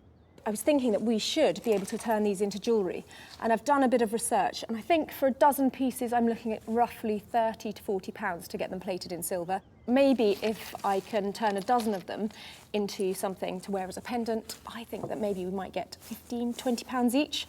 So over £200 worth of profit potentially here. Now that has got to be a surprise after just chucking out a Monopoly set at the tip. It was actually the niece of Charles Darrow, the accredited inventor of Monopoly, who came up with the idea of using charms from a girl's charm bracelet as the Monopoly pieces, way back in the 1930s. So really, Sarah's repurposing them back to their original purpose, kind of. Having objects silver-plated can be done by mail order, and so it's quick and easy and relatively cheap to do. But before they're shipped off to be silver-plated, Sarah's drilling holes in them so that chains can be threaded through to make necklaces or bracelets. Don't look what I'm doing with the dog. Ouch! The poor dog's getting the rough end of the stick. Don't look, Bramble! So these are my 14 fabulous pieces. So I'm really pleased with these, and I think they'll make lovely charms. And I'm going to get them all silver-plated, including the jockey, to make a little memento for Eric, just in case we don't make any money out of this tool. With just 30 to 40 pounds of silver plating to budget in, if Sarah sells them all, she could be laughing all the way to the bank. Back in Margate, Rupert has started drawing up blueprints for his transforming multi-purpose Metamorphic library steps. And if you think that sounds difficult, remember he's only got those ladders to work with. Rupert starts this mathematical mind melter by taking the ladders apart. It's falling apart very easily. He unscrews the hinges to see the raw materials he has to work with. So now it's not a ladder anymore. It's going on to its new life as a multifunctional piece of furniture. With the very detailed blueprints drawn up, he prepares to start cutting. But one miscalculation and the whole thing could be ruined. It's taken quite a while to work out the exact perfect angle I need to cut. So I've only got one chance of getting this right. Once it's cut, and I can't just glue it back together. Rupert's using a circular saw with an all-important guide rail. This ensures accuracy to within a millimetre, setting the precise depth and angle at which the wood is cut. Timber! A little while ago that was a ladder, and now it's a pile of bits. I think I'm going the right way. I'm not entirely sure yet. There's a lot of complicated angles and cuts to make. Yeah, there's still a lot of problem solving to do. Well, you'd better get a move on. There's 2 of them to do, remember? Somehow, this needs to now flip together. This is a tricky bit. Somehow, this has got to work through 2 angles, which hinges generally don't do. It all hinges on this. Will Rupert's calculations match up and make fold-away furniture? Yeah, I can kind of see where he's going with this, but it's a long way from something I'd pay a few £100 for. It all will be revealed. Well, I, for one, cannot wait. Back in Surrey, Beex is making a start on uncoiling that coiled spring soon-to-be floor lamp. Twist it. That's it. Bex's partner in grime, his husband Dave, will be helping out. To make it malleable, they have to heat it in a furnace to 2,000 degrees Fahrenheit. Then they have to gradually beat out the bends on the end of an anvil. It's just really awkward, the shape, isn't it? They only have a short window before the spring needs to be heated again, and again, and again. It's collapsing on itself, so we need to open it out. High carbon steel is notoriously hard to keep in one piece when heated, so they'll have to be careful. Oh, wait. With progress slow and hot, after an hour of hammering, Beex decides on a different tactic. We're just gonna unravel the middle bit and then the end bit, and then we'll take it next door and do it on the fire bits so the slower and stuff. But yeah, it's tough. Beex and Dave retreat to the relative peace and quiet of their own workshop. Gone deaf. Well, that was fun. Once the spring is straightened, they're hoping to recreate the elegant curve of a classic mid-century lamp. But even after all that hammering, there's still a lot to do. We need to have this finished today, don't we? And Beex and Dave are feeling the pressure. We have to make sure we don't get it too hot so it just breaks. And just as they're making some progress,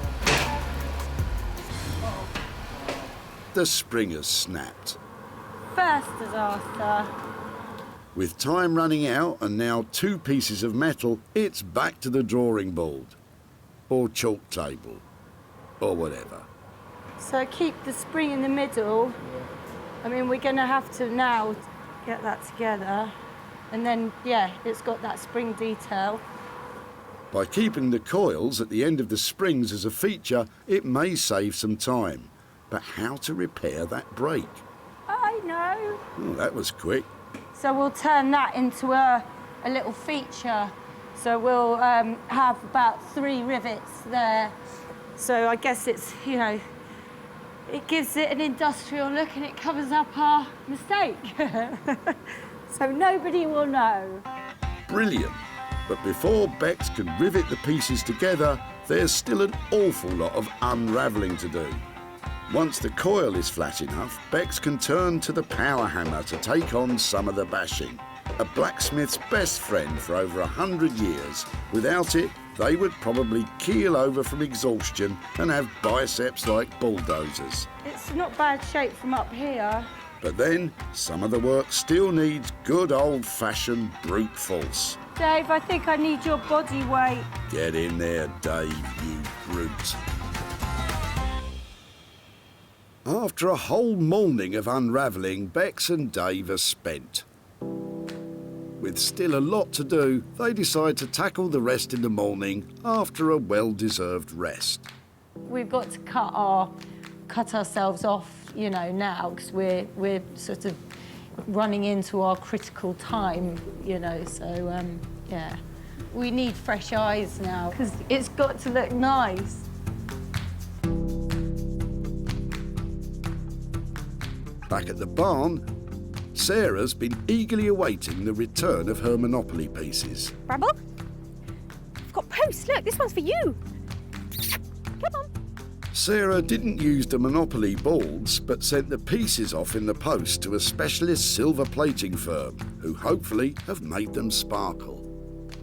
I've got my Monopoly bits. I'm really excited about these. I've asked for them to be really well dipped in silver, so they should look shiny. In the end, Sarah spent £65 silver plating all 14 pieces, but that's still less than a £5 a head. Oh, wow. Or hat, I suppose. Look at them, look. Luckily, they look $1 million. Now that's cute. Look at the Scotty dog. And they are so shiny. They've been dipped and finished really well. Is that it? Last boot. I think they look great. Question is, how much can I sell them for? Sarah's attaching metal hoops to the pre-drilled holes, which a chain or bracelet can then easily be threaded through. I think they look really good. So I'm hoping that people buy at least one to hang as a necklace, but you could get loads and put them on a bracelet. But I'm going to price them individually. Because Sarah's going to give the little jockey charm back to Eric, she has 13 pieces to try to make a profit on.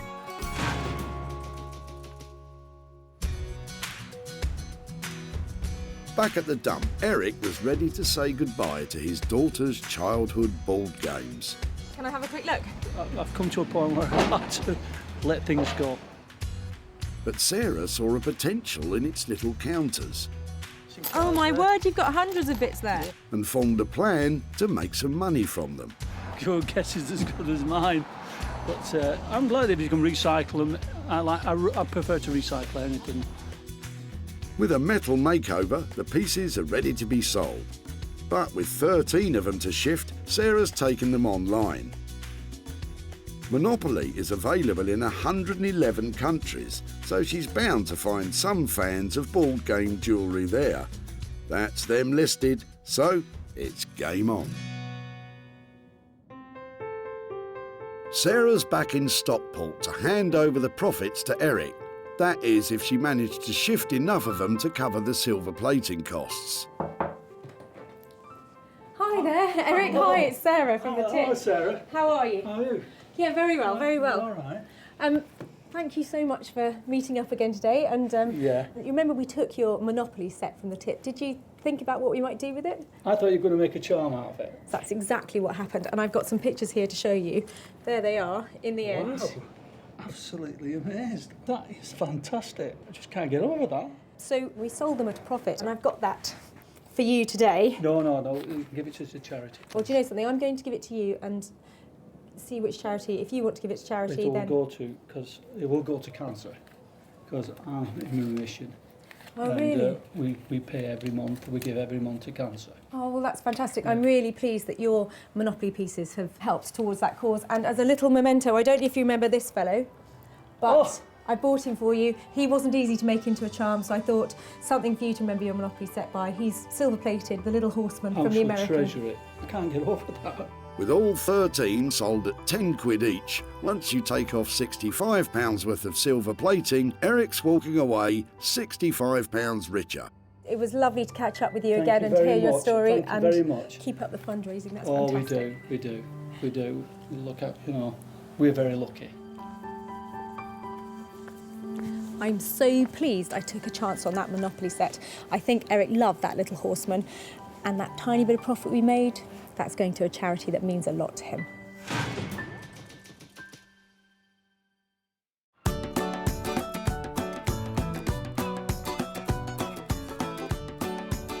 So, Sarah's back in Margate to see how Rupert's got on with his Metamorphic furniture. Making metamorphic furniture is going to be tricky at the best of times. Making it out of a pair of old ladders, that must be nearly impossible. I'm here to see if Rupert's actually managed to nail it. Last time Sarah saw them, they were tired old ladders. But now, they're still ladders. But what's that? Ah, you just managed one set. Well, I've spent quite a lot of time working out how to make a ladder into a chair, so I haven't really got much time left to work on this now. Oh, don't blame yourself. It was a tall order asking you to do both. I'm sure Sarah will be just as happy with one. Oh, I don't know. What should I do?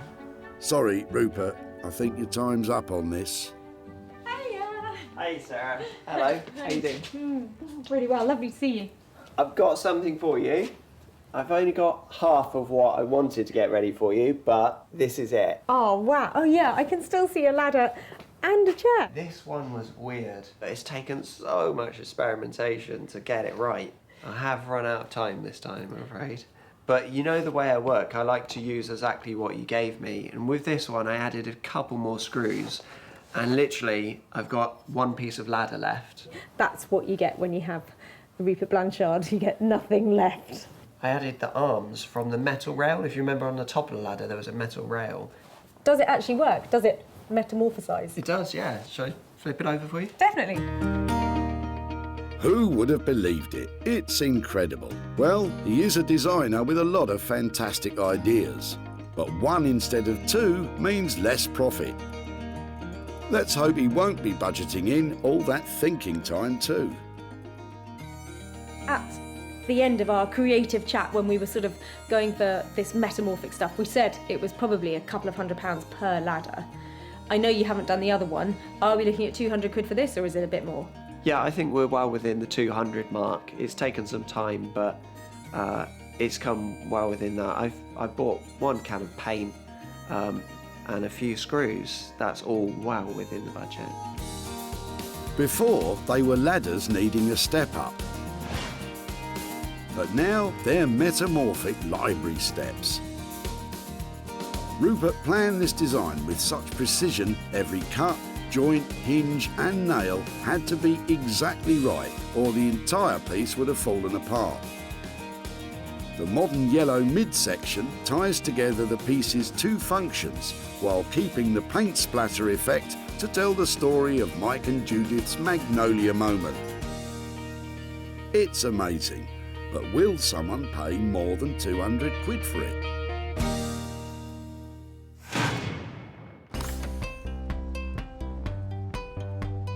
Back at the dump, There's a ladder just coming up here, so I'd really like to take a look at that. Sarah pounced on Mike and Judith's paint-splattered ladders. Some terracotta in it, yeah. Yeah, terracotta. And when a second set turned up, she knew they had the potential to turn them into something special. She might be able to strip them down and revarnish them, but it need a bit of patience. And although Rupert only managed one set of library steps, they were brilliant. Sarah invited one of London's top retro design furniture dealers in to see if it would be something that would sell in his shop. And it won't fly out the door, but someone's going to love it. He bought it. Sarah is back in Stockport to hand over the profit to Mike and Judith. Hi there. Hi. Lovely to see you again. Yes, you too. How are you? Yes, sure, we're fine. Nice to see you. And you. Yes. Lovely day, isn't it? It is. I've got a bit of an update about the ladders that you dropped off. So I've got some pictures and things to show you. In the end, we actually ended up only using one because they were quite tricky to work with. We have a fantastic maker called Rupert Blanchard, and he was really enthusiastic about them, had a few different ideas, but in the end, he transformed them into... It's a chair. But it's not only a chair, it's actually a metamorphic chair, so it changes from substantial sitting piece back into a step ladder again. Oh, that's fantastic. Yeah. That's really clever. And we've actually sold it as well. We managed to make £100 profit on it. Wow. And that £100 is for you. Well, that's fantastic. That's unbelievable. Yeah. Any ideas what you might do with £100? Well, it was my late aunt's ladder, and she had lots of charities that were very close to her heart, so it might go to one of those, or we could treat the family to a drink and a curry. Well, thank you ever so much for letting me come back and show you what happened, and I hope you enjoy spending your money. That was lovely. We'll do it right. Okay. Take care. Okay. Bye-bye. Spending on costs and materials transforming Mike and Judith's ladder came in at £200. The Metamorphic chair sold for £300, meaning Mike and Judith are stepping out with £100 profit.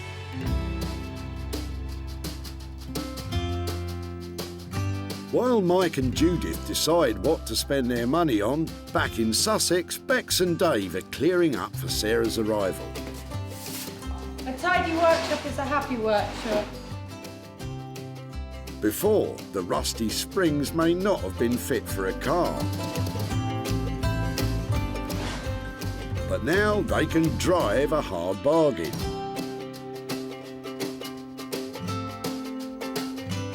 The elegant curve of the overhanging lamp is balanced at the base with polished concrete weighed precisely to keep the structure stable. Bex has added details mirroring the spring's original shape to hold the cable flex onto the frame, and the metal is finished with jade oil to reduce tarnishing. All in all, it's as far away from its original use as you could imagine. Here Sarah's on her way, so I'm very keen to find out what she thinks of it, so fingers crossed. Well, because we've worked our guts out on this one, we'll probably go, yeah. Yeah. Hello. Hello. Hiya. Hi. How you doing? Where is it then? Oh my word. It's fantastic. I love it. Can I touch it? Yeah. Well, you touch it. I'm too scared. You do. Come on, it won't break. Again, give it a wobble. It's not lost its spring at all. How about you? No, well, I'm really pleased with it now. I love the fact it's still got that reference to where it came from. Yeah, exactly. And up here, that is really sweet. Yeah. Amazing. And this bit. Do you think you'll be able to sell it? Do you think it's a nice, a nice product? Definitely, Yeah. definitely. Yeah. How did we do on budget? Because I think I only left you with 200 quid, but that was before we talked about you finishing it like this. We had to spend £50 extra on the concrete, and then what was the light fittings altogether? Was that about 40? Because it was like an extra £90 on top of that. If that's 300 quid's worth of cost, I think you've done a great job, because that scale of lighting and that kind of finish has got to be worth a lot more than that, hasn't it? I get the impression that Bex and Dave will be glad to see the back of this one. Now, all Sarah has to do is find someone to pay more than $290 for it, and she's in the money. That was good. Yeah. Well. She seemed to like it. Yeah, no, definitely. Well, I'm really glad. No tears. Onwards and upwards, eh? Back at the dump, Sarah sprung into action when she got a look inside Andrew's boot. Have they just come off this then? Yeah. Really? Yeah, that's what keeps the car on the road, basically. Andrew and his car had a special relationship. She's an absolute baby. But he was happy for Sarah to take its old springs and try something. Well, she had thought she'd have a coffee table or something like that, and there's something to bounce about on, I suppose, but... That something became a bespoke standing lamp. Sarah knew that Martin would also be keen on this, and so dropped it off at his London shop. Sarah's back in Stockport to give Andrew the good news. Martin loved the lamp. But how much did he love it? Hiya. Hi. Hiya. Andrew, it's Sarah. Hiya. Hi, Sarah. How are you doing? Not too bad. Come outside and talk to me about your fantastic Jaguar. I could talk about that all day long, unfortunately. Is it your pride and joy? It is. It's absolutely fantastic. So when you came to the tip with your springs and we took them from you, did you then think about anything we might make with them? Not really. I'd assume you could make a small table or something like that. I have a great designer that I've worked with before called Beex. We had a quick chat about the design and what we might be able to make out of them, and we actually came up with the idea of making a large lamp, a really high-end interior design piece. I think it's amazing. I must admit, I'm gobsmacked. I really am. It's brilliant. We gave them £290 to convert that from your spring, and we've actually sold it. Right. So we sold it for £450. Wow. Which means I have £160 to give to you. Thank you. Wow. That's not bad for now, is it? So have you got any ideas about what you might spend 160 quid on? I'm going to take the family out for a meal. Lovely. That's so nice.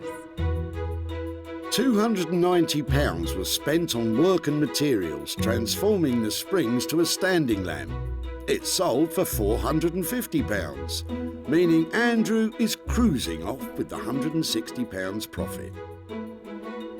Every item saved from the tip has turned a profit. From the paint-spattered ladders, now a terrific transforming chair, to the old car suspension springs, reworked as a stunning contemporary lamp. And silver plating the Monopoly pieces was a chance worth taking. It is such a good feeling. There's all that rummaging and then the designing and the selling, but the icing on the cake is the look on people's faces when you hand them over money for nothing.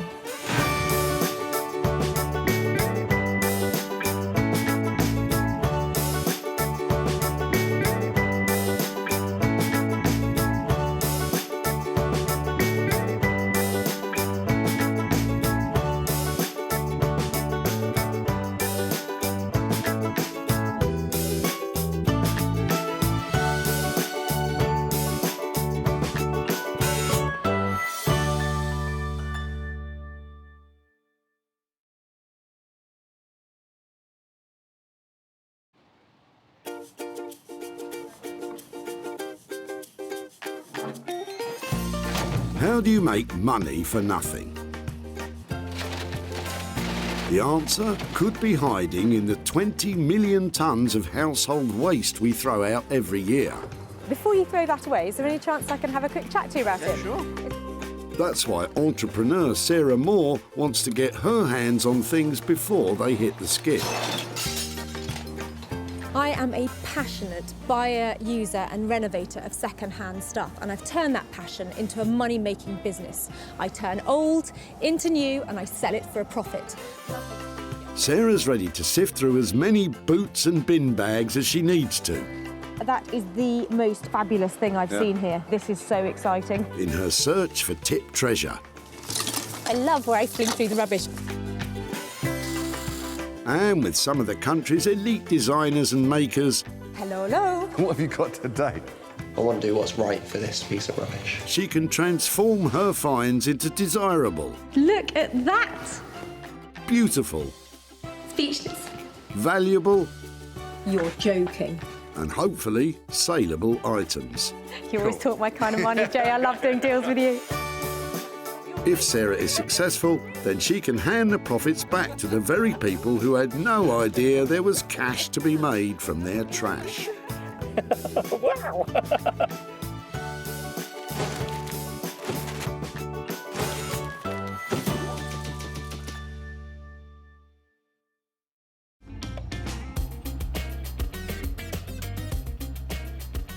Stockport near Manchester. And at the Bredbury Recycling Centre, around 2,000 tonnes of stuff is unceremoniously chucked, dumped and ditched into tips every month.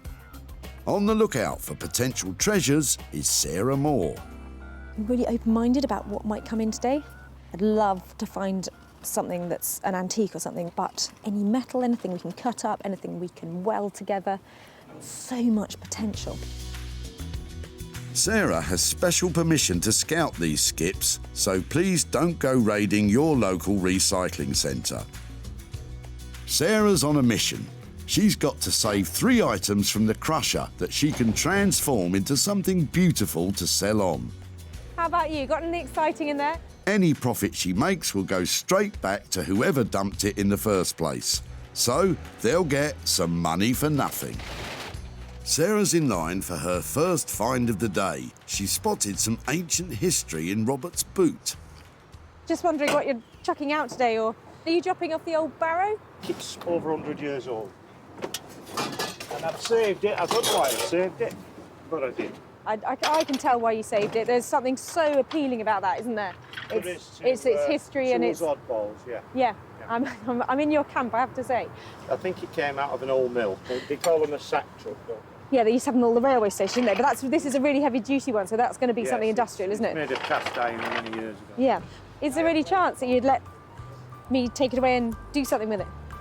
Well, I'd have to charge you a smile, at least a smile. I'll definitely give you a smile for that. And sold for a smile. Bye now. Thank you ever so much. Wait a minute, what about that smile? Lovely. It feels really cool. I'm just talking about your sack barrow.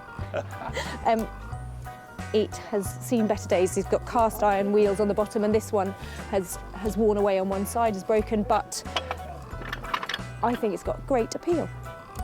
Sarah sees great potential, but what would Robert do? If she puts a plant in it, then it can be turned towards the sun different seasons. But anything like that, anything old, people go potty for. Too true, Robert, too true. But Sarah's got other money-making ideas. This would make a fantastic coffee table. I'm just wondering whether we just support a huge sheet of glass on it. It's great, lovely. A coffee table, that's more like it. Right now. So Sarah has her first item, but she'll need some help. There's that little gold mine in that car. And when it comes to heavy metal, Sarah knows the perfect person to take this on. Artist blacksmith Beck Simon bangs, grinds, welds and smelts metal into bespoke beauties. Her unique pieces are normally specially commissioned, so Sarah's project could be an adventure. Working with found objects is quite different from what we normally do, because we work with our clients and we produce designs and we work with them. So this is kind of like really freeing up the mind and seeing, you know, what object we've got and how we can make it work into something really cool, modern and yeah, desirable. So it's going to be fun. Bex has no idea what's coming her way. Let's hope her imagination is ignited by the wobbly old sack barrow. So that's one item swiped and 2 more to find. I'm just looking to see what's around. Trying to work out if I could actually make something out of some golf clubs, because somebody's just thrown a whole load away. Hands off, Sarah. If it's in the skip, it's out of bounds. So get yourself back to those car boots. Ooh. Quite an interesting bag in there. Hello, what's all this then? Best mates Sean and Kevin have arrived with a boot full of booty. What's the furniture you're dropping off? Oh, really? Oh, look, you've got a lucky penny down there. You better hang on to that. That'll bring you a lot of luck. So, may I just have it? Does that just slide out? solid wood. Yeah, it's obviously been around for a bit. It's solid wood, it's got nice dovetail joints, so it's definitely got some integrity to it. I mean, I think that anything old will eventually only go up in value because it gets scarcer and scarcer, and somebody in the end is going to say, I just want to have that. Yeah. I watched a programme and there was a wall unit. Yeah. To me, it just looked nothing. Yeah. But the value of it turned out to be just over £1,000. Really? Well, you just got to hope you got one on your wall then, haven't you?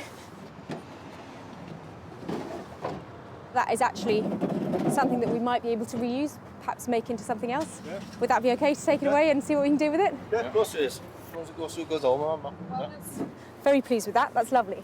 Sarah knows exactly how to make money out of this, and Sean's got ideas of his own. I've sand it down, restain it, put some new handles on, tidy it up and probably sell it on the auction or something. Brown furniture has got such a bad reputation, and when you look at this you can probably imagine why, but I think that we have some potential here. Second item saved, and Sarah knows someone who can help the drawers make more than just a pretty penny. Exciting young designer Zoe Murphy has taken the reconditioned furniture world by storm.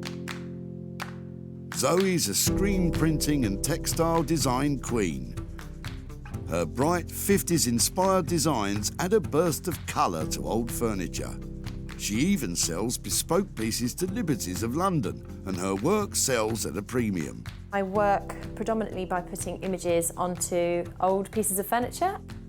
Everything I make is a lot of the time about fun.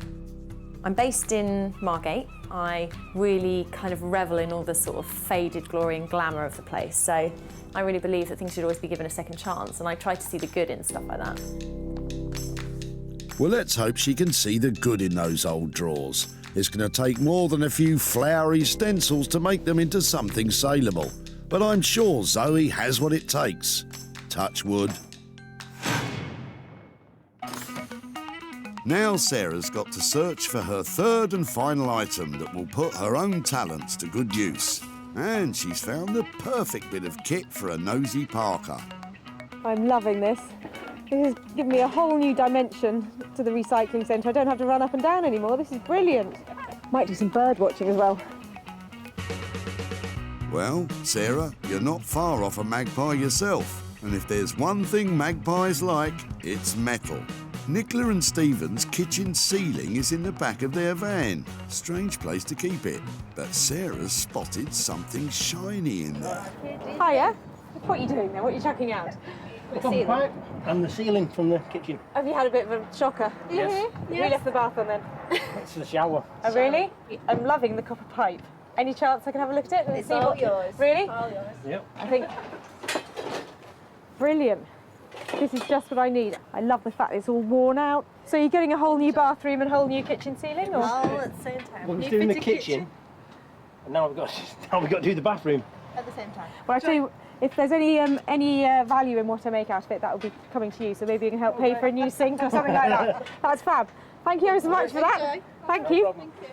Brilliant. I've been looking for those all day. Copper load of that. Oh dear. Now I'm really pleased with this. Look at those.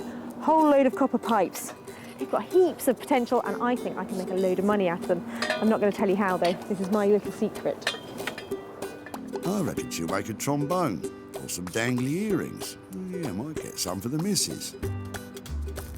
Sarah's going to turn Nicola and Stephen's domestic disaster into a lucky break. But how? I have no idea. No idea. There we go. So we'll get on with the brand new kitchen and a brand new bathroom now. Yeah.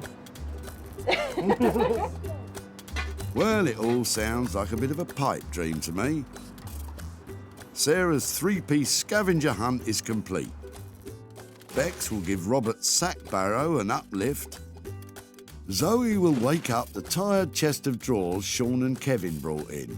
And Sarah's going to turn those scrappy old coppers into a golden opportunity for Nicola and Stephen. If only we knew how. I found some absolute little gems here today. They might look like diamonds in the rough at the moment, but I'm going to turn them into things that totally sparkle and make money out of them along the way.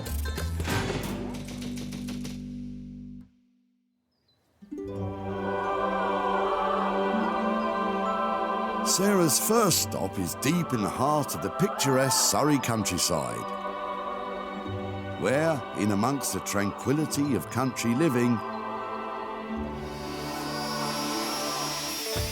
there are sparks, hammers, and fire. Lots and lots of fire. Sarah's brought the old sack barrow to see what Beex can make of it. I'm really looking forward to seeing what Sarah's going to bring today. Probably something really strange. So, yeah, I'm looking forward to having a look. I don't know what it's going to be, but I guess that's part of the challenge. So, yeah, looking forward to seeing what it is. Did you hear me coming? Beex works side by side with husband Dave, who will be helping out on this one. I was sort of wondering if the old sack barrow might be a coffee table. Yeah, I was wondering what we were going to turn it into. So, yeah, we could do a coffee table. But perhaps it's something that we are finding some way of getting some glass over so we can really see the kind of industrial sack barrow thing left underneath. And you still want to be able to move it around using the wheels? Yeah, I think that would be really cool. If we could find a way of not making the glass sort of slip off, I think that would be great. Exactly. Any thoughts about how to finish it? I'm thinking maybe, you know, keep the old rusty metal, maybe add some colour into the wood. One option for treating the wood is to have a scorched finish. It doesn't just give a distinctive burnt look, it also creates a charcoal barrier that is rotten fire resistant. Darkens it all down a lot though, that's the thing. Or another option, if you really want to look the biz, paint it gold. Yeah, so maybe it's just rub back, gold paint on, wax up. I would just mix it up, keep going for it until you get somewhere that you really like. Try it on the samples and then just make a plan and go for it. Whatever finish they do go for, it can't be too expensive because Sarah wants to stoke up a profit on this one. Realistically, I'm looking at 400 quid to sell it for. If we've got 50 quid's worth of materials, maybe I'm trying to give 150 quid back to the guy at the dump. That would leave 200 quid to transform it. It's going to be a morning's work, isn't it, for the two of us? Yeah. Going really fast. Yeah. If we keep it really simple. No cups of tea. no phone fiddling. No social media. It's hell for leather, okay? No. Well, if Dave can stop fiddling with his phone, they should be onto a winner. So with this piece, we're not after a massive transformation. We're going to use all of those shapes and all of that heritage that I get from the sack barrow and just turn it into something lovely to go into somebody's home. And you never know, we might even make some money from it too. Beex and Dave are charging £200 for the work. But they're all forgetting to budget in the glass tabletop. I bet that won't be cheap. And it could even eat into the profit margin.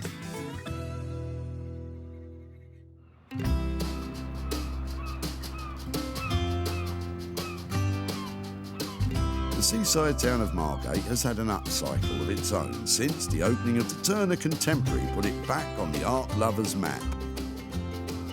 Its rich history is now fused with the contemporary art scene buoyed along by a vibrant community of designers and artists. At the epicentre of this artistic boomtown is designer-maker Zoe Murphy, who's expecting a visit from Sarah. She usually brings me storage items, so really wanting to think up some patterns and prints and colours to go with anything that might come through the door. But if they're on their way to the tip, it's not always because they're in the best nick. But as I don't know what it's going to be, it's quite exciting. Hi, yeah, how are you doing? Ah, bless, it's like the worn-out chest of drawers is in for rehab. Time for some serious TLC. It's definitely seen better days.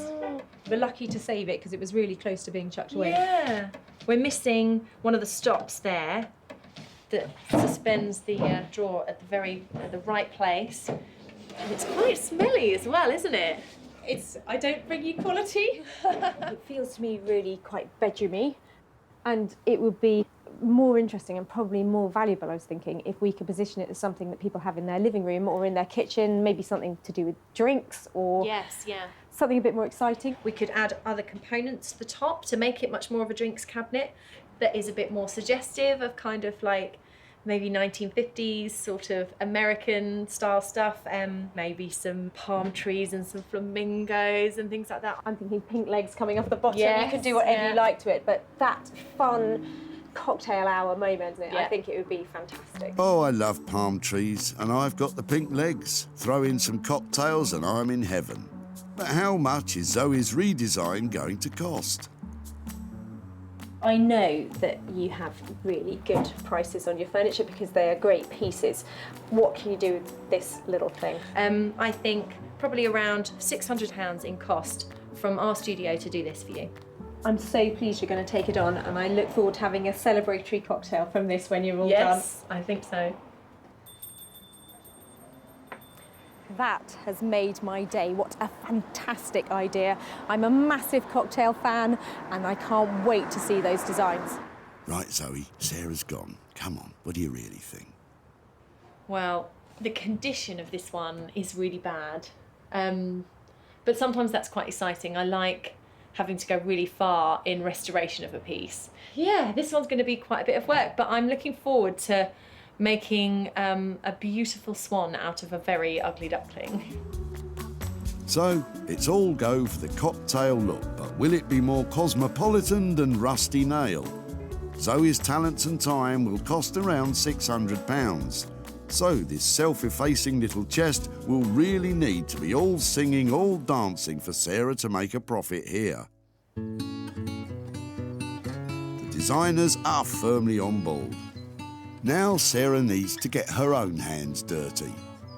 At her barn in rural Sussex, Sarah's children Libby and Edward are doing some upcycling of their own. But what about those copper pipes? I had this vision of making some designer lighting, but now they come to be sitting on the desk. I'm feeling that they're going to have to go through quite a process to be something that you really want to have in the sitting room or in your bedroom or on your desk. How hard could it be? I'm sure you'll be done in time for tea. I've got this block that it was outside in the stable yard when we moved in. I'm not sure what it's for, but it's really hefty and I've been using it as a doorstop. I'm hoping that that would make a really good base for a chunky light. Something else for free. I like it. But Sarah has had to buy some shiny plumbing bits and handy lighting fittings. If I take off the bulb, I'll be able to feed it through my light and I'll have some sort of ready-made lighting that is already safe and tested that I won't have to go and get an electrician to wire up for me. That's the plan. I like a plan. And this, I'm pretty sure is oak, and I know that that is a really tough wood. And she's right, it's heavy going. I know oak's a hard wood, but this is ridiculous. Sarah needs some ancestral help. These are my grandfather's carving tools, and I just read on the front it says special carving tools. So sweet.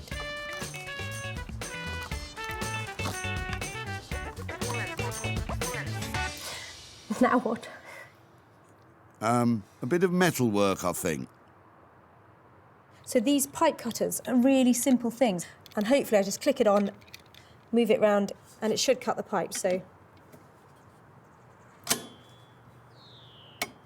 Here we go.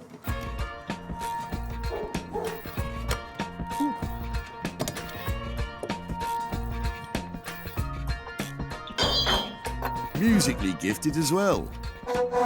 But Libby doesn't look impressed.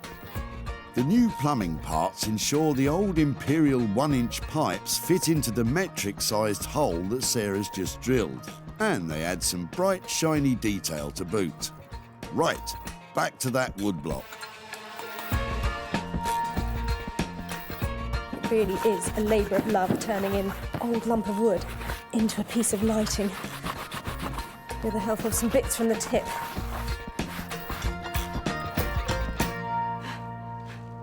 Once that flex is thread through, she'll be home and dry, easy. I'm just trying to feed the end of the wire through.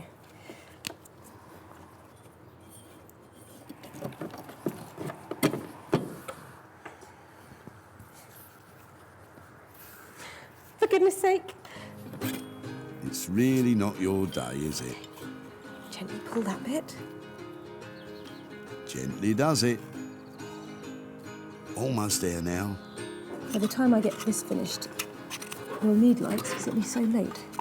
OK, I was wrong. It might not be done in time for tea, but despite appearances, Sarah's almost finished.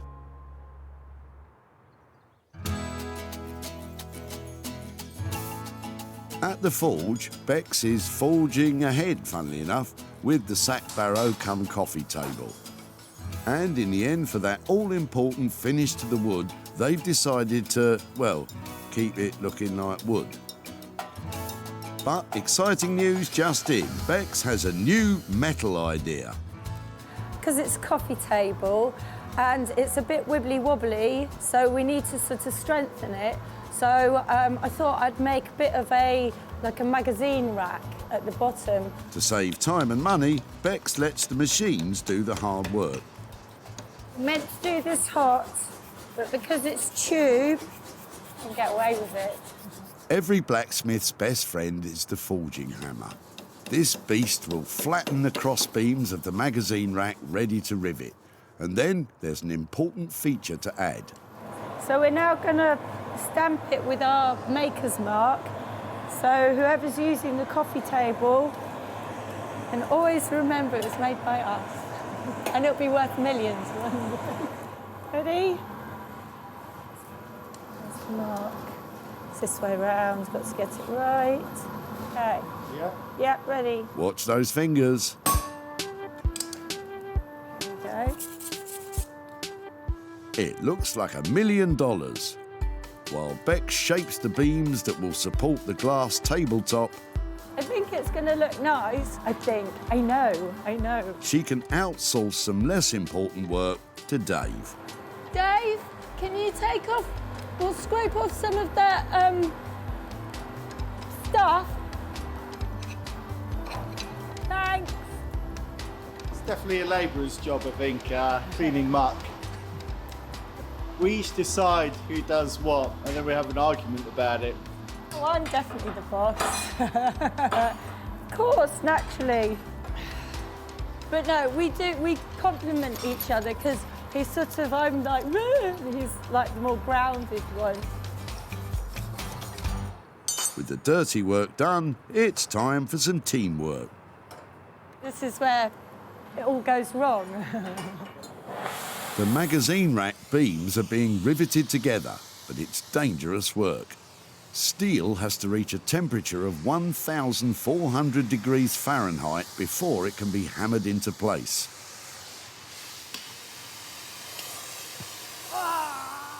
Ouch! Look. That might slow things down a bit. Why has it gone like I that? don't know. She hits her hand all the time. I wouldn't worry about it. No, it's just a bit swollen for now. You're all heart, Dave. It's all right, it didn't fall off. It's not broken. I just hit it quite hard. Anyway, back to work. Come on then. What a trooper. Oh, don't. It's really embarrassing. I'm going to hit it this time. Hopefully I'll hit the snap tool and not my hand. With the sack barrow in safe hands, well, in hand, everyone's fired up in Surrey. But with the glass tabletop still to buy, the profit might be the one taking a hit. In Margate, Zoe's getting to grips with a small chest of drawers, but it's showing signs of previous employment. Definitely had some time probably in a shed as a painter and decorator's assistant. It's currently just a sort of very thin ply, which will lift off. There we go, stage one, remove lid.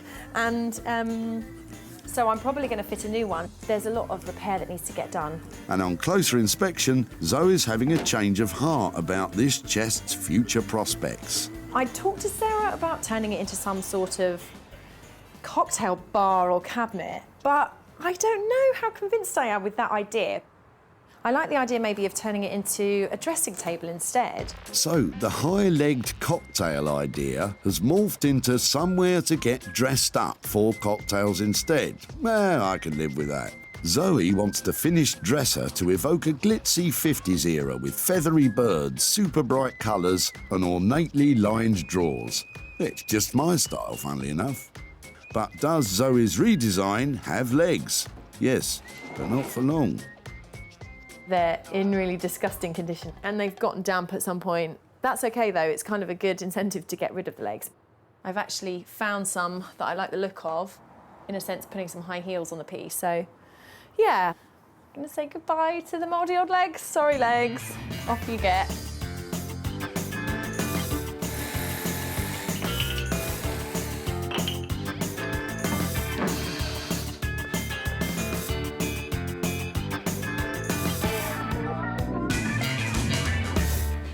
Carpentry over, it's time for the arty bit.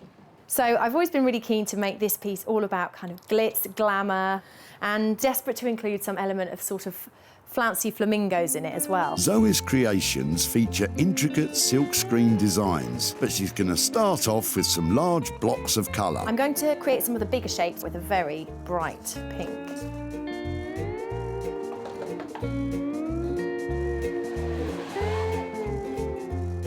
I'm really happy with that. Got a little bit there to fill in where there's been a chip.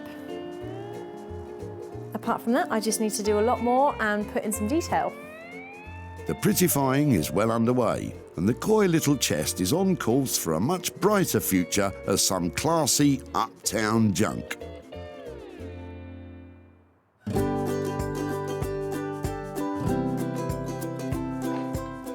At her barn in Sussex, Sarah's finishing off the lights made from Nicola and Stephen's copper pipes. Bring it in there till it's nice and taut. I just think I might stick it in place there like that. Now I'm going to fill this whole cavity with very gluey glue and hope it all gels together beautifully.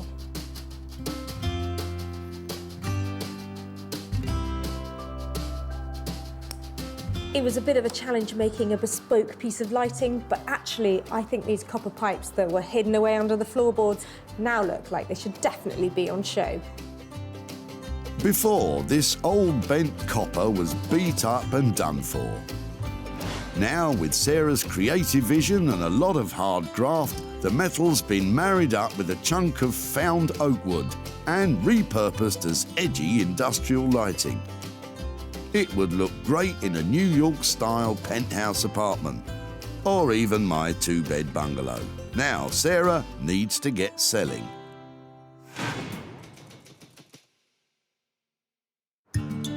At the skip, Nicola and Stephen's battered copper pipes were swiped by Sarah after a kitchen catastrophe. What are you chucking out? The copper pipe and the ceiling from the kitchen. Sarah had money-making plans, but they couldn't guess what. I have no idea. Sarah created some bespoke lighting, and it was snapped up by a trendy retro and vintage shop in London. And she's back in Stockport to let Nicola and Stephen know that their old copper has made them some gold. Hiya. Hi, nice to see you again. Sarah, hiya. Hello. Hello. How are Hiya. you? You all right? Yeah, really well. How are you doing? Very well, thank you. Not bad. Not bad? So when I saw you at the tip, Yes. you'd had a bit of a shocker with your plumbing, hadn't you? Yes, indeed. What had happened exactly? We were in the kitchen, renovating the kitchen, and as we pulled a false ceiling down, we saw a leak from the bathroom, so we now know that we have to redo the bathroom on top of the kitchen. And is that all sorted out now? The bathroom's not. Kitchen's done. Excellent. But the bathroom's just ongoing. empty. Well, it was a bit of luck that for us that happened. Obviously not for you, but those little bits of copper that you let us have were really useful. We turned them into lighting. Did you have any idea what we might make? No. Do you want to see a picture of what we did? Yes, yeah, go on. Wow. Oh, That's great. strange. Do you approve? Yeah, that's great. Lovely, yeah. Would that fit in with the new house or not something you'd have in yours? Yeah, I would. Yeah, dead right. With all the materials and having it all checked over by the electrician, it cost 80 quid to convert it into a light. So it has actually sold. Oh. You're surprised? thought I was going to get it. No, I'm sorry to say you don't get the light, but what you do get is 55 quid's worth of profit. That's mine, it's my pipe. There's 55 quid there for your old pipes. Superb. Amazing. Yeah. Wow. Oh, thank you very much. Oh, I know who's in charge. Yeah, that's it. Wow, I can't believe that. Sarah spent £80 on materials and sold the finishing lighting for £135, making £55 of a profit for Nicola and Stephen. With the money, I think we'll put it towards our bathroom renovations, so maybe get some nice fittings or new towels or something. Tools.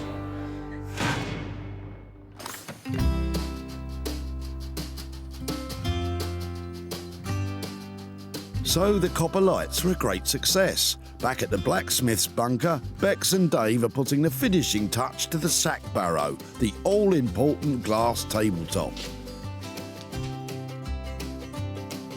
The toughened glass has been custom cut and screws will hold it firmly in place. Now all they can do is wait for Sarah. It looks quite sweet. So now I feel quite pleased. Do you feel pleased, love? It's turned out good. You can see it in someone's home. It was quite a challenge, to be fair, you know, but yeah, it's worked out quite nicely. I've come to pick up the sack barrow stroke coffee table. I left it and it was in a terrible state. And Bex and I have had a brief chat about what she might be able to do to get a frame and some glass on top of it. But I have to say my expectations are very much on the level. This old sack barrow was destined for the tip. But now it's a tip-top designer table. It's truly one of a kind. But what will Sarah think? Hiya! How are you? Oh my word! I absolutely love it. It looks like mid-century. It looks so cool. I think what you've done to it is It's worked out well. Like the metal sort of looks leathery, doesn't it? Oh, seriously? Oh my goodness. I absolutely love it, really. Oh, really? Oh my gosh. I'll give you a hug. I really smell because I'm wearing yesterday's shirt. You're a little genius, girl. That is fantastic. Go on, get in there for a cuddle, Dave.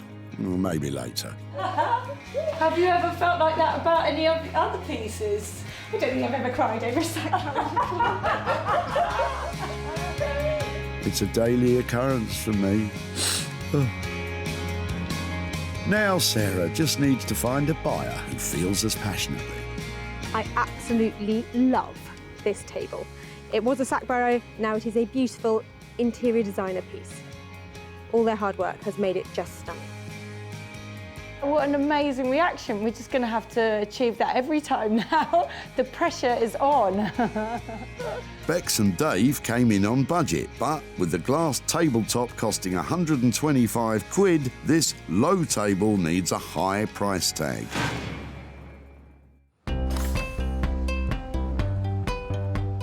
Back at the dump, Sarah got an offer she couldn't refuse.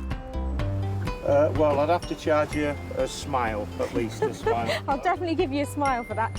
And took on Robert's old sack barrow. Robert appreciated its aged appeal. Anything like that, anything old, people go potty for. But it was up to Sarah to come up with a plan. This would make a fantastic coffee table. And with the help of Bex and Dave, that's exactly what it became. Sarah showed the table to Martin at her barn. Martin owns the vintage shop in London that took the copper lighting, so he's added the table to his collection of things to sell onto retro fans. Bex and Dave's work cost £200, and the glass tabletop took the total cost to 325 quid. It was sold for £475, making a profit of £150 for Robert. So I've sold the table that was made out of the sack barrow that Robert dropped off at the tip, but he doesn't want the money, so I'm going to give it to children in need instead. With 2 out of 3 items sold for a profit, it's looking good. But Sarah wants to score a hat-trick. In Margate, Zoe's putting the finishing touches to the chest of drawers. And the excitement's mounting on pickup day because Sarah hasn't seen it for, well, ages. Sarah's coming. Oh, and I have no idea yet quite what she's going to think. We talked about glamour and glitz and lots of glitter. I like to think this is a bit more grown up, but it's still all about flamingos. Before, this bog-standard chest was brown, broken and about to become burnable waste at the tip. Now, with a huge amount of TLC, Zoe's reimagined it as a little glamour puss of a dresser. It sports slender new legs and all the runners, stops and dovetailing on the sumptuous fabric-lined drawers have been carefully restored. 1950s style handles have been added and an ornamental mirror crowns the top. Zoe's distinctive screen prints add an extra layer of designer luxury, placing it firmly at the high end of the market, which is exactly where Sarah wants it. Hiya! How you doing? Really well, how are you? Really good.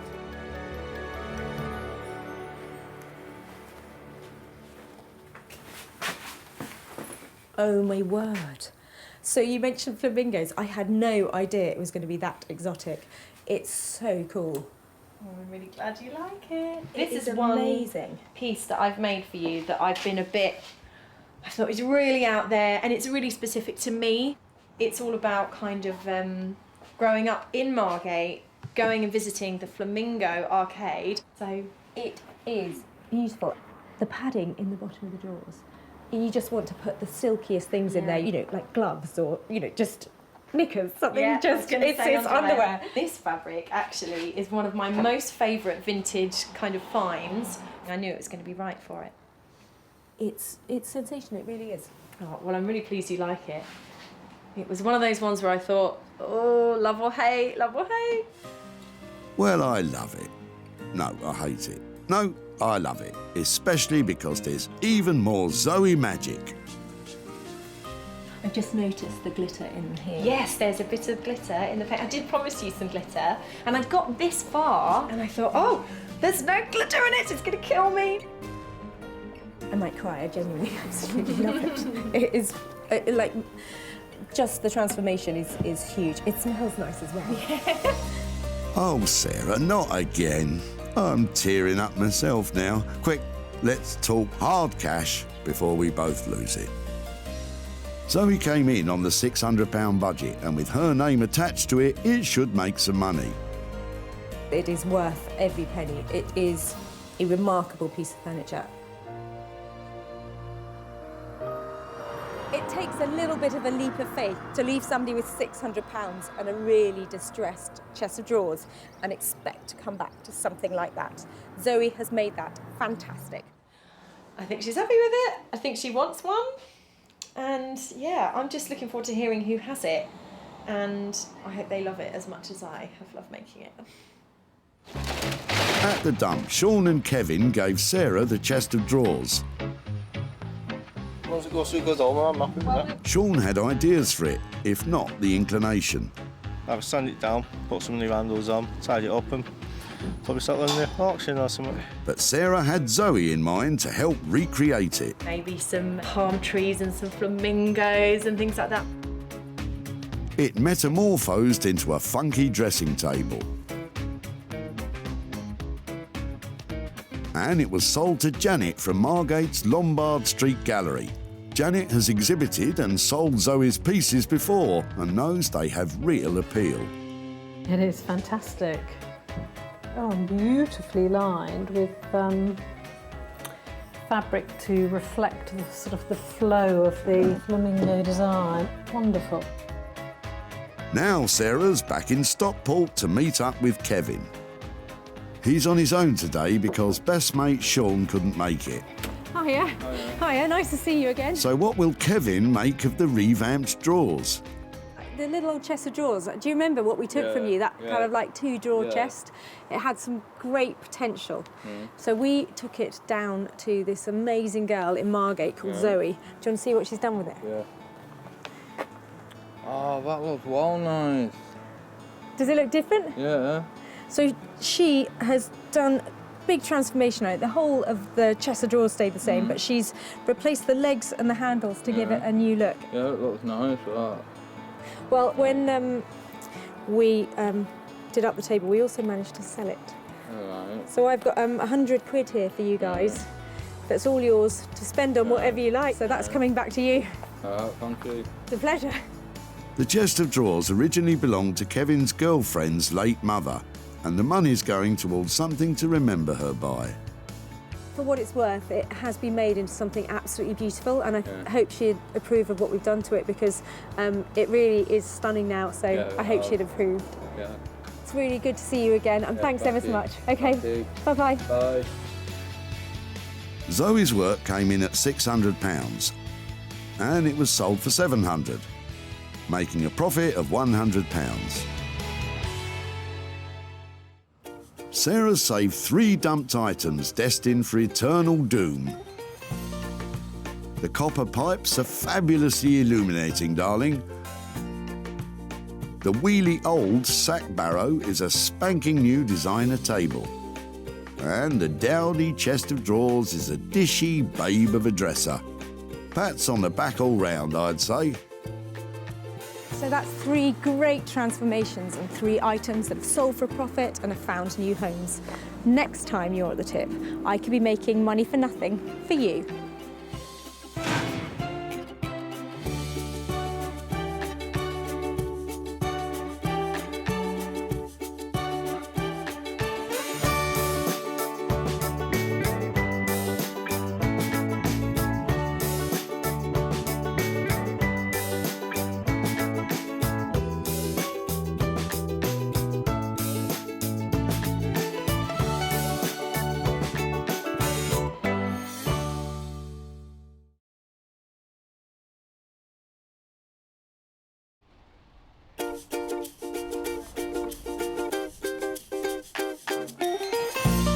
How do you make money for nothing? The answer could be hiding in the 20 million tonnes of household waste we throw out every year. Sorry, Spotty, before you throw that away, is there any chance I can have a quick chat to you about it? Sure.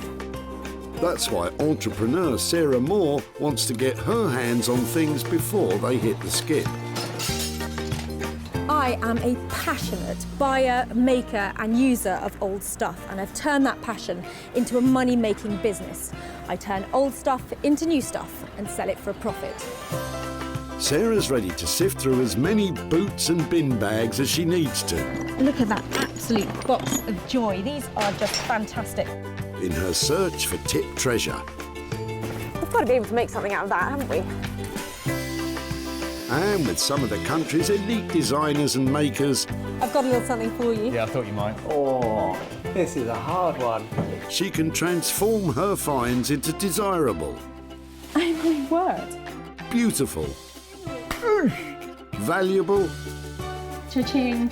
and hopefully saleable items. Well, I love this, so I would really like to have it. If Sarah is successful, then she can hand the profits back to the very people who had no idea there was cash to be made from their trash. That is incredible, isn't it?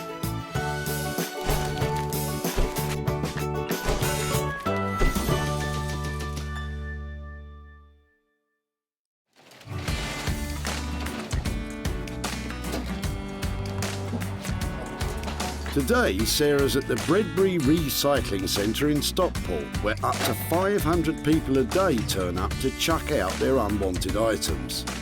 That is, if Sarah doesn't intercept them first. It's really embarrassing to be caught looking in people's cars all the time. I've got to do it because they might have something good in it. Remember, Sarah's got special permission to rummage about today, so don't go pestering people at your local dump or you could be the one getting thrown out. All right? would it be okay to have a look through your rubbish? Would you mind? Is that really? Yeah, sure. Sarah's searching for 3 pieces, which once reworked and sold, will hopefully produce a payout for the people dumping them. You look like you're having a good clear out. Oh, well. Sarah always has high hopes. I get really excited every time somebody pulls up. I think it might be a Rembrandt. Don't think there's going to be a Rembrandt in there, I've checked. But you never know. And it's clear people have cottoned on to what she's up to. She's a rubbish burglar. Yes. But the contents of John's boot could mean all that prowling is about to pay off. I was just looking in the back and seeing some of the older pieces in here. Yeah, some of it is the mother passed away recently, so we're clearing the house out. Okay. With some of the...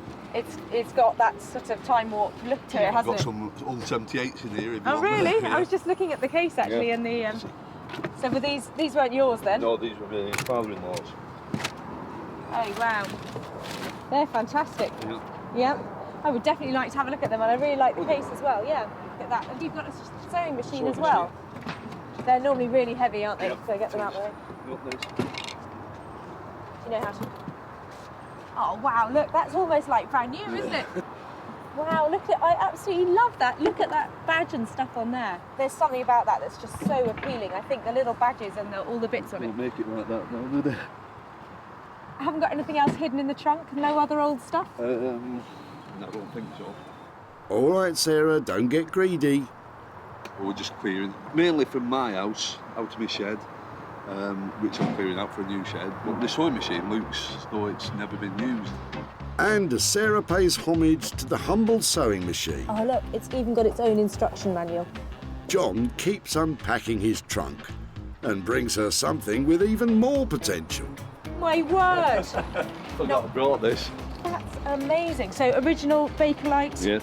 Whose was that? I used to be on the removals. Okay. Somebody gave it me about 30 years ago. That is the most fabulous thing I've Yeah. seen here. I absolutely love it. Apparently, if they're working, they're worth about £150, but it's got a bit messy, so I couldn't be bothered. I'm going to turn this into something fabulous. I tell you, this is so exciting.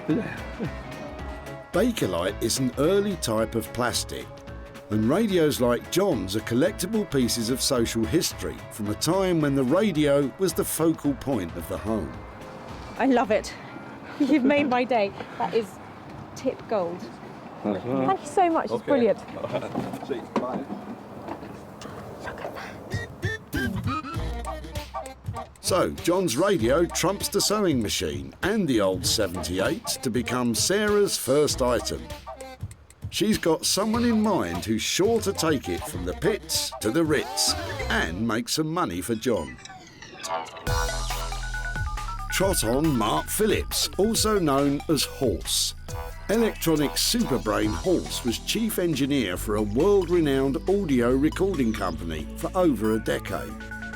He's now taken his love for restoring vintage sound equipment and made it into a business.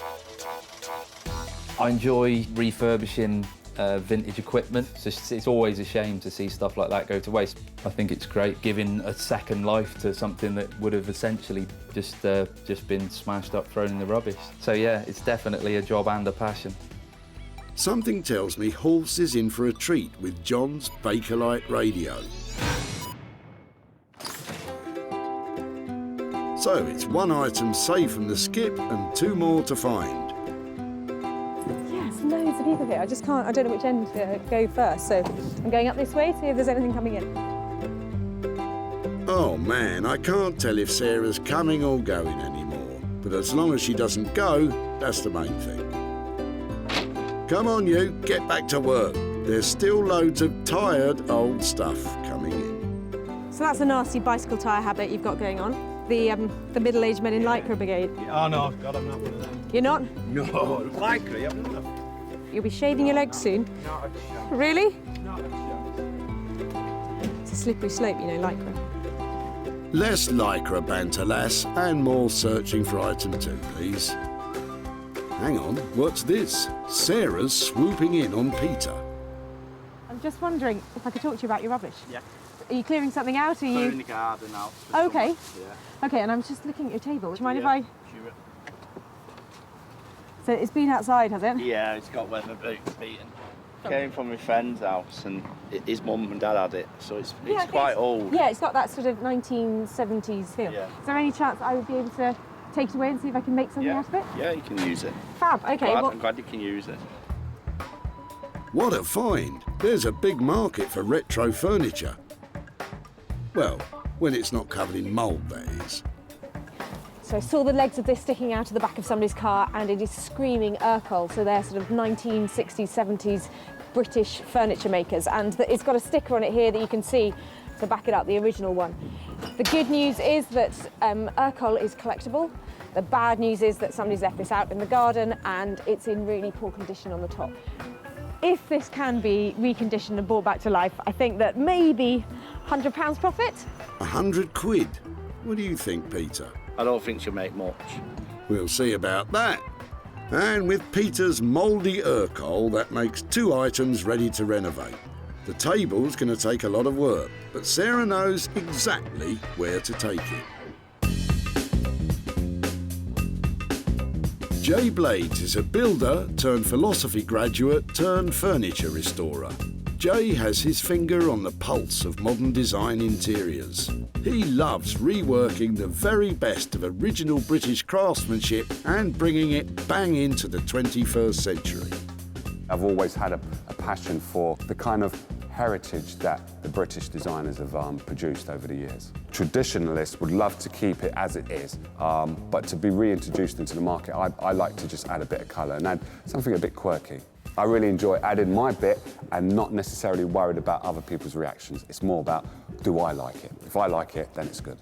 The 60s table Sarah's bringing Jay sounds right up his street, but he hasn't yet clapped eyes on the state of it. So Sarah's got 2 items with Horse and Jay's names on them. But what about Sarah's own designer talents? She needs to find something she can put her stamp on. Here you go. Why don't you ask Ian what he's chucking? Excuse me. Sorry to bother you. I'm just here today looking at what people are throwing away. Any chance I have a good chat with you about your rubbish? Just general rubbish. It's been accumulating in the garage for a while, and just time to get rid of it. I was just looking at your suitcase, and I was just wondering if I might be able to have a closer look at it. Absolutely. Did you know where it came from? Or yeah, any... it's my case from when I was a kid. It's been sitting around at home for ages. I would love to have the chance to take it away and give it another life or use it again. I would love to see something like that happen to it. I'm sorry I stamped on it beforehand because I broke the hinge to be able to get it in. I'll be able to sort that out, but that won't be a problem. Yeah. But no, I think it's just got a lovely shape, and these details and the fact they've been worn and had a previous life, I think would be great to incorporate into a new something. So that's fantastic. Thank you ever so much. Okay, you're welcome. Thank you. You're welcome. Don't think that's ever been out of the country. I think it was when I was a kid or a teenager. It's been on family holidays in the UK, and I think when I was a student as well, it was one of the cases I took to Polytechnic with me. So it's not really had that special a life. I just really like the look of this case. It's just so 1960s. It's got some lovely lining on the inside. I really don't know what I'm going to be able to do with it, but it'd be nice to be able to think that I can send it on another journey. Sarah's 3-piece treasure hunt is complete. The radio will be switched on by Horse, the retro coffee table's going to furniture maker Jay, and the tatty old suitcase may have lost its sentimental value, but Sarah's confident she can restore its cash value. I've saved 3 fabulous pieces here today, and I'm going to make lots of money from them. I hope.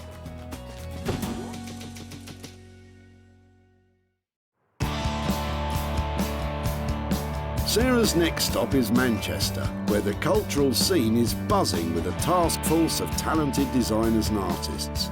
Riding high on the city's wave of creativity is electronics restorer Horse. He'll be working on the knackered old radio, but he doesn't know what's coming.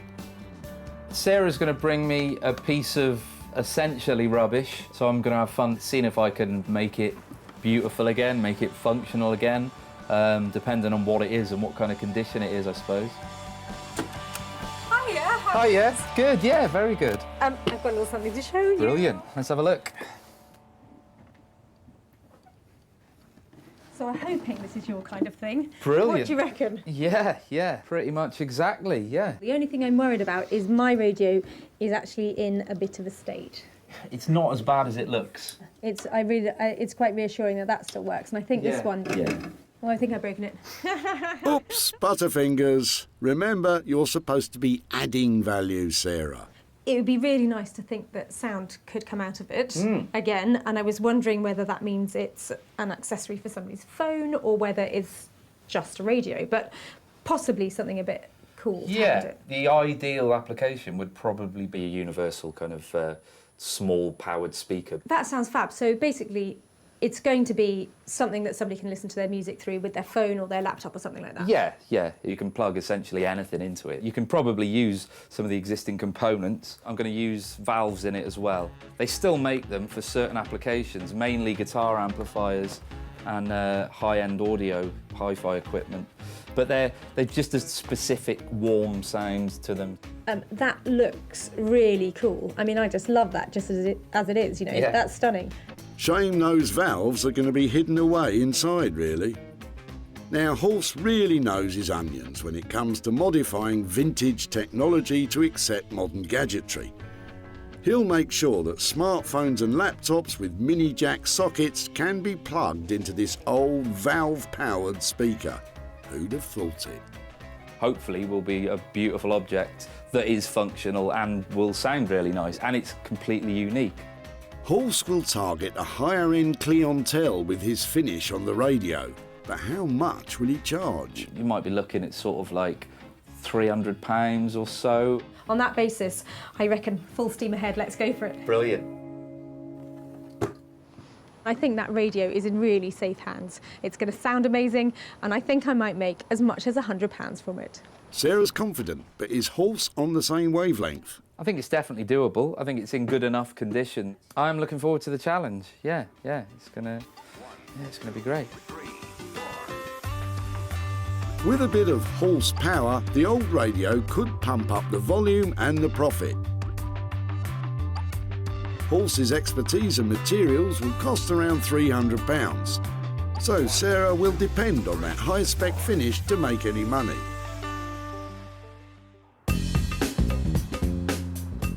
Sarah's next stop is within the metropolitan borough of the West Midlands, Wolverhampton.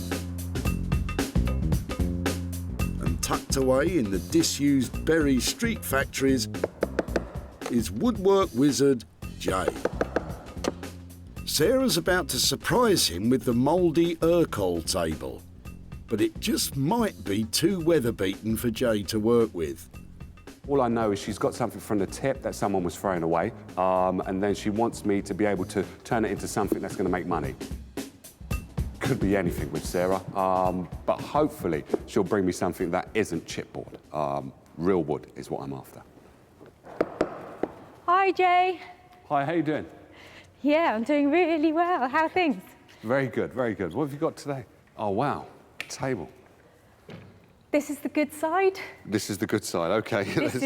This is the not so good side. Wow. Okay, it's been outside, obviously. Yeah, I think the guys who dropped it off said that they had been storing their plants on it in the garden. Oh, that'll do it. That'll put it in that state. Okay. It's beautiful. Even though it's in the state that it's in, I really like it. I really do like it. I've seen many Urkel tables, but I've never seen one with this kind of round, oblong kind of shape to it. Urkel was a prominent British furniture manufacturer dating back to the 1920s. Its mass-produced furnishings found a ready market in post-war Britain. But now, vintage enthusiasts will pay through the nose for well-preserved pieces. Alas, this one's on its last legs. The only bit I'm concerned about is here, where the plant pot has been down there for quite a while. But if you bear with me 2 minutes, I'll just get this machine on. I love the machine.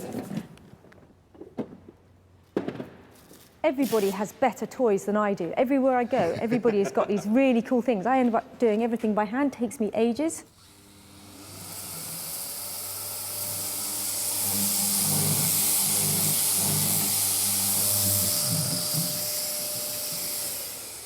The only thing I'm concerned about now is the red. Oh dear. Worst case scenario is that we rub it down and then that stain has gone straight through to the piece of furniture. Then what we will more than likely have to do is, I would say, paint it, because no one will want that kind of colour. So ideally we'd like to have a surface on the top that is blonde and beautiful, but the Yes. chances are we might have to paint it. Yes, yeah. Okay, I'm happy with that. What we probably need to think about is, you know, what kind of money do you think we'd sell it for, and is it worth taking it on? I could charge 75 to 100. It depends on what is being done. That's definitely a deal. Okay, You cool. always talk my kind of money, Jay. I love doing deals with you. You look like you've got your work cut out. I'll leave you to it. All right, Take care. yeah. Jay absolutely loves Urkel, and I think whatever he does to the top or the legs, it's going to look fantastic. I'm just excited to be working on Urkel. This is something that someone was going to throw away, totally discarded it, put it in the garden, put some plant pots on it, and allowed the weather to do what it's doing, and the table never gave up. It never gave up on life. So all I can do is just make it look not as great as Urkel did back in the 1950s, or 1960s, I should say, but make it look as good as I can make it look. Jay can always make Sarah smile when it comes to money. 75 to 100 quid? What could go wrong?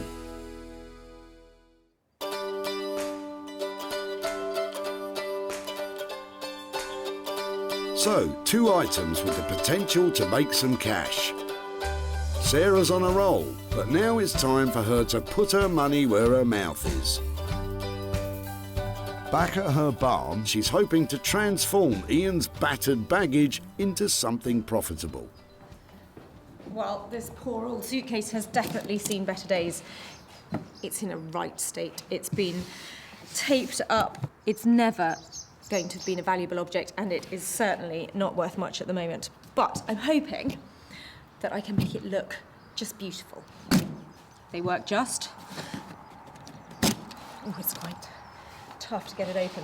My plan is to paste some pretty fabric all the way over it. Probably not very big pieces, so I can use scraps of it and just patchwork the surface of it so it just looks bright and pretty and you don't see any of this black. Maybe I can get a price tag of 50, 60 pounds on it. Sarah starts by giving it a gentle rub down, being careful not to get it too wet.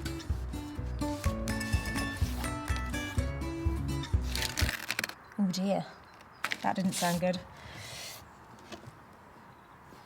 I'm loath to take the paper out. Once I take the paper out, I've got a world more work. But I think I might just have to take out the loose bits.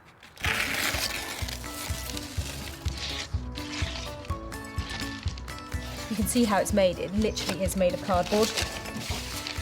Cardboard suitcases were a lighter and cheaper alternative to heavy leather or robust wool luggage, becoming popular in the 1920s with the rapid expansion in automobile travel. I really like the fact that it says an American Home Magazine selection on it. I might try and put that as part of the design. Cardboard may have been a more convenient material for the day, but it wasn't built to last. I've just got to get this roughly in position here. So it's just the main thing is to keep the fabric really taut. When you're getting the wrinkles out, you can feel them really clearly when you've got them. So you just need to work the fabric, stretching it. Sarah's glued the fabric with a simple PVA glue, and once she's smoothed out the wrinkles, she can work out the details round the locks. You can see where, just around the edge of where the fastenings are in the case, I've stretched the material around, and if you just push it in really neatly around it, you can give yourself a template to cut round. I always trim slightly inside the line, and then you can just run the fabric right up to the edge. I'm going to stick that in as close as I can, and then when it's all dry, I shall just get a craft knife and trim off those little extra bits there. I think that is a great start. Just a little bit more covering to do before it looks absolutely perfect, but I'm really pleased with that. I think that's well on its way to making some money. Sarah's scraps and glue should only set her back about a £5. So if she can sell it for more than that, she's onto a winner.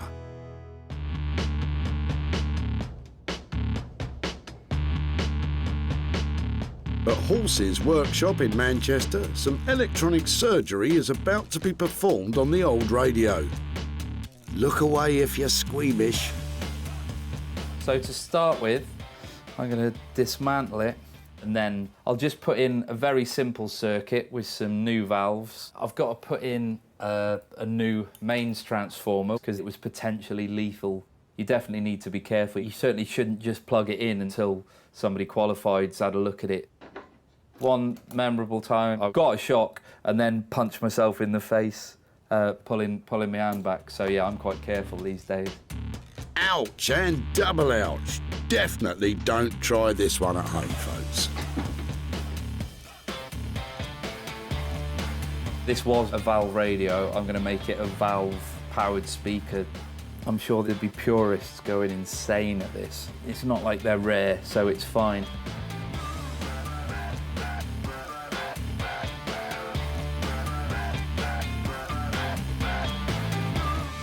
This is just the chassis. So what we need to do with this is clean it up and then put the bits back in that I'm going to be using, and then start building the circuit around that. The case needs some serious cosmetic work too, and that's Halsey's biggest challenge. What you can do is use what's called wet and dry paper, which is an abrasive, bit like sandpaper. You can start off with quite a coarse grit, and then you move to a finer grade and kind of keep doing this. It can be quite rewarding because it's quite nice to get the scratches out, but yeah, it can be pretty laborious, especially when they're as scratched as this one. It's lost its sheen a little, so I use this special Bakelite polishing paste, and this sort of takes a thin layer off and buffs it up to a nice shine. If Halse can get the balance of shiny, new, usable, traditional, old object right and up the value to over £300, this radio is on course to make a tidy profit. It's nice to have a finished product that actually sounds good and is usable and means that you can kind of have such a nice looking object that's useful again. All's tickety-boo in Manchester then. Back in Wolverhampton, Jay is sanding down the Urquell tabletop to determine if the stains can be removed so he can keep the natural colour of the wood.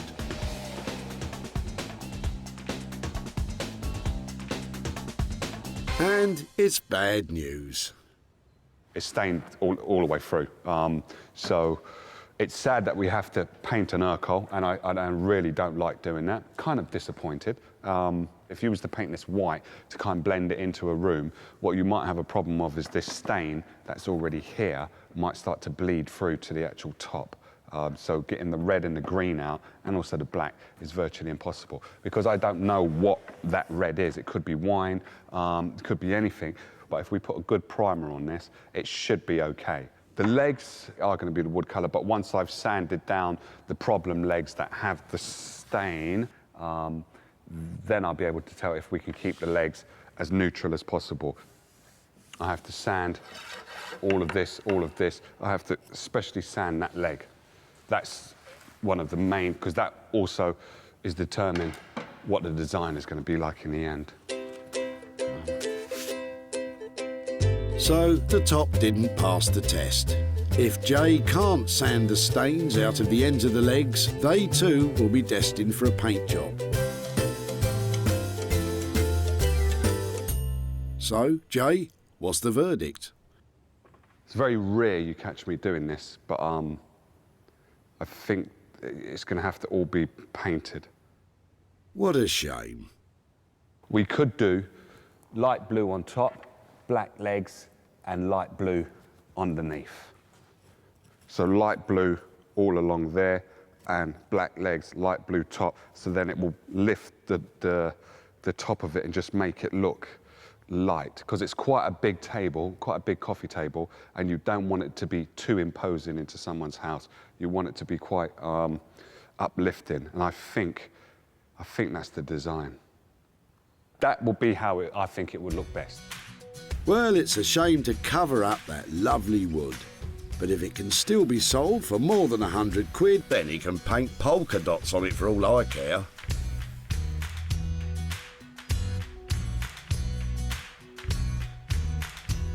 Back in Sussex, Sarah's nearing the end of her own restoration project. Basically, I've covered the whole of this case in a new layer of fabric on the outside. I've carefully cut round the things that are on here already. It's tricky to get it done perfectly, but the overall effect of it, I think, is really pretty. And that should make it saleable. So I was hoping for 50 quid, but I don't know, I might make it an even higher price. What do you reckon, 60? 70?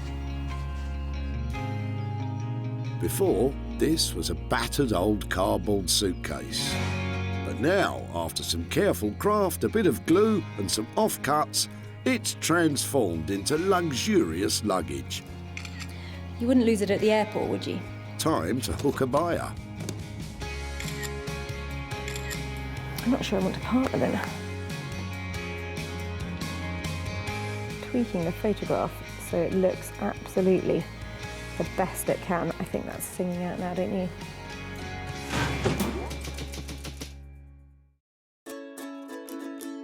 Sarah's success is measured in sales, and she always seeks out the best ways to maximise profits, hosting her own clothing and furniture sales in her barn. Just sold the sofa.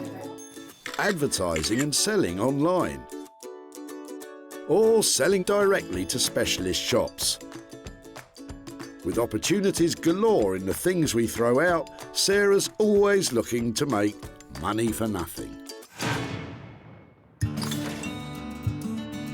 So, Ian's old suitcase has been on one heck of a journey. I was just looking at your suitcase. Picked up by Sarah just as it was sailing over the edge of the tip. I shall cherish it and make something amazing out of it. Yeah, I'm sorry I stamped on it beforehand because I broke the hinge to be able to get it in. And transformed into something saleable. Now, Sarah's back in Stockport to show Ian what she's done to the case and to hand over the cash. That is, if it's sold. Hi there. Hi, Ian. Hi. How are you? Nice to meet you again. Yeah, nice to see you. It's much nicer than where we last met, isn't it? Yes, indeed, indeed. Well, since we last met, I took your case, and it actually turned out to be a project that I worked on, and I had a lot of fun with it. Am I right in thinking that it was just yours? It had one careful owner? Well, I don't know about careful, but one owner, yes. Lovely. Well, in the end, I actually made it look like that. Wow. I used lots of scraps of fabric that I had left over from other projects and pasted it all over. I think that's amazing. It had a very battered cover to it, so I was wondering what you were going to do with that. I'm actually quite pleased that you've made it into a case so it can still be used as a case. I shared it online and there was quite a lot of interest in it. Wonderful. Because it only cost £5 to renovate, there was a bit of profit from it. Right. I sold it to somebody who has a vintage shop who wants to use it as a display piece for her window. Oh, wonderful. And it turns out that in the end, she paid £85 for it. Oh, that's amazing. So, Ian, for you, £80 for your old suitcase. That is incredible. Thank you very much. It was going to be thrown away as far as I was concerned. So thank you very much. Sarah sold the suitcase online for 85 quid. Take off a fiver for materials and Ian's walking away £80 richer. But what are his plans for the money? I think really to me it's all about memories. The case is an old case and memories of holidays with it. So I think I'd like the money to go to a society that deals with memories, something like one of the Alzheimer's related charities.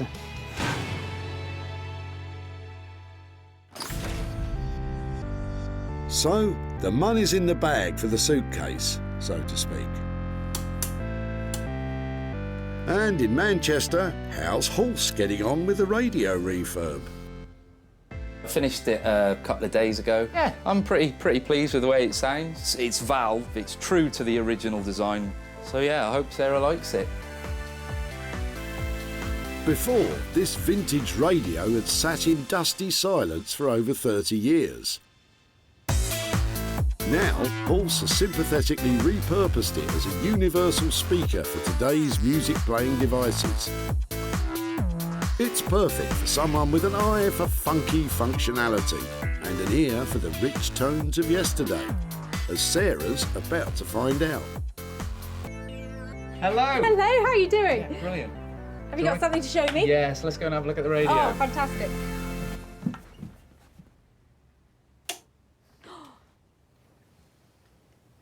Does it work? It does, you just have to wait for it to warm up. Ah, Brahms. Piano Concerto No. 2 in B flat. I've never heard it sound quite so good.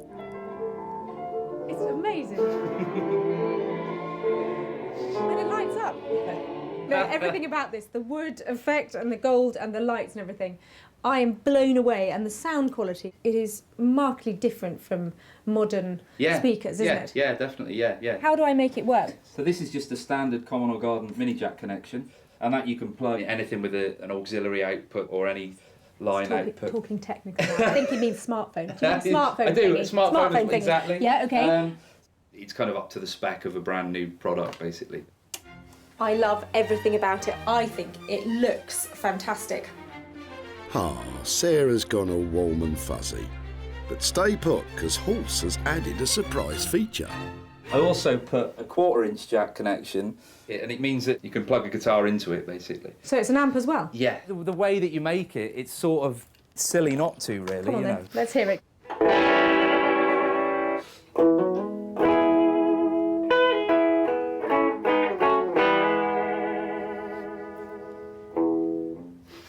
Horse, you're a genius on so many levels. I think that just is the icing on the cake. That was lovely, wasn't it? All right, Sarah, enough of the mellow jamming sesh. Let's get down to business. Horse came in on budget at £300. Now, Sarah needs to get selling. Right, so all I need is some of your excellent music connections and a nice buyer, and then everything will be perfect. I am seriously impressed with what Horse has managed to do with this radio. I mean, it was in a really bad state, and now you can play your music through it, you can play your guitar through it, and I think I'm going to make some money out of it. I think she was generally quite chuffed with it. I think the addition of the guitar amp was a last-minute bonus. So yeah, no, I'm pleased. I'm glad she really likes it. This vintage radio was nearly dumped at the tip. If they're working, they're worth about £150, but I couldn't be bothered. John was happy for Sarah to take it away for nothing. And with the expert attention of electronics engineer Horse, hopefully will be a beautiful object that is functional and will sound really nice. It was turned into a glorious custom-made speaker with a contemporary twist. And when Nick from online retro furniture store Smithers of Stamford took a look and a listen, he bought it. I hope to do some more business with you soon. Thank you. Take care. Bye. And now Sarah's back in Stockport to show John the radio's transformation and hopefully hand over some cash.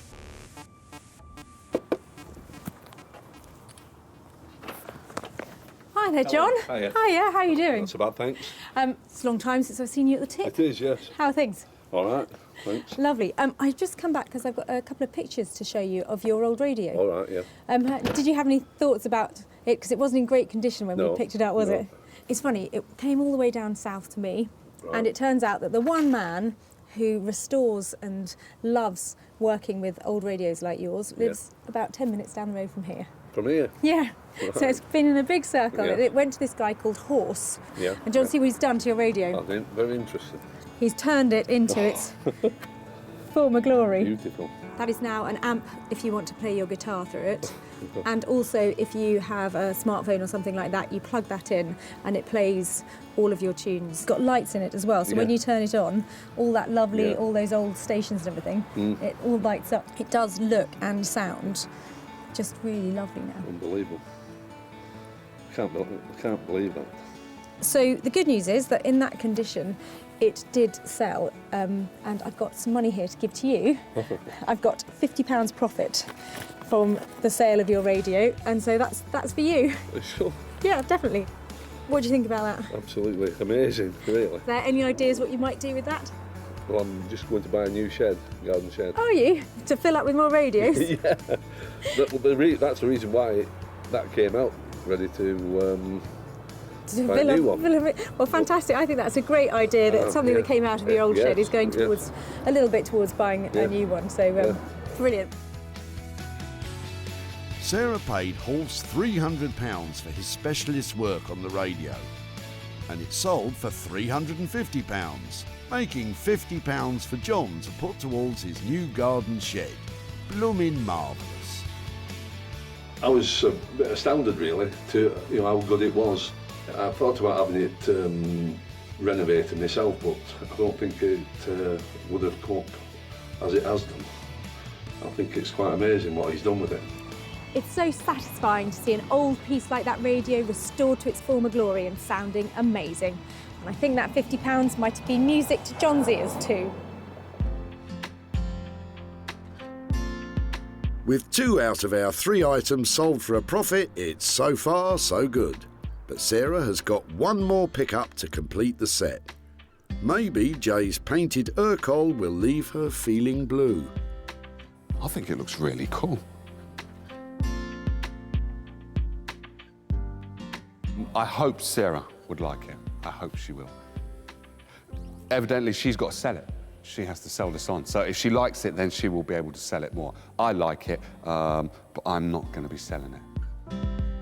I'm not sure how this is going to go. Well, there's only one way to find out. Get her in. I love pickup time. I've got an Urkel table in here, but I know it had a few problems and I'm hoping Jay has managed to turn it around. When Sarah picked it up, the table was on the brink of being lost forever. But now it's a fresh, modern gem with a new lease of life.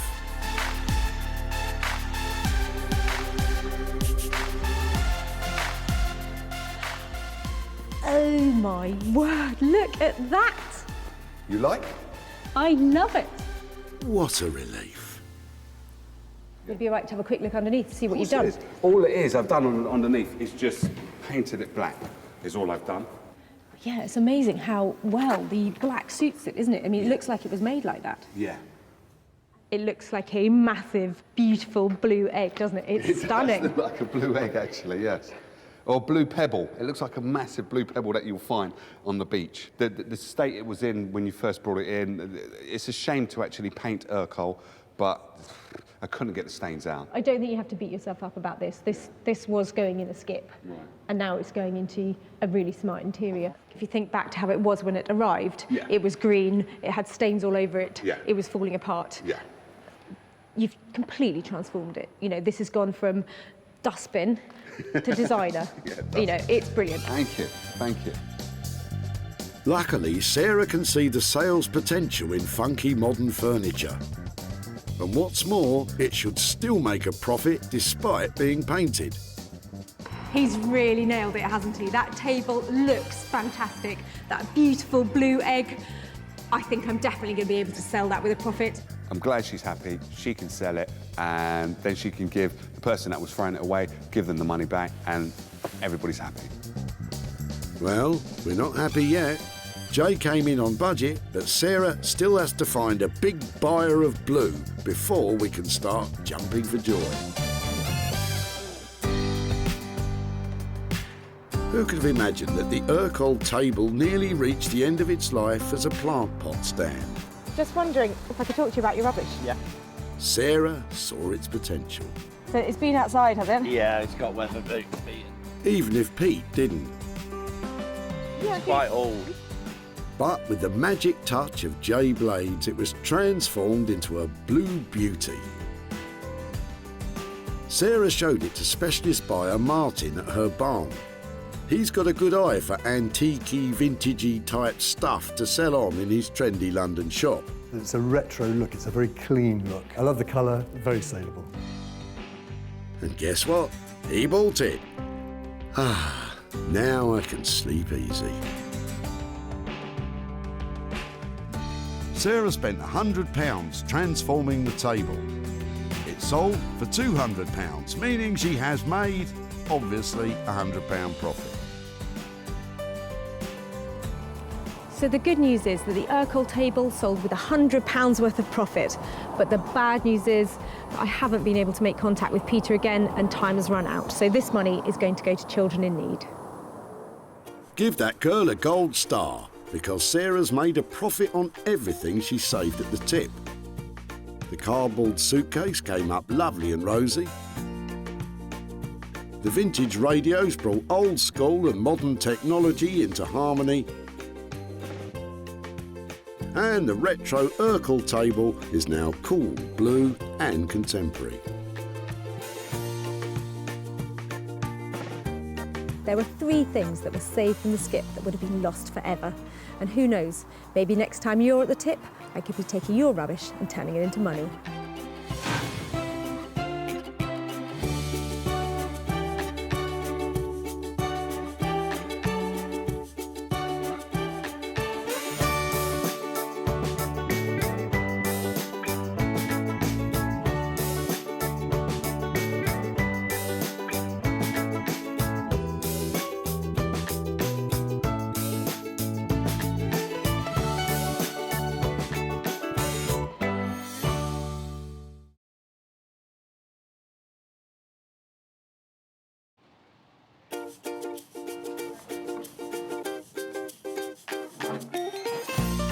How do you make money for nothing?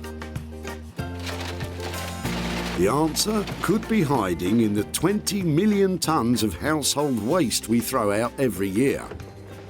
But just before you throw it away, would it be possible to have a quick look at it? That's why entrepreneur Sarah Moore wants to get her hands on things before they hit the skip. I am a passionate buyer, user and renovator of second-hand stuff, and I've turned that passion into a money-making business. I turn old into new and I sell it for a profit. Sarah's ready to sift through as many boots and bin bags as she needs to. That's vintage gold, isn't it? It's really exciting. In her search for tip treasure. I love it. And with some of the country's elite designers and makers, What are we going to do with that? Oh no! she can transform her finds into desirable, Amazing. beautiful, valuable, Cha-ching. and hopefully saleable items. That's £80 profit. If Sarah is successful, then she can hand the profits back to the very people who had no idea there was cash to be made from their trash. Oh, that's fantastic. That's unbelievable.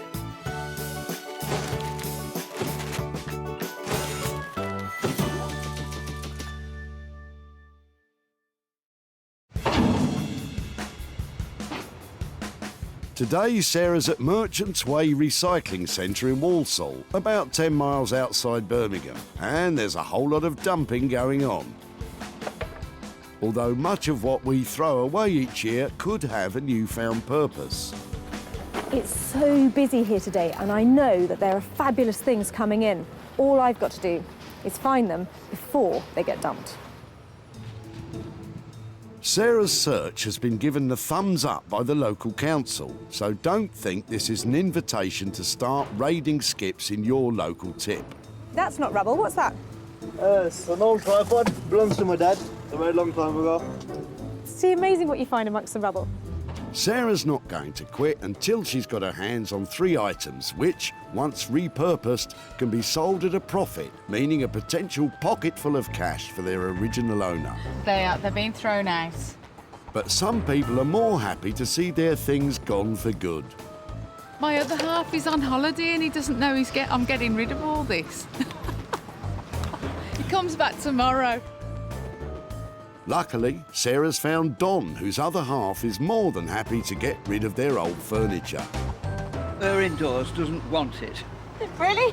It's got threadbare and it's worn, isn't it? And the cat's been at it. It's all been scratched to death. And this is how it is. No one wants old furniture. You just have to chuck it out. Well, I tell you who might want it. Me. Oh, you can have it if you like. Because it's got a certain something about it that is now quite popular with people because of its retro styling, because of those little wooden armrests. You say to that to my wife. Well, It doesn't fit into everybody's home, but this is the kind of thing that I'm up here looking for, hoping to give a new lease of life to. Well, there's a great big bucket full of broken glass here when the window broke in the storm the other week. Do you want that as well? She'll be fine with the chair, thanks, Don. Stick your glass in the rubble skip, because glass is made of sand, you know. This looks so brown, it's so old-fashioned now. It's going to look amazing. You hear that, Don? Amazing. You can cover them if you really want to, but people don't tend to do that these days. New stuff is so cheap, relatively. They'll go and buy, they just go and buy another one. Sarah has her first fabulous find. So what are her plans for this big brown beast? It's brown, it's a bit dirty, and at first glance you probably think that this is in exactly the right place here. But actually, I think this has huge potential. This is teetering on the brink of being a very trendy style, and I think with a new cover, some exciting fabric on it, it's going to look $1 million. And Don's old scratching post is destined for Anthony Devine and his Ministry of Upholstery, no less. Mancunian Anthony is a passionate upholsterer who loves to combine the experimental with traditional techniques. And he supplied furniture for the likes of Harvey Nicks and the QE2, no less. I like to explore other things in what a traditional upholsterer would do, so I would use digital fabrics. I like to mix like kind of screen printing and printing your own fabrics. Yeah, I like to explore opportunities. Which is good news, because Sarah has your next big opportunity lined up. Your next big brown opportunity.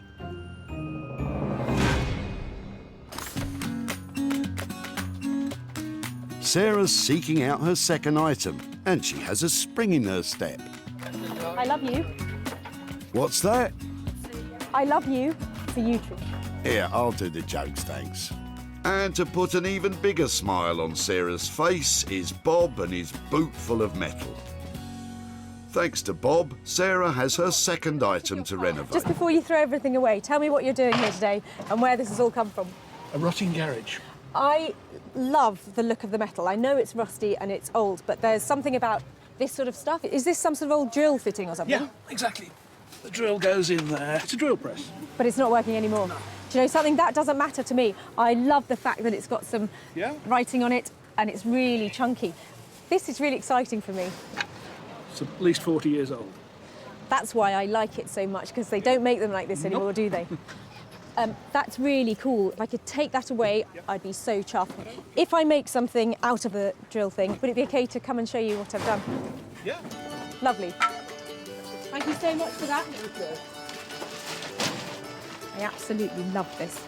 So what does Bob think of Sarah's scavenging? I have no idea what you could use it for. It's a difficult shape to work with. It's large, it's heavy.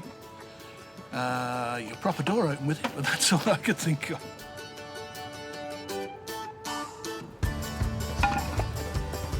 I'm so excited to have found this. I absolutely love it.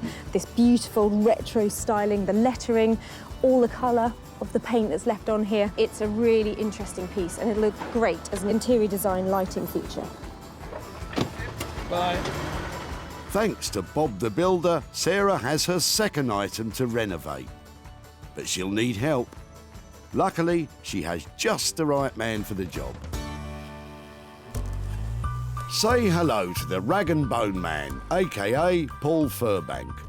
Launched during the London Design Festival in 2011, the Rag and Bone Man brand is best known for creating high-end interiors from salvaged heavy machinery.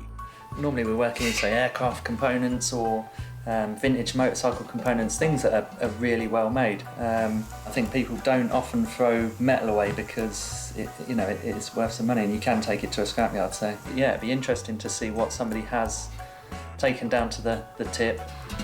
Hopefully it's not a shopping trolley.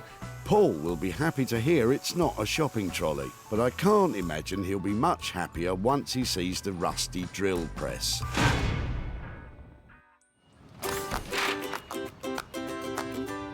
So, with 2 items safely stowed away for Anthony and Paul, Sarah now has to find something she can sink her own teeth into. So much going on, I don't know where to start. Look at them, they're queuing up round the block. Every time I look in the back, I have to see, is there something I like? Well, Sarah might like the look of what Les has in his boot. Just being nosy. I'm just wondering if those wood blocks would make chopping boards. What do you think? I think they would. Better watch out for the guard dog, though. Who's your friend? Hello. Gracie. What's the wood from? This is what I use for my wood burner, but I make things out of them, see. Really, what do you make out of them? Well, anything. How many have you got? Come on, let's see. Be about 8 of them. Are you sure you've got more? You don't mind sparing them? No, no. I'm such a scavenger. Yeah. Are you a woodworker, or have you got the right tools? I just make little things. What have you made out of them? Well, I make a lot of signs for the caravan club. Okay. I feel really embarrassed taking them, but if I do manage to make something... Look, I wouldn't give you them if I needed them. Well, you're very sweet. I think Gracie approves. Sarah reckons these timber cut-offs could make adorable little chopping boards. Do you think she can do it, Les? I'm the clue. I don't know her skills. Clearly she's got some. She sees something in them to have them off me. It was that, the caravan or the fire. So she creates something, which it is created. Good luck to her. There are 8 or so chunks of these fat little bits of flooring joist, and I think I've got a plan for them. You know when you cut up the lemon that goes in your gin and tonic and it tastes of garlic because you've used the wrong board? Well, these are going to be beautiful, bespoke lemon boards for your drinks cabinet. Sarah's 3-piece treasure hunt is complete. Anthony will dream up something dazzling for Don's armchair. Paul will devise a new use for Bob's drill. And Sarah will be slicing up lemons in no time with Les's blocks. It's been a really good day here today. The people of Walsall have been brilliant, and in between the bin bags and the garden waste, I found 3 really excellent things, and I know I can turn them into hard cash.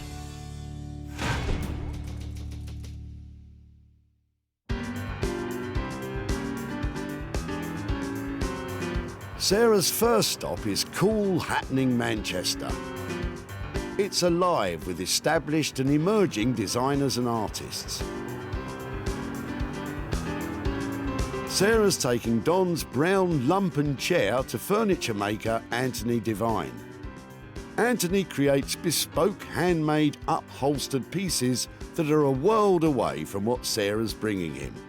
Sarah's coming today. It's never just a simple footstool or just a simple dining chair. There's always kind of something big and ambitious. Anthony! Hello! Hiya! Are you well? Do you want a hand? I'd love a hand. Look, how cool's this? Very nice. No, it is. It's actually really nice. Right. Talk me through it then. It's not really being done any favours with the brown draylon, but I thought it was actually really... Oh, don't break it already. Sorry. Steady on, Anthony. I thought that it could be absolutely bang on trend and looking really cool. Yes. And so I brought it to you. Yes. Well, this is the kind of thing that's kind of fetching big money at the moment. It's nice. I didn't know whether we should cover it in blocks of fabric rather than a patterned fabric, so you could really see the structure of the chair and the way it was designed. But I know you're dealing with this stuff all the time, so I'm all ears to hear what you've got to say. We're using some great fabrics from Guatemala, of all places. Really? All hand woven, and I think it would look amazing on this chair. Hand woven Guatemalan fabrics? That's exactly what I had in mind. Uncanny. Oh, wow. This is 1 metre by 50, and it takes over a month to produce. Do you know something? That's going to be so out of my budget you wouldn't believe. Well, I was thinking we can put this part here, then these, and then this. Possibly that way or the other way around. This is a bit controversial, Kate. I'm slightly worried that if we put all this on here, and I was hoping to keep the wood exposed, we might end up where we don't actually see the shape of the chair. The patterns certainly are eye-catching, but is there such a thing as too eye-catching? Why don't you move them all about the place, Anthony? Maybe that will change her mind. I think that will work. I'm not sure she's 100% convinced. It's a big money gamble with such pricey fabric. What am I looking at to get this whole thing done, including the fabric? We're going to be around, you know... Spit it out. Dare I say the £800 mark. 800 quid?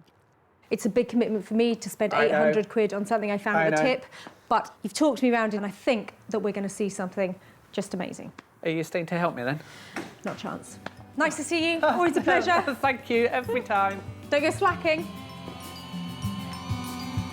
I think we got there in the end, didn't we? I'm hoping that that combination of fabrics and that shape of that chair really come together.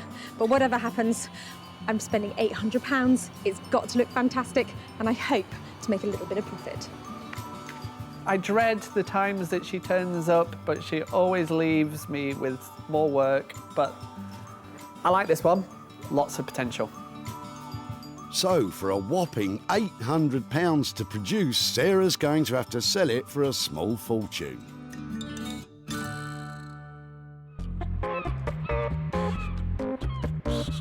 Next up, Sarah is off to Margate in Kent, which is rapidly becoming a hot spot for all things upcycled and vintage. As a result, there is a thriving community of artisan craftspeople living and working here. And Sarah knows just the right one to transform her rusty drill press into something saleable.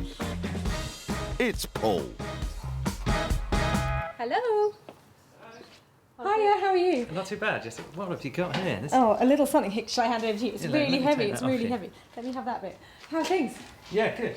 Paul should be feeling good. He specialises in transforming old rusty machines, and you don't get rustier than that. I can't believe somebody's actually thrown this away.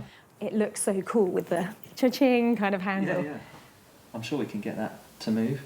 Really, because I had a few ideas. I mean, when the first time I saw it, I thought, you know, it's kind of ice cream, coffee machine. There's something about it that has that kind of American diner sort of feeling. It'll probably take us a little while to kind of strip it down and actually get it all moving again.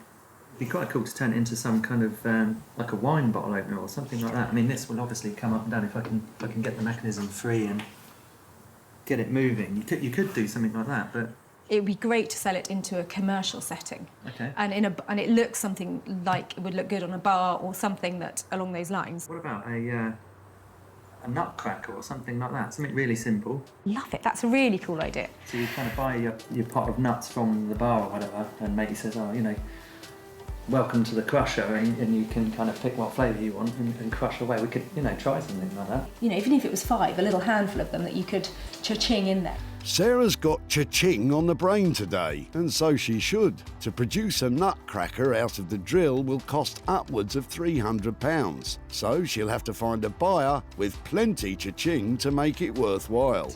Well, I'll leave you to it. Okay. Got your work cut out. Look forward to some beer and some nuts very soon. Every so often you come across somebody who just blows you away with the ideas they come up with and the creativity, and Paul is just like that. I am so excited about what he's got planned for that drill bit, and I just can't wait to see that nut crusher. It's going to be amazing. It certainly will be amazing. Sarah's not getting it for peanuts. With Paul's labour and materials estimated at £300, let's hope it's just the nuts getting squeezed and not the profit margin.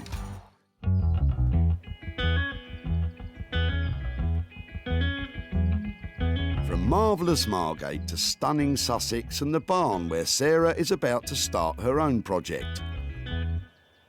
She rescued a pile of anonymous-looking wooden blocks and has a nifty new use in mind for them. So these I want to make into chubby little lemon-shaped chopping boards. I'd like to cut them out into a really sweet little lemon shape, and these are going to be for when you have that gin and tonic at the end of the day, when you sit down and you take a sip and you can taste garlic on the lemon because you cut it on the wrong board. These are just to go in your bar. These are just for cutting up your lemons. You're right, Sarah. I've never been keen on gin and garlic. So I'm just going to sketch out a rough sort of lemon shape. That looks lovely and lemony to me, Sarah. I made one of these for my grandparents when I was about 10. They quite liked gin and tonic. Your grandparents were fond of the gin. Should you be telling us this? Sarah now carefully cuts out her lemon using a jigsaw for accuracy. So I'm going to sand off the whole outer layer of the wood so that it's all clean, and then I'm going to use some olive oil just to seal it, and that should be fine. There are lots of safety considerations when thinking about allowing recycled wood to be used with food. If you're unsure, then pop a suitable liner between your board and the food. And if in doubt, leave it to a professional. You have to hold it to really like this because it feels amazing. It's like suede or something. It's really smooth. And I think it looks kind of lemony, doesn't it? So I'm pleased with that. Just another 6 more to go. Sarah's not charging for her own time or her olive oil, so there's been nothing spent, but a lot could be gained.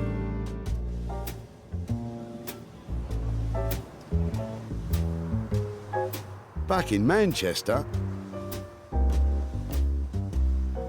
Anthony's stripping back the retro brown chair and uncovering about 50 years worth of dirt. Ugh. Thank you, Sarah. I hope he washes his hands, because Anthony's handling the very pricey Guatemalan fabric. Many textiles from this region originate from ancient Mayan culture, so it was an obvious choice, eh, Anthony? It would be easily to just be able to put like a kind of a nice wool or a nice felt on there, just kind of really blocky colour. Given this opportunity, we wanted to just have a little play around with something new. Anthony's upholstering one arm of the chair as a guide to work out how to arrange the other fabrics. And if I remember right, Sarah wasn't totally convinced with his plan. There was a lot to discuss on the day when Sarah came round. I know she was quite interested in keeping it quite defined. More defined. That should be easy. If that goes in there, what do we think of these colours? Like, does it affect your eyes too much? Having this there takes it away from that, I think. Like you were saying, less is more sometimes. Yeah, I think more is more on this one. What I'm thinking now, this is a centre, a thinner stripe of that down there.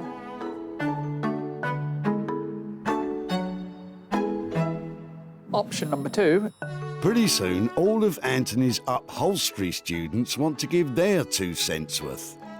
It's just a bit busy. It goes better vertically. Something like that. That's your focal point for me. How many upholsterers does it take to choose a fabric? Well said. Why don't you leave the hard stuff till later and get on rebuilding the insides? Anthony stitches and staples Hessian material on the rest of the chair. We're going to stitch this in? It gives him a strong base to work from and prevents the luxurious fabric catching on a spring unit. Anthony attaches much-needed padding to the hard wooden frame using an air-driven staple gun. And on top of that, a nice fluffy cloud. So after the foam, we use this wadding, and basically what that does is help take the friction and help the fabric glide over your fabric better. Once all the material is on, Anthony will apply a fire retardant spray. This will bring it up to code with current fire standards. This is just a little bit of dark wax, and I'm just going to apply it over the front of the arm just before we put the fabric on, so we don't run the risk of getting wax on the fabric, which would be a nightmare. Upholstering a chair from scratch is a very skilled and time-consuming process. And Anthony's not even decided on the fabric yet, so it might be a long night.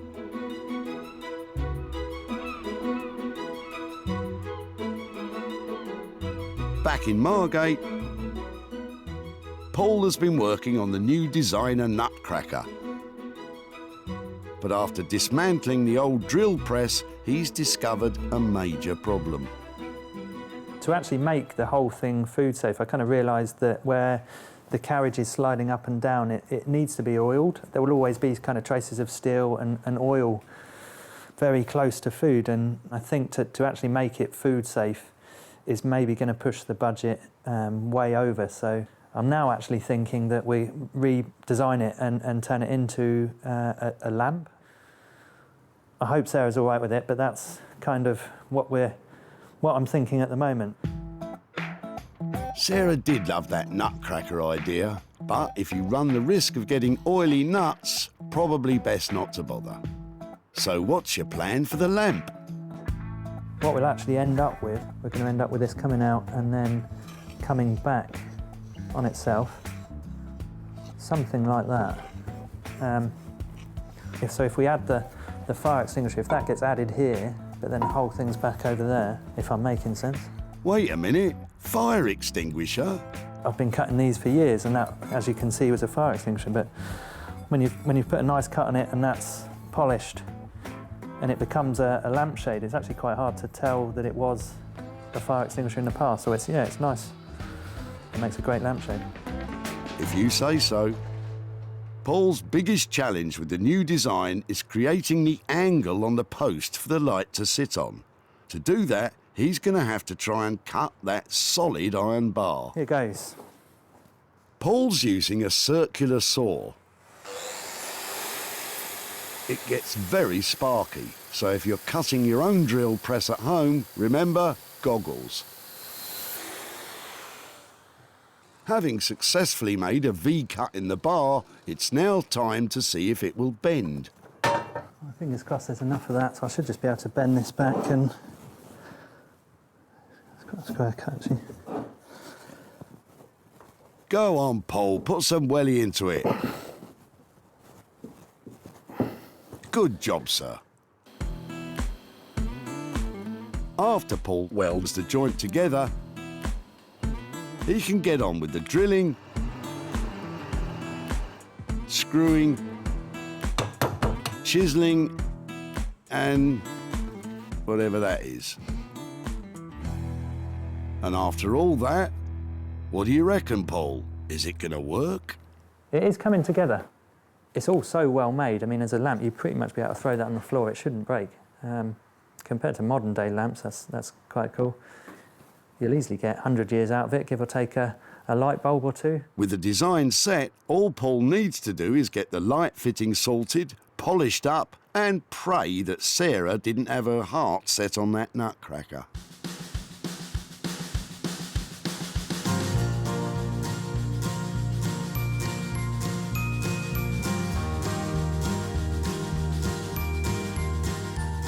Back at the barn, Sarah's sanding her last lemon-shaped chopping block. Sarah took 7 sorry lumps of pine and created 7 sweet citrus-shaped lovely lemon chopping boards. With a silky smooth finish sealed with luscious olive oil. I have really enjoyed making these, and they're a simple project. They're approachable if you want to have a go at home. You've got a piece of wood that you can sand on all sides and just a saw to cut out a shape. It's a really fun thing to do. And you get the added bonus that now I have to go and test drive it to make sure it works. So I'm off to find something that needs a lemon putting in it. Sarah's success is measured in sales, and she always seeks out the best opportunities to maximise profits. Hosting regularly her own furniture and clothing sales from home, Just sold the sofa. advertising and selling online, Get that online. or meeting commercial buyers in person to sell direct. Seeing this is really refreshing, and it's good, and people are going to want more of it. It's going to grow, this thing, I think, that you're doing. With opportunities galore in the things we throw out, Sarah's always looking to make money for nothing. Back at the dump, Really interesting. You sure? Bob's wooden blocks almost went up in smoke. Was that the caravan or the fire? So she creates something, which it is created. Good luck to her. Sarah transformed them into a set of sensational citrus fruit-shaped chopping boards. In the hope of making a juicy profit, Sarah visited her local watering holes to sell her lemon slicing balls. Do you fancy one? Yeah, definitely. All you've got to do, have a good look at them because they feel really nice, have it? And just make me an offer. Anything over £5 and I'm probably going to say yes. So 15? Amazing. Happy? Seriously? Yeah. Fantastic. Definitely. That's amazing. Thank you. Nice one. She is now back in Walsall to see Les to hand over the cash and to show him what became of his wood blocks. Hello. Hi, Les. Hi, it's Sarah from the tip. Nice to see you again. How are you? I'm fine, yes. Wow, you've got a lot going on here. An awful lot going on here, yes, and more to do, as you can see. I remember when you came to the tip, I took 2 different types of wood away from you. Yes. One was some little blocks I think you were going to use that were leftover flooring bits. Yes. And I had a look at those and I didn't think I could do anything with those. Not really, But no, those I big didn't. chunks, I think, did you say you were going to use them for blocking up the caravan? We do, yes. Yeah. Yes. Well, they were really cool. So shall I show you what I did with them? Go on, fire Did you away. have any ideas when I took them away? None at all. Okay, well, I made them into little chopping boards you can use for cutting up your lemon on. What do you reckon? I think they're fantastic. I managed to get, I think, 6 out of the chunks of wood that you Yeah, yeah. you dropped off. So I made them into 6 little boards. Very substantial wood, you see, wasn't it? Yeah, and that was nice. So they're Ideal really, for the job. really chunky. Yeah, lovely. It's great. And then I thought, having made them, I thought I've got to take them somewhere to try and sell them. So I've been round all the local pubs. Yeah. Now have one of your chopping boards on their bar to cut their lemons up on. I just said to the guys there, anything over £5 I'm going to be really happy with. And so different people in the pubs bid me. And actually, all together, we managed to sell your boards for £60. So I bought that back for you. Oh dear, no. No. No. No, do you know something? Don't. No, let me explain. You can explain as much as you like.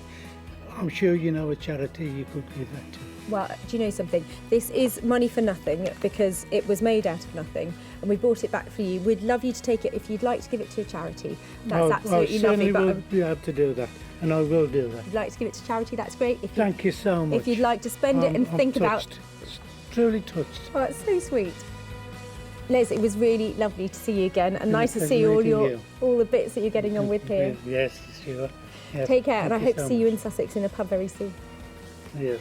Bye-bye. All that was involved in the making of the lemon chopping boards was some elbow grease. Sarah managed to sell them for £60, making it all profit. I think they're absolutely fantastic what she's done with them. I mean, I've always wondered what on earth she could make out of them, because to me they're scrap. But what she's done is absolutely fantastic. I think possibly there could be a chance that I shall be having a go myself.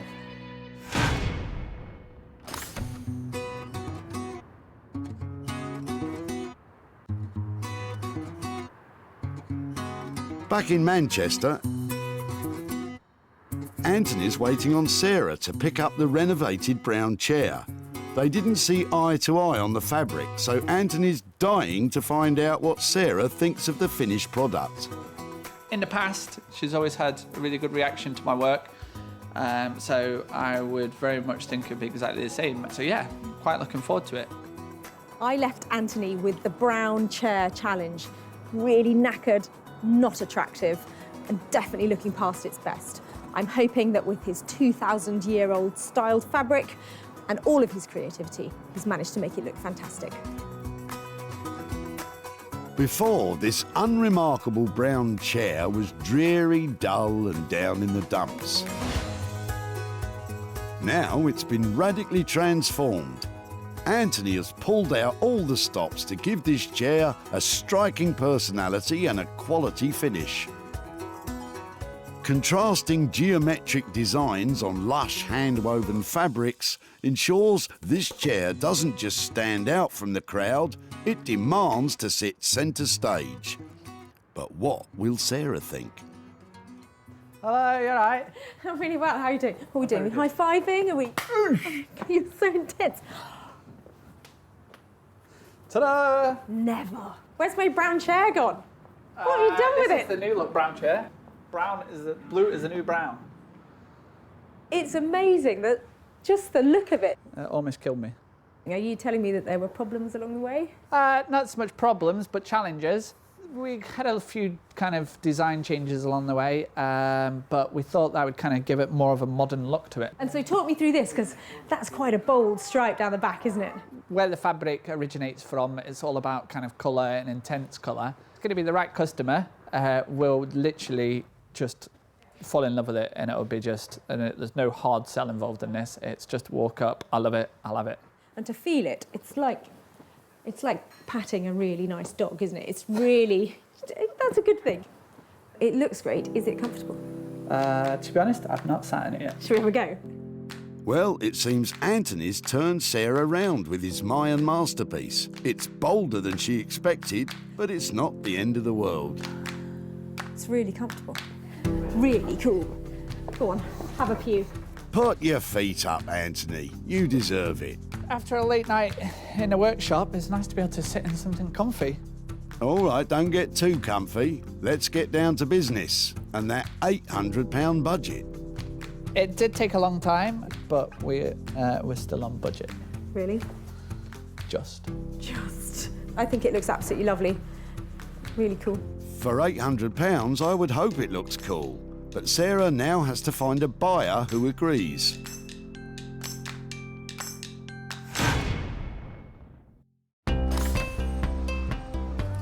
Back at the dump, Don's dilapidated armchair was destined to be ditched, as Mrs. Don deemed it a disaster area. Her indoors doesn't want it.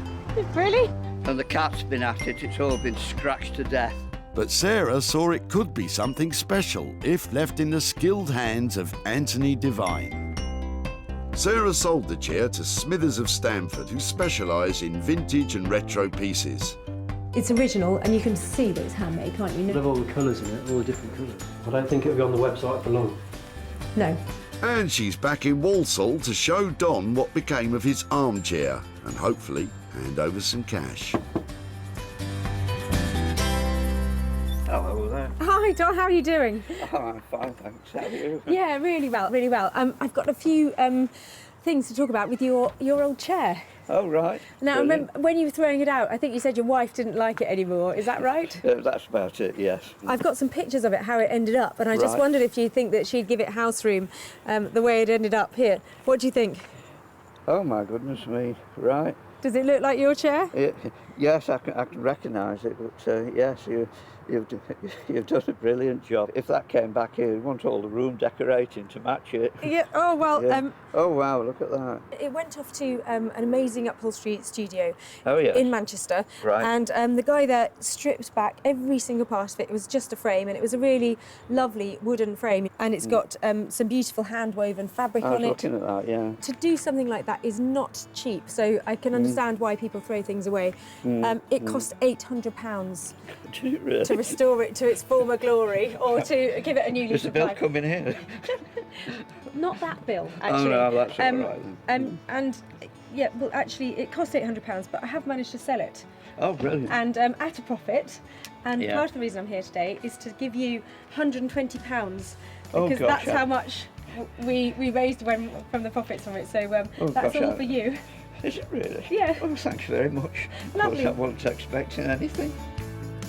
Anthony charged £800 for his labour and that handmade Guatemalan fabric. Sarah sold the chair for £920, making a tidy profit of £120 for Don. So is there anything on your list that you need to spend £120 on? Well, yes. There's the. I've just had to buy a new tyre for the Land Rover, and they're quite expensive now because they're special. Yeah. So that it'll go very nicely towards that. And thank you very much for that. Yeah. Lovely to see you again. Okay. And, Thank you. Thank you very much. Enjoy your Land Rover proceeds. Yes. All right. Take care. I'll do that. Right. Well, thanks very much indeed.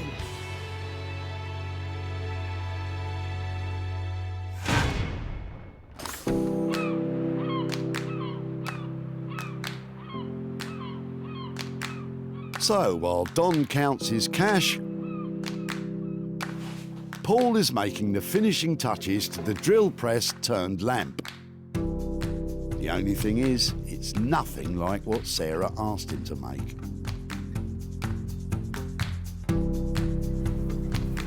It is an absolutely cracking day here in Margate today, and I can't wait to see what Paul has done with our drill press.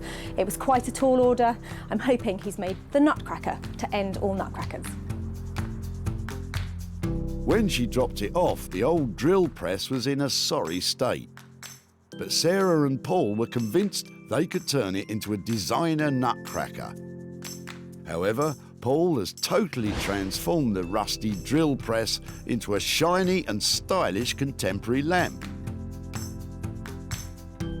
By modifying the stand, adding a Ferrari gear shifter to the handle and a repurposed fire extinguisher for the shade, Paul has created an incredibly bold designer piece. The question is, will the unexpected lamp do Sarah's nut, or will it light up her life? Hiya. How are you? Is that it? Yeah, it's hidden. How you doing? I'm really well. How are things? Good. How was it? OK, Paul, it's time to come clean about the lamp. Good luck, mate. Is that it? That's it, yeah. It's not quite what you think it was going to be, but it is what it is. So what happened? Was it difficult to make? What was the? Well, shall I just see? What is it? Let's see. Let's just go for it. Oh my word! So it isn't quite, as you can see, it's a lamp, but I absolutely love it. Oh, thank goodness. it wasn't quite what I was thinking. I was quite excited about making a nutcracker because I've never made anything quite like that before. Forget the nutcracker. I mean, Okay. that is sweet. It is amazing. Does it move? It does move. So there's a little lever on the side that kind Yeah. of fixes it in position, and then you've got some height adjustability on that. I think it looks amazing, and I can't wait to see it turned on and stuck on a desk. And can we try it? We can turn it on. Oh, it's a beautiful filament bulb as well, isn't it? I think you have just transformed it. That was a rusty, seized, industrial but pretty hideous piece of kit when it arrived here, and what you've transformed it into is a designer piece of fantasticness. And I'm going to have to think really carefully about where I go and sell it and make sure I hit the right mark with it, because I think it's one Somebody with a large desk, I think. big desk and hopefully a big wallet. Yeah. Cool.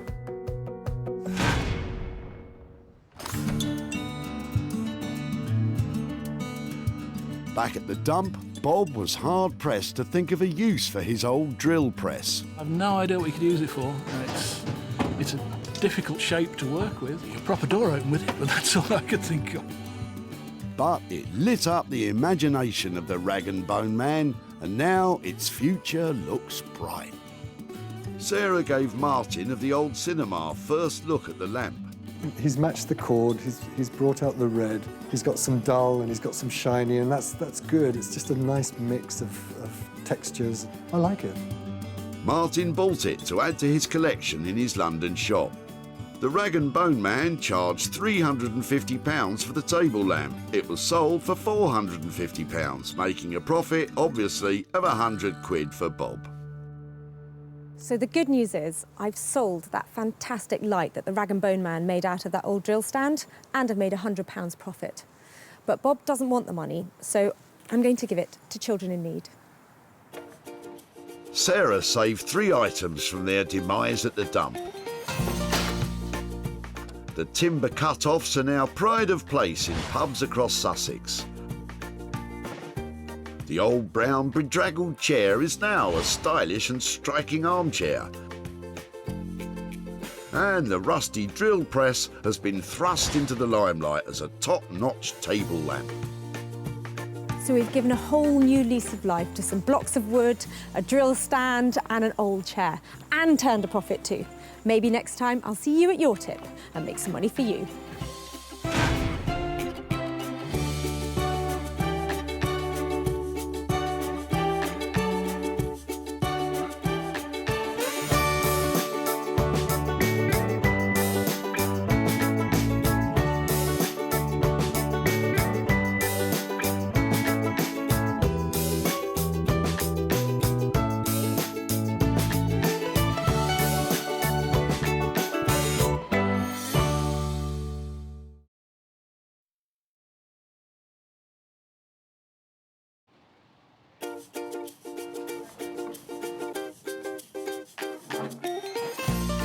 How do you make money for nothing? The answer could be hiding in the 20 million tonnes of household waste we throw out every year. But just before you throw it away, would it be possible to have a quick look at it? That's why entrepreneur Sarah Moore wants to get her hands on things before they hit the skip. I am a passionate buyer, user and renovator of second-hand stuff, and I've turned that passion into a money-making business. I turn old into new and I sell it for a profit. Sarah's ready to sift through as many boots and bin bags as she needs to. That's vintage gold, isn't it? It's really exciting. In her search for tip treasure. I love it. And with some of the country's elite designers and makers, What are we going to do with that? Oh no! she can transform her finds into desirable, Amazing. beautiful, valuable, Cha-ching. and hopefully saleable items. That's £80 profit. If Sarah is successful, then she can hand the profits back to the very people who had no idea there was cash to be made from their trash. Oh, that's fantastic. That's unbelievable.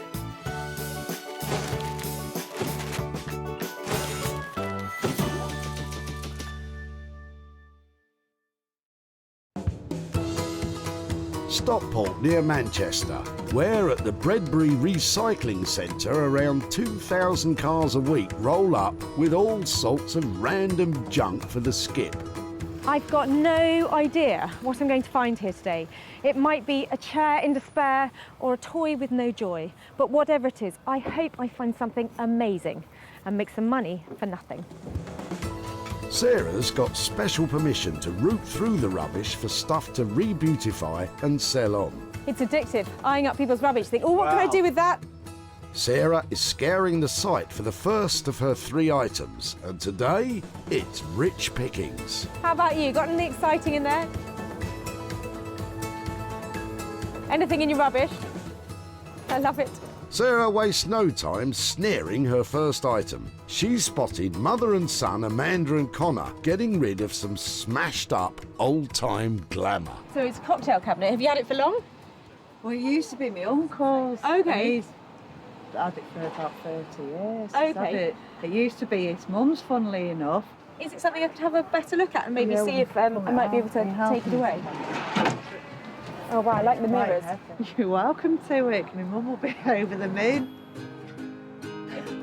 Is it heavy? Do you think you could help me carry it? Yeah, sure. Top tip, when it comes to junk jumping, Brilliant. Thank you so much. enlist a strapping young lad to help with the heavy lifting. Nice and easy does it. This little beauty could soon be worth a bob or two. Lovely. Sarah thinks she can see a profit here, but what does Amanda think she'll do? No, I haven't got a clue, but it'd be nice to see something good come off it. I love this cocktail cabinet, but I think it needs a real makeover. There's lots of detail in it that needs replacing, and I want to rip out all of this old, tired-looking stuff. I want it to be funky, I want it to be fun, and I want it to be really expensive. First item's nabbed. And Sarah has someone in mind to lift this cabinet's spirits and make some money for Amanda. She's scheduling a cabinet meeting, maybe over cocktails, with print designer Zoe Murphy. Margate-based designer Zoe has taken the reconditioned furniture scene by storm. Zoe's speciality is transforming fuddy-duddy old pieces with bright 50s-inspired designs. And her exciting reinventions sell in some of London's most prestigious stores, including Liberty's. I have got a big issue with waste. I hate the idea of sort of inefficiency on the planet and things going to landfill. It's always bugged me loads, and to the point where I even wrote a letter to the Queen when I was 7 years old, telling her about the environment. And my love of recycling has brought me right round to using second-hand furniture pieces as well. Sounds like Zoe's studio might be the last chance saloon for this old cocktail cabinet. Sarah is still sweeping through the car boots looking for her second item. I love things like this when you can just see how much wear there's been. Look at that. That handle tells 100 stories. Look at the size of it, how much it's been worn down. I mean, that is literally careworn, isn't it? Just a little too careworn, even for Sarah. Get a load of this though. It's Gary with a trunk full of trunk.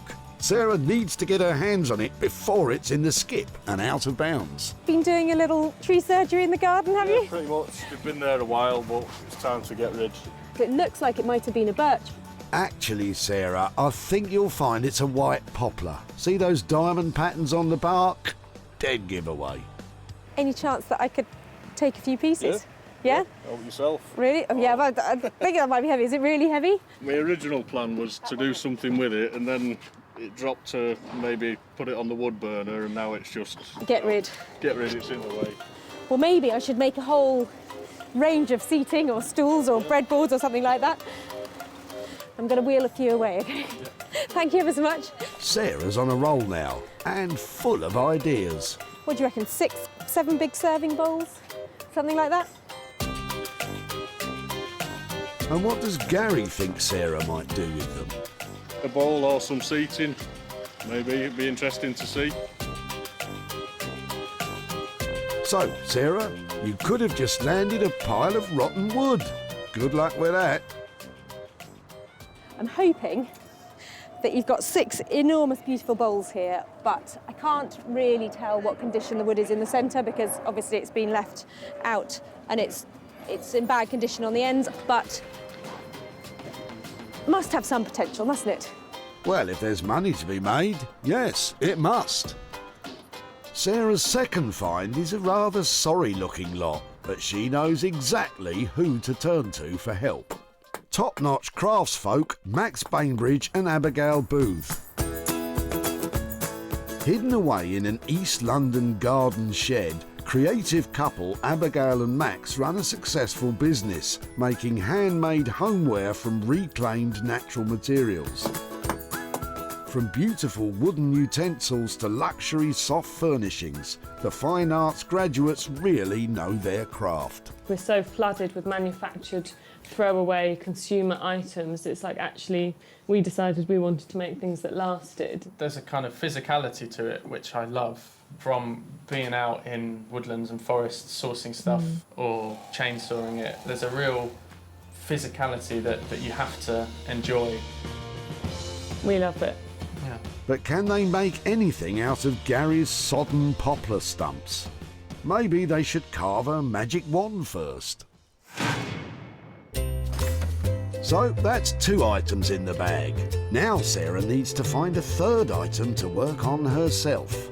After all, she shouldn't be hiding her own talents under a bushel. You've got to love what comes in here. Somebody's just throwing away like a mini plastic car. It's just great. You think that's mini? Take a look at Paul's little beauties. Where are these from? Are these yours or are yeah, these? they're all dismantled and broken toys. Pop it down the floor, they look heavy, Yeah. I do know some of them were kind of collector's items, but they're pretty well shot, to be honest. My father died a couple of years ago, so we had to clear out from his house. So did you actually play with these? Are these... A long time ago. Is this something that maybe I could take away and just see if I can do something with? Yeah, fine. That's fab. I shall cherish those and look after them for you. All right, no Thanks worries. ever so much. All right, no problem at all. I absolutely love this stuff. I love it. The condition is really bad, but these are just iconic 1970s fabulous things. Die-cast model cars became a huge craze in the 1950s and are massively collectible now. Rare cars in pristine condition can make hundreds of pounds. Though making a profit on this play-worn pile will mean that Sarah will have to step things up a gear. It's like Diamante and the lights. Absolutely love it. I've still got some of it at home, which is kind of sentimental, really. Batman, Thunderbirds, Joe 90 stuff. What does Paul think Sarah might do with this bounty of bashed-up toys? No idea whatsoever. No idea whatsoever. You and me both, Paul. Sarah's a champion boot raider. She's got hold of 3 potential treasures for free. The glass cabinet will be reimagined by Zoe. the woodblocks carved up by Max and Abigail, and those old toy cars will be transformed into something special by Sarah. I've loved the things I've saved today. The question is, can I actually make any money out of them? Sarah's next stop is the glorious seaside town of Margate, which has been enjoying something of an artistic revival lately. Happily riding the crest of Margate's creative wave is print designer Zoe, who's helping turn the town all trendy. Little does she know what Sarah's got in store for her today. I do trust Sarah's judgment. I like how in the past she's really let me do whatever I want though, so yeah, I do trust her just. That smidgen of trust might be thrown out the window when Zoe claps eyes on that clapped out cabinet. I've brought you another little beauty. Careful, you two. Brilliant, thank you. Oh, wow. First impressions? Yeah, I like it very, very feminine. Nice, solid print on the glass. Zoe's making all the right noises, but Sarah knows this is a challenge. I think it'd be difficult to see it selling and being a very commercial object unless it has a real makeover. The one thing I do have a lot of lying around that I do like to show off sometimes if I can is my high-heeled shoes. And I can really see a cabinet like this being great if repurposed as a kind of shoe cabinet. Because this is a narrow piece as well, it'll put it in a bedroom maybe, or a hallway if you wanted it there. I can imagine probably some big bold prints coming in across here. It will instantly make it more fun. So if it's potentially going to be really glamorous shoes, maybe we've got a lot of glitter going on, maybe we've got some sparkle, perhaps some gold detail and bright attractive colours that are all about, you know, a glamorous occasion or a big fun night out. A glittering, sparkly high heels cabinet. I'm totally sold. But how much will the work cost? It will probably cost me a couple of days' work and all of the materials, about £500 to do it for you. That just sounds fantastic, and you're right, it's those people who love their shoes that will love this, and that will make it sell. A glamorous showcase cabinet for shoes. What a novel idea. But can Sarah find a well-heeled buyer for such a niche piece?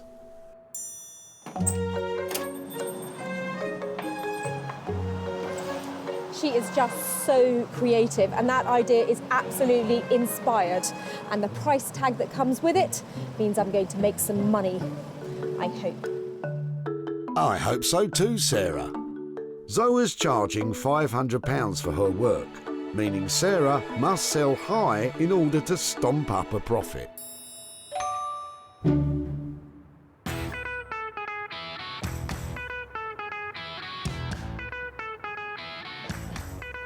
Vibrant Walthamstow in London's E17 is awash with artist studios and galleries. Honest. Hidden away in a quirky little garden shed, creative couple and business partners Max and Abigail specialise in making luxury handmade homeware. I can cut it on the chainsaw. Very unexpected. Yeah, great. Okay, let's see what we can do. Yeah. The woodblock should be in good hands, though they haven't got a clue what Sarah's rolling up with. Well, knowing Sarah, it could be anything. You could end up with some pallets. What Sarah thinks is a feasible idea could be somewhat of a challenge. Yeah. Well, I don't know what can actually be made of these, but they've got plenty to work with, and they're really heavy. Hiya. Hello. How are you? Yeah, Hello. how are you? Yeah, really well. I've got a lot of something for you. Wow. Do you want to come and see what Can we have a look? Yeah, come on down. Wow. Yeah. They're great. They're fantastic. Yeah, Yeah? absolutely. Brilliant. Things I do in the name of recycling.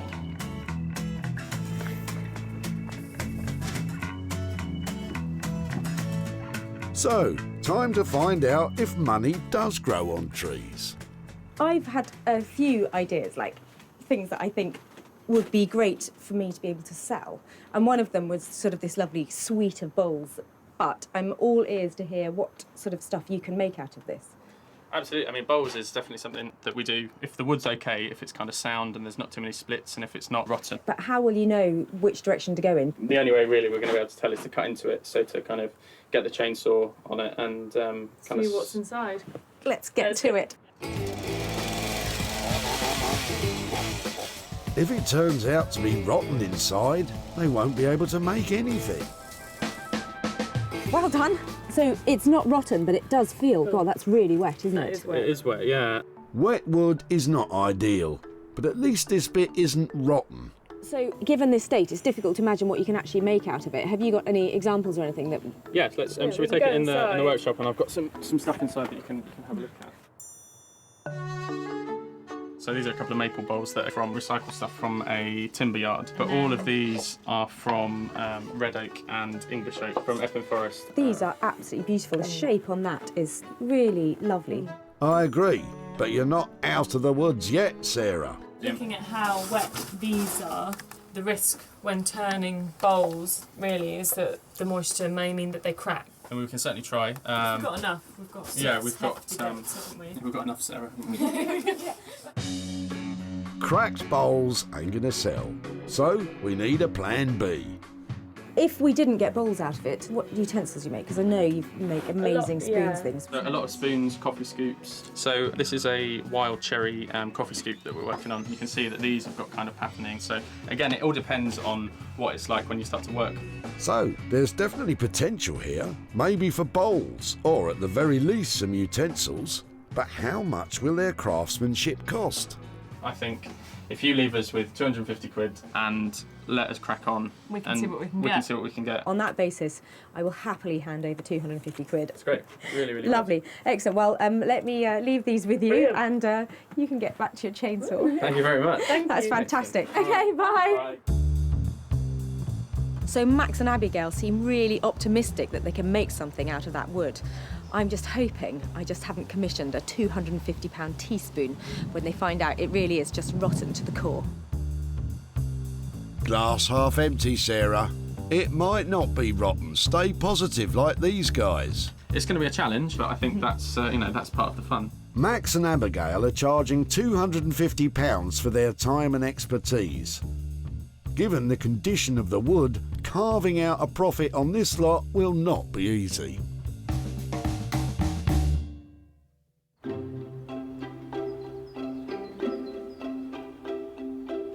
The designers are firmly on board. Now Sarah needs to work on her third item, Paul's box of toy cars. In rural Sussex, two of her children, Libby and Edward, have come to lend a hand and play, while Bramble the dog snoozes. Then it's off to the barn for Sarah to shine a light on her ideas. Sarah has bought 5 simple slimline lamps from the high street, and she's going to stick the toy cars onto them and create novelty memorabilia lighting. Now, why didn't I think of that? So I've got a plan. I want to keep it really simple and just stack a few of these up on the bases of these lights, then get stuck in. OK, Sarah, penny on, lamps, cars and glue at the ready. A kind of totem pole of vintage vehicles. Time to get cracking. It's going to take some doing. So I love Lady Penelope's car and I want to give it a little bit more space. I'm just popping these tyres on. And then I think this one. The Green Hornet, obviously. Aston Martin. The most popular die-cast model car ever made was James Bond's silver Aston Martin. Alas, Sarah doesn't have one of them, but she's still hoping to make a pretty money penny. This one's really cool, look at it. It's got a dog inside it. I thought that one looked a bit rough. Can I get the Saint on top in his Volvo? Oh, I think that looks fab. Sarah has categorised the cars for maximum customer appeal. This really cool rescue stack. Everything's got its little hazard lights, and there's a really sweet little snowplow there on the top. Can I get that on next? And maybe pop that one into there. The cars are stacked, but need to be stuck. And for that, Sarah's using a special kind of traffic jam. This is 2-pack glue and it's really useful. It dries in about 5 minutes, something like that. Got a little bit of working time and it's really thick and sticky, which is useful. Yeah, I also find it very useful when glue is sticky. So plenty of glue because there's lots of uneven surfaces on here and I just want to make sure there's enough contact between the car and the wheels and the glue. Sarah will glue the car stacks together before attaching them to the lamp bases. That way there's less risk of messy glue marks all over the new lights. I'm going to put a big blob of it on the roof of the Green Hornet's car. And remember, glue can be dangerous, so use with caution or else. Right, what's next? So I'm just checking it from all angles because I'd like it to be as neat as possible when it's done. Because even though they're really scratched and old and shabby, it needs to have a certain cleanness to it, a kind of designer styling. Oops. Sarah spent £180 on materials for the lamps. But with the spotlight firmly on the profit margin, the finished products will really need to shine.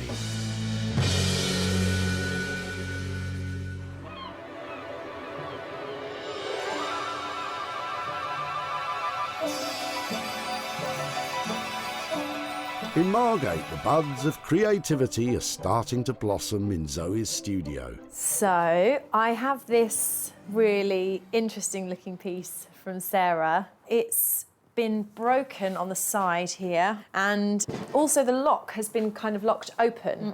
When I talked to Sarah, I suggested somewhere to kind of put your glitzy, glamorous going out shoes and things like that, or your trainers. Ah, I can see it now. My old trainers beautifully displayed for the world to smell. I mean, see. This cabinet needs serious TLC. I'm not too intimidated by the challenge. I'm looking forward to it. Some of the glass is broken, so Zoe's going to carefully remove it all to avoid further breakage, or worse still, the need for a plaster. Because the overall condition of the wood is poor with flaking varnish, Zoe has decided to send it off to be professionally polished. Meaning Zoe can take some time to nestle in her loft space where she does all her creative thinking. It's always very important for me to sit down somewhere peaceful, surrounded by all my inspiration and a lot of reference books and colours and materials and art making supplies, and then have a really good think about what I'm trying to evoke with the piece of furniture. And it's here that Zoe's artistic muse really takes flight, away from that glitzy idea and landing firmly in, wait for it, Mexico. I've decided to do a floral sort of stitched looking design inspired by Mexico.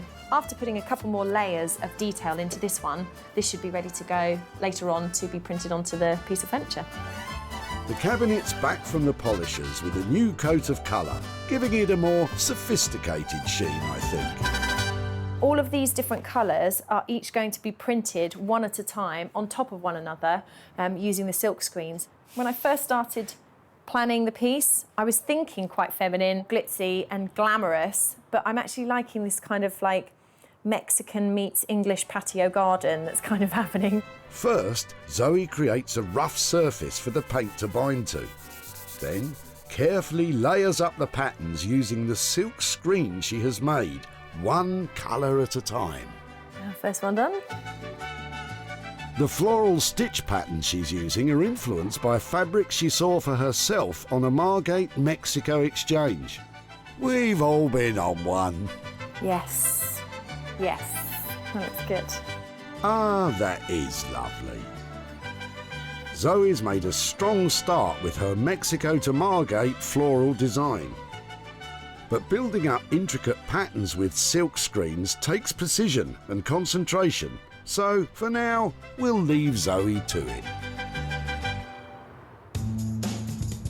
So, it's all rosy in Margate. In Walthamstow, Max has got his chainsaw out again. Some of the logs are in better condition than others. Once sawn through, it's time for a confab. If I spin that over, cut that into slabs to see what we can get, because we can small kind of chopping boards or some cooking spoons or eating spoons. Yeah, I think that's probably the best. Max cuts the poplar with the grain to maximise its strength. After the trauma of being sliced and diced, Max and Abigail indulged the new look wood with what can only be described as spa treatment, starting with a relaxing lounge in the sunshine. We're just kind of laying it out in the sun just to kind of dry the surface off a little bit, so that when make it more workable. Yeah, so when we feed it through the planer, it's not kind of completely saturated. With the little poplar pieces all dried out, it's time to make some shapes. Then the slabs are run through the bandsaw. Some of the wood's in too poor a state to use, so wastage on the good stuff isn't an option. There's still more than enough in terms of depth for me to work with on this, and then it basically gives you a whole nother section of wood to get another couple of spoons from. Max's wood carving techniques are rooted in tradition, and he spends many an hour happily whittling away. Whittle, whittle. This is one of my favourite parts of the process.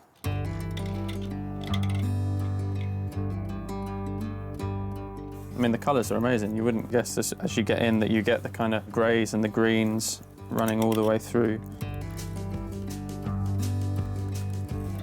Like Michelangelo's David emerging from the marble, kitchen utensils are starting to take shape. But it hasn't been easy. Even though Sarah brought us a lot of wood, it's actually been quite difficult to kind of process that down and get solid stuff out of it. But I think we've done quite well. Max and Abigail now take time with the precious few utensils they have made and treat them to some gentle exfoliation. When you're dealing with stuff that's all made by hand, there's not really a way of speeding that process up. It's kind of... There aren't shortcuts, basically, are there? No. That's what you learn quite quickly. It's great that stuff that they would otherwise just either have to take to the tip or would be burned, we can actually kind of take it off their hands and turn it into something that, you know, that then has another life other than just sort of landfill. Cool.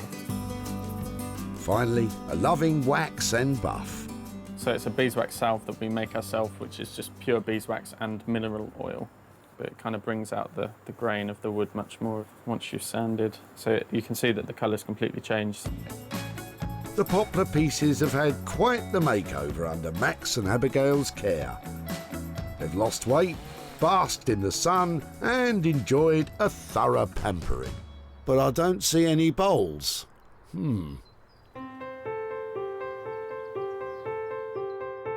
Back in Sussex, Sarah's in the barn putting the finishing touches to the vintage toy lamps.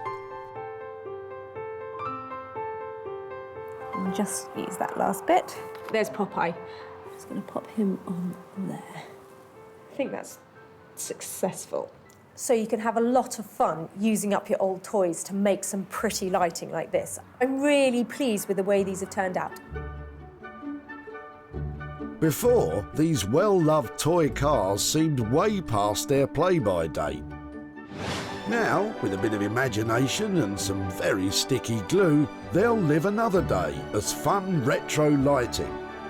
They're perfect for child-at-heart grown-ups who like to take a trip down nostalgia lane.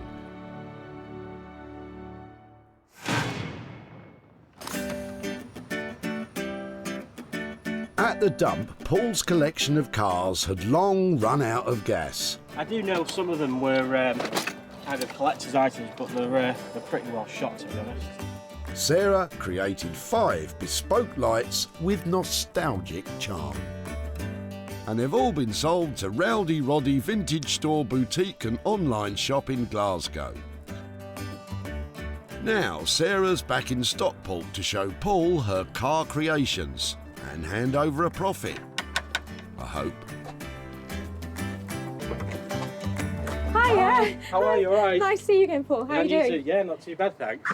Yeah. So it's been a while since we've seen you in the tip. How are things? All right, yeah, good. Yeah, not too bad, thank you. When I had a good look at the toys you dropped off, I just loved the fact that they were worn and they had, you know, like signs of age to them. Yeah. So I thought they had to be made into something that was decorative and where people could see them just the way they were. Yeah. Okay, so what I did with them is made them into lights. Okay. I've got a few pictures here. Oh, wow. Bought some retro looking lights, so they sort of had the right kind of feel. Yeah. And got some really strong glue and stacked them all up together. Yeah, that's cool. I recognise, I recognise the old police band there. We have actually sold them. Oh, right, okay. A collection of 5 has been sold all together to a shop. Right. And I've made some profit for you. Oh, right, brilliant. So I've got £145 here. Oh, wow, brilliant. To give to you for your old dinky toys and your old toys. Wow, brilliant. Thank you very much. That's super. Brilliant. Super. Excellent. Well, they were a lot of fun to work with. So thank you very much for letting me help them. Oh, right. Yeah, no, it's fine. Thank you. Pleasure. Well, lovely. Thank you ever so much for that. Okay, Cheers. take care. Thank you. Bye-bye. Sarah spent £180 on lamps and glue for the 5 car lights, and they've been sold for £325, meaning a pretty profit for Paul of £145. Didn't expect anything at all. You know, it's a bit of all junk to me. It was nice surprise, definitely. I think we'll go out for something to eat. We maybe, you know, take the family out for some tea and treat the little one or something. So yeah.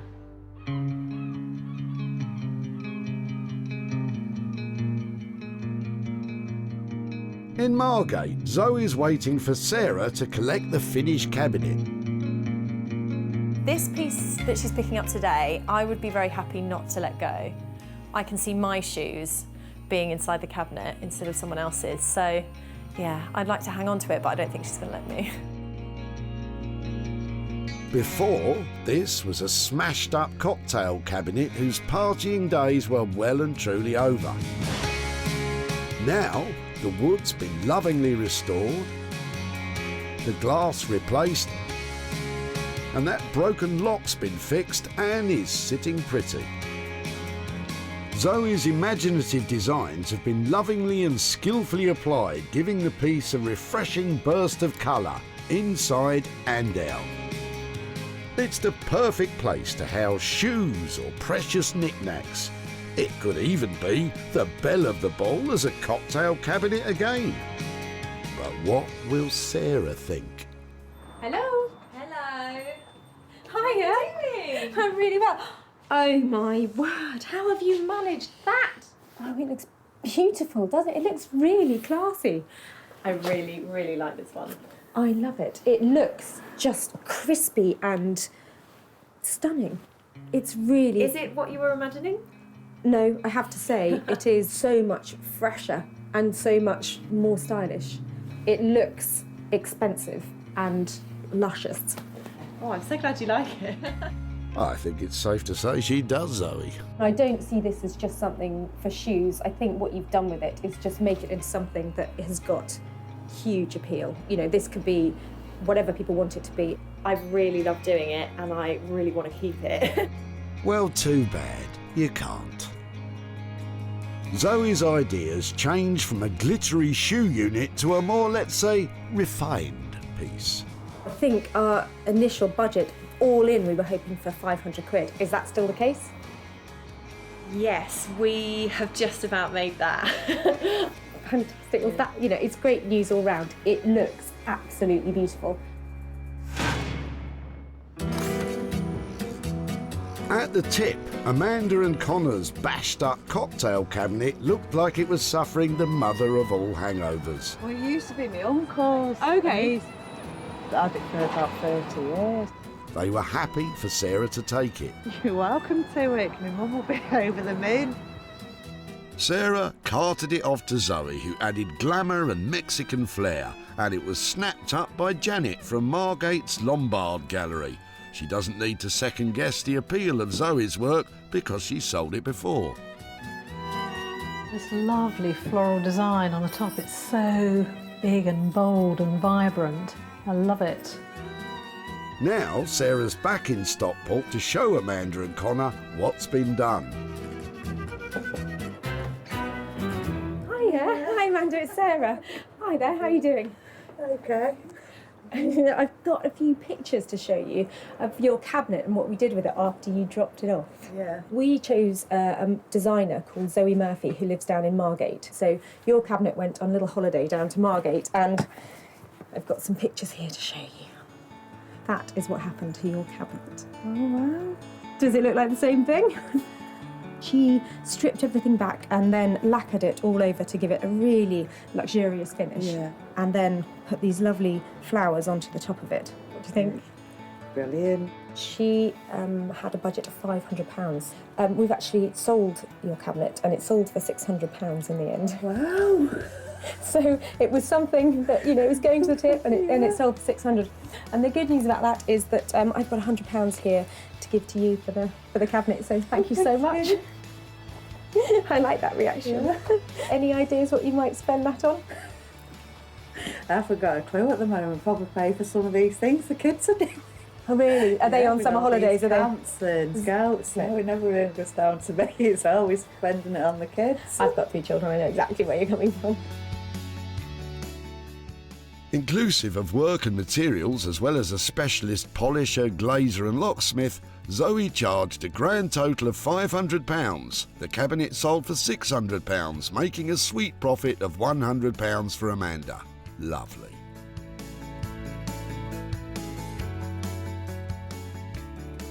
It's like it's been given a new lease of life. Well, I'm not that artistic really, but it gives you a good idea of things that you can try and do, you know, with old bits of furniture. We've got a profitable pair, but Sarah wants a full house. In Walthamstow, the woodworking wonder couple have, well, worked wonders. Before, these mouldy old logs were destined to become charcoal and ashes. Now, they're luxury handcrafted utensils. Max and Abigail delved deep into the wood to tease out 3 eating spoons, 2 chopping boards and 3 pairs of coffee scoops, cooking spoons and spatulas. They used centuries-old methods to create 11 completely unique items and ladled them with love. They're perfect for any cook who values the quality of their tools as much as their ingredients. Max and Abigail were lumbered with wet old logs, and it was a hard-fought battle. There was a definite panic stage, wasn't there? Yeah, it was kind of like, you know, at one point Yeah. it was just sort of actually, are we going to be able to get anything at all? Luckily, we were able to get some stuff then. We've got quite considered, elegant designs, I think. I mean, Yeah, I'm slightly nervous of what Sarah's going to say, just Yeah. because maybe she's, I guess you know, she she dropped dropped off yeah. 6 massive logs, and I guess maybe there's an expectation that you're going to be able to get a vast amount of stuff. we're excited to see what she says. Yeah. But will Sarah be stirred by what's been made? Hiya. Hello. You're excited. I'm really excited. Wow. Was this Oh, this is the carnage, yeah. Oh my word! Wow! That's fantastic. Wow. That is made from that wood. Pretty much for every kind of spoon that we made, we probably had 5 or 6 that didn't work. You know, you got to a certain point in the process and there'd be just a kind of patch of rot, or it would just snap or split. So basically what you're saying is it was a total nightmare to work with. Once we got stuff that we could work with, it was you just kind of get back Yeah. into the sort of process which we really love. We talked about making bowls and that kind of thing, so we had a go. Oh wow. And it was, you know, the kind of the actual, you know, again, the wood itself, it was just kind of, you got to a stage where you just kind of had to stop working. So you can kind of see here how pitted it is. I think that is beautiful. But I can understand why your integrity is admirable. I think your soup would end up on your lap with that bowl. A real shame, but despite setbacks, Max and Abigail have worked a mini miracle with those utensils. It's really difficult to imagine that this came out of the wood, and also to just how light it is. It's quite a kind of lightweight wood and it's quite a delicate design, but they're more than kind of capable of standing up to being used. Yeah, absolutely. So, it's all good in the hood, but how did they get on with that £250 budget? we used every penny of that £250 in terms of processing and just kind of like man hours and labour and stuff. So do you think it's touch and go whether we actually make a profit? I think it's probably going to be a little bit tight. It is not always going to be that there is a huge profit in these things. That wood, I know, is really difficult to work with, and to have made anything out of that is actually usable and have this kind of finesse, I think is a real achievement. So thank you so much for taking on the challenge. What she dropped off turned out to be quite a challenge, and More so than we expected as well. I'm pleased, and I'm glad that Sarah's pleased as well. Yeah, I think she really likes them. And Secretly wants them. Yeah.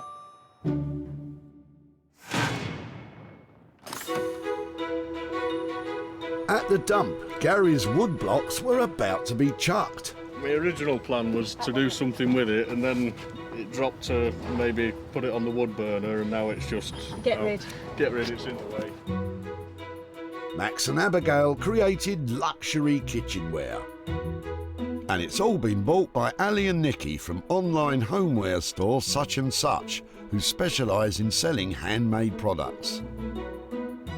Oh, we'd love to take all of them if we may, because Yeah, they're so beautiful. Absolutely. Yeah. Well, we can box them up and we'll be ready to go. Now there's a happy ending. Now Sarah's in Stockport to visit Gary and give him some good news, with any luck. Are you all right? Hi, Sarah. Nice to meet you again. Yeah, how are you doing? Yeah, not bad. Come on down, let me show you what we've done with your tree stumps. Yeah. There are a pair of amazing makers called Max and Abigail, and they are like modern day foragers and woodworkers. So they were a great fit for your logs. So I've got a couple of pictures to show you. Any ideas what we made out of them? Not a clue.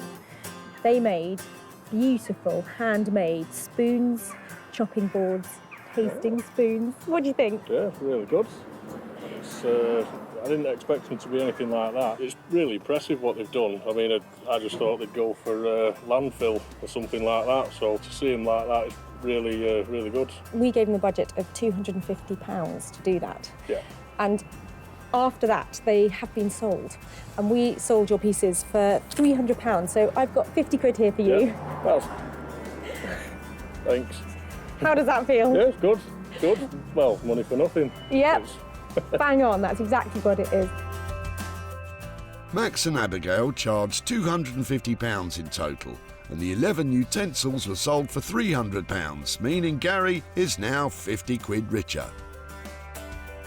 With the money, I'll probably get something for the garden. Just there's always something I can add to it.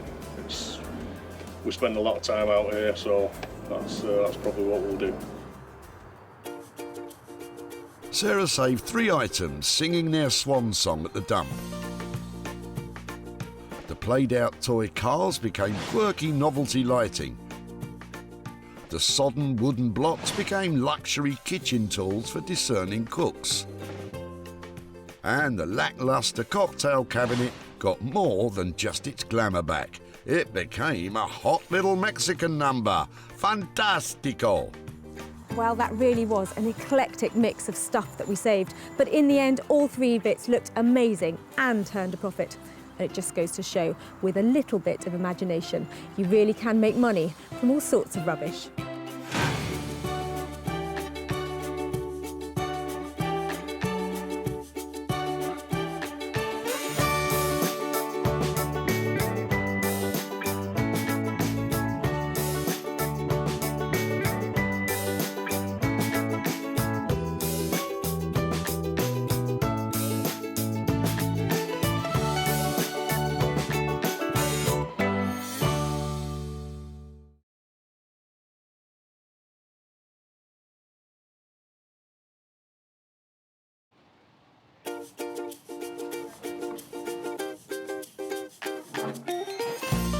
How do you make money for nothing?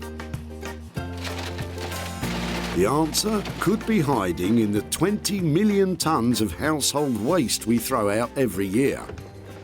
But just before you throw it away, would it be possible to have a quick look at it? That's why entrepreneur Sarah Moore wants to get her hands on things before they hit the skip. I am a passionate buyer, user and renovator of second-hand stuff, and I've turned that passion into a money-making business. I turn old into new and I sell it for a profit. Sarah's ready to sift through as many boots and bin bags as she needs to. That's vintage gold, isn't it? It's really exciting. In her search for tip treasure. I love it. And with some of the country's elite designers and makers, What are we going to do with that? Oh no! she can transform her finds into desirable, Amazing. beautiful, valuable, Cha-ching. and hopefully saleable items. That's £80 profit. If Sarah is successful, then she can hand the profits back to the very people who had no idea there was cash to be made from their trash. Oh, that's fantastic. That's unbelievable.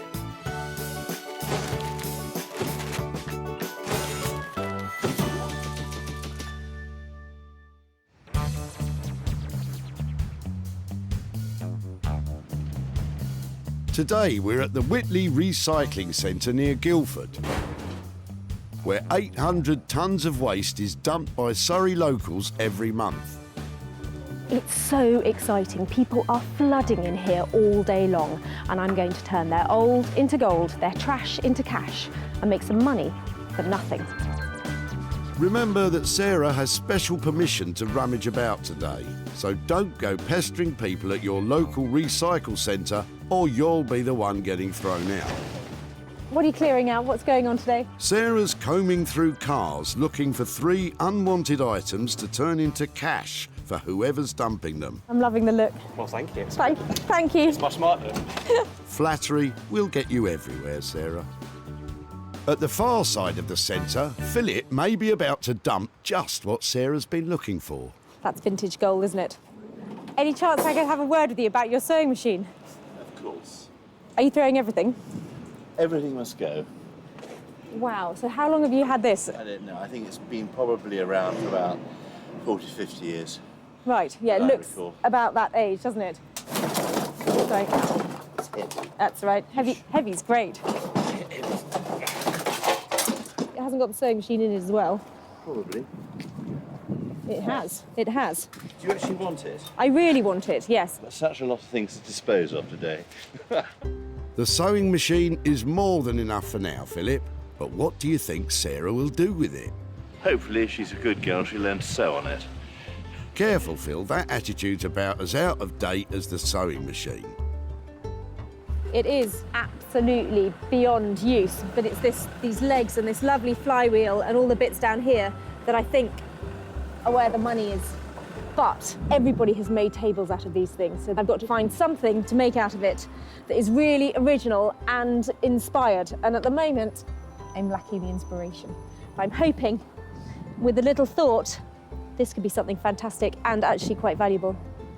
So that's the first item all sewn up. Sarah may not be sure how to transform it into a moneymaker, but she knows a man who could. Rupert Blanchard is one of the country's leading reclamation and bespoke furniture makers. He's used to turning Sarah's foraged furniture into something saleable.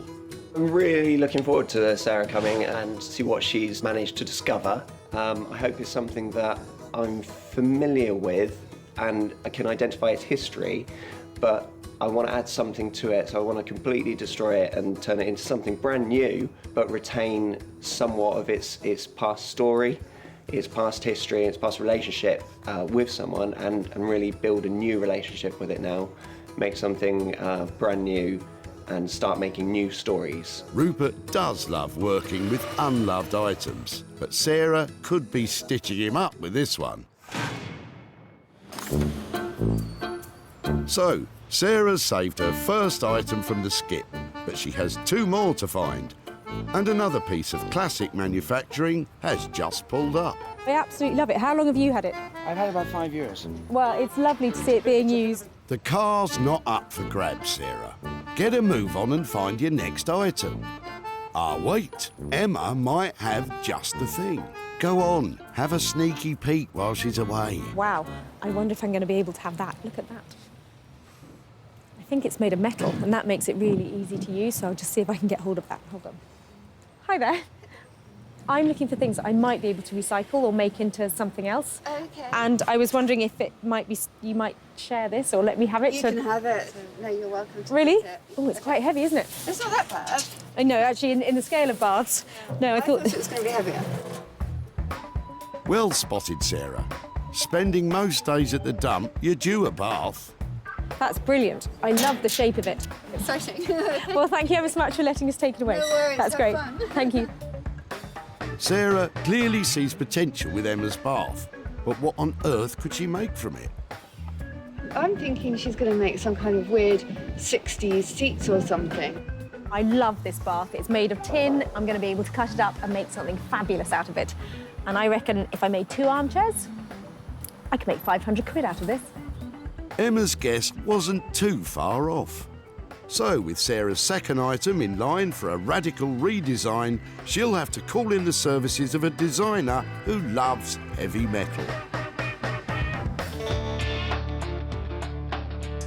Beck Simon is one of the country's best artist blacksmiths, creating high-end interior furniture and bespoke metalwork commissions. Bex is normally specially commissioned for unique pieces of artwork and has no idea what's coming her way. Working with found objects is quite different from what we normally do because we work with our clients and we produce designs and we work with them. So this is kind of like really freeing up the mind and seeing, you know, what object we've got and how we can make it work into something really cool, modern and yeah, desirable. So it's going to be fun. It would seem bath chairs are the obvious choice. So how will Bex make them stand out?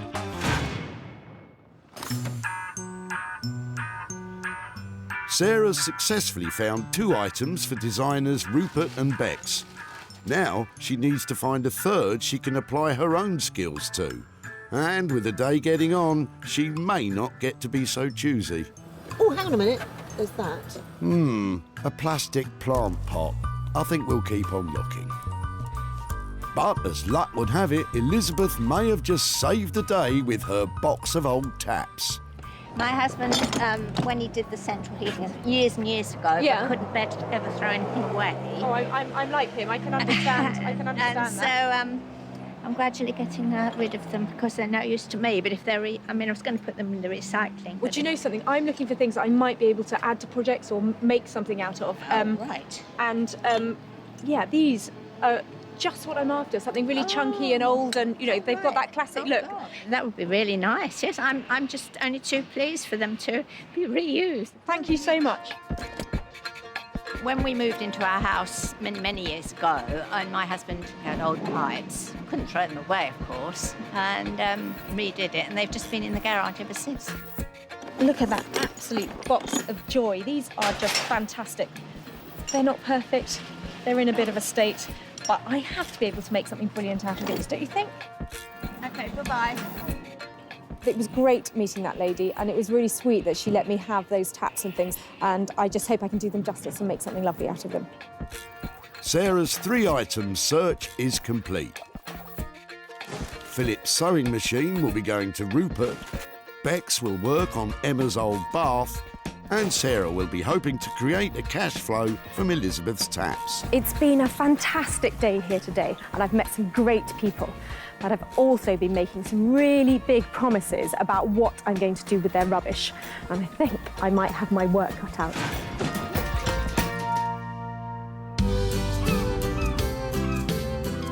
Sarah's first stop is the seaside resort of Margate. For over 200 years, the town has been a popular holiday destination for Londoners. But with the recent opening of the Turner Contemporary, a cultural renaissance has been happening here. And designer Rupert Blanchard is at the heart of it. He's looking forward to another special delivery from Sarah.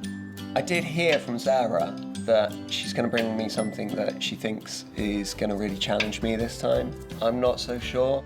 She's not seen some of the rubbish I've actually worked with, so I'm happy for her to bring it on.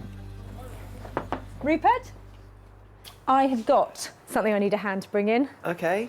It's heavy. Is it an elephant? No, it's definitely not. Well, it might be the elephant in the room, but come and have a look at it. Okay. Oops. Watch your toes. That's fab. There you go. Let me pop that up there. I think it still opens up. Still working. Just about. Is it beyond repair? Is it beyond use? Nothing's beyond use, nothing's beyond repair, is it? It's all, we can do something with it.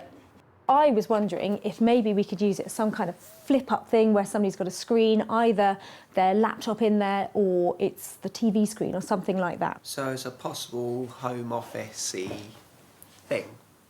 Perfect. I think you're saving it just about the right point before it does crumble. The sewing machine itself and the mechanism still works, so maybe you'll turn a handle and your screen comes up. Maybe you do something and it actually appears. There's definitely a lot to play with. What do you think? That is a challenge. I think this one might take a couple more cups of tea. Or perhaps something stronger. Well, you can't hurry creativity, can you? But I've got every faith in Rupert's designs and I'm really looking forward to seeing what he comes up with. I really want to do something new with this. Something quite exciting, and maybe I need to think about its original use and how to push it further into the modern world. So, because Rupert has absolutely no idea what he's going to do, we can't estimate a cost for this job. Let's check up on him later, when he's had a chance to think.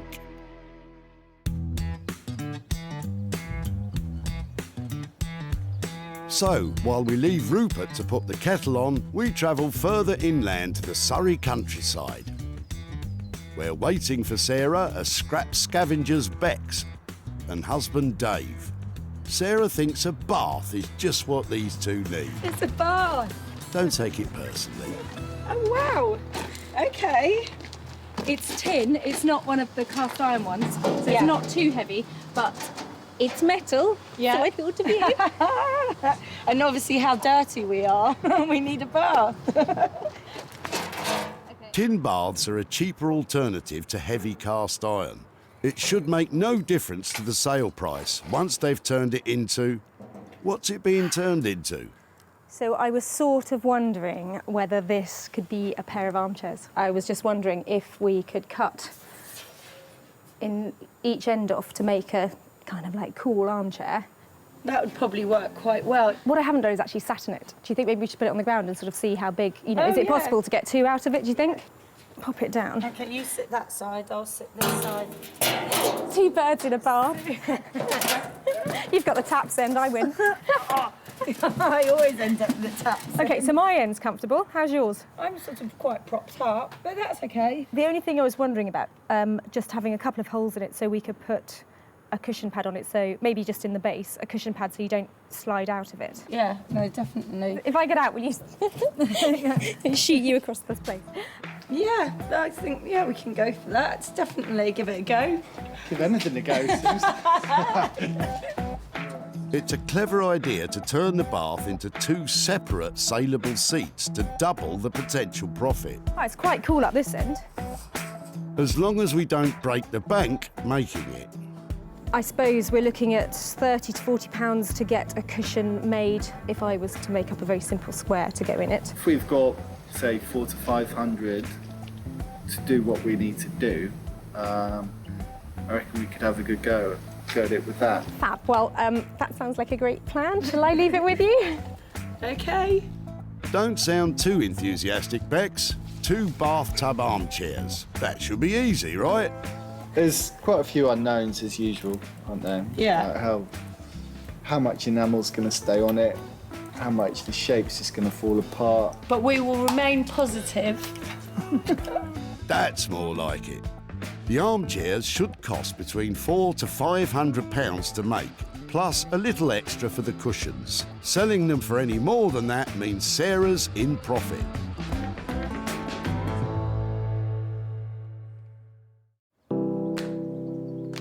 So, with Beex about to crack on with the bath, and Rupert, well, hopefully he has some idea now of what he's going to make. It's back to the barn and time for Sarah to make some money from a pile of plumbing. So I picked up this whole box of taps at a tip and thought, brilliant! That would be so easy to use. There's so many of them. They're really old-fashioned and charming looking. but now I've got them all back home, I just don't know what to do with them. Why don't you get them all out and maybe something will come to you? That one's quite cool, but...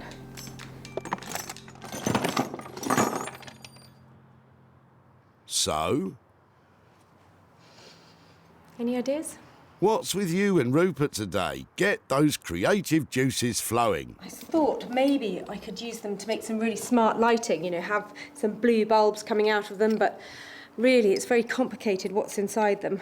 But then I'm wondering, maybe with these sort of angular bits, if I can make a towel rail, something useful for the bathroom. I think I should put them back somewhere where there is water involved, otherwise they'll just look inappropriate. And hope that there's some way of fixing them together, perhaps onto a backboard that would make a really cool place to hang a towel. Towel rail, that'll do. They're quite good. There's one there. Okay, so I've got two of those. Except I didn't see a rail in that box. And I have got this piece of copper pipe left over. It's not brilliant, but I'm thinking maybe... Yeah, it does fit. This one's starting to come together. If it could sort of come out of the wall on those bits. And because it's all made from plumbing, it'll be a heated towel rail. Am I right?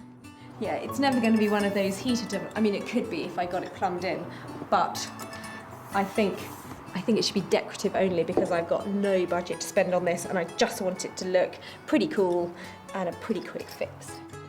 Cheapskate. So, while Sarah puts together her pipes, back in Margate, Rupert's had a bit of time to think about what he'll do with the old sewing machine. And we're no further forward. This one is my biggest challenge to date. There's a lot of very easy things you could do with it, but I want to come up with something new. This is approximately 100 years old now. It's broken, the wood's delaminated, metal has rusted, corroded and snapped. Depending on what you want to do with this, you could spend hundreds, you could spend nothing. My preference is always spending nothing. With no idea how this is going to turn out, Rupert plunges right in. I'm going to start by taking it apart, lay out very neatly what I've got to work with, and hopefully that will help me in the design process. First, Rupert carefully removes the original sewing machine, pulls out the drawers. These are quite genius things, how they're put together. There's so many different components. And finally, Rupert unscrews the wooden top from the cast iron base. Rupert subscribes to the art of knolling, which essentially means taking things to pieces, laying them out neatly, and then having a think. So I've taken Sarah's discovery apart now into many, many components. There's a lot of beautiful little elements and lovely little design details going on. But what I do with them, I still don't know. A few more cups of tea. More tea? I'll just go and get an ice cream while you think, shall I? The Singer Company, who manufactured the first practical sewing machine for general use, was established back in 1851. By 1900, Singer was producing 40 different sewing machine models. And by... Oh, I've had enough of this. I can't stand it. Rupert, tell me you've got something for us. Hooray! Something new. And it's a big bit of wood. Rupert, what's the plan? I've gone through so many options trying to come up with the right one. So I think I'm trying to do some kind of table, but with something a bit extra, an extra little twist, an extra little kick to it. I'm not going to say quite what it is because I want to surprise Sarah. People are either going to love or hate this one. Ooh, a surprise. I like a surprise. Some kind of a table with something else. Excellent. For the tabletop, Rupert's using some reclaimed wood he had lying about. And while we were away, he's also applied a spray varnish finish to the metal base to stop rusting. Rupert really wanted to make this piece unique and even reached out to social media for inspiration. I put it on Twitter after a while of coming up with lots of different things to think what other people thought. And one of the things I did think of this before, I wanted to do like a rotisserie chicken, turn it into a barbecue, but you have a chicken on it and push the pedal to slowly turn. If that's the kind of ideas you're considering, I can't wait to see what your secret surprise is.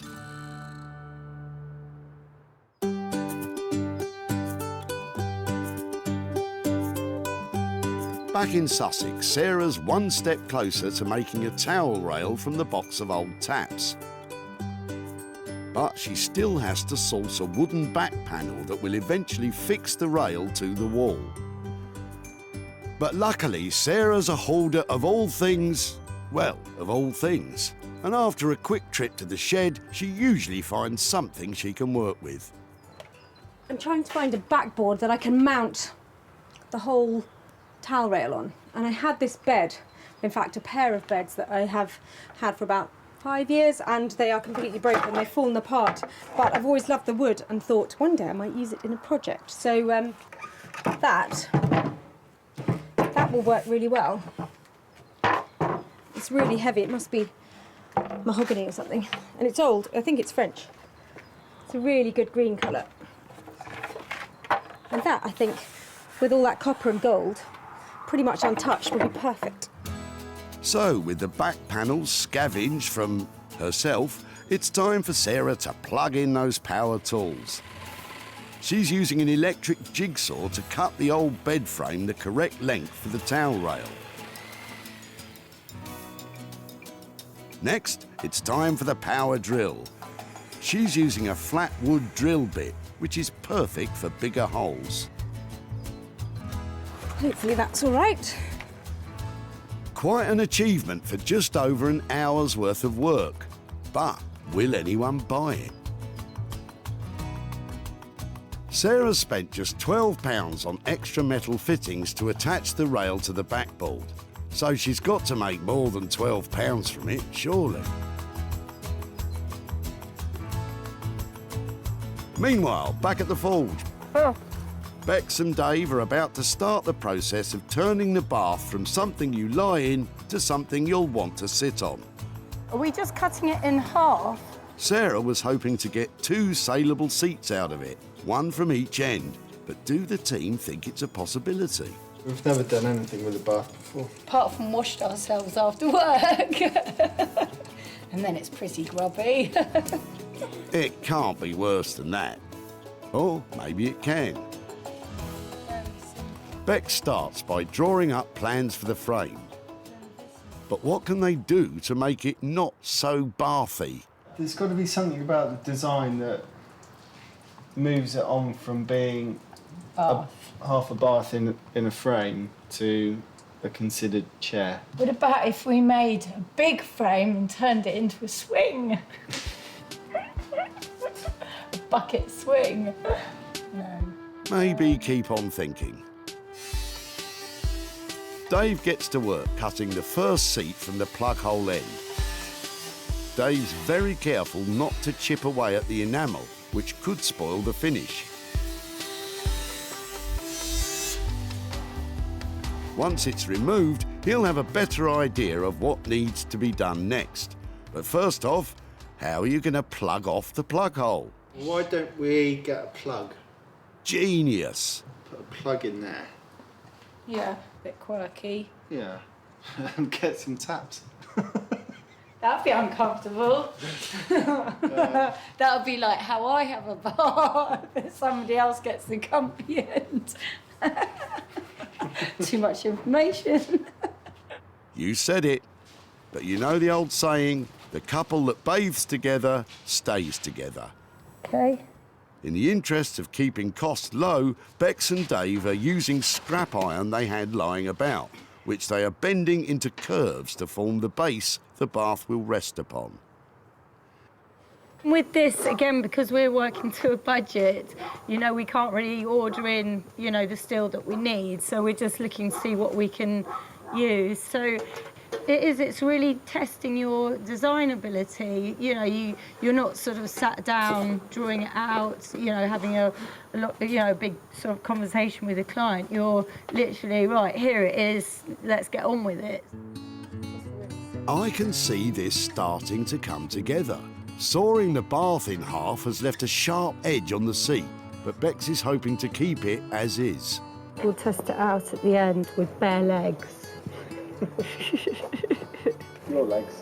Yeah, have to shave them first. Still too much information. Bex is welding extra support beams to the base, as the curved steel will be too soft to support some people's bottoms. While Dave is giving the bath a paint job. But it's taken a lot to get to this stage with time running out. So, instead of 2 bath seats, it looks like Sarah will just be getting 1. We were going to build the front and the back one, but again, it's taken us longer, as per usual. So we'll probably have to give her a call and let her know what's going on.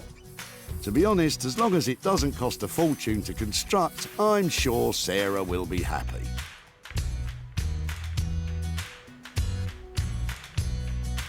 Back at the barn, Sarah has downed power tools and is nearing the end of her own restoration project.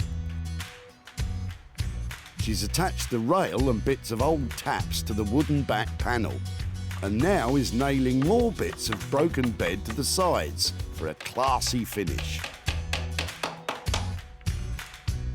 When Sarah found the old taps, they were headed for the skip. But now, it's a modern, funky towel rail.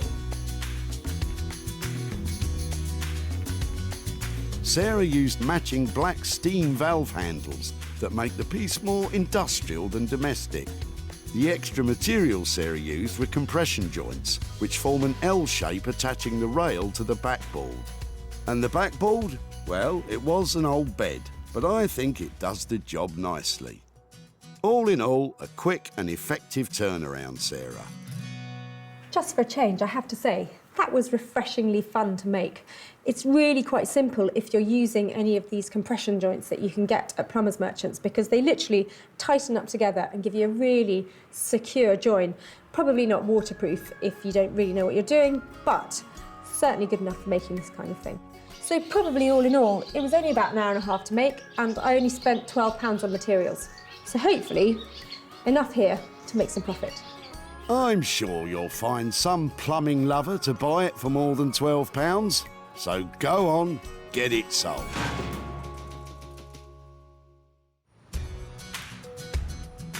Back at the dump, Sarah loved the look of Elizabeth's old box and asked if she could tinker with her taps. That would be really nice, yes. I'm just only too pleased for them to be reused. Sarah was smitten. Look at that absolute box of joy. These are just fantastic. And Elizabeth was happy to say goodbye to the old relics. We moved into our house many, many years ago, and they've just been in the garage ever since. But brilliant if they're going to be reused. Sarah's sold the towel rail to a trendy London shop, and now she's back in Guildford to show Elizabeth what she's done to her husband's taps, and to hand over any profit.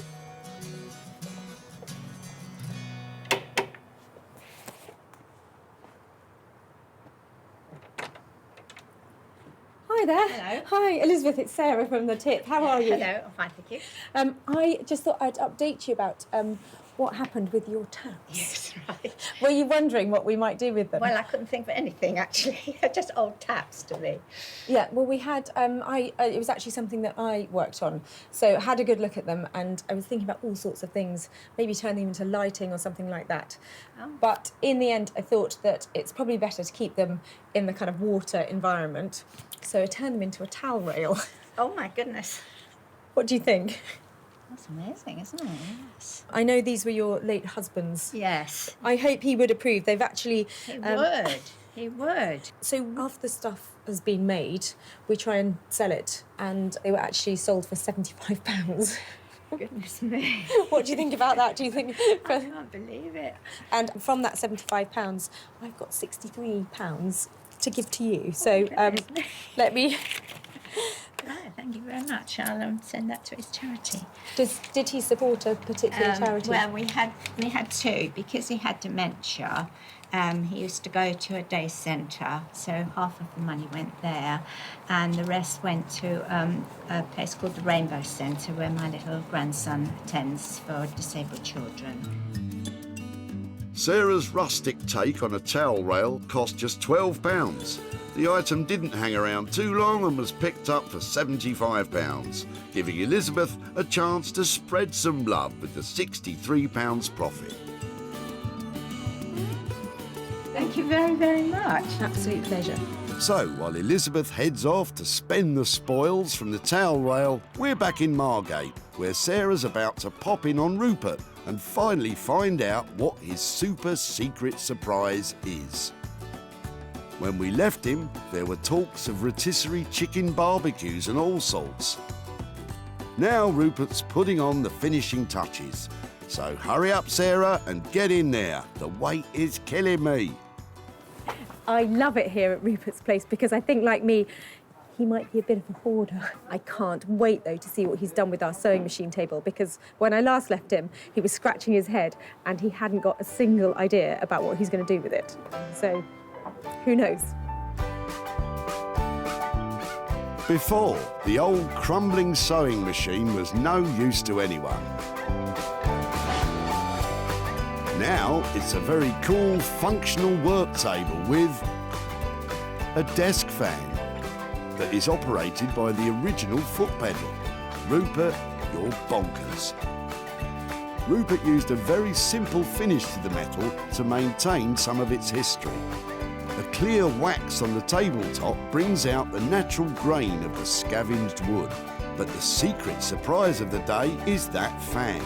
Rupert has rigged the original Victorian engineering to turn the blades with a push of your foot. It's a one of a kind. Hiya. Welcome back. How are you? I'm very good. How are you? Yeah, really. Hey, is that my sewing machine surprise? So do you want to see it? Yeah, go on then. Come on. A sewing machine surprise because it doesn't actually have a sewing machine anymore.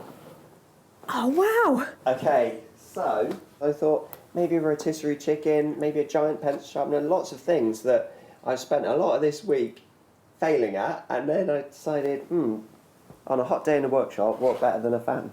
I absolutely love it. Let's see it in action. Yeah, so there's a little hidden hole under here. Okay. And so now for the pedal, I'll get it going. It's genius. Well, it's, I just really wanted to use the action somehow. The sewing machine itself had completely seized up. There are some bits missing internally, like someone had already taken parts off of it. So I started looking at it and realised it's all about the base. The base is a real classic. Yep, Rupert's bringing booty back with his big, beautiful base. Go on, Sarah, give it a whirl.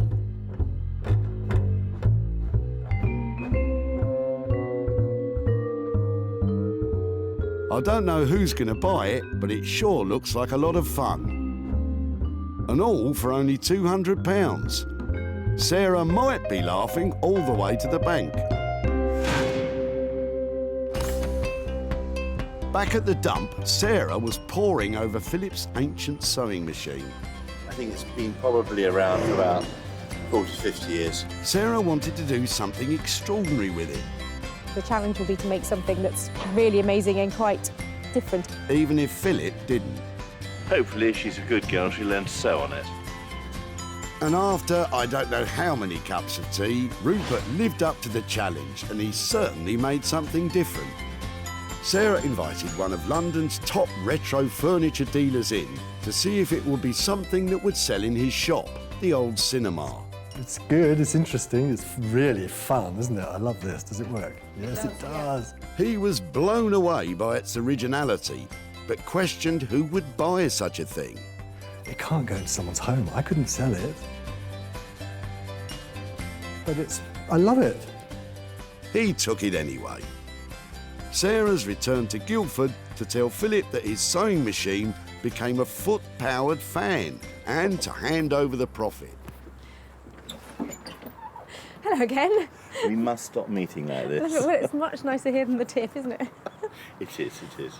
Now, I remember when I met you at the tip, you were clearing out lots and lots of stuff. You had a van full of it, didn't you? Unfortunately, yes, this is true. I thought there were all sorts of interesting things in there. And the piece that actually was really heavy, but I'm glad that we took, was your sewing machine and the table that went with it. Do you know, I was so glad you took it as well. It was such a relief to have somebody help me off the van with that. And it's got nothing to do with age. I deny it entirely. But we did take it to an amazing young designer called Rupert Blanchard, and he created the world's first table with a fan on it using the mechanism from your sewing machine. Oh, that is brilliant. Actually, I was completely not expecting that. That is so funny. I mean, it was going to be thrown onto a dump and you saved it. Well done, you. I'm delighted to say that somebody bought the rather useless, useful piece of equipment that Rupert managed to create. And a lovely round number. I've got £100 here to give to you for the fan table. So it's money for nothing for you to do with whatever you'd like to do with that. I really don't know what to say, but I mean, I was about to throw the whole thing away, and to get this back, absolutely brilliant. It was lovely to see you again, Philip, and I'll see you at the tip. Rupert's labour and materials came to £200. It was sold for £300, giving Philip a profit of £100. Well, that's another unusual transformation that I think got approval. I think it's fair to say that Philip is now a big fan. Oh, Sarah, shame on you.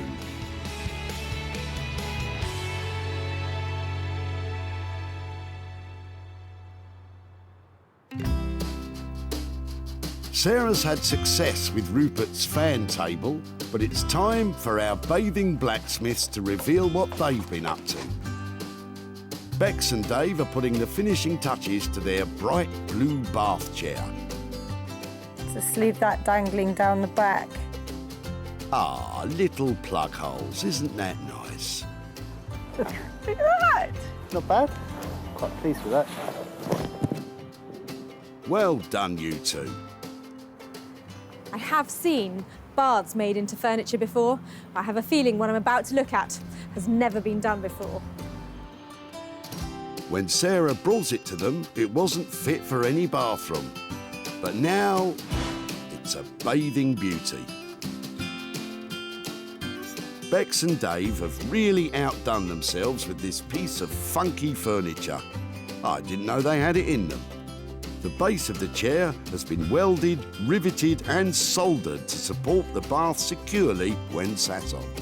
They applied an undercoat primer to the enamel to ensure a smooth finish, and the bright blue paint harks back to its watery past. And to finish it all off, the plug hole features are just lovely.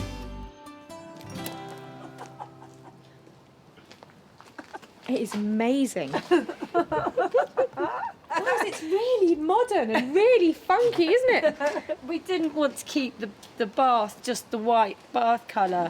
And, you know, I wanted to have that feeling of water. And oh, look, I love the chain. Sarah's even brought her own little cushion to give it her own test drive. It's comfortable as well, isn't it? Yeah. It makes you smile because it's got humour attached to it, but also in a very cool sort of way. So, because I keep feeling really chuffed with it. How much to spend, I don't care. Wow, that's the first time I've heard Sarah say that. And just as well, because Bex and Dave have gone slightly over budget with this one, racking up £400 worth of labour costs, plus about 80 quid's worth of paint. Sarah will be looking to slap a high price tag on this when it comes to be sold. So just in case that wasn't clear, I absolutely love that chair. It might be over budget, but as far as I'm concerned, it's got bags of style and it should sell really well. It is an inspired piece of design. That was a brilliant reaction. I mean, it is quite a striking piece. It's still got the bathy feel about it, but, you know, in a quite cool way. It's good, yeah, really pleased with the blue. The blue was a good choice, wasn't it? And the brown. The brown was a good choice too. Have another. Yeah.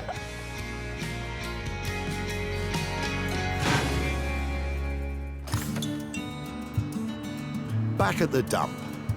I wonder if I'm going to be able to have that. Look at that. Emma wanted shot of her old bath, trading it in for a new model. It's actually cheaper to buy. And a whole new one. Sarah had grand plans for it, I reckon if I made 2 armchairs. and Emma agreed. I'm thinking she's going to make some kind of weird 60s seats or something. And that's kind of exactly what they became. Kind of. Now Sarah's back in Surrey to show Emma what Beex and Dave have achieved.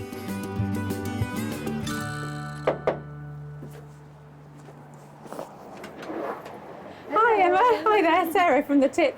Nice to see you. And you, how are you? I'm very good, thank you. How are you? Yeah, very well. I've just got some pictures to show you of what we did with your bath. Oh, lovely. We took it to Guildford to this fantastic artist blacksmith who's called Beex Simon. Oh, wow. And she and her husband have been doing some lovely things with this. And your bath has been turned into a somewhat glamorous, I would say, Oh my gosh. seat. Oh my. It has been completely sprayed blue, Yeah. all the stuff that was, all Oh, the white that's bits of it, lovely. and they have made a lovely frame for it, and they kept some of the little quirky bits on it, like the chain and the plug and that kind of thing. What do you think? I'm amazed, utterly amazed. Normally at this point I'd like to be saying, I've sold your bath and I'm here to give you some money for nothing, but as of yet your bath hasn't sold. If it does, or when it does I should say, it would be great to be back in touch and I'll be handing over some money for nothing for you. So, despite this wonderful transformation by Beex and Dave, the search continues to find this unique chair a new home. But with costs of $480 spent and no income generated, this could be a potential loss for Sarah of £480. If they do make any money out of it, which would be absolutely lovely, I would like to give any profit to the RSPCA in Wormley for Donkeys and Horses Sanctuary. I think they're overrun with little ponies and donkeys that need some extra care, and a bit of cash would be lovely. Well, Emma loved what we did with her old bath, which is always a relief. And now I've got to redouble my efforts to sell it because the money would be going to such a great cause.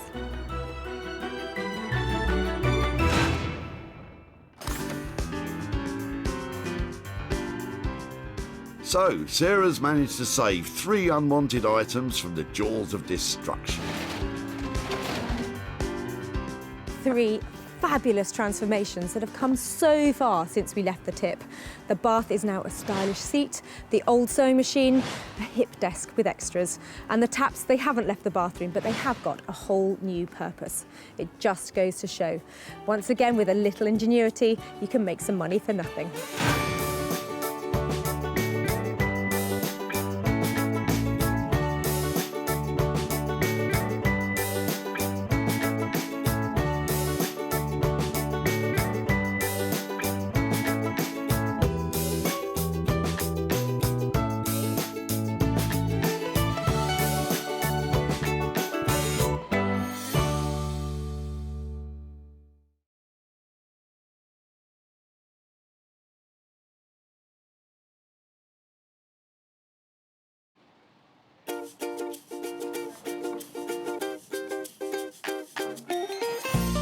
How do you make money for nothing?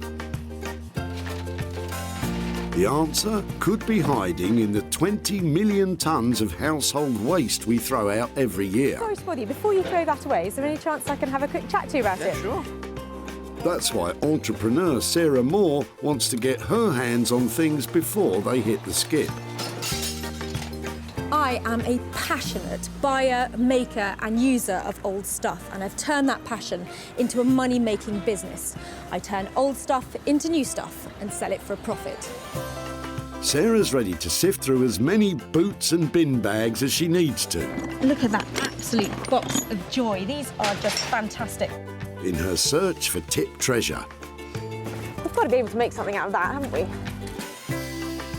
And with some of the country's elite designers and makers, I've got a little something for you. Yeah, I thought you might. Oh, this is a hard one. she can transform her finds into desirable, Oh, my word. beautiful, valuable, Cha-ching. and hopefully saleable items. Well, I love this, so I would really like to have it. If Sarah is successful, then she can hand the profits back to the very people who had no idea there was cash to be made from their trash. That is incredible, isn't it?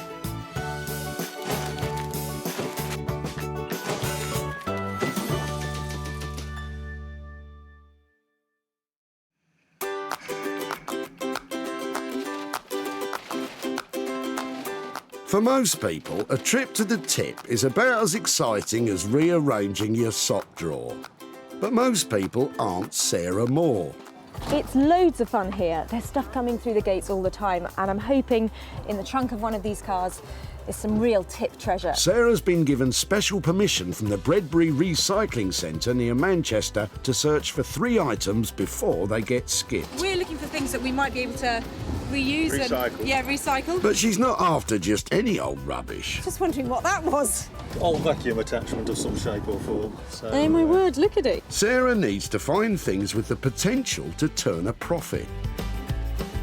And it doesn't take her long to spot her first item poking out of Justine's rather glamorous-looking convertible.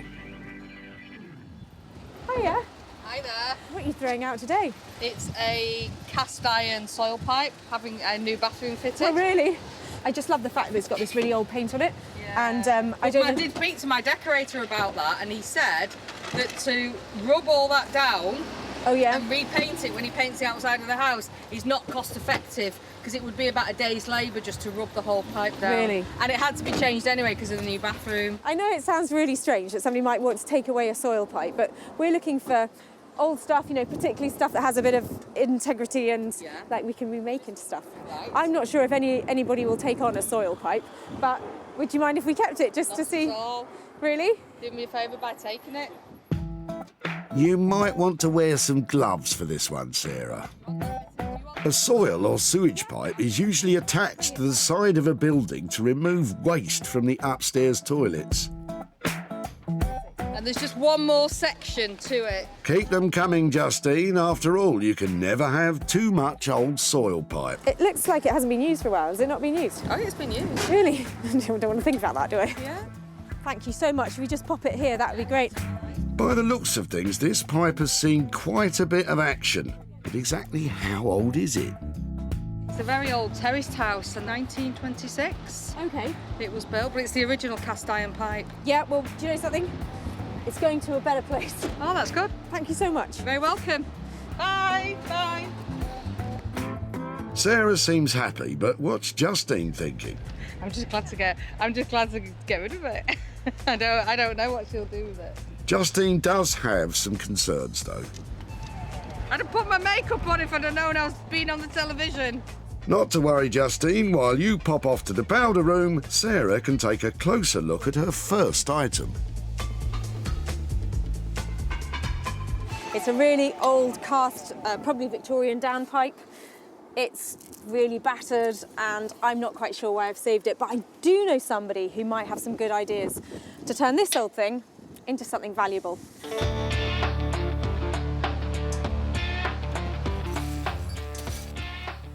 Beck Simon is a renowned artist blacksmith that can bang, grind, weld and smelt metal into bespoke beauties. Bex is normally commissioned for unique pieces of artwork and has no idea what's coming her way. Working with found objects is quite different from what we normally do, because we work with our clients and we produce designs and we work with them. So this is kind of like really freeing up the mind and seeing, you know, what object we've got and how we can make it work into something really cool, modern and yeah, desirable. So it's going to be fun. Let's just hope Bex is still smiling when she sees Sarah's pipe dream, and that it doesn't just all end up causing a stink. One item down, 2 more to go, and as Sarah's search continues, the dump is definitely getting busier. Oh, that's classy, isn't it? I love it. That is a special little pony, isn't it? I don't think so, Sarah. There's only one ride left for that old nag. Every time somebody pulls up, who knows what's going to be in the back of that van? Could be could be it. You might be right, Sarah, but Richard and Tom look pretty keen to dump that old blanket box, so you'd better be quick. Hiya. I'm really sorry to bother you. I'm up here today trying to find stuff that we might be able to make into other things. Would it be all right just to have a look at what you're dropping off and maybe chat to you? So whose is it? What's it doing here? How did it get here? Well, it's a bedding box. It was my mum's. She's moving house. We've tried to offer it to a charity shop, but they didn't want to either. So Really? yeah, it's a last resort tip. I think it's really quite cool, actually. Would you mind if I took it away and tried to make something out of it? Yeah, absolutely. Yeah? By all means. Thank you ever so much for your help. I really like that. That's made my day. So thank you so much. I'll get in touch. Thank you. Thank you. I love it. And I think we're going to make something really valuable out of it too. What about Richard and Tom? Do they think there could be any money in it? Give it a bit of sanding, make it really stand out, make it... Yeah, I mean, it's still in good nick, isn't it? So it seemed a shame to get rid of it, but like I say, we had no other option, so... Good luck to her. Good luck, definitely. Yeah. Look forward to seeing what the final product looks like. I really like this old blanket box and I think it's got heaps of potential. I'm thinking cocktail cabinet, I'd like legs on it, I'd like fantastic doors, and I'd like a price tag to match because I think that this little beauty is going to turn a real profit. And that means I can surprise those lovely lads who dropped it off with a whole load of cash. So Richard and Tom could be in for a real windfall, especially as Sarah has got just the man to tackle the blanket box.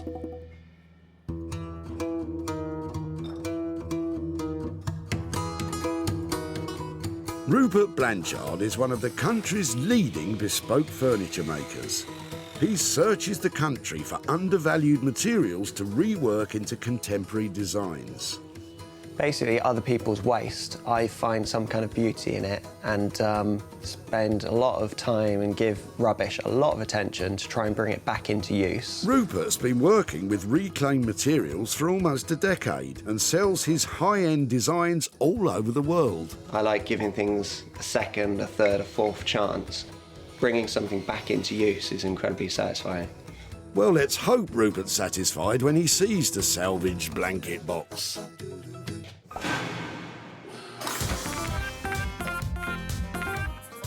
Sarah has already found 2 items at the tip. Now she needs to search for her third and final item, which she will work on herself. But time is running out, and the crushers have already swallowed most of the day's offerings. I just find it difficult to watch that because they're just crushing great stuff. So I think I'm going to have to go and get back to work now because that's just too scary. Lots of things, just sometimes it's just not quite right. What's it for? The toilet roll holder. Really? Yeah. I've never seen one like that before. Hang on, Sarah. Vicky's just pulled up with a trailer load of potential treasures. Hiya. Sorry to bother you. I was just wondering, before you chuck everything out, if it'd be okay to have a look at what you're throwing away and just see if there's anything we might recycle? Yeah. Are you clearing something out, or? Yeah, my granddad's house. No. So a lot of my grandma's old belongings. Okay. Sadly, but bit of everything. So some old wardrobes and cupboards, and then like sewing machines. Okay. And would it be really bad to just rootle around and have a look? Help yourself. Really? Yeah. You sure? Yeah. There are some sweet little bits in here. Really lovely, and I feel a bit funny rifling through them. They're really sweet things. But sometimes, you know, it's like you get to a stage where it doesn't fit in your house, it doesn't go with your look or whatever. There's a few bits in here that certainly has an appeal. I really appreciate you letting me have a look, especially as it's your family stuff. If it's okay, I would love to see if there's something in there and then come back to you, and that's brilliant. If you're happy, I'm just going to take this off. Thank you so much for sharing. Sarah's found her final item, but exactly why is Vicky letting go of her grandma's stuff? Helping my granddad clear out my grandma's old room. He's finally ready to let go of a few things of my grandma's because he's getting on a bit. We needed to clean out the room so he's got more space to move around.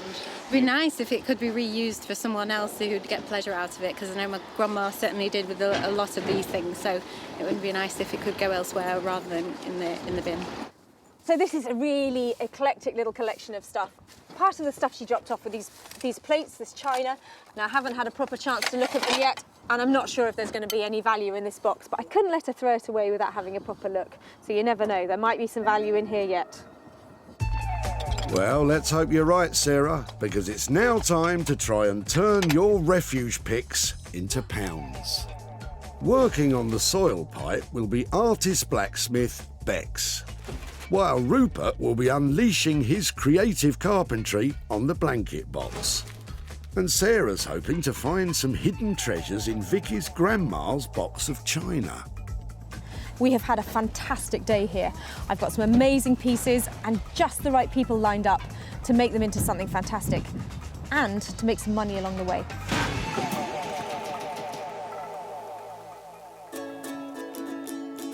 Sarah's first stop is Surrey, where, tucked away down a country lane, is blacksmith Beex and her husband Dave's workshop. So I'm waiting for Sarah to come. I don't know what she's bringing. So, yeah, let's hope it's something really interesting. Oh, don't worry, Beex. It's interesting, all right.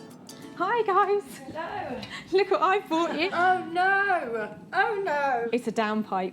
I've got like a whole house worth of downpipe. Oh, wow. So probably, what have I got? About 15 feet of it altogether. Gosh, wow. God, it's got beautiful pitted. Yeah, it's got some good finish on it. It is lovely, but it is a downpipe.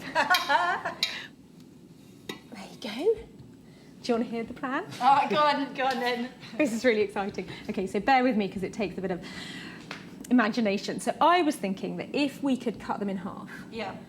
And if we could have lots of half little tubes, you know, like sort of like guttering sort of style. Yeah. And have, you know, like tube, we can make ourselves a lounger.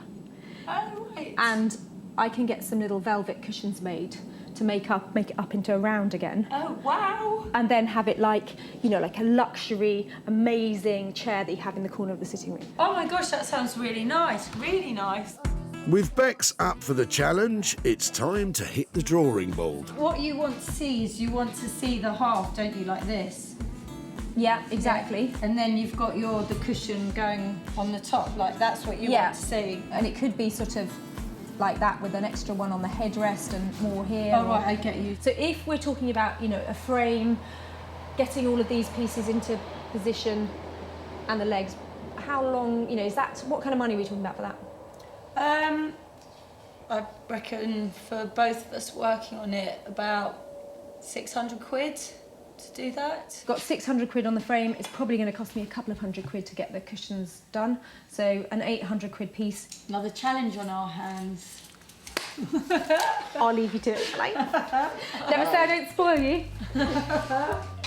As Sarah heads off, there's one all-important question on Beex's mind. When do you think the last time Probably a few days ago. No, seriously? I expect so. Oh. This has been ripped off our house. I'm going to wash my hands. Have we got some detergent? Have you given them a sniff? Have you?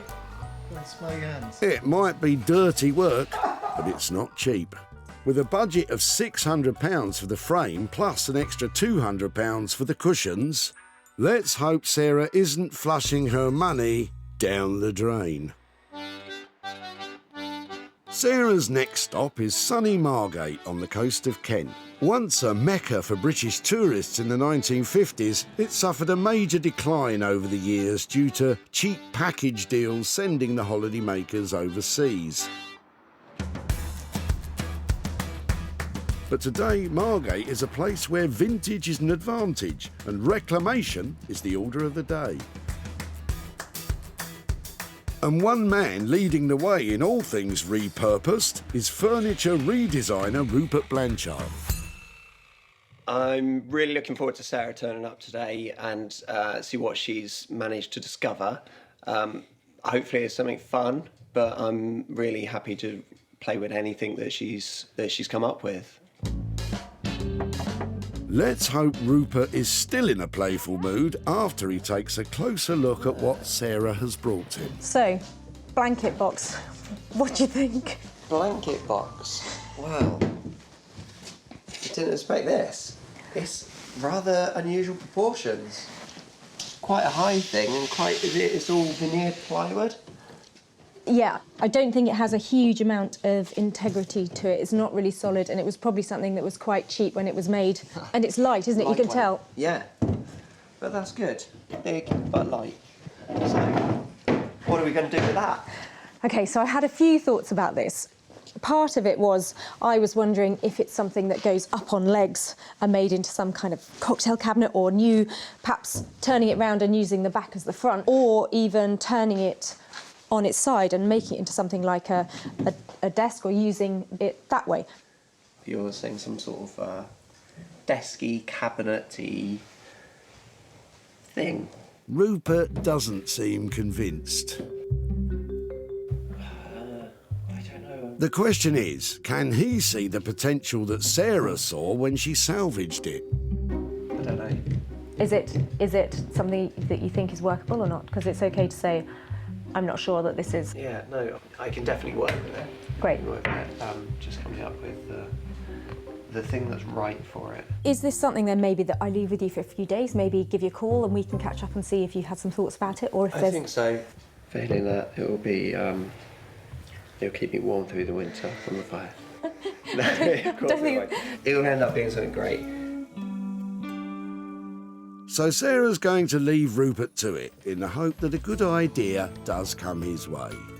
Can't say it's my favourite of all the pieces I've ever worked with, but that's my challenge really, to make it my favourite piece.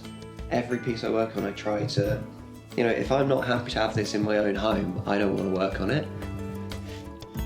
Let's hope Rupert has a moment of inspiration soon. Because without a plan, Sarah has no idea what the budget might be. But at this stage, she's just hoping the blanket box doesn't go up in smoke.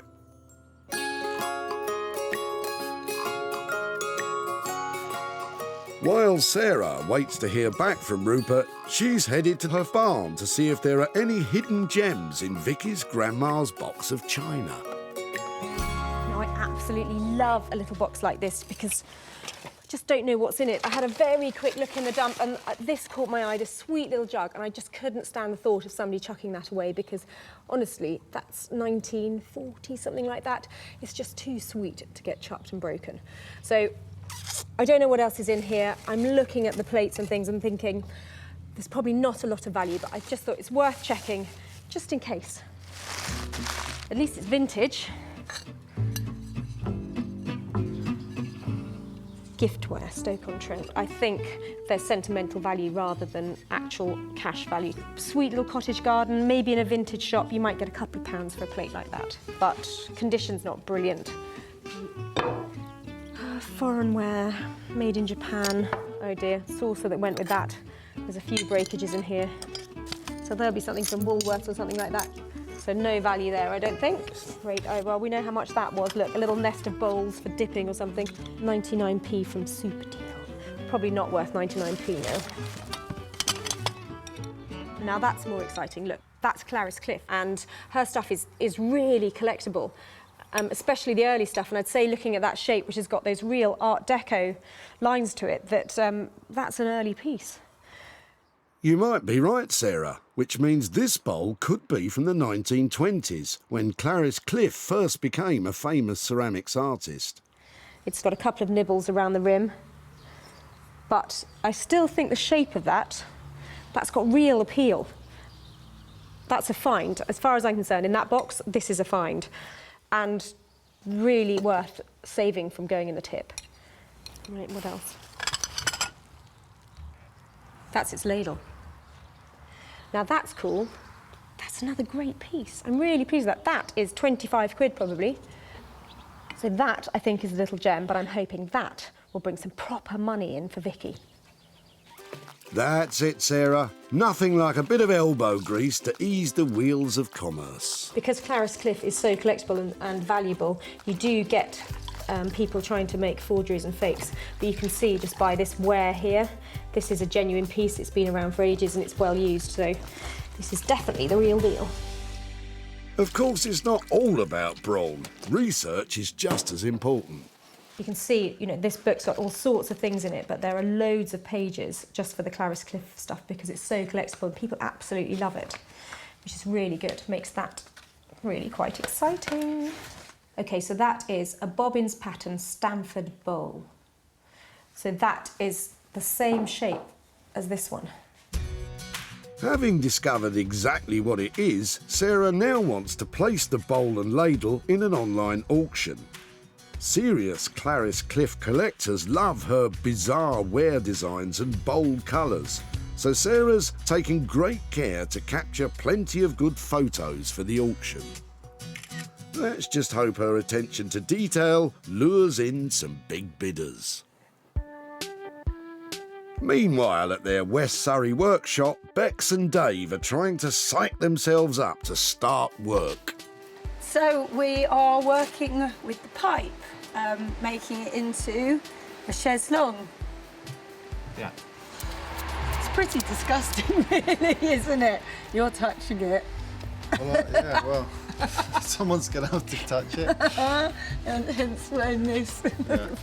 Well, they're just downpipes from someone's house, so they're basically poo pipes from someone's toilet, really. Definitely not eating my sandwiches after working on this. While Bex gets on with the design of the frame, Dave has drawn the short straw. He's working on the pipe. How are you feeling about that, Dave? Yeah, try not to crack them and just cut them as neatly as we can, as quickly as we can. That's it, Dave. Stay focused on the task and try not to think about what might be inside. First, he needs to mark, then cut the pieces of pipe in two. He'll then send the dimensions of the new half pipes to Sarah so she can make the cushions. Meanwhile, Bex meticulously bends the sections of the frame into shape. True to his word, Dave is making short work of cutting the pipe. And Bex's frame is coming along too. Now she just needs to test the final shape. So professional.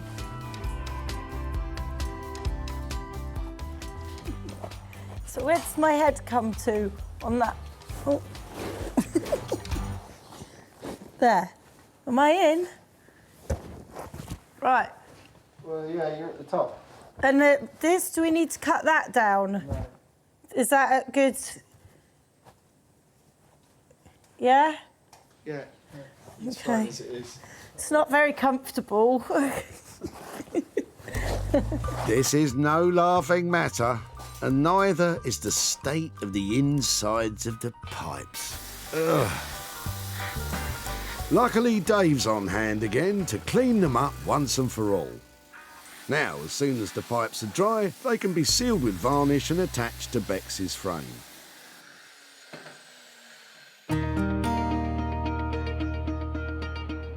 Back in Margate, Rupert has finally come up with a plan for that bothersome blanket box. So, another piece of fun. Very badly made, very bad condition, sadly unloved piece of furniture.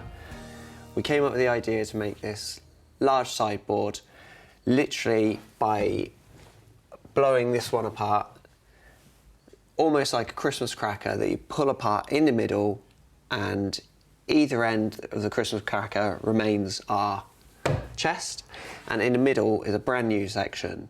And hopefully we're going to make a big, impressive piece of furniture today. First, Rupert has to decide where and how he wants to cut the box in half. So I want to cut through two angles in this piece, not straight in the middle and pull apart. I really want to give it a slight dynamic edge. So I'm going to completely freestyle this. It's going to be quite random. I'm going to match up the line on top. So my next score line will be straight across the lid. And again, I'm not doing a straight line, I'm going at an angle. It's going to be a very angular piece. It's time for Rupert to make his first nervous cut on the lid. So this is the scary bit. This is the bit where it might collapse.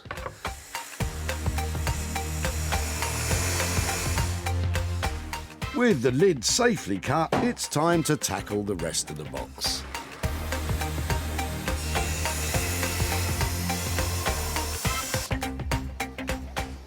It always seems a little bit sad when I've cut straight through a piece of furniture.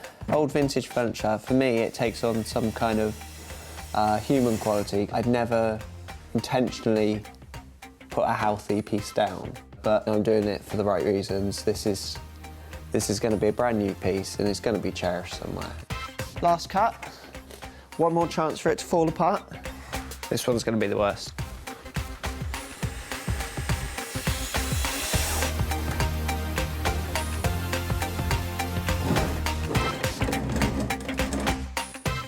There you go.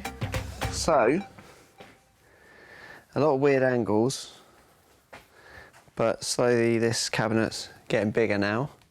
With the old piece successfully cut in half, Rupert can now build the new middle section. He's making a simple shelving unit, and in keeping with his ethical ethos, Rupert is using recycled wood. With all the pieces secured together, what finish is Rupert thinking? I think the middle section at the moment will be probably one bold primary colour. Did you have any specific colour in mind? Let's hope Sarah likes custard. Otherwise, this piece could still be finding its way onto the bonfire. Good luck, Rupert. Meanwhile, Sarah has placed the Clarice Cliff ladle and bowl in an online auction. She's now nervously waiting to see if they fetch a good price. But the auction is almost over. At the moment, they're stuck at £41. I hope I've got more bids out there for these things. At the moment, there are 6 people bidding on it. 3 minutes. It's making me really nervous, especially with you lot watching. 2 minutes, 10 seconds.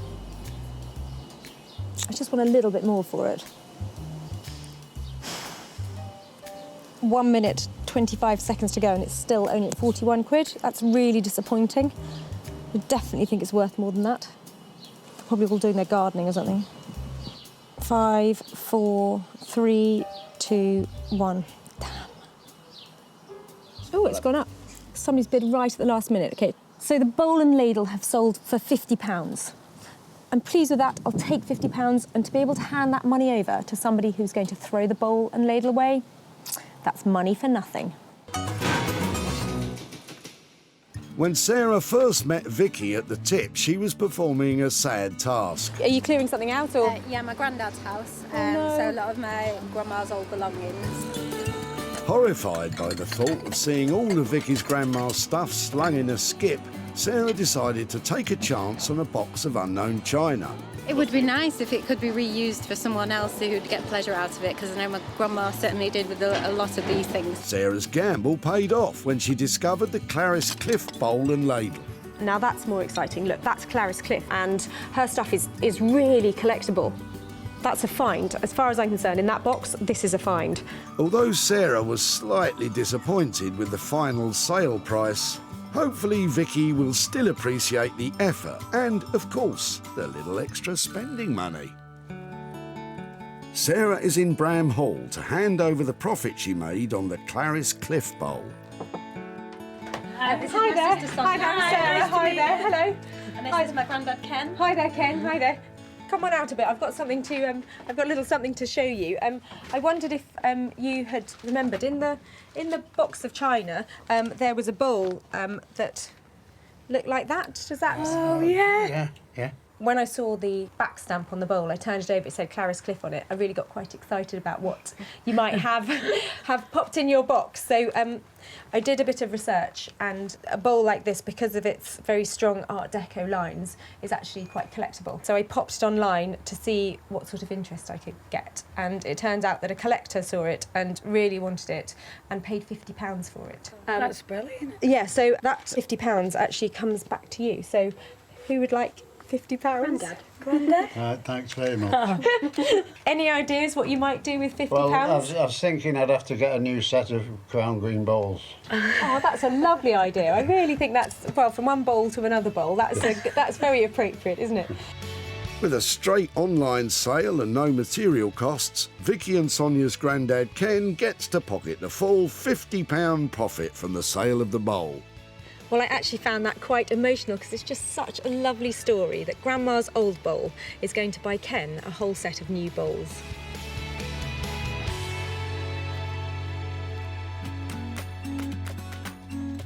In Surrey, the final rivet is going into the frame of the new lounge chair.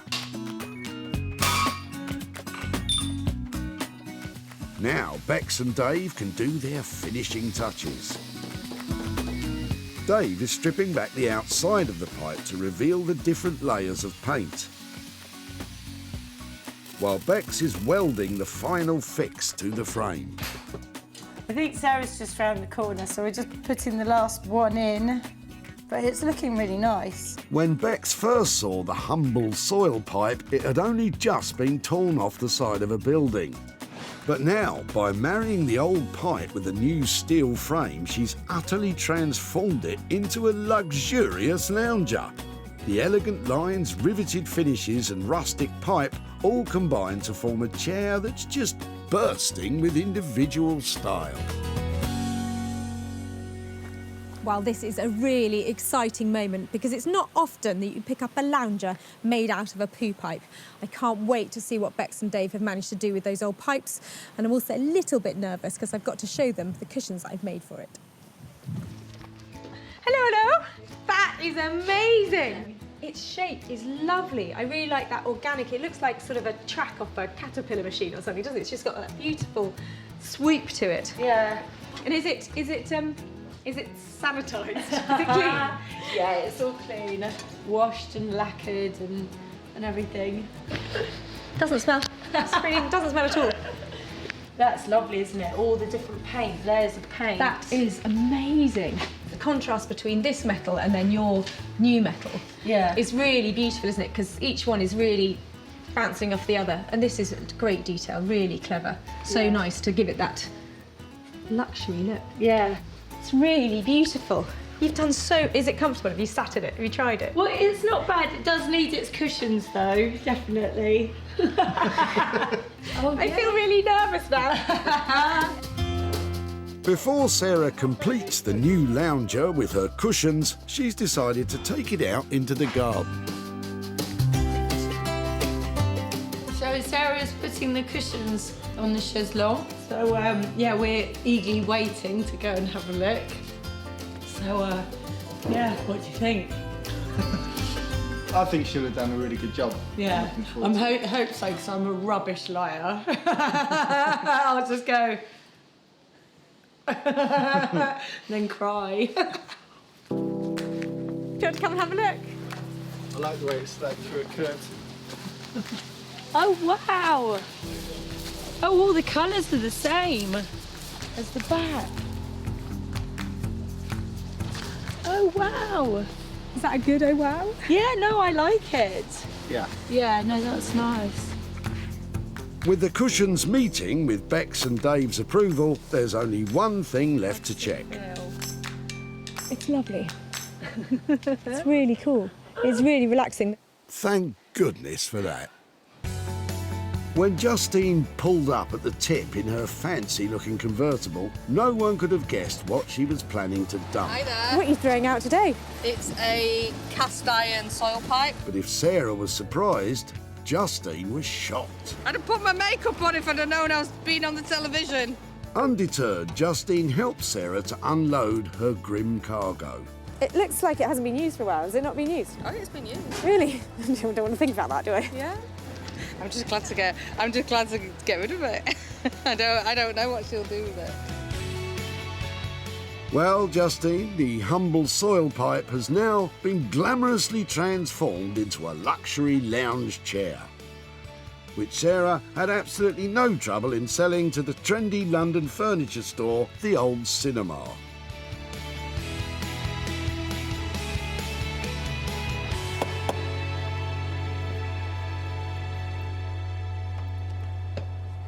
Hi, Sarah. Hi, Justine. Lovely to see you again. And you. Much nicer surroundings than last time. Yeah, the tip. Now, since we have had your pipe, have you thought about what we might be able to do with it? To be honest, I didn't really think that you would be able to do anything with it. After a bit of debating about what we should do, we turned it into. Are you ready for this? Go on. Because this is I've no idea. a really good transformation. Oh wow! Your downpipe is now a lounger. Gosh. It is now a high-end interiors piece of furniture. Oh, I could have had that in my house then. Yeah, you could. You could. I'm absolutely stunned. We had to spend £800, but I'm really pleased to say that it did sell for a profit. Right. We sold it for £1,200. So Oh that my means gosh. I've got 400 quid's worth of cash to give to you for your poo pipe. Oh my gosh. Thank you very much. It's an absolute pleasure. Wow, didn't expect anything. Work and materials on the downpipe lounger cost £800. It sold for a whopping £1,200, meaning Justine gets the £400 profit. With the money, I will put it towards taking my mum on holiday in September for her 80th birthday. So spending a lot of time and money renovating an old downpipe could have been money down the drain. But I'm really pleased to say it was money for Justine.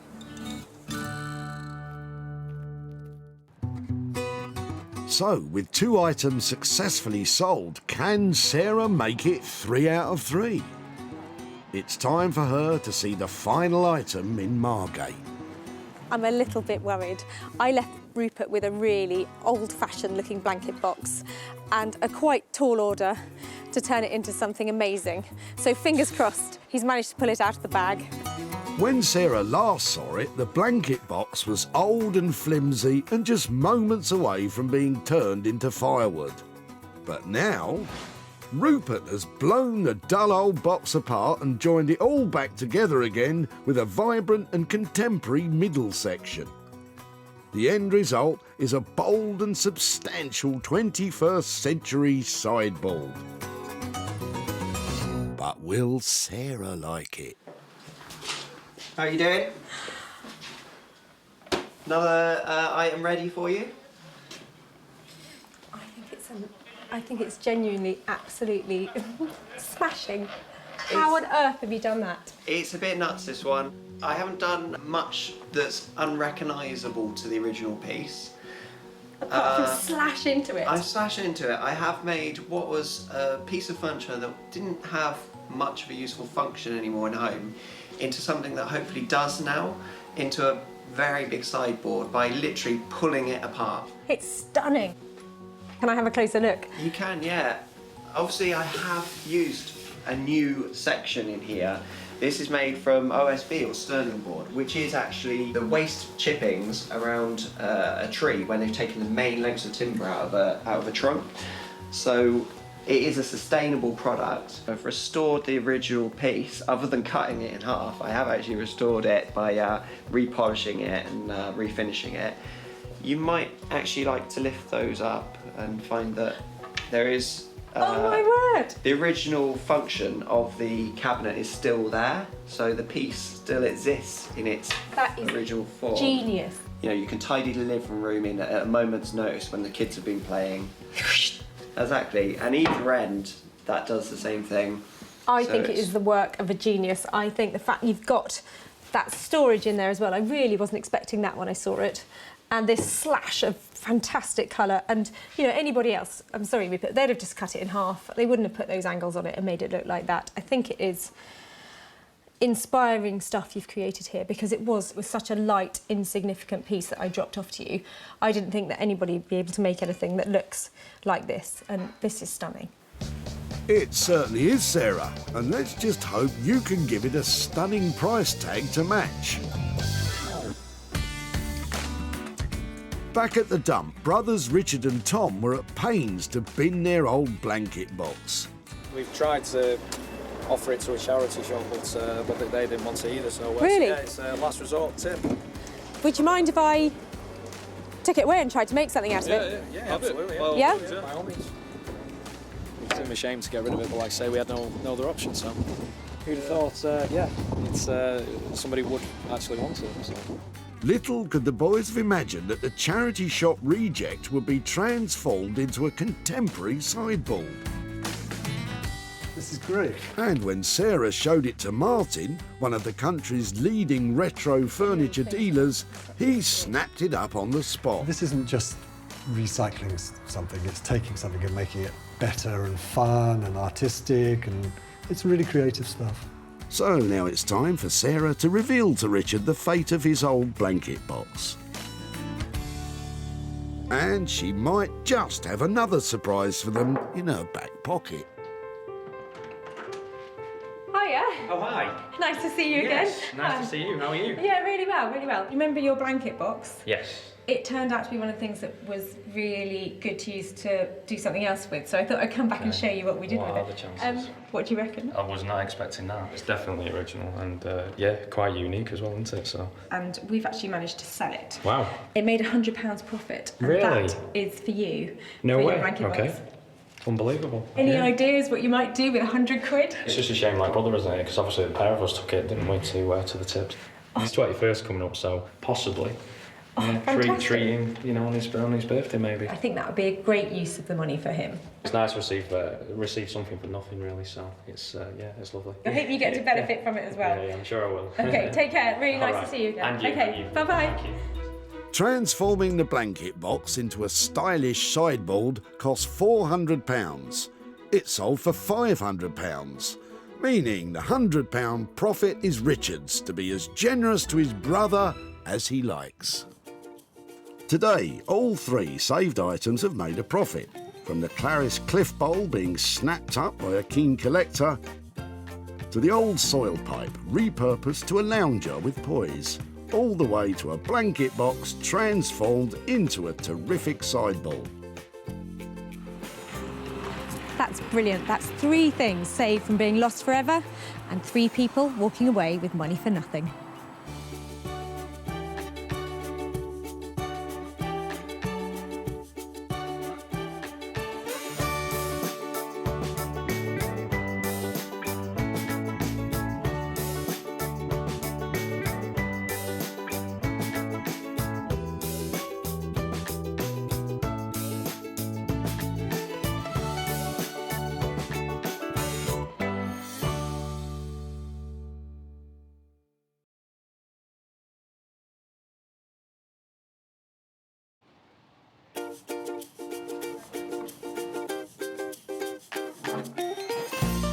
How do you make money for nothing?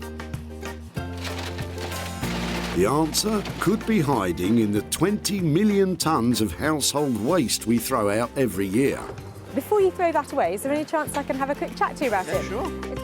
That's why entrepreneur Sarah Moore wants to get her hands on things before they hit the skip. I am a passionate buyer, user and renovator of second-hand stuff, and I've turned that passion into a money-making business. I turn old into new and I sell it for a profit. Sarah's ready to sift through as many boots and bin bags as she needs to. That is the most fabulous thing I've Yeah. seen here. This is so exciting. In her search for tip treasure. I love rifling through the rubbish.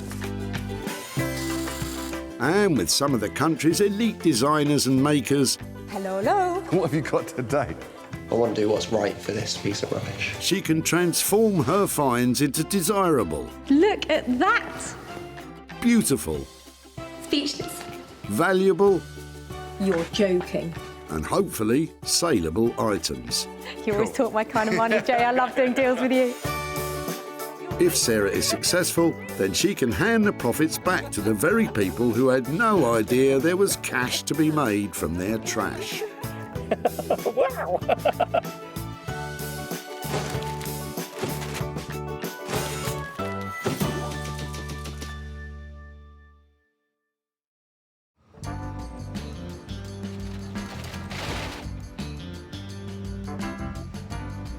Sarah's travelled to the Bredbury Recycling Centre in Stockport, where they can have over 200 cars through the gates every day. So But can you hear them? Can you hear them all calling out to me? They're saying, Sarah, save me, don't put me in the skip, make me into something beautiful. And that's just what I want to do. And in the process, I'm hoping to make lots of money too. Sarah talked very nicely to the kind people who run the dump and has secured special permission to ambush people today. Oh look, there's a nice big car coming in. Maybe they've got lots of things in their boot. Sarah's on the lookout for 3 items she can breathe new life into and sell for a profit. No need for one of those in your life then? No. No breaking and entering? Well, I've got other tools for that. Stop bothering the nice cat burglar, Sarah, and get on with your search. Well, it's not long before Sarah has her eye on Chris's leather sofa, but only if it's the genuine article. Is it, this is a really question, is it leather? Yeah, I think Really? so. Yeah, well, I can remember. Have you had it long? What's the... It's about 10 years of age, that. Probably 12 now, not about 12 years of age. I used to have 2 Dalmatians, so parts of it's marked. Okay, that doesn't matter. For the dogs wise. We've got a new one, and so this one's just literally been dumped in the cabin there. Yeah. If I can get this leather off here, I can make handbags, maybe bodices. The fact that it's worn actually adds to its appeal. Well, hopefully we'll give it another life. I don't really know what that will be yet, but it's lovely material, particularly this bit, probably the most worn bit. It's so soft. Yeah, it's more bums have been on that one. I beg your pardon? More bums. What a cheek. But will Sarah be able to salvage enough leather that's not too bum-battered? Considering that, you know, the city's about 10, 12 years of age, and it's been well worn by several people's bottoms and several dogs. So yeah, I think she'll struggle to do anything with it, really. I couldn't be more pleased with this footstool and chair. It's covered in the most fantastic leather and like meters of it. So I've got a marvellous maker lined up who's going to transform this into something that you just won't believe. And at the end of the day, I think we're going to make some money out of it as well. Having comfortably bagged her first item, Sarah now has to turn sat on into saleable. And she has just the person in mind to do it. Chinello Bally has been turning heads since reaching the final of the Great British Sewing Bee. Her hand-cut couture pieces have caught the attention of the fashion world, and now she has a long list of celebrity clients. I've always loved fashion. I think it comes from background actually, because my mum is very, very stylish. The women in my family are very stylish. I've always been surrounded by very unique items of clothing. One of the things that encouraged me the most to start making for other people was because when I wore my garments, people would always stop me saying, oh, you know, oh, I really like this, where did you get it from? And they'd find out I'd made it myself. And then very early on, I'd get people say, oh, can you make one for me?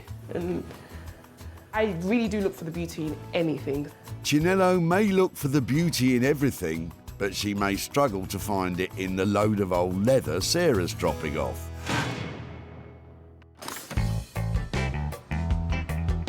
So it's 1 item down, 2 to go. And while Sarah was busy with Chris's sofa, she's missed an absolute gem. It's really annoying that that's in there, and that's, you know, it's nice old wood.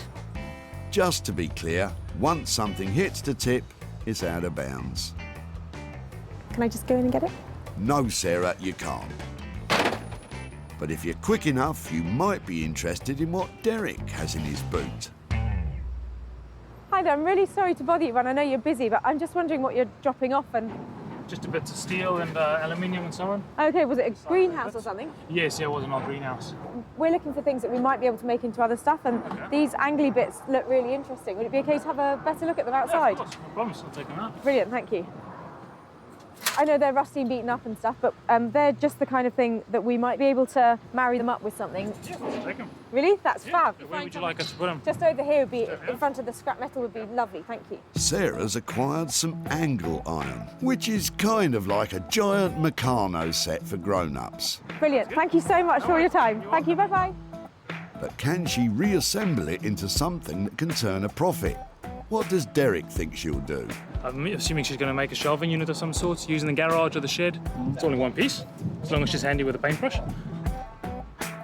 Anything like this that is modular, so it comes apart and you can screw it together, is really easy to work with, even if you're just an amateur. So although it's in a bit of a state at the moment, I think it's got real potential if we were to give it a really good clean down.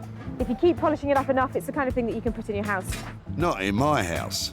And it's not going to be much good on its own. Do you think you can find some old wood or something? Oh, you already have.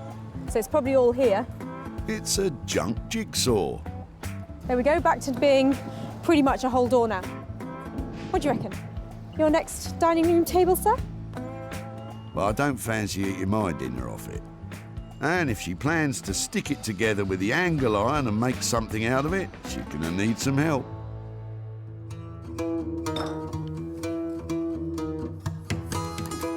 Rupert Blanchard is one of the most imaginative bespoke furniture makers, searching the country for undervalued materials to rework into contemporary designs.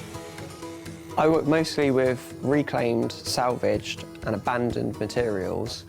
Basically other people's waste. I find some kind of beauty in it and spend a lot of time and give rubbish a lot of attention to try and bring it back into use. I like giving things a second, a third, a fourth chance. Rupert's been making furniture for over 10 years, and in that time has developed a thing for drawers. Oh, look at that drawer. Look at that. What a beautiful drawer. Rupert's no stranger to unused materials, but that door might be past saving.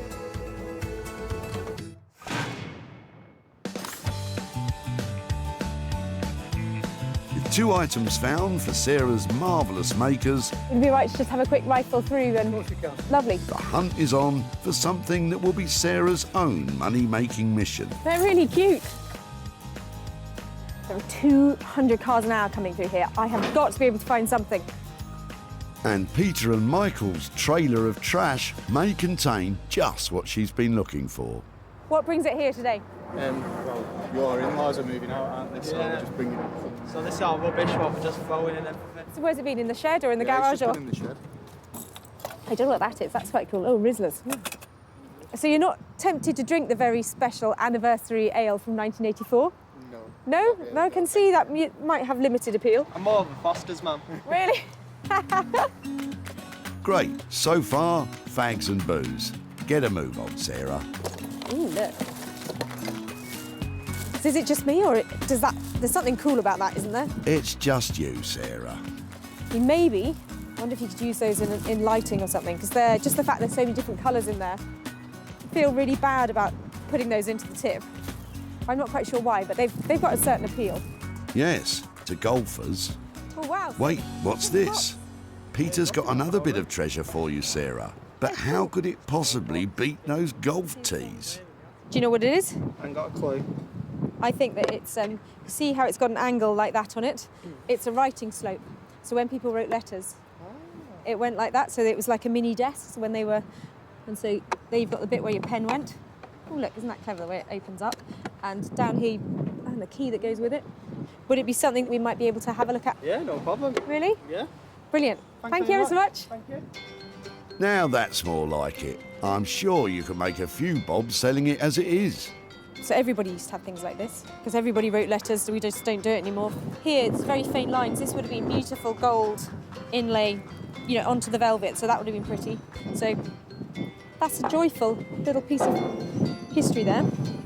This type of writing slope or lap desk first appeared in the 18th century and became a stylish accessory for the travelling gentleman. Today, the market for these is buoyant, and Sarah could well raise some surprise cash for Michael and Peter. I love this box. It's really sweet, and it's the oldest thing that we've found today. It's got some lovely details on it, and I'm hoping that it's going to be really quite valuable. And that means that all of the money we get from selling it can go to that great guy who dropped stuff earlier. So that has got to be a good thing, hasn't it? And with that, today's list is complete. Chinello will lavish love on Chris's leather. Rupert will tackle Derek's rusty frame and that dissected door. And Sarah, oh no, she's not taking the golf tees as well, is she? Oh well, double the potential profit, I suppose. I have cherry-picked my way through loads of rubbish here today, and I've picked 3 potential things that I think will make heaps of money.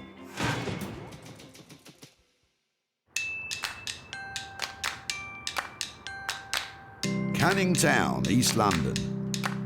Amongst its old industrial past and its current regeneration lies the home of high fashion. Well, you wouldn't think it from the outside. Designer Chinello Bali will have Sarah at her door any minute with the beaten-down chair.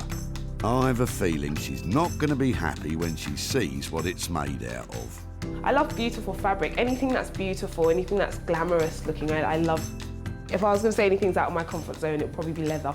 It's because you wouldn't usually think of leather and think elegant. Oh dear. Good luck, Chinello. Hello, Chinello.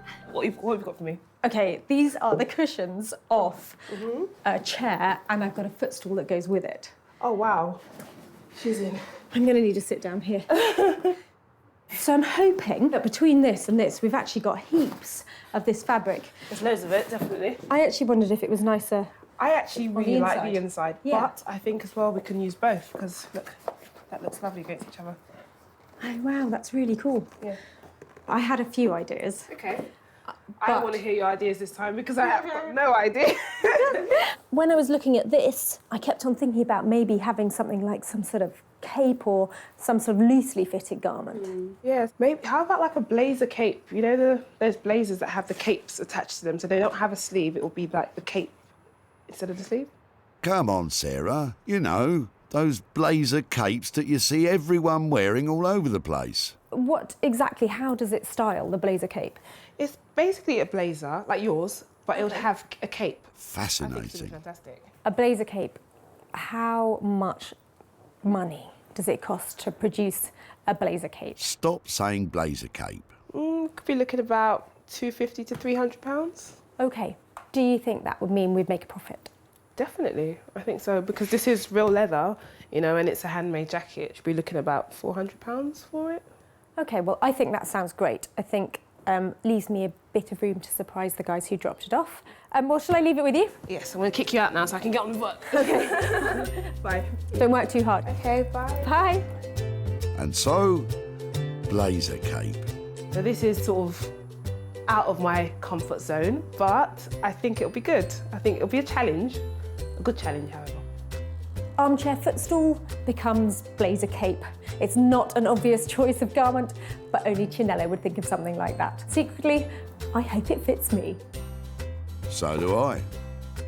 So it'll be £300 to produce the garment. And all Sarah has to do is find a superhero looking for formal wear, and she's sorted.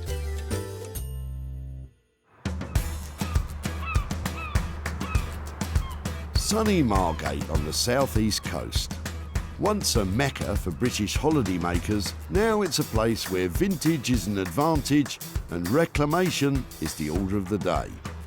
And one man leading the way is our Rupert. And Carlos the cat. Sarah's about to set him the challenge of making something out of the angle iron and the old barn door. Rupert, hi. Hey, Sarah. How are you? Back again? I've got a few things. Okay, don't look. Can you rustle off somewhere and I'll bring it in and then you can see it because I don't want you to get put off. Sarah thinks if she can make it look presentable, then Rupert might just see its potential. It's all coming together. It's going to be fun. Sarah's brought some weird things to me before, so this time, who knows what it could be. Looks good, doesn't it? Really inspiring. Doesn't look like a load of old junk. I'm not exactly sure who Sarah's trying to convince, but either way, Rupert's getting concerned. Sarah, you all right? Yeah, it's coming together. I hope it's going to be worth it. Can't quite imagine what you're doing yet. It's a lot of crashing and banging coming from out there. Never look better. Rupert? It's like all my birthdays and Christmases come at once. There was something about it. It's been hacked into, it's been cut up. Okay. But I just love the fact, the wear on it, you can't make it look like that. What is it? A toilet door, a barn door? Barn door, I'm thinking. And then this angle iron? Yep. Brilliant, isn't it? I love angle iron, I love it. It's so flexible and adjustable, and it's something that you don't really see now in the home. Everyone used to make their bench in their shed, their shelving in the garage out of this stuff. So, the angle iron's a hit, but the old barn door has some issues. Quite a lot of age to it, a lot of dry rot there, so it can be complicated to work with. I don't know if you've noticed, but actually it has been cut in half. So there is, it's not quite as intact. So yeah, that's why I was piecing it together so it wasn't. That's a surprise. Yes. There's a jigsaw puzzle. Yeah, I did have some thoughts that maybe this was kind of cut up into parquet to make amazing tabletop, and these were framing it in some way. A table, I see as the easy option for me. Yep. A sideboard would be a more challenging option for me because it's only 2 materials here, so to stretch them far enough to actually make a piece of furniture that you will sit in front of and stare at every day, it'd be quite a challenge. Rupert's never one to shy away from a challenge. But how much is it going to cost? I've got a couple of days' work on this. I would like to really, go to town on this piece. So we're looking at a 400 or so quid. I think that's about right. I've left Rupert in there piecing together that jigsaw and trying to make a sideboard out of the door and that old angle iron. I think he's got his work cut out, but he's so enthusiastic about it. I think there's potential for real profit from this piece. To make a sideboard out of all that rubbish will cost you around £400. So Sarah will be aiming high in the sale of this one. With the worn leather and the deconstructed door being dealt with by the designers, it's time for Sarah to generate some cash of her own. And back at her barn, she's hoping the antique writing slope will do just that. Now, I was really pleased to save this the other day. I love the fact that we found something that was really old, and it's a charming piece. It's got sweet little things like its own key still with it. So to think that it was going to be thrown away, I'm really pleased that I rescued it. It's not in great condition, and that makes me worry about how much it's actually going to be worth. There's big chips off the veneer all around here, and I think it's had some restoration on it. In here, in the hinges, you can see how they've been nailed back in rather than screwed, and they're not the original ones.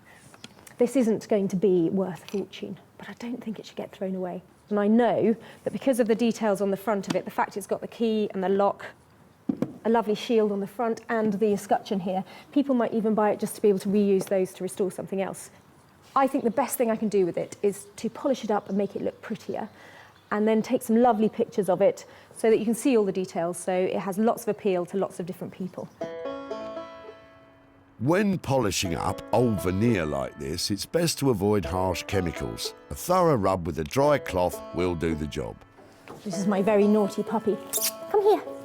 It never does what it's told, do you? And the mere mention of a rub has brought Bramble in. I think it's looking better. I'm not an expert on wood. I'm just wondering if that's a mahogany veneer or maybe walnut. Oh wow, that looks really good on there. Sarah's planning to sell the piece online to the highest bidder. I'm going to take photographs from every angle of it and the detail and the damage that it's got, so that whoever buys it has got the whole picture. Well, maybe, looking at the state of it, less is more. Come here. A quick look online to compare prices, and things are looking promising. So this one's similar, and it's £44.50, but I'd say that's got a slightly Art Deco-y, sort of 40s-y maybe feel to it. So I think that one is newer than our one. Victorian writing slope. Right, so there it is. It's listed. Let's hope that it makes £30. Maybe, on a good day, £40. Fingers crossed. All we can do now is wait to see if it makes any money. Let the bidding begin. Sarah hasn't spent a penny on the writing slope, so any money made from it is truly profit.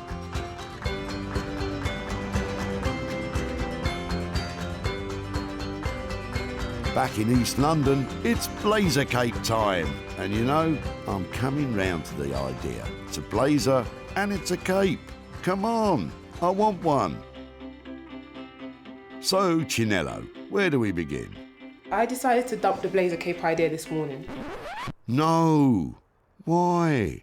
Because because I just woke up and I thought, how is this going to work? So I'm going to make a dress out of this. So more of a shift style dress.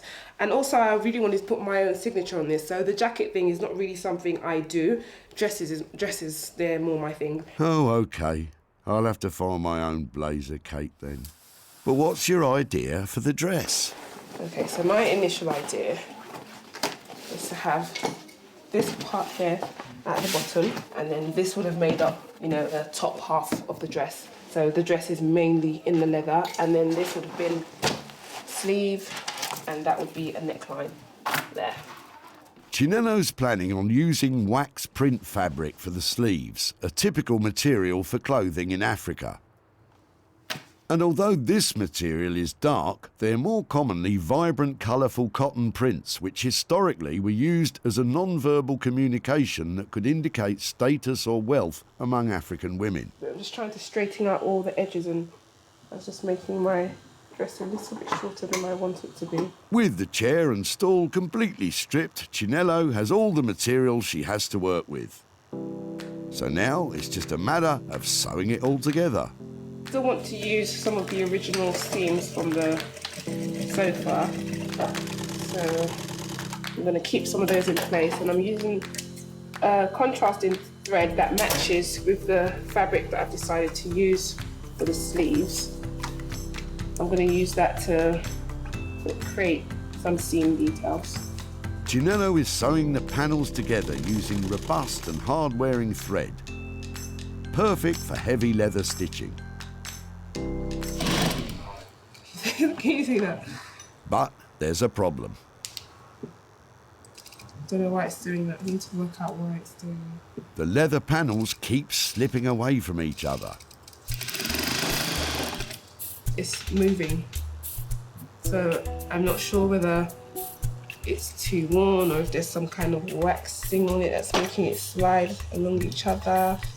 See, it jumps down as you try to sew it. Even though I start with the needle inside of it, so it shouldn't do that at all, it still jumps. This could potentially be it for the sofa dress. If it's not going to sew, what am I going to do with it? The more worn sections seem impossible to sew together, and considering most of it is well worn, Chinello might not have enough material to make a wallet, never mind a dress. Because it's not like it's not sewing it, it sews it in bits and then it just gathers it up at the bottom, and it was doing the same thing on that machine, so I moved over here. What are we going to do now? I'm not sure we'll be able to do this one. Is this the end of the road for Chinello's dress?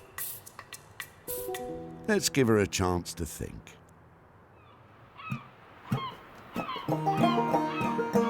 Meanwhile, over in sunny Margate, let's hope that Rupert's having more luck with the angle iron and the old barn door.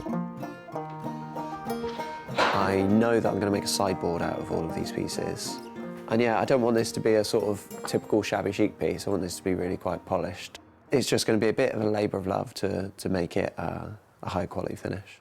Rupert's planning on leaving the chip paint effect on the wood as a feature, which doesn't sound like a quality finish to me.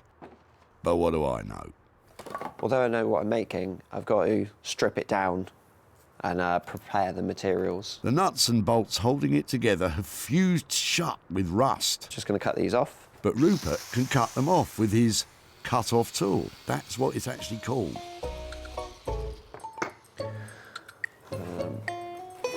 Just use a hammer because these will still be quite hot. Once the door is taken apart, a few more screws. You can get an idea of how much usable wood he has to work with. But it's all looking a bit crumbly.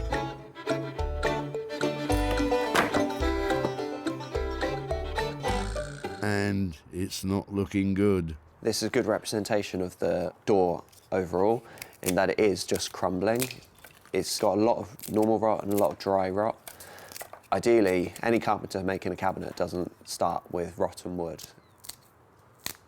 Now on this table is everything that's really usable. I've got it down from what was a pile of rubbish to an organised pile of rubbish. I suppose that's some progress. There's still There's still a good 60% of this door that we can reuse. With just enough wood to construct a sideboard, Rupert gets to work sawing the usable pieces into planks to match his very intricate blueprint on the floor. Next comes the angle iron, which will form the structure of the cabinet. Angle iron became very popular amongst do-it-yourselfers. With its easy-to-assemble design, it was possible for almost anyone to build anything from shelving units to greenhouses. The more I put together, the closer I'm getting to working out what this needs to become. Rupert's on a roll and looks to have this finished in no time. But wait a minute. That's one short and two wide. That's one short. Where are the other pieces of wood? I've miscalculated it. Uh-oh, with such little door to work with, that doesn't sound good. Oh, this is nuts. This is a problem with having a warehouse full of rubbish, that I often lose a piece of wood that I just cut. Good luck finding it in there, Rupert. Maybe Sarah will be happy with half a sideboard.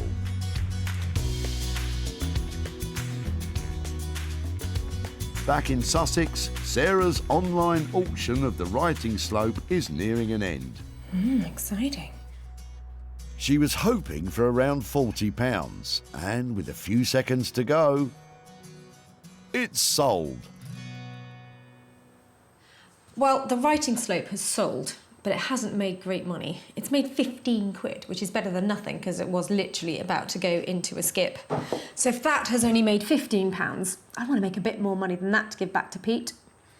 I think I'm going to have to take up the golf tee challenge. Oh no, I'd forgotten about them. What should we do with them then? Don't ask me.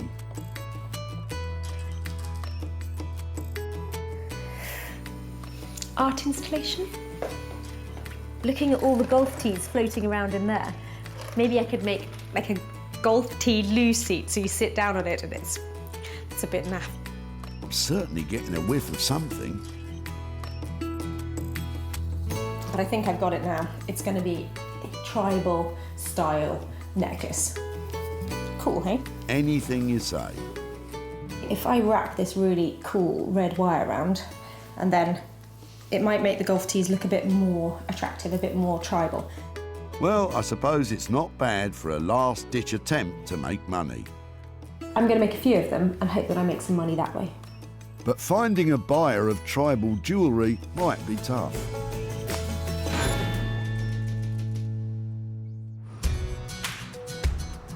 Back at the dump, Sarah was rustling through Peter and Michael's box of old bits.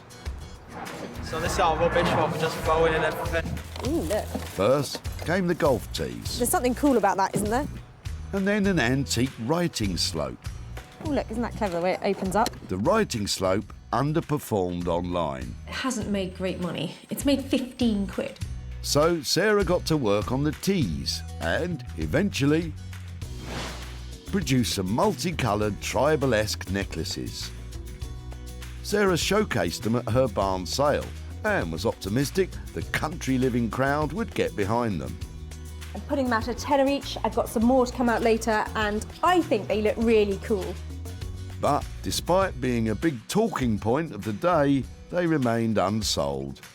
Sarah contacted Peter, whom the two items had been taken from, to arrange to hand over the £15 from the sale of the writing desk, but alas, without success. So Peter has been very busy, so I haven't managed to catch up with him, but I have got £15 here that I'm going to send off to him, and I hope he's going to have a drink on us. So it's been a disappointing turnout for the boys, but still, 15 quid for what was rubbish is still better than a kick in the golf balls.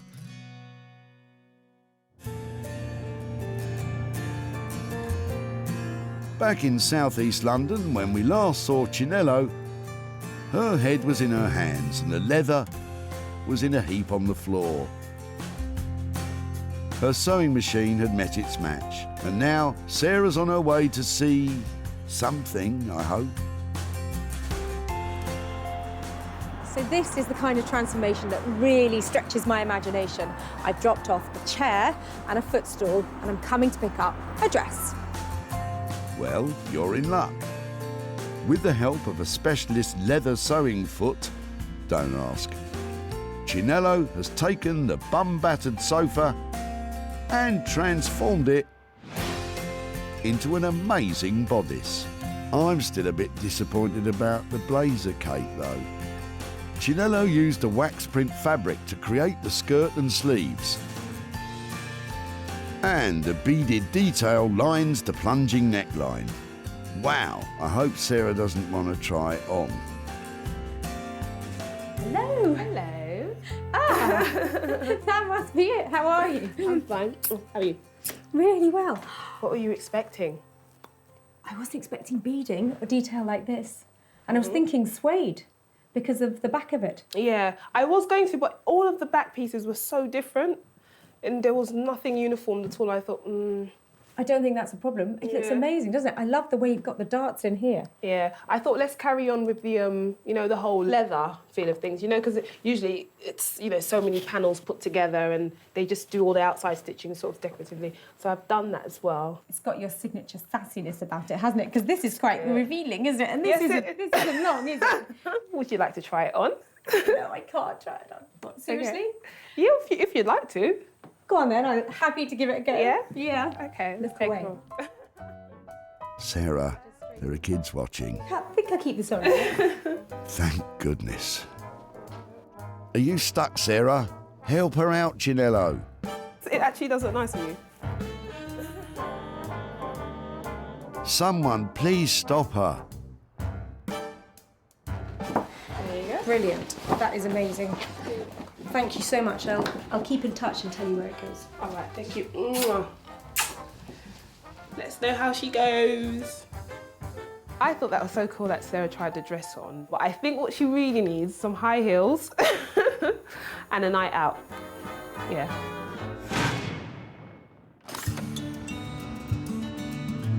Back at the dump, Sarah saw potential in Chris's faded leather. If I can get this leather off here, it's beautiful, it's really soft. More bums have been on that one. The bum bashing didn't bother Sarah, but Chris was sceptical. Considering that, you know, the city's about 10, 12 years of age, I think she'll struggle to do anything with it, really. Luckily, Chris was proved wrong. With the expert eye of Chinello, it was transformed into something spectacular. Sarah's been working her socks off to find a buyer. But with this bespoke piece, made to measure no one in particular, Sarah's been unsuccessful in finding someone it will fit. Sarah travelled back to Stockport to tell Chris the bad news. But you never know, it might fit him. Hello. Hi Chris, how are you doing? Hi. Nice to see you again. Hello. Your sofa has been to the most fabulous dress designer. Okay. She's called Chinello Bally, and she's a freestyle cutter of fabrics. Okay. And this is what has become of your chair and your... Wow, very, very different. Isn't it different? Extremely different. It's I do recognise the leather, but that'll be it. So our brief to her was, you know, do what you like. We had a few different ideas about maybe she'd make it into a cape or a blazer or something like that. But in the end, she's made a really striking dress from it. So what do you think? It's not your size, is it? It's definitely not my cup of tea, as in wearing wise, but I can see that it looks good quality and it's really different. So yeah, it's definitely it's not a settee anymore, isn't it? At this stage, what I'd really like to be saying was I've made your chair into a dress and I've sold your dress and bring you some money, but I haven't had time to sell it yet. So what I would like to do, if it's all right, is hang on to your dress and try and sell it for you at a profit, and then be in touch with some money at a later date. Okay. Chinello's work cost £250 to create the dress, but as yet it has unfortunately failed to sell, which means Chris will have to wait a little bit longer before he receives any profit.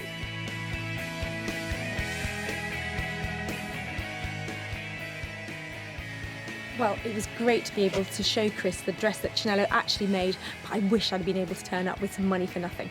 But hopefully I'll be in touch soon and have something to share with him. I didn't know what she was going to make, but her dress would have been definitely the last on the list, let's just say. So yeah, definitely wasn't the case that I was thinking she's going to make a dress out of it at all.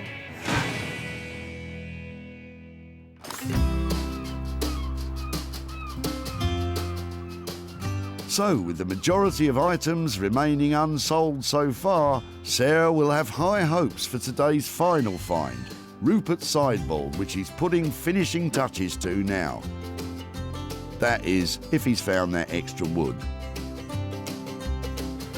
So what do you get if you drop off a load of old metal and a broken door? I'm hoping for one of Rupert's signature sideboards and something that looks fantastic. Before, it was a rotten and rusty pile of wood and metal.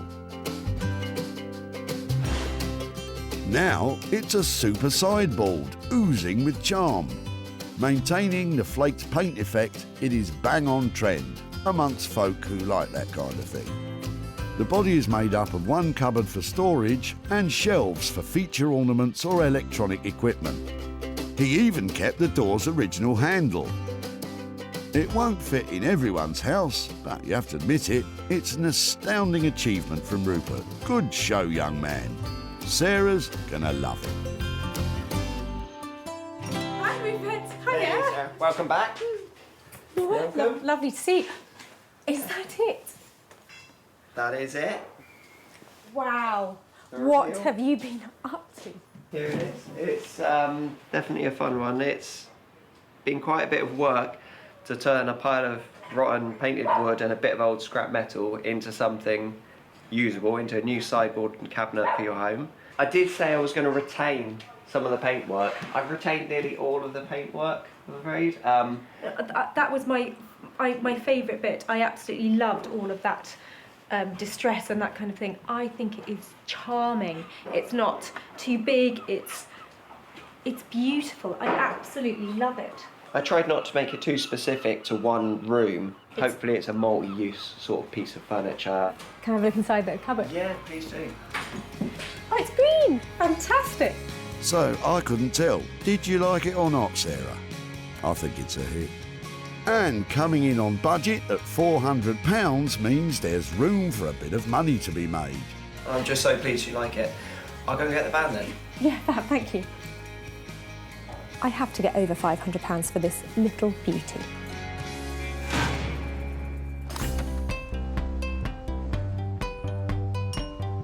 Back at the dump, Sarah ambushed Derek for his angle iron. Yes, it was in our greenhouse. Oh, fantastic. Derek had confidence in Sarah's abilities. It's only one piece, as long as she's handy with a paintbrush. But it was missing something to tie it all together. And then she found it 2 minutes later. Your next dining room table, sir? She wasn't far off. Thanks to Rupert, it was transformed into a bespoke sideboard. Sarah's invited one of the country's leading retro furniture dealers to see if he was interested. And it turned out he's a big fan of Rupert's. Well, I love this, and I love his work. With a fish on the hook, Sarah tried to reel him in with some big figures. Probably, in order to see profit, I need to sell this for £550. It's tight. That figure was a bit too big. But with a bit of negotiation, I would really like to have it. They came to an agreement. Sarah's back in Stockport to show Derek what was made of his old greenhouse and hand over the cash. Hi there, hi Derek, how are you doing? Okay. Not bad yourself? Yeah, very Good to see you well. again. Yes, and you. Any ideas what we might have done with your frames? I can't think of anything except the same it was before, a shelving unit of some sort, or maybe an art display unit. Yeah, well, actually, they were turned into a sideboard, and I've got some pictures to show you. Okay. Hopefully you can see where your frames are in the... Wow. It was You got made... rid of all the rust and everything as well. Looks brilliant. Do you think? Yeah, it looks really good. Wow. They I never were- thought it would amount to anything except scrap metal. So you approve of what we did with it? Yes, no, it looks really good. You managed to find a good home for it? Yeah, a good home, and actually managed to sell it at a profit. Oh, wow. So I'm here tonight to give you £100 profit from your frames. Oh, wow, okay. To spend on whatever Wow, you'd like. Thanks very much. Okay, perfect. Oh, I wasn't expecting that. Any ideas what you might do with £100? Well, I wasn't expecting this. I didn't think any money back of it, so I thought I'll donate it to charity. got really? a local animal shelter charity around the corner that's always in need of something, so... That sounds like a great idea, and somebody has gone on to have a lovely piece of furniture made out of the materials you dropped off. So I think it sounds like it was all good. Gets a bit of good use out of it. Yeah, great. Lovely. Well, really nice to catch up with you. Thanks very much. Absolute pleasure. And lovely use of money. That's great. Brilliant. Thanks very much. Okay, take care. Okay. Thank you very Cheers. much. Bye. Bye-bye. So Rupert charged £400 to transform the pile of old metal and pieces of door into a sideboard, but the sale of £500 made a profit for Derek of £100. I wasn't expecting anything in the slightest, half of what you maybe made, or if anything at all. But no, it's come out looking really good. I love the fact that Derek has chosen an animal charity to give the money to. We've got a little fan down here. I'm going to go home and tell Bramble that there's £100 going to a really good cause. Sarah salvaged 3 unwanted items from the Bredbury Recycling Centre. Chris's old leather sofa turned into a beautiful bodice dress. Derek's ancient angle iron transformed into a super sideboard. And the writing slope and golf tees have been given a new lease of life. So 2 out of 3 items sold for a profit and a lot of fun had along the way. Next time, we could be making something from an item you no longer love. See you at the tip.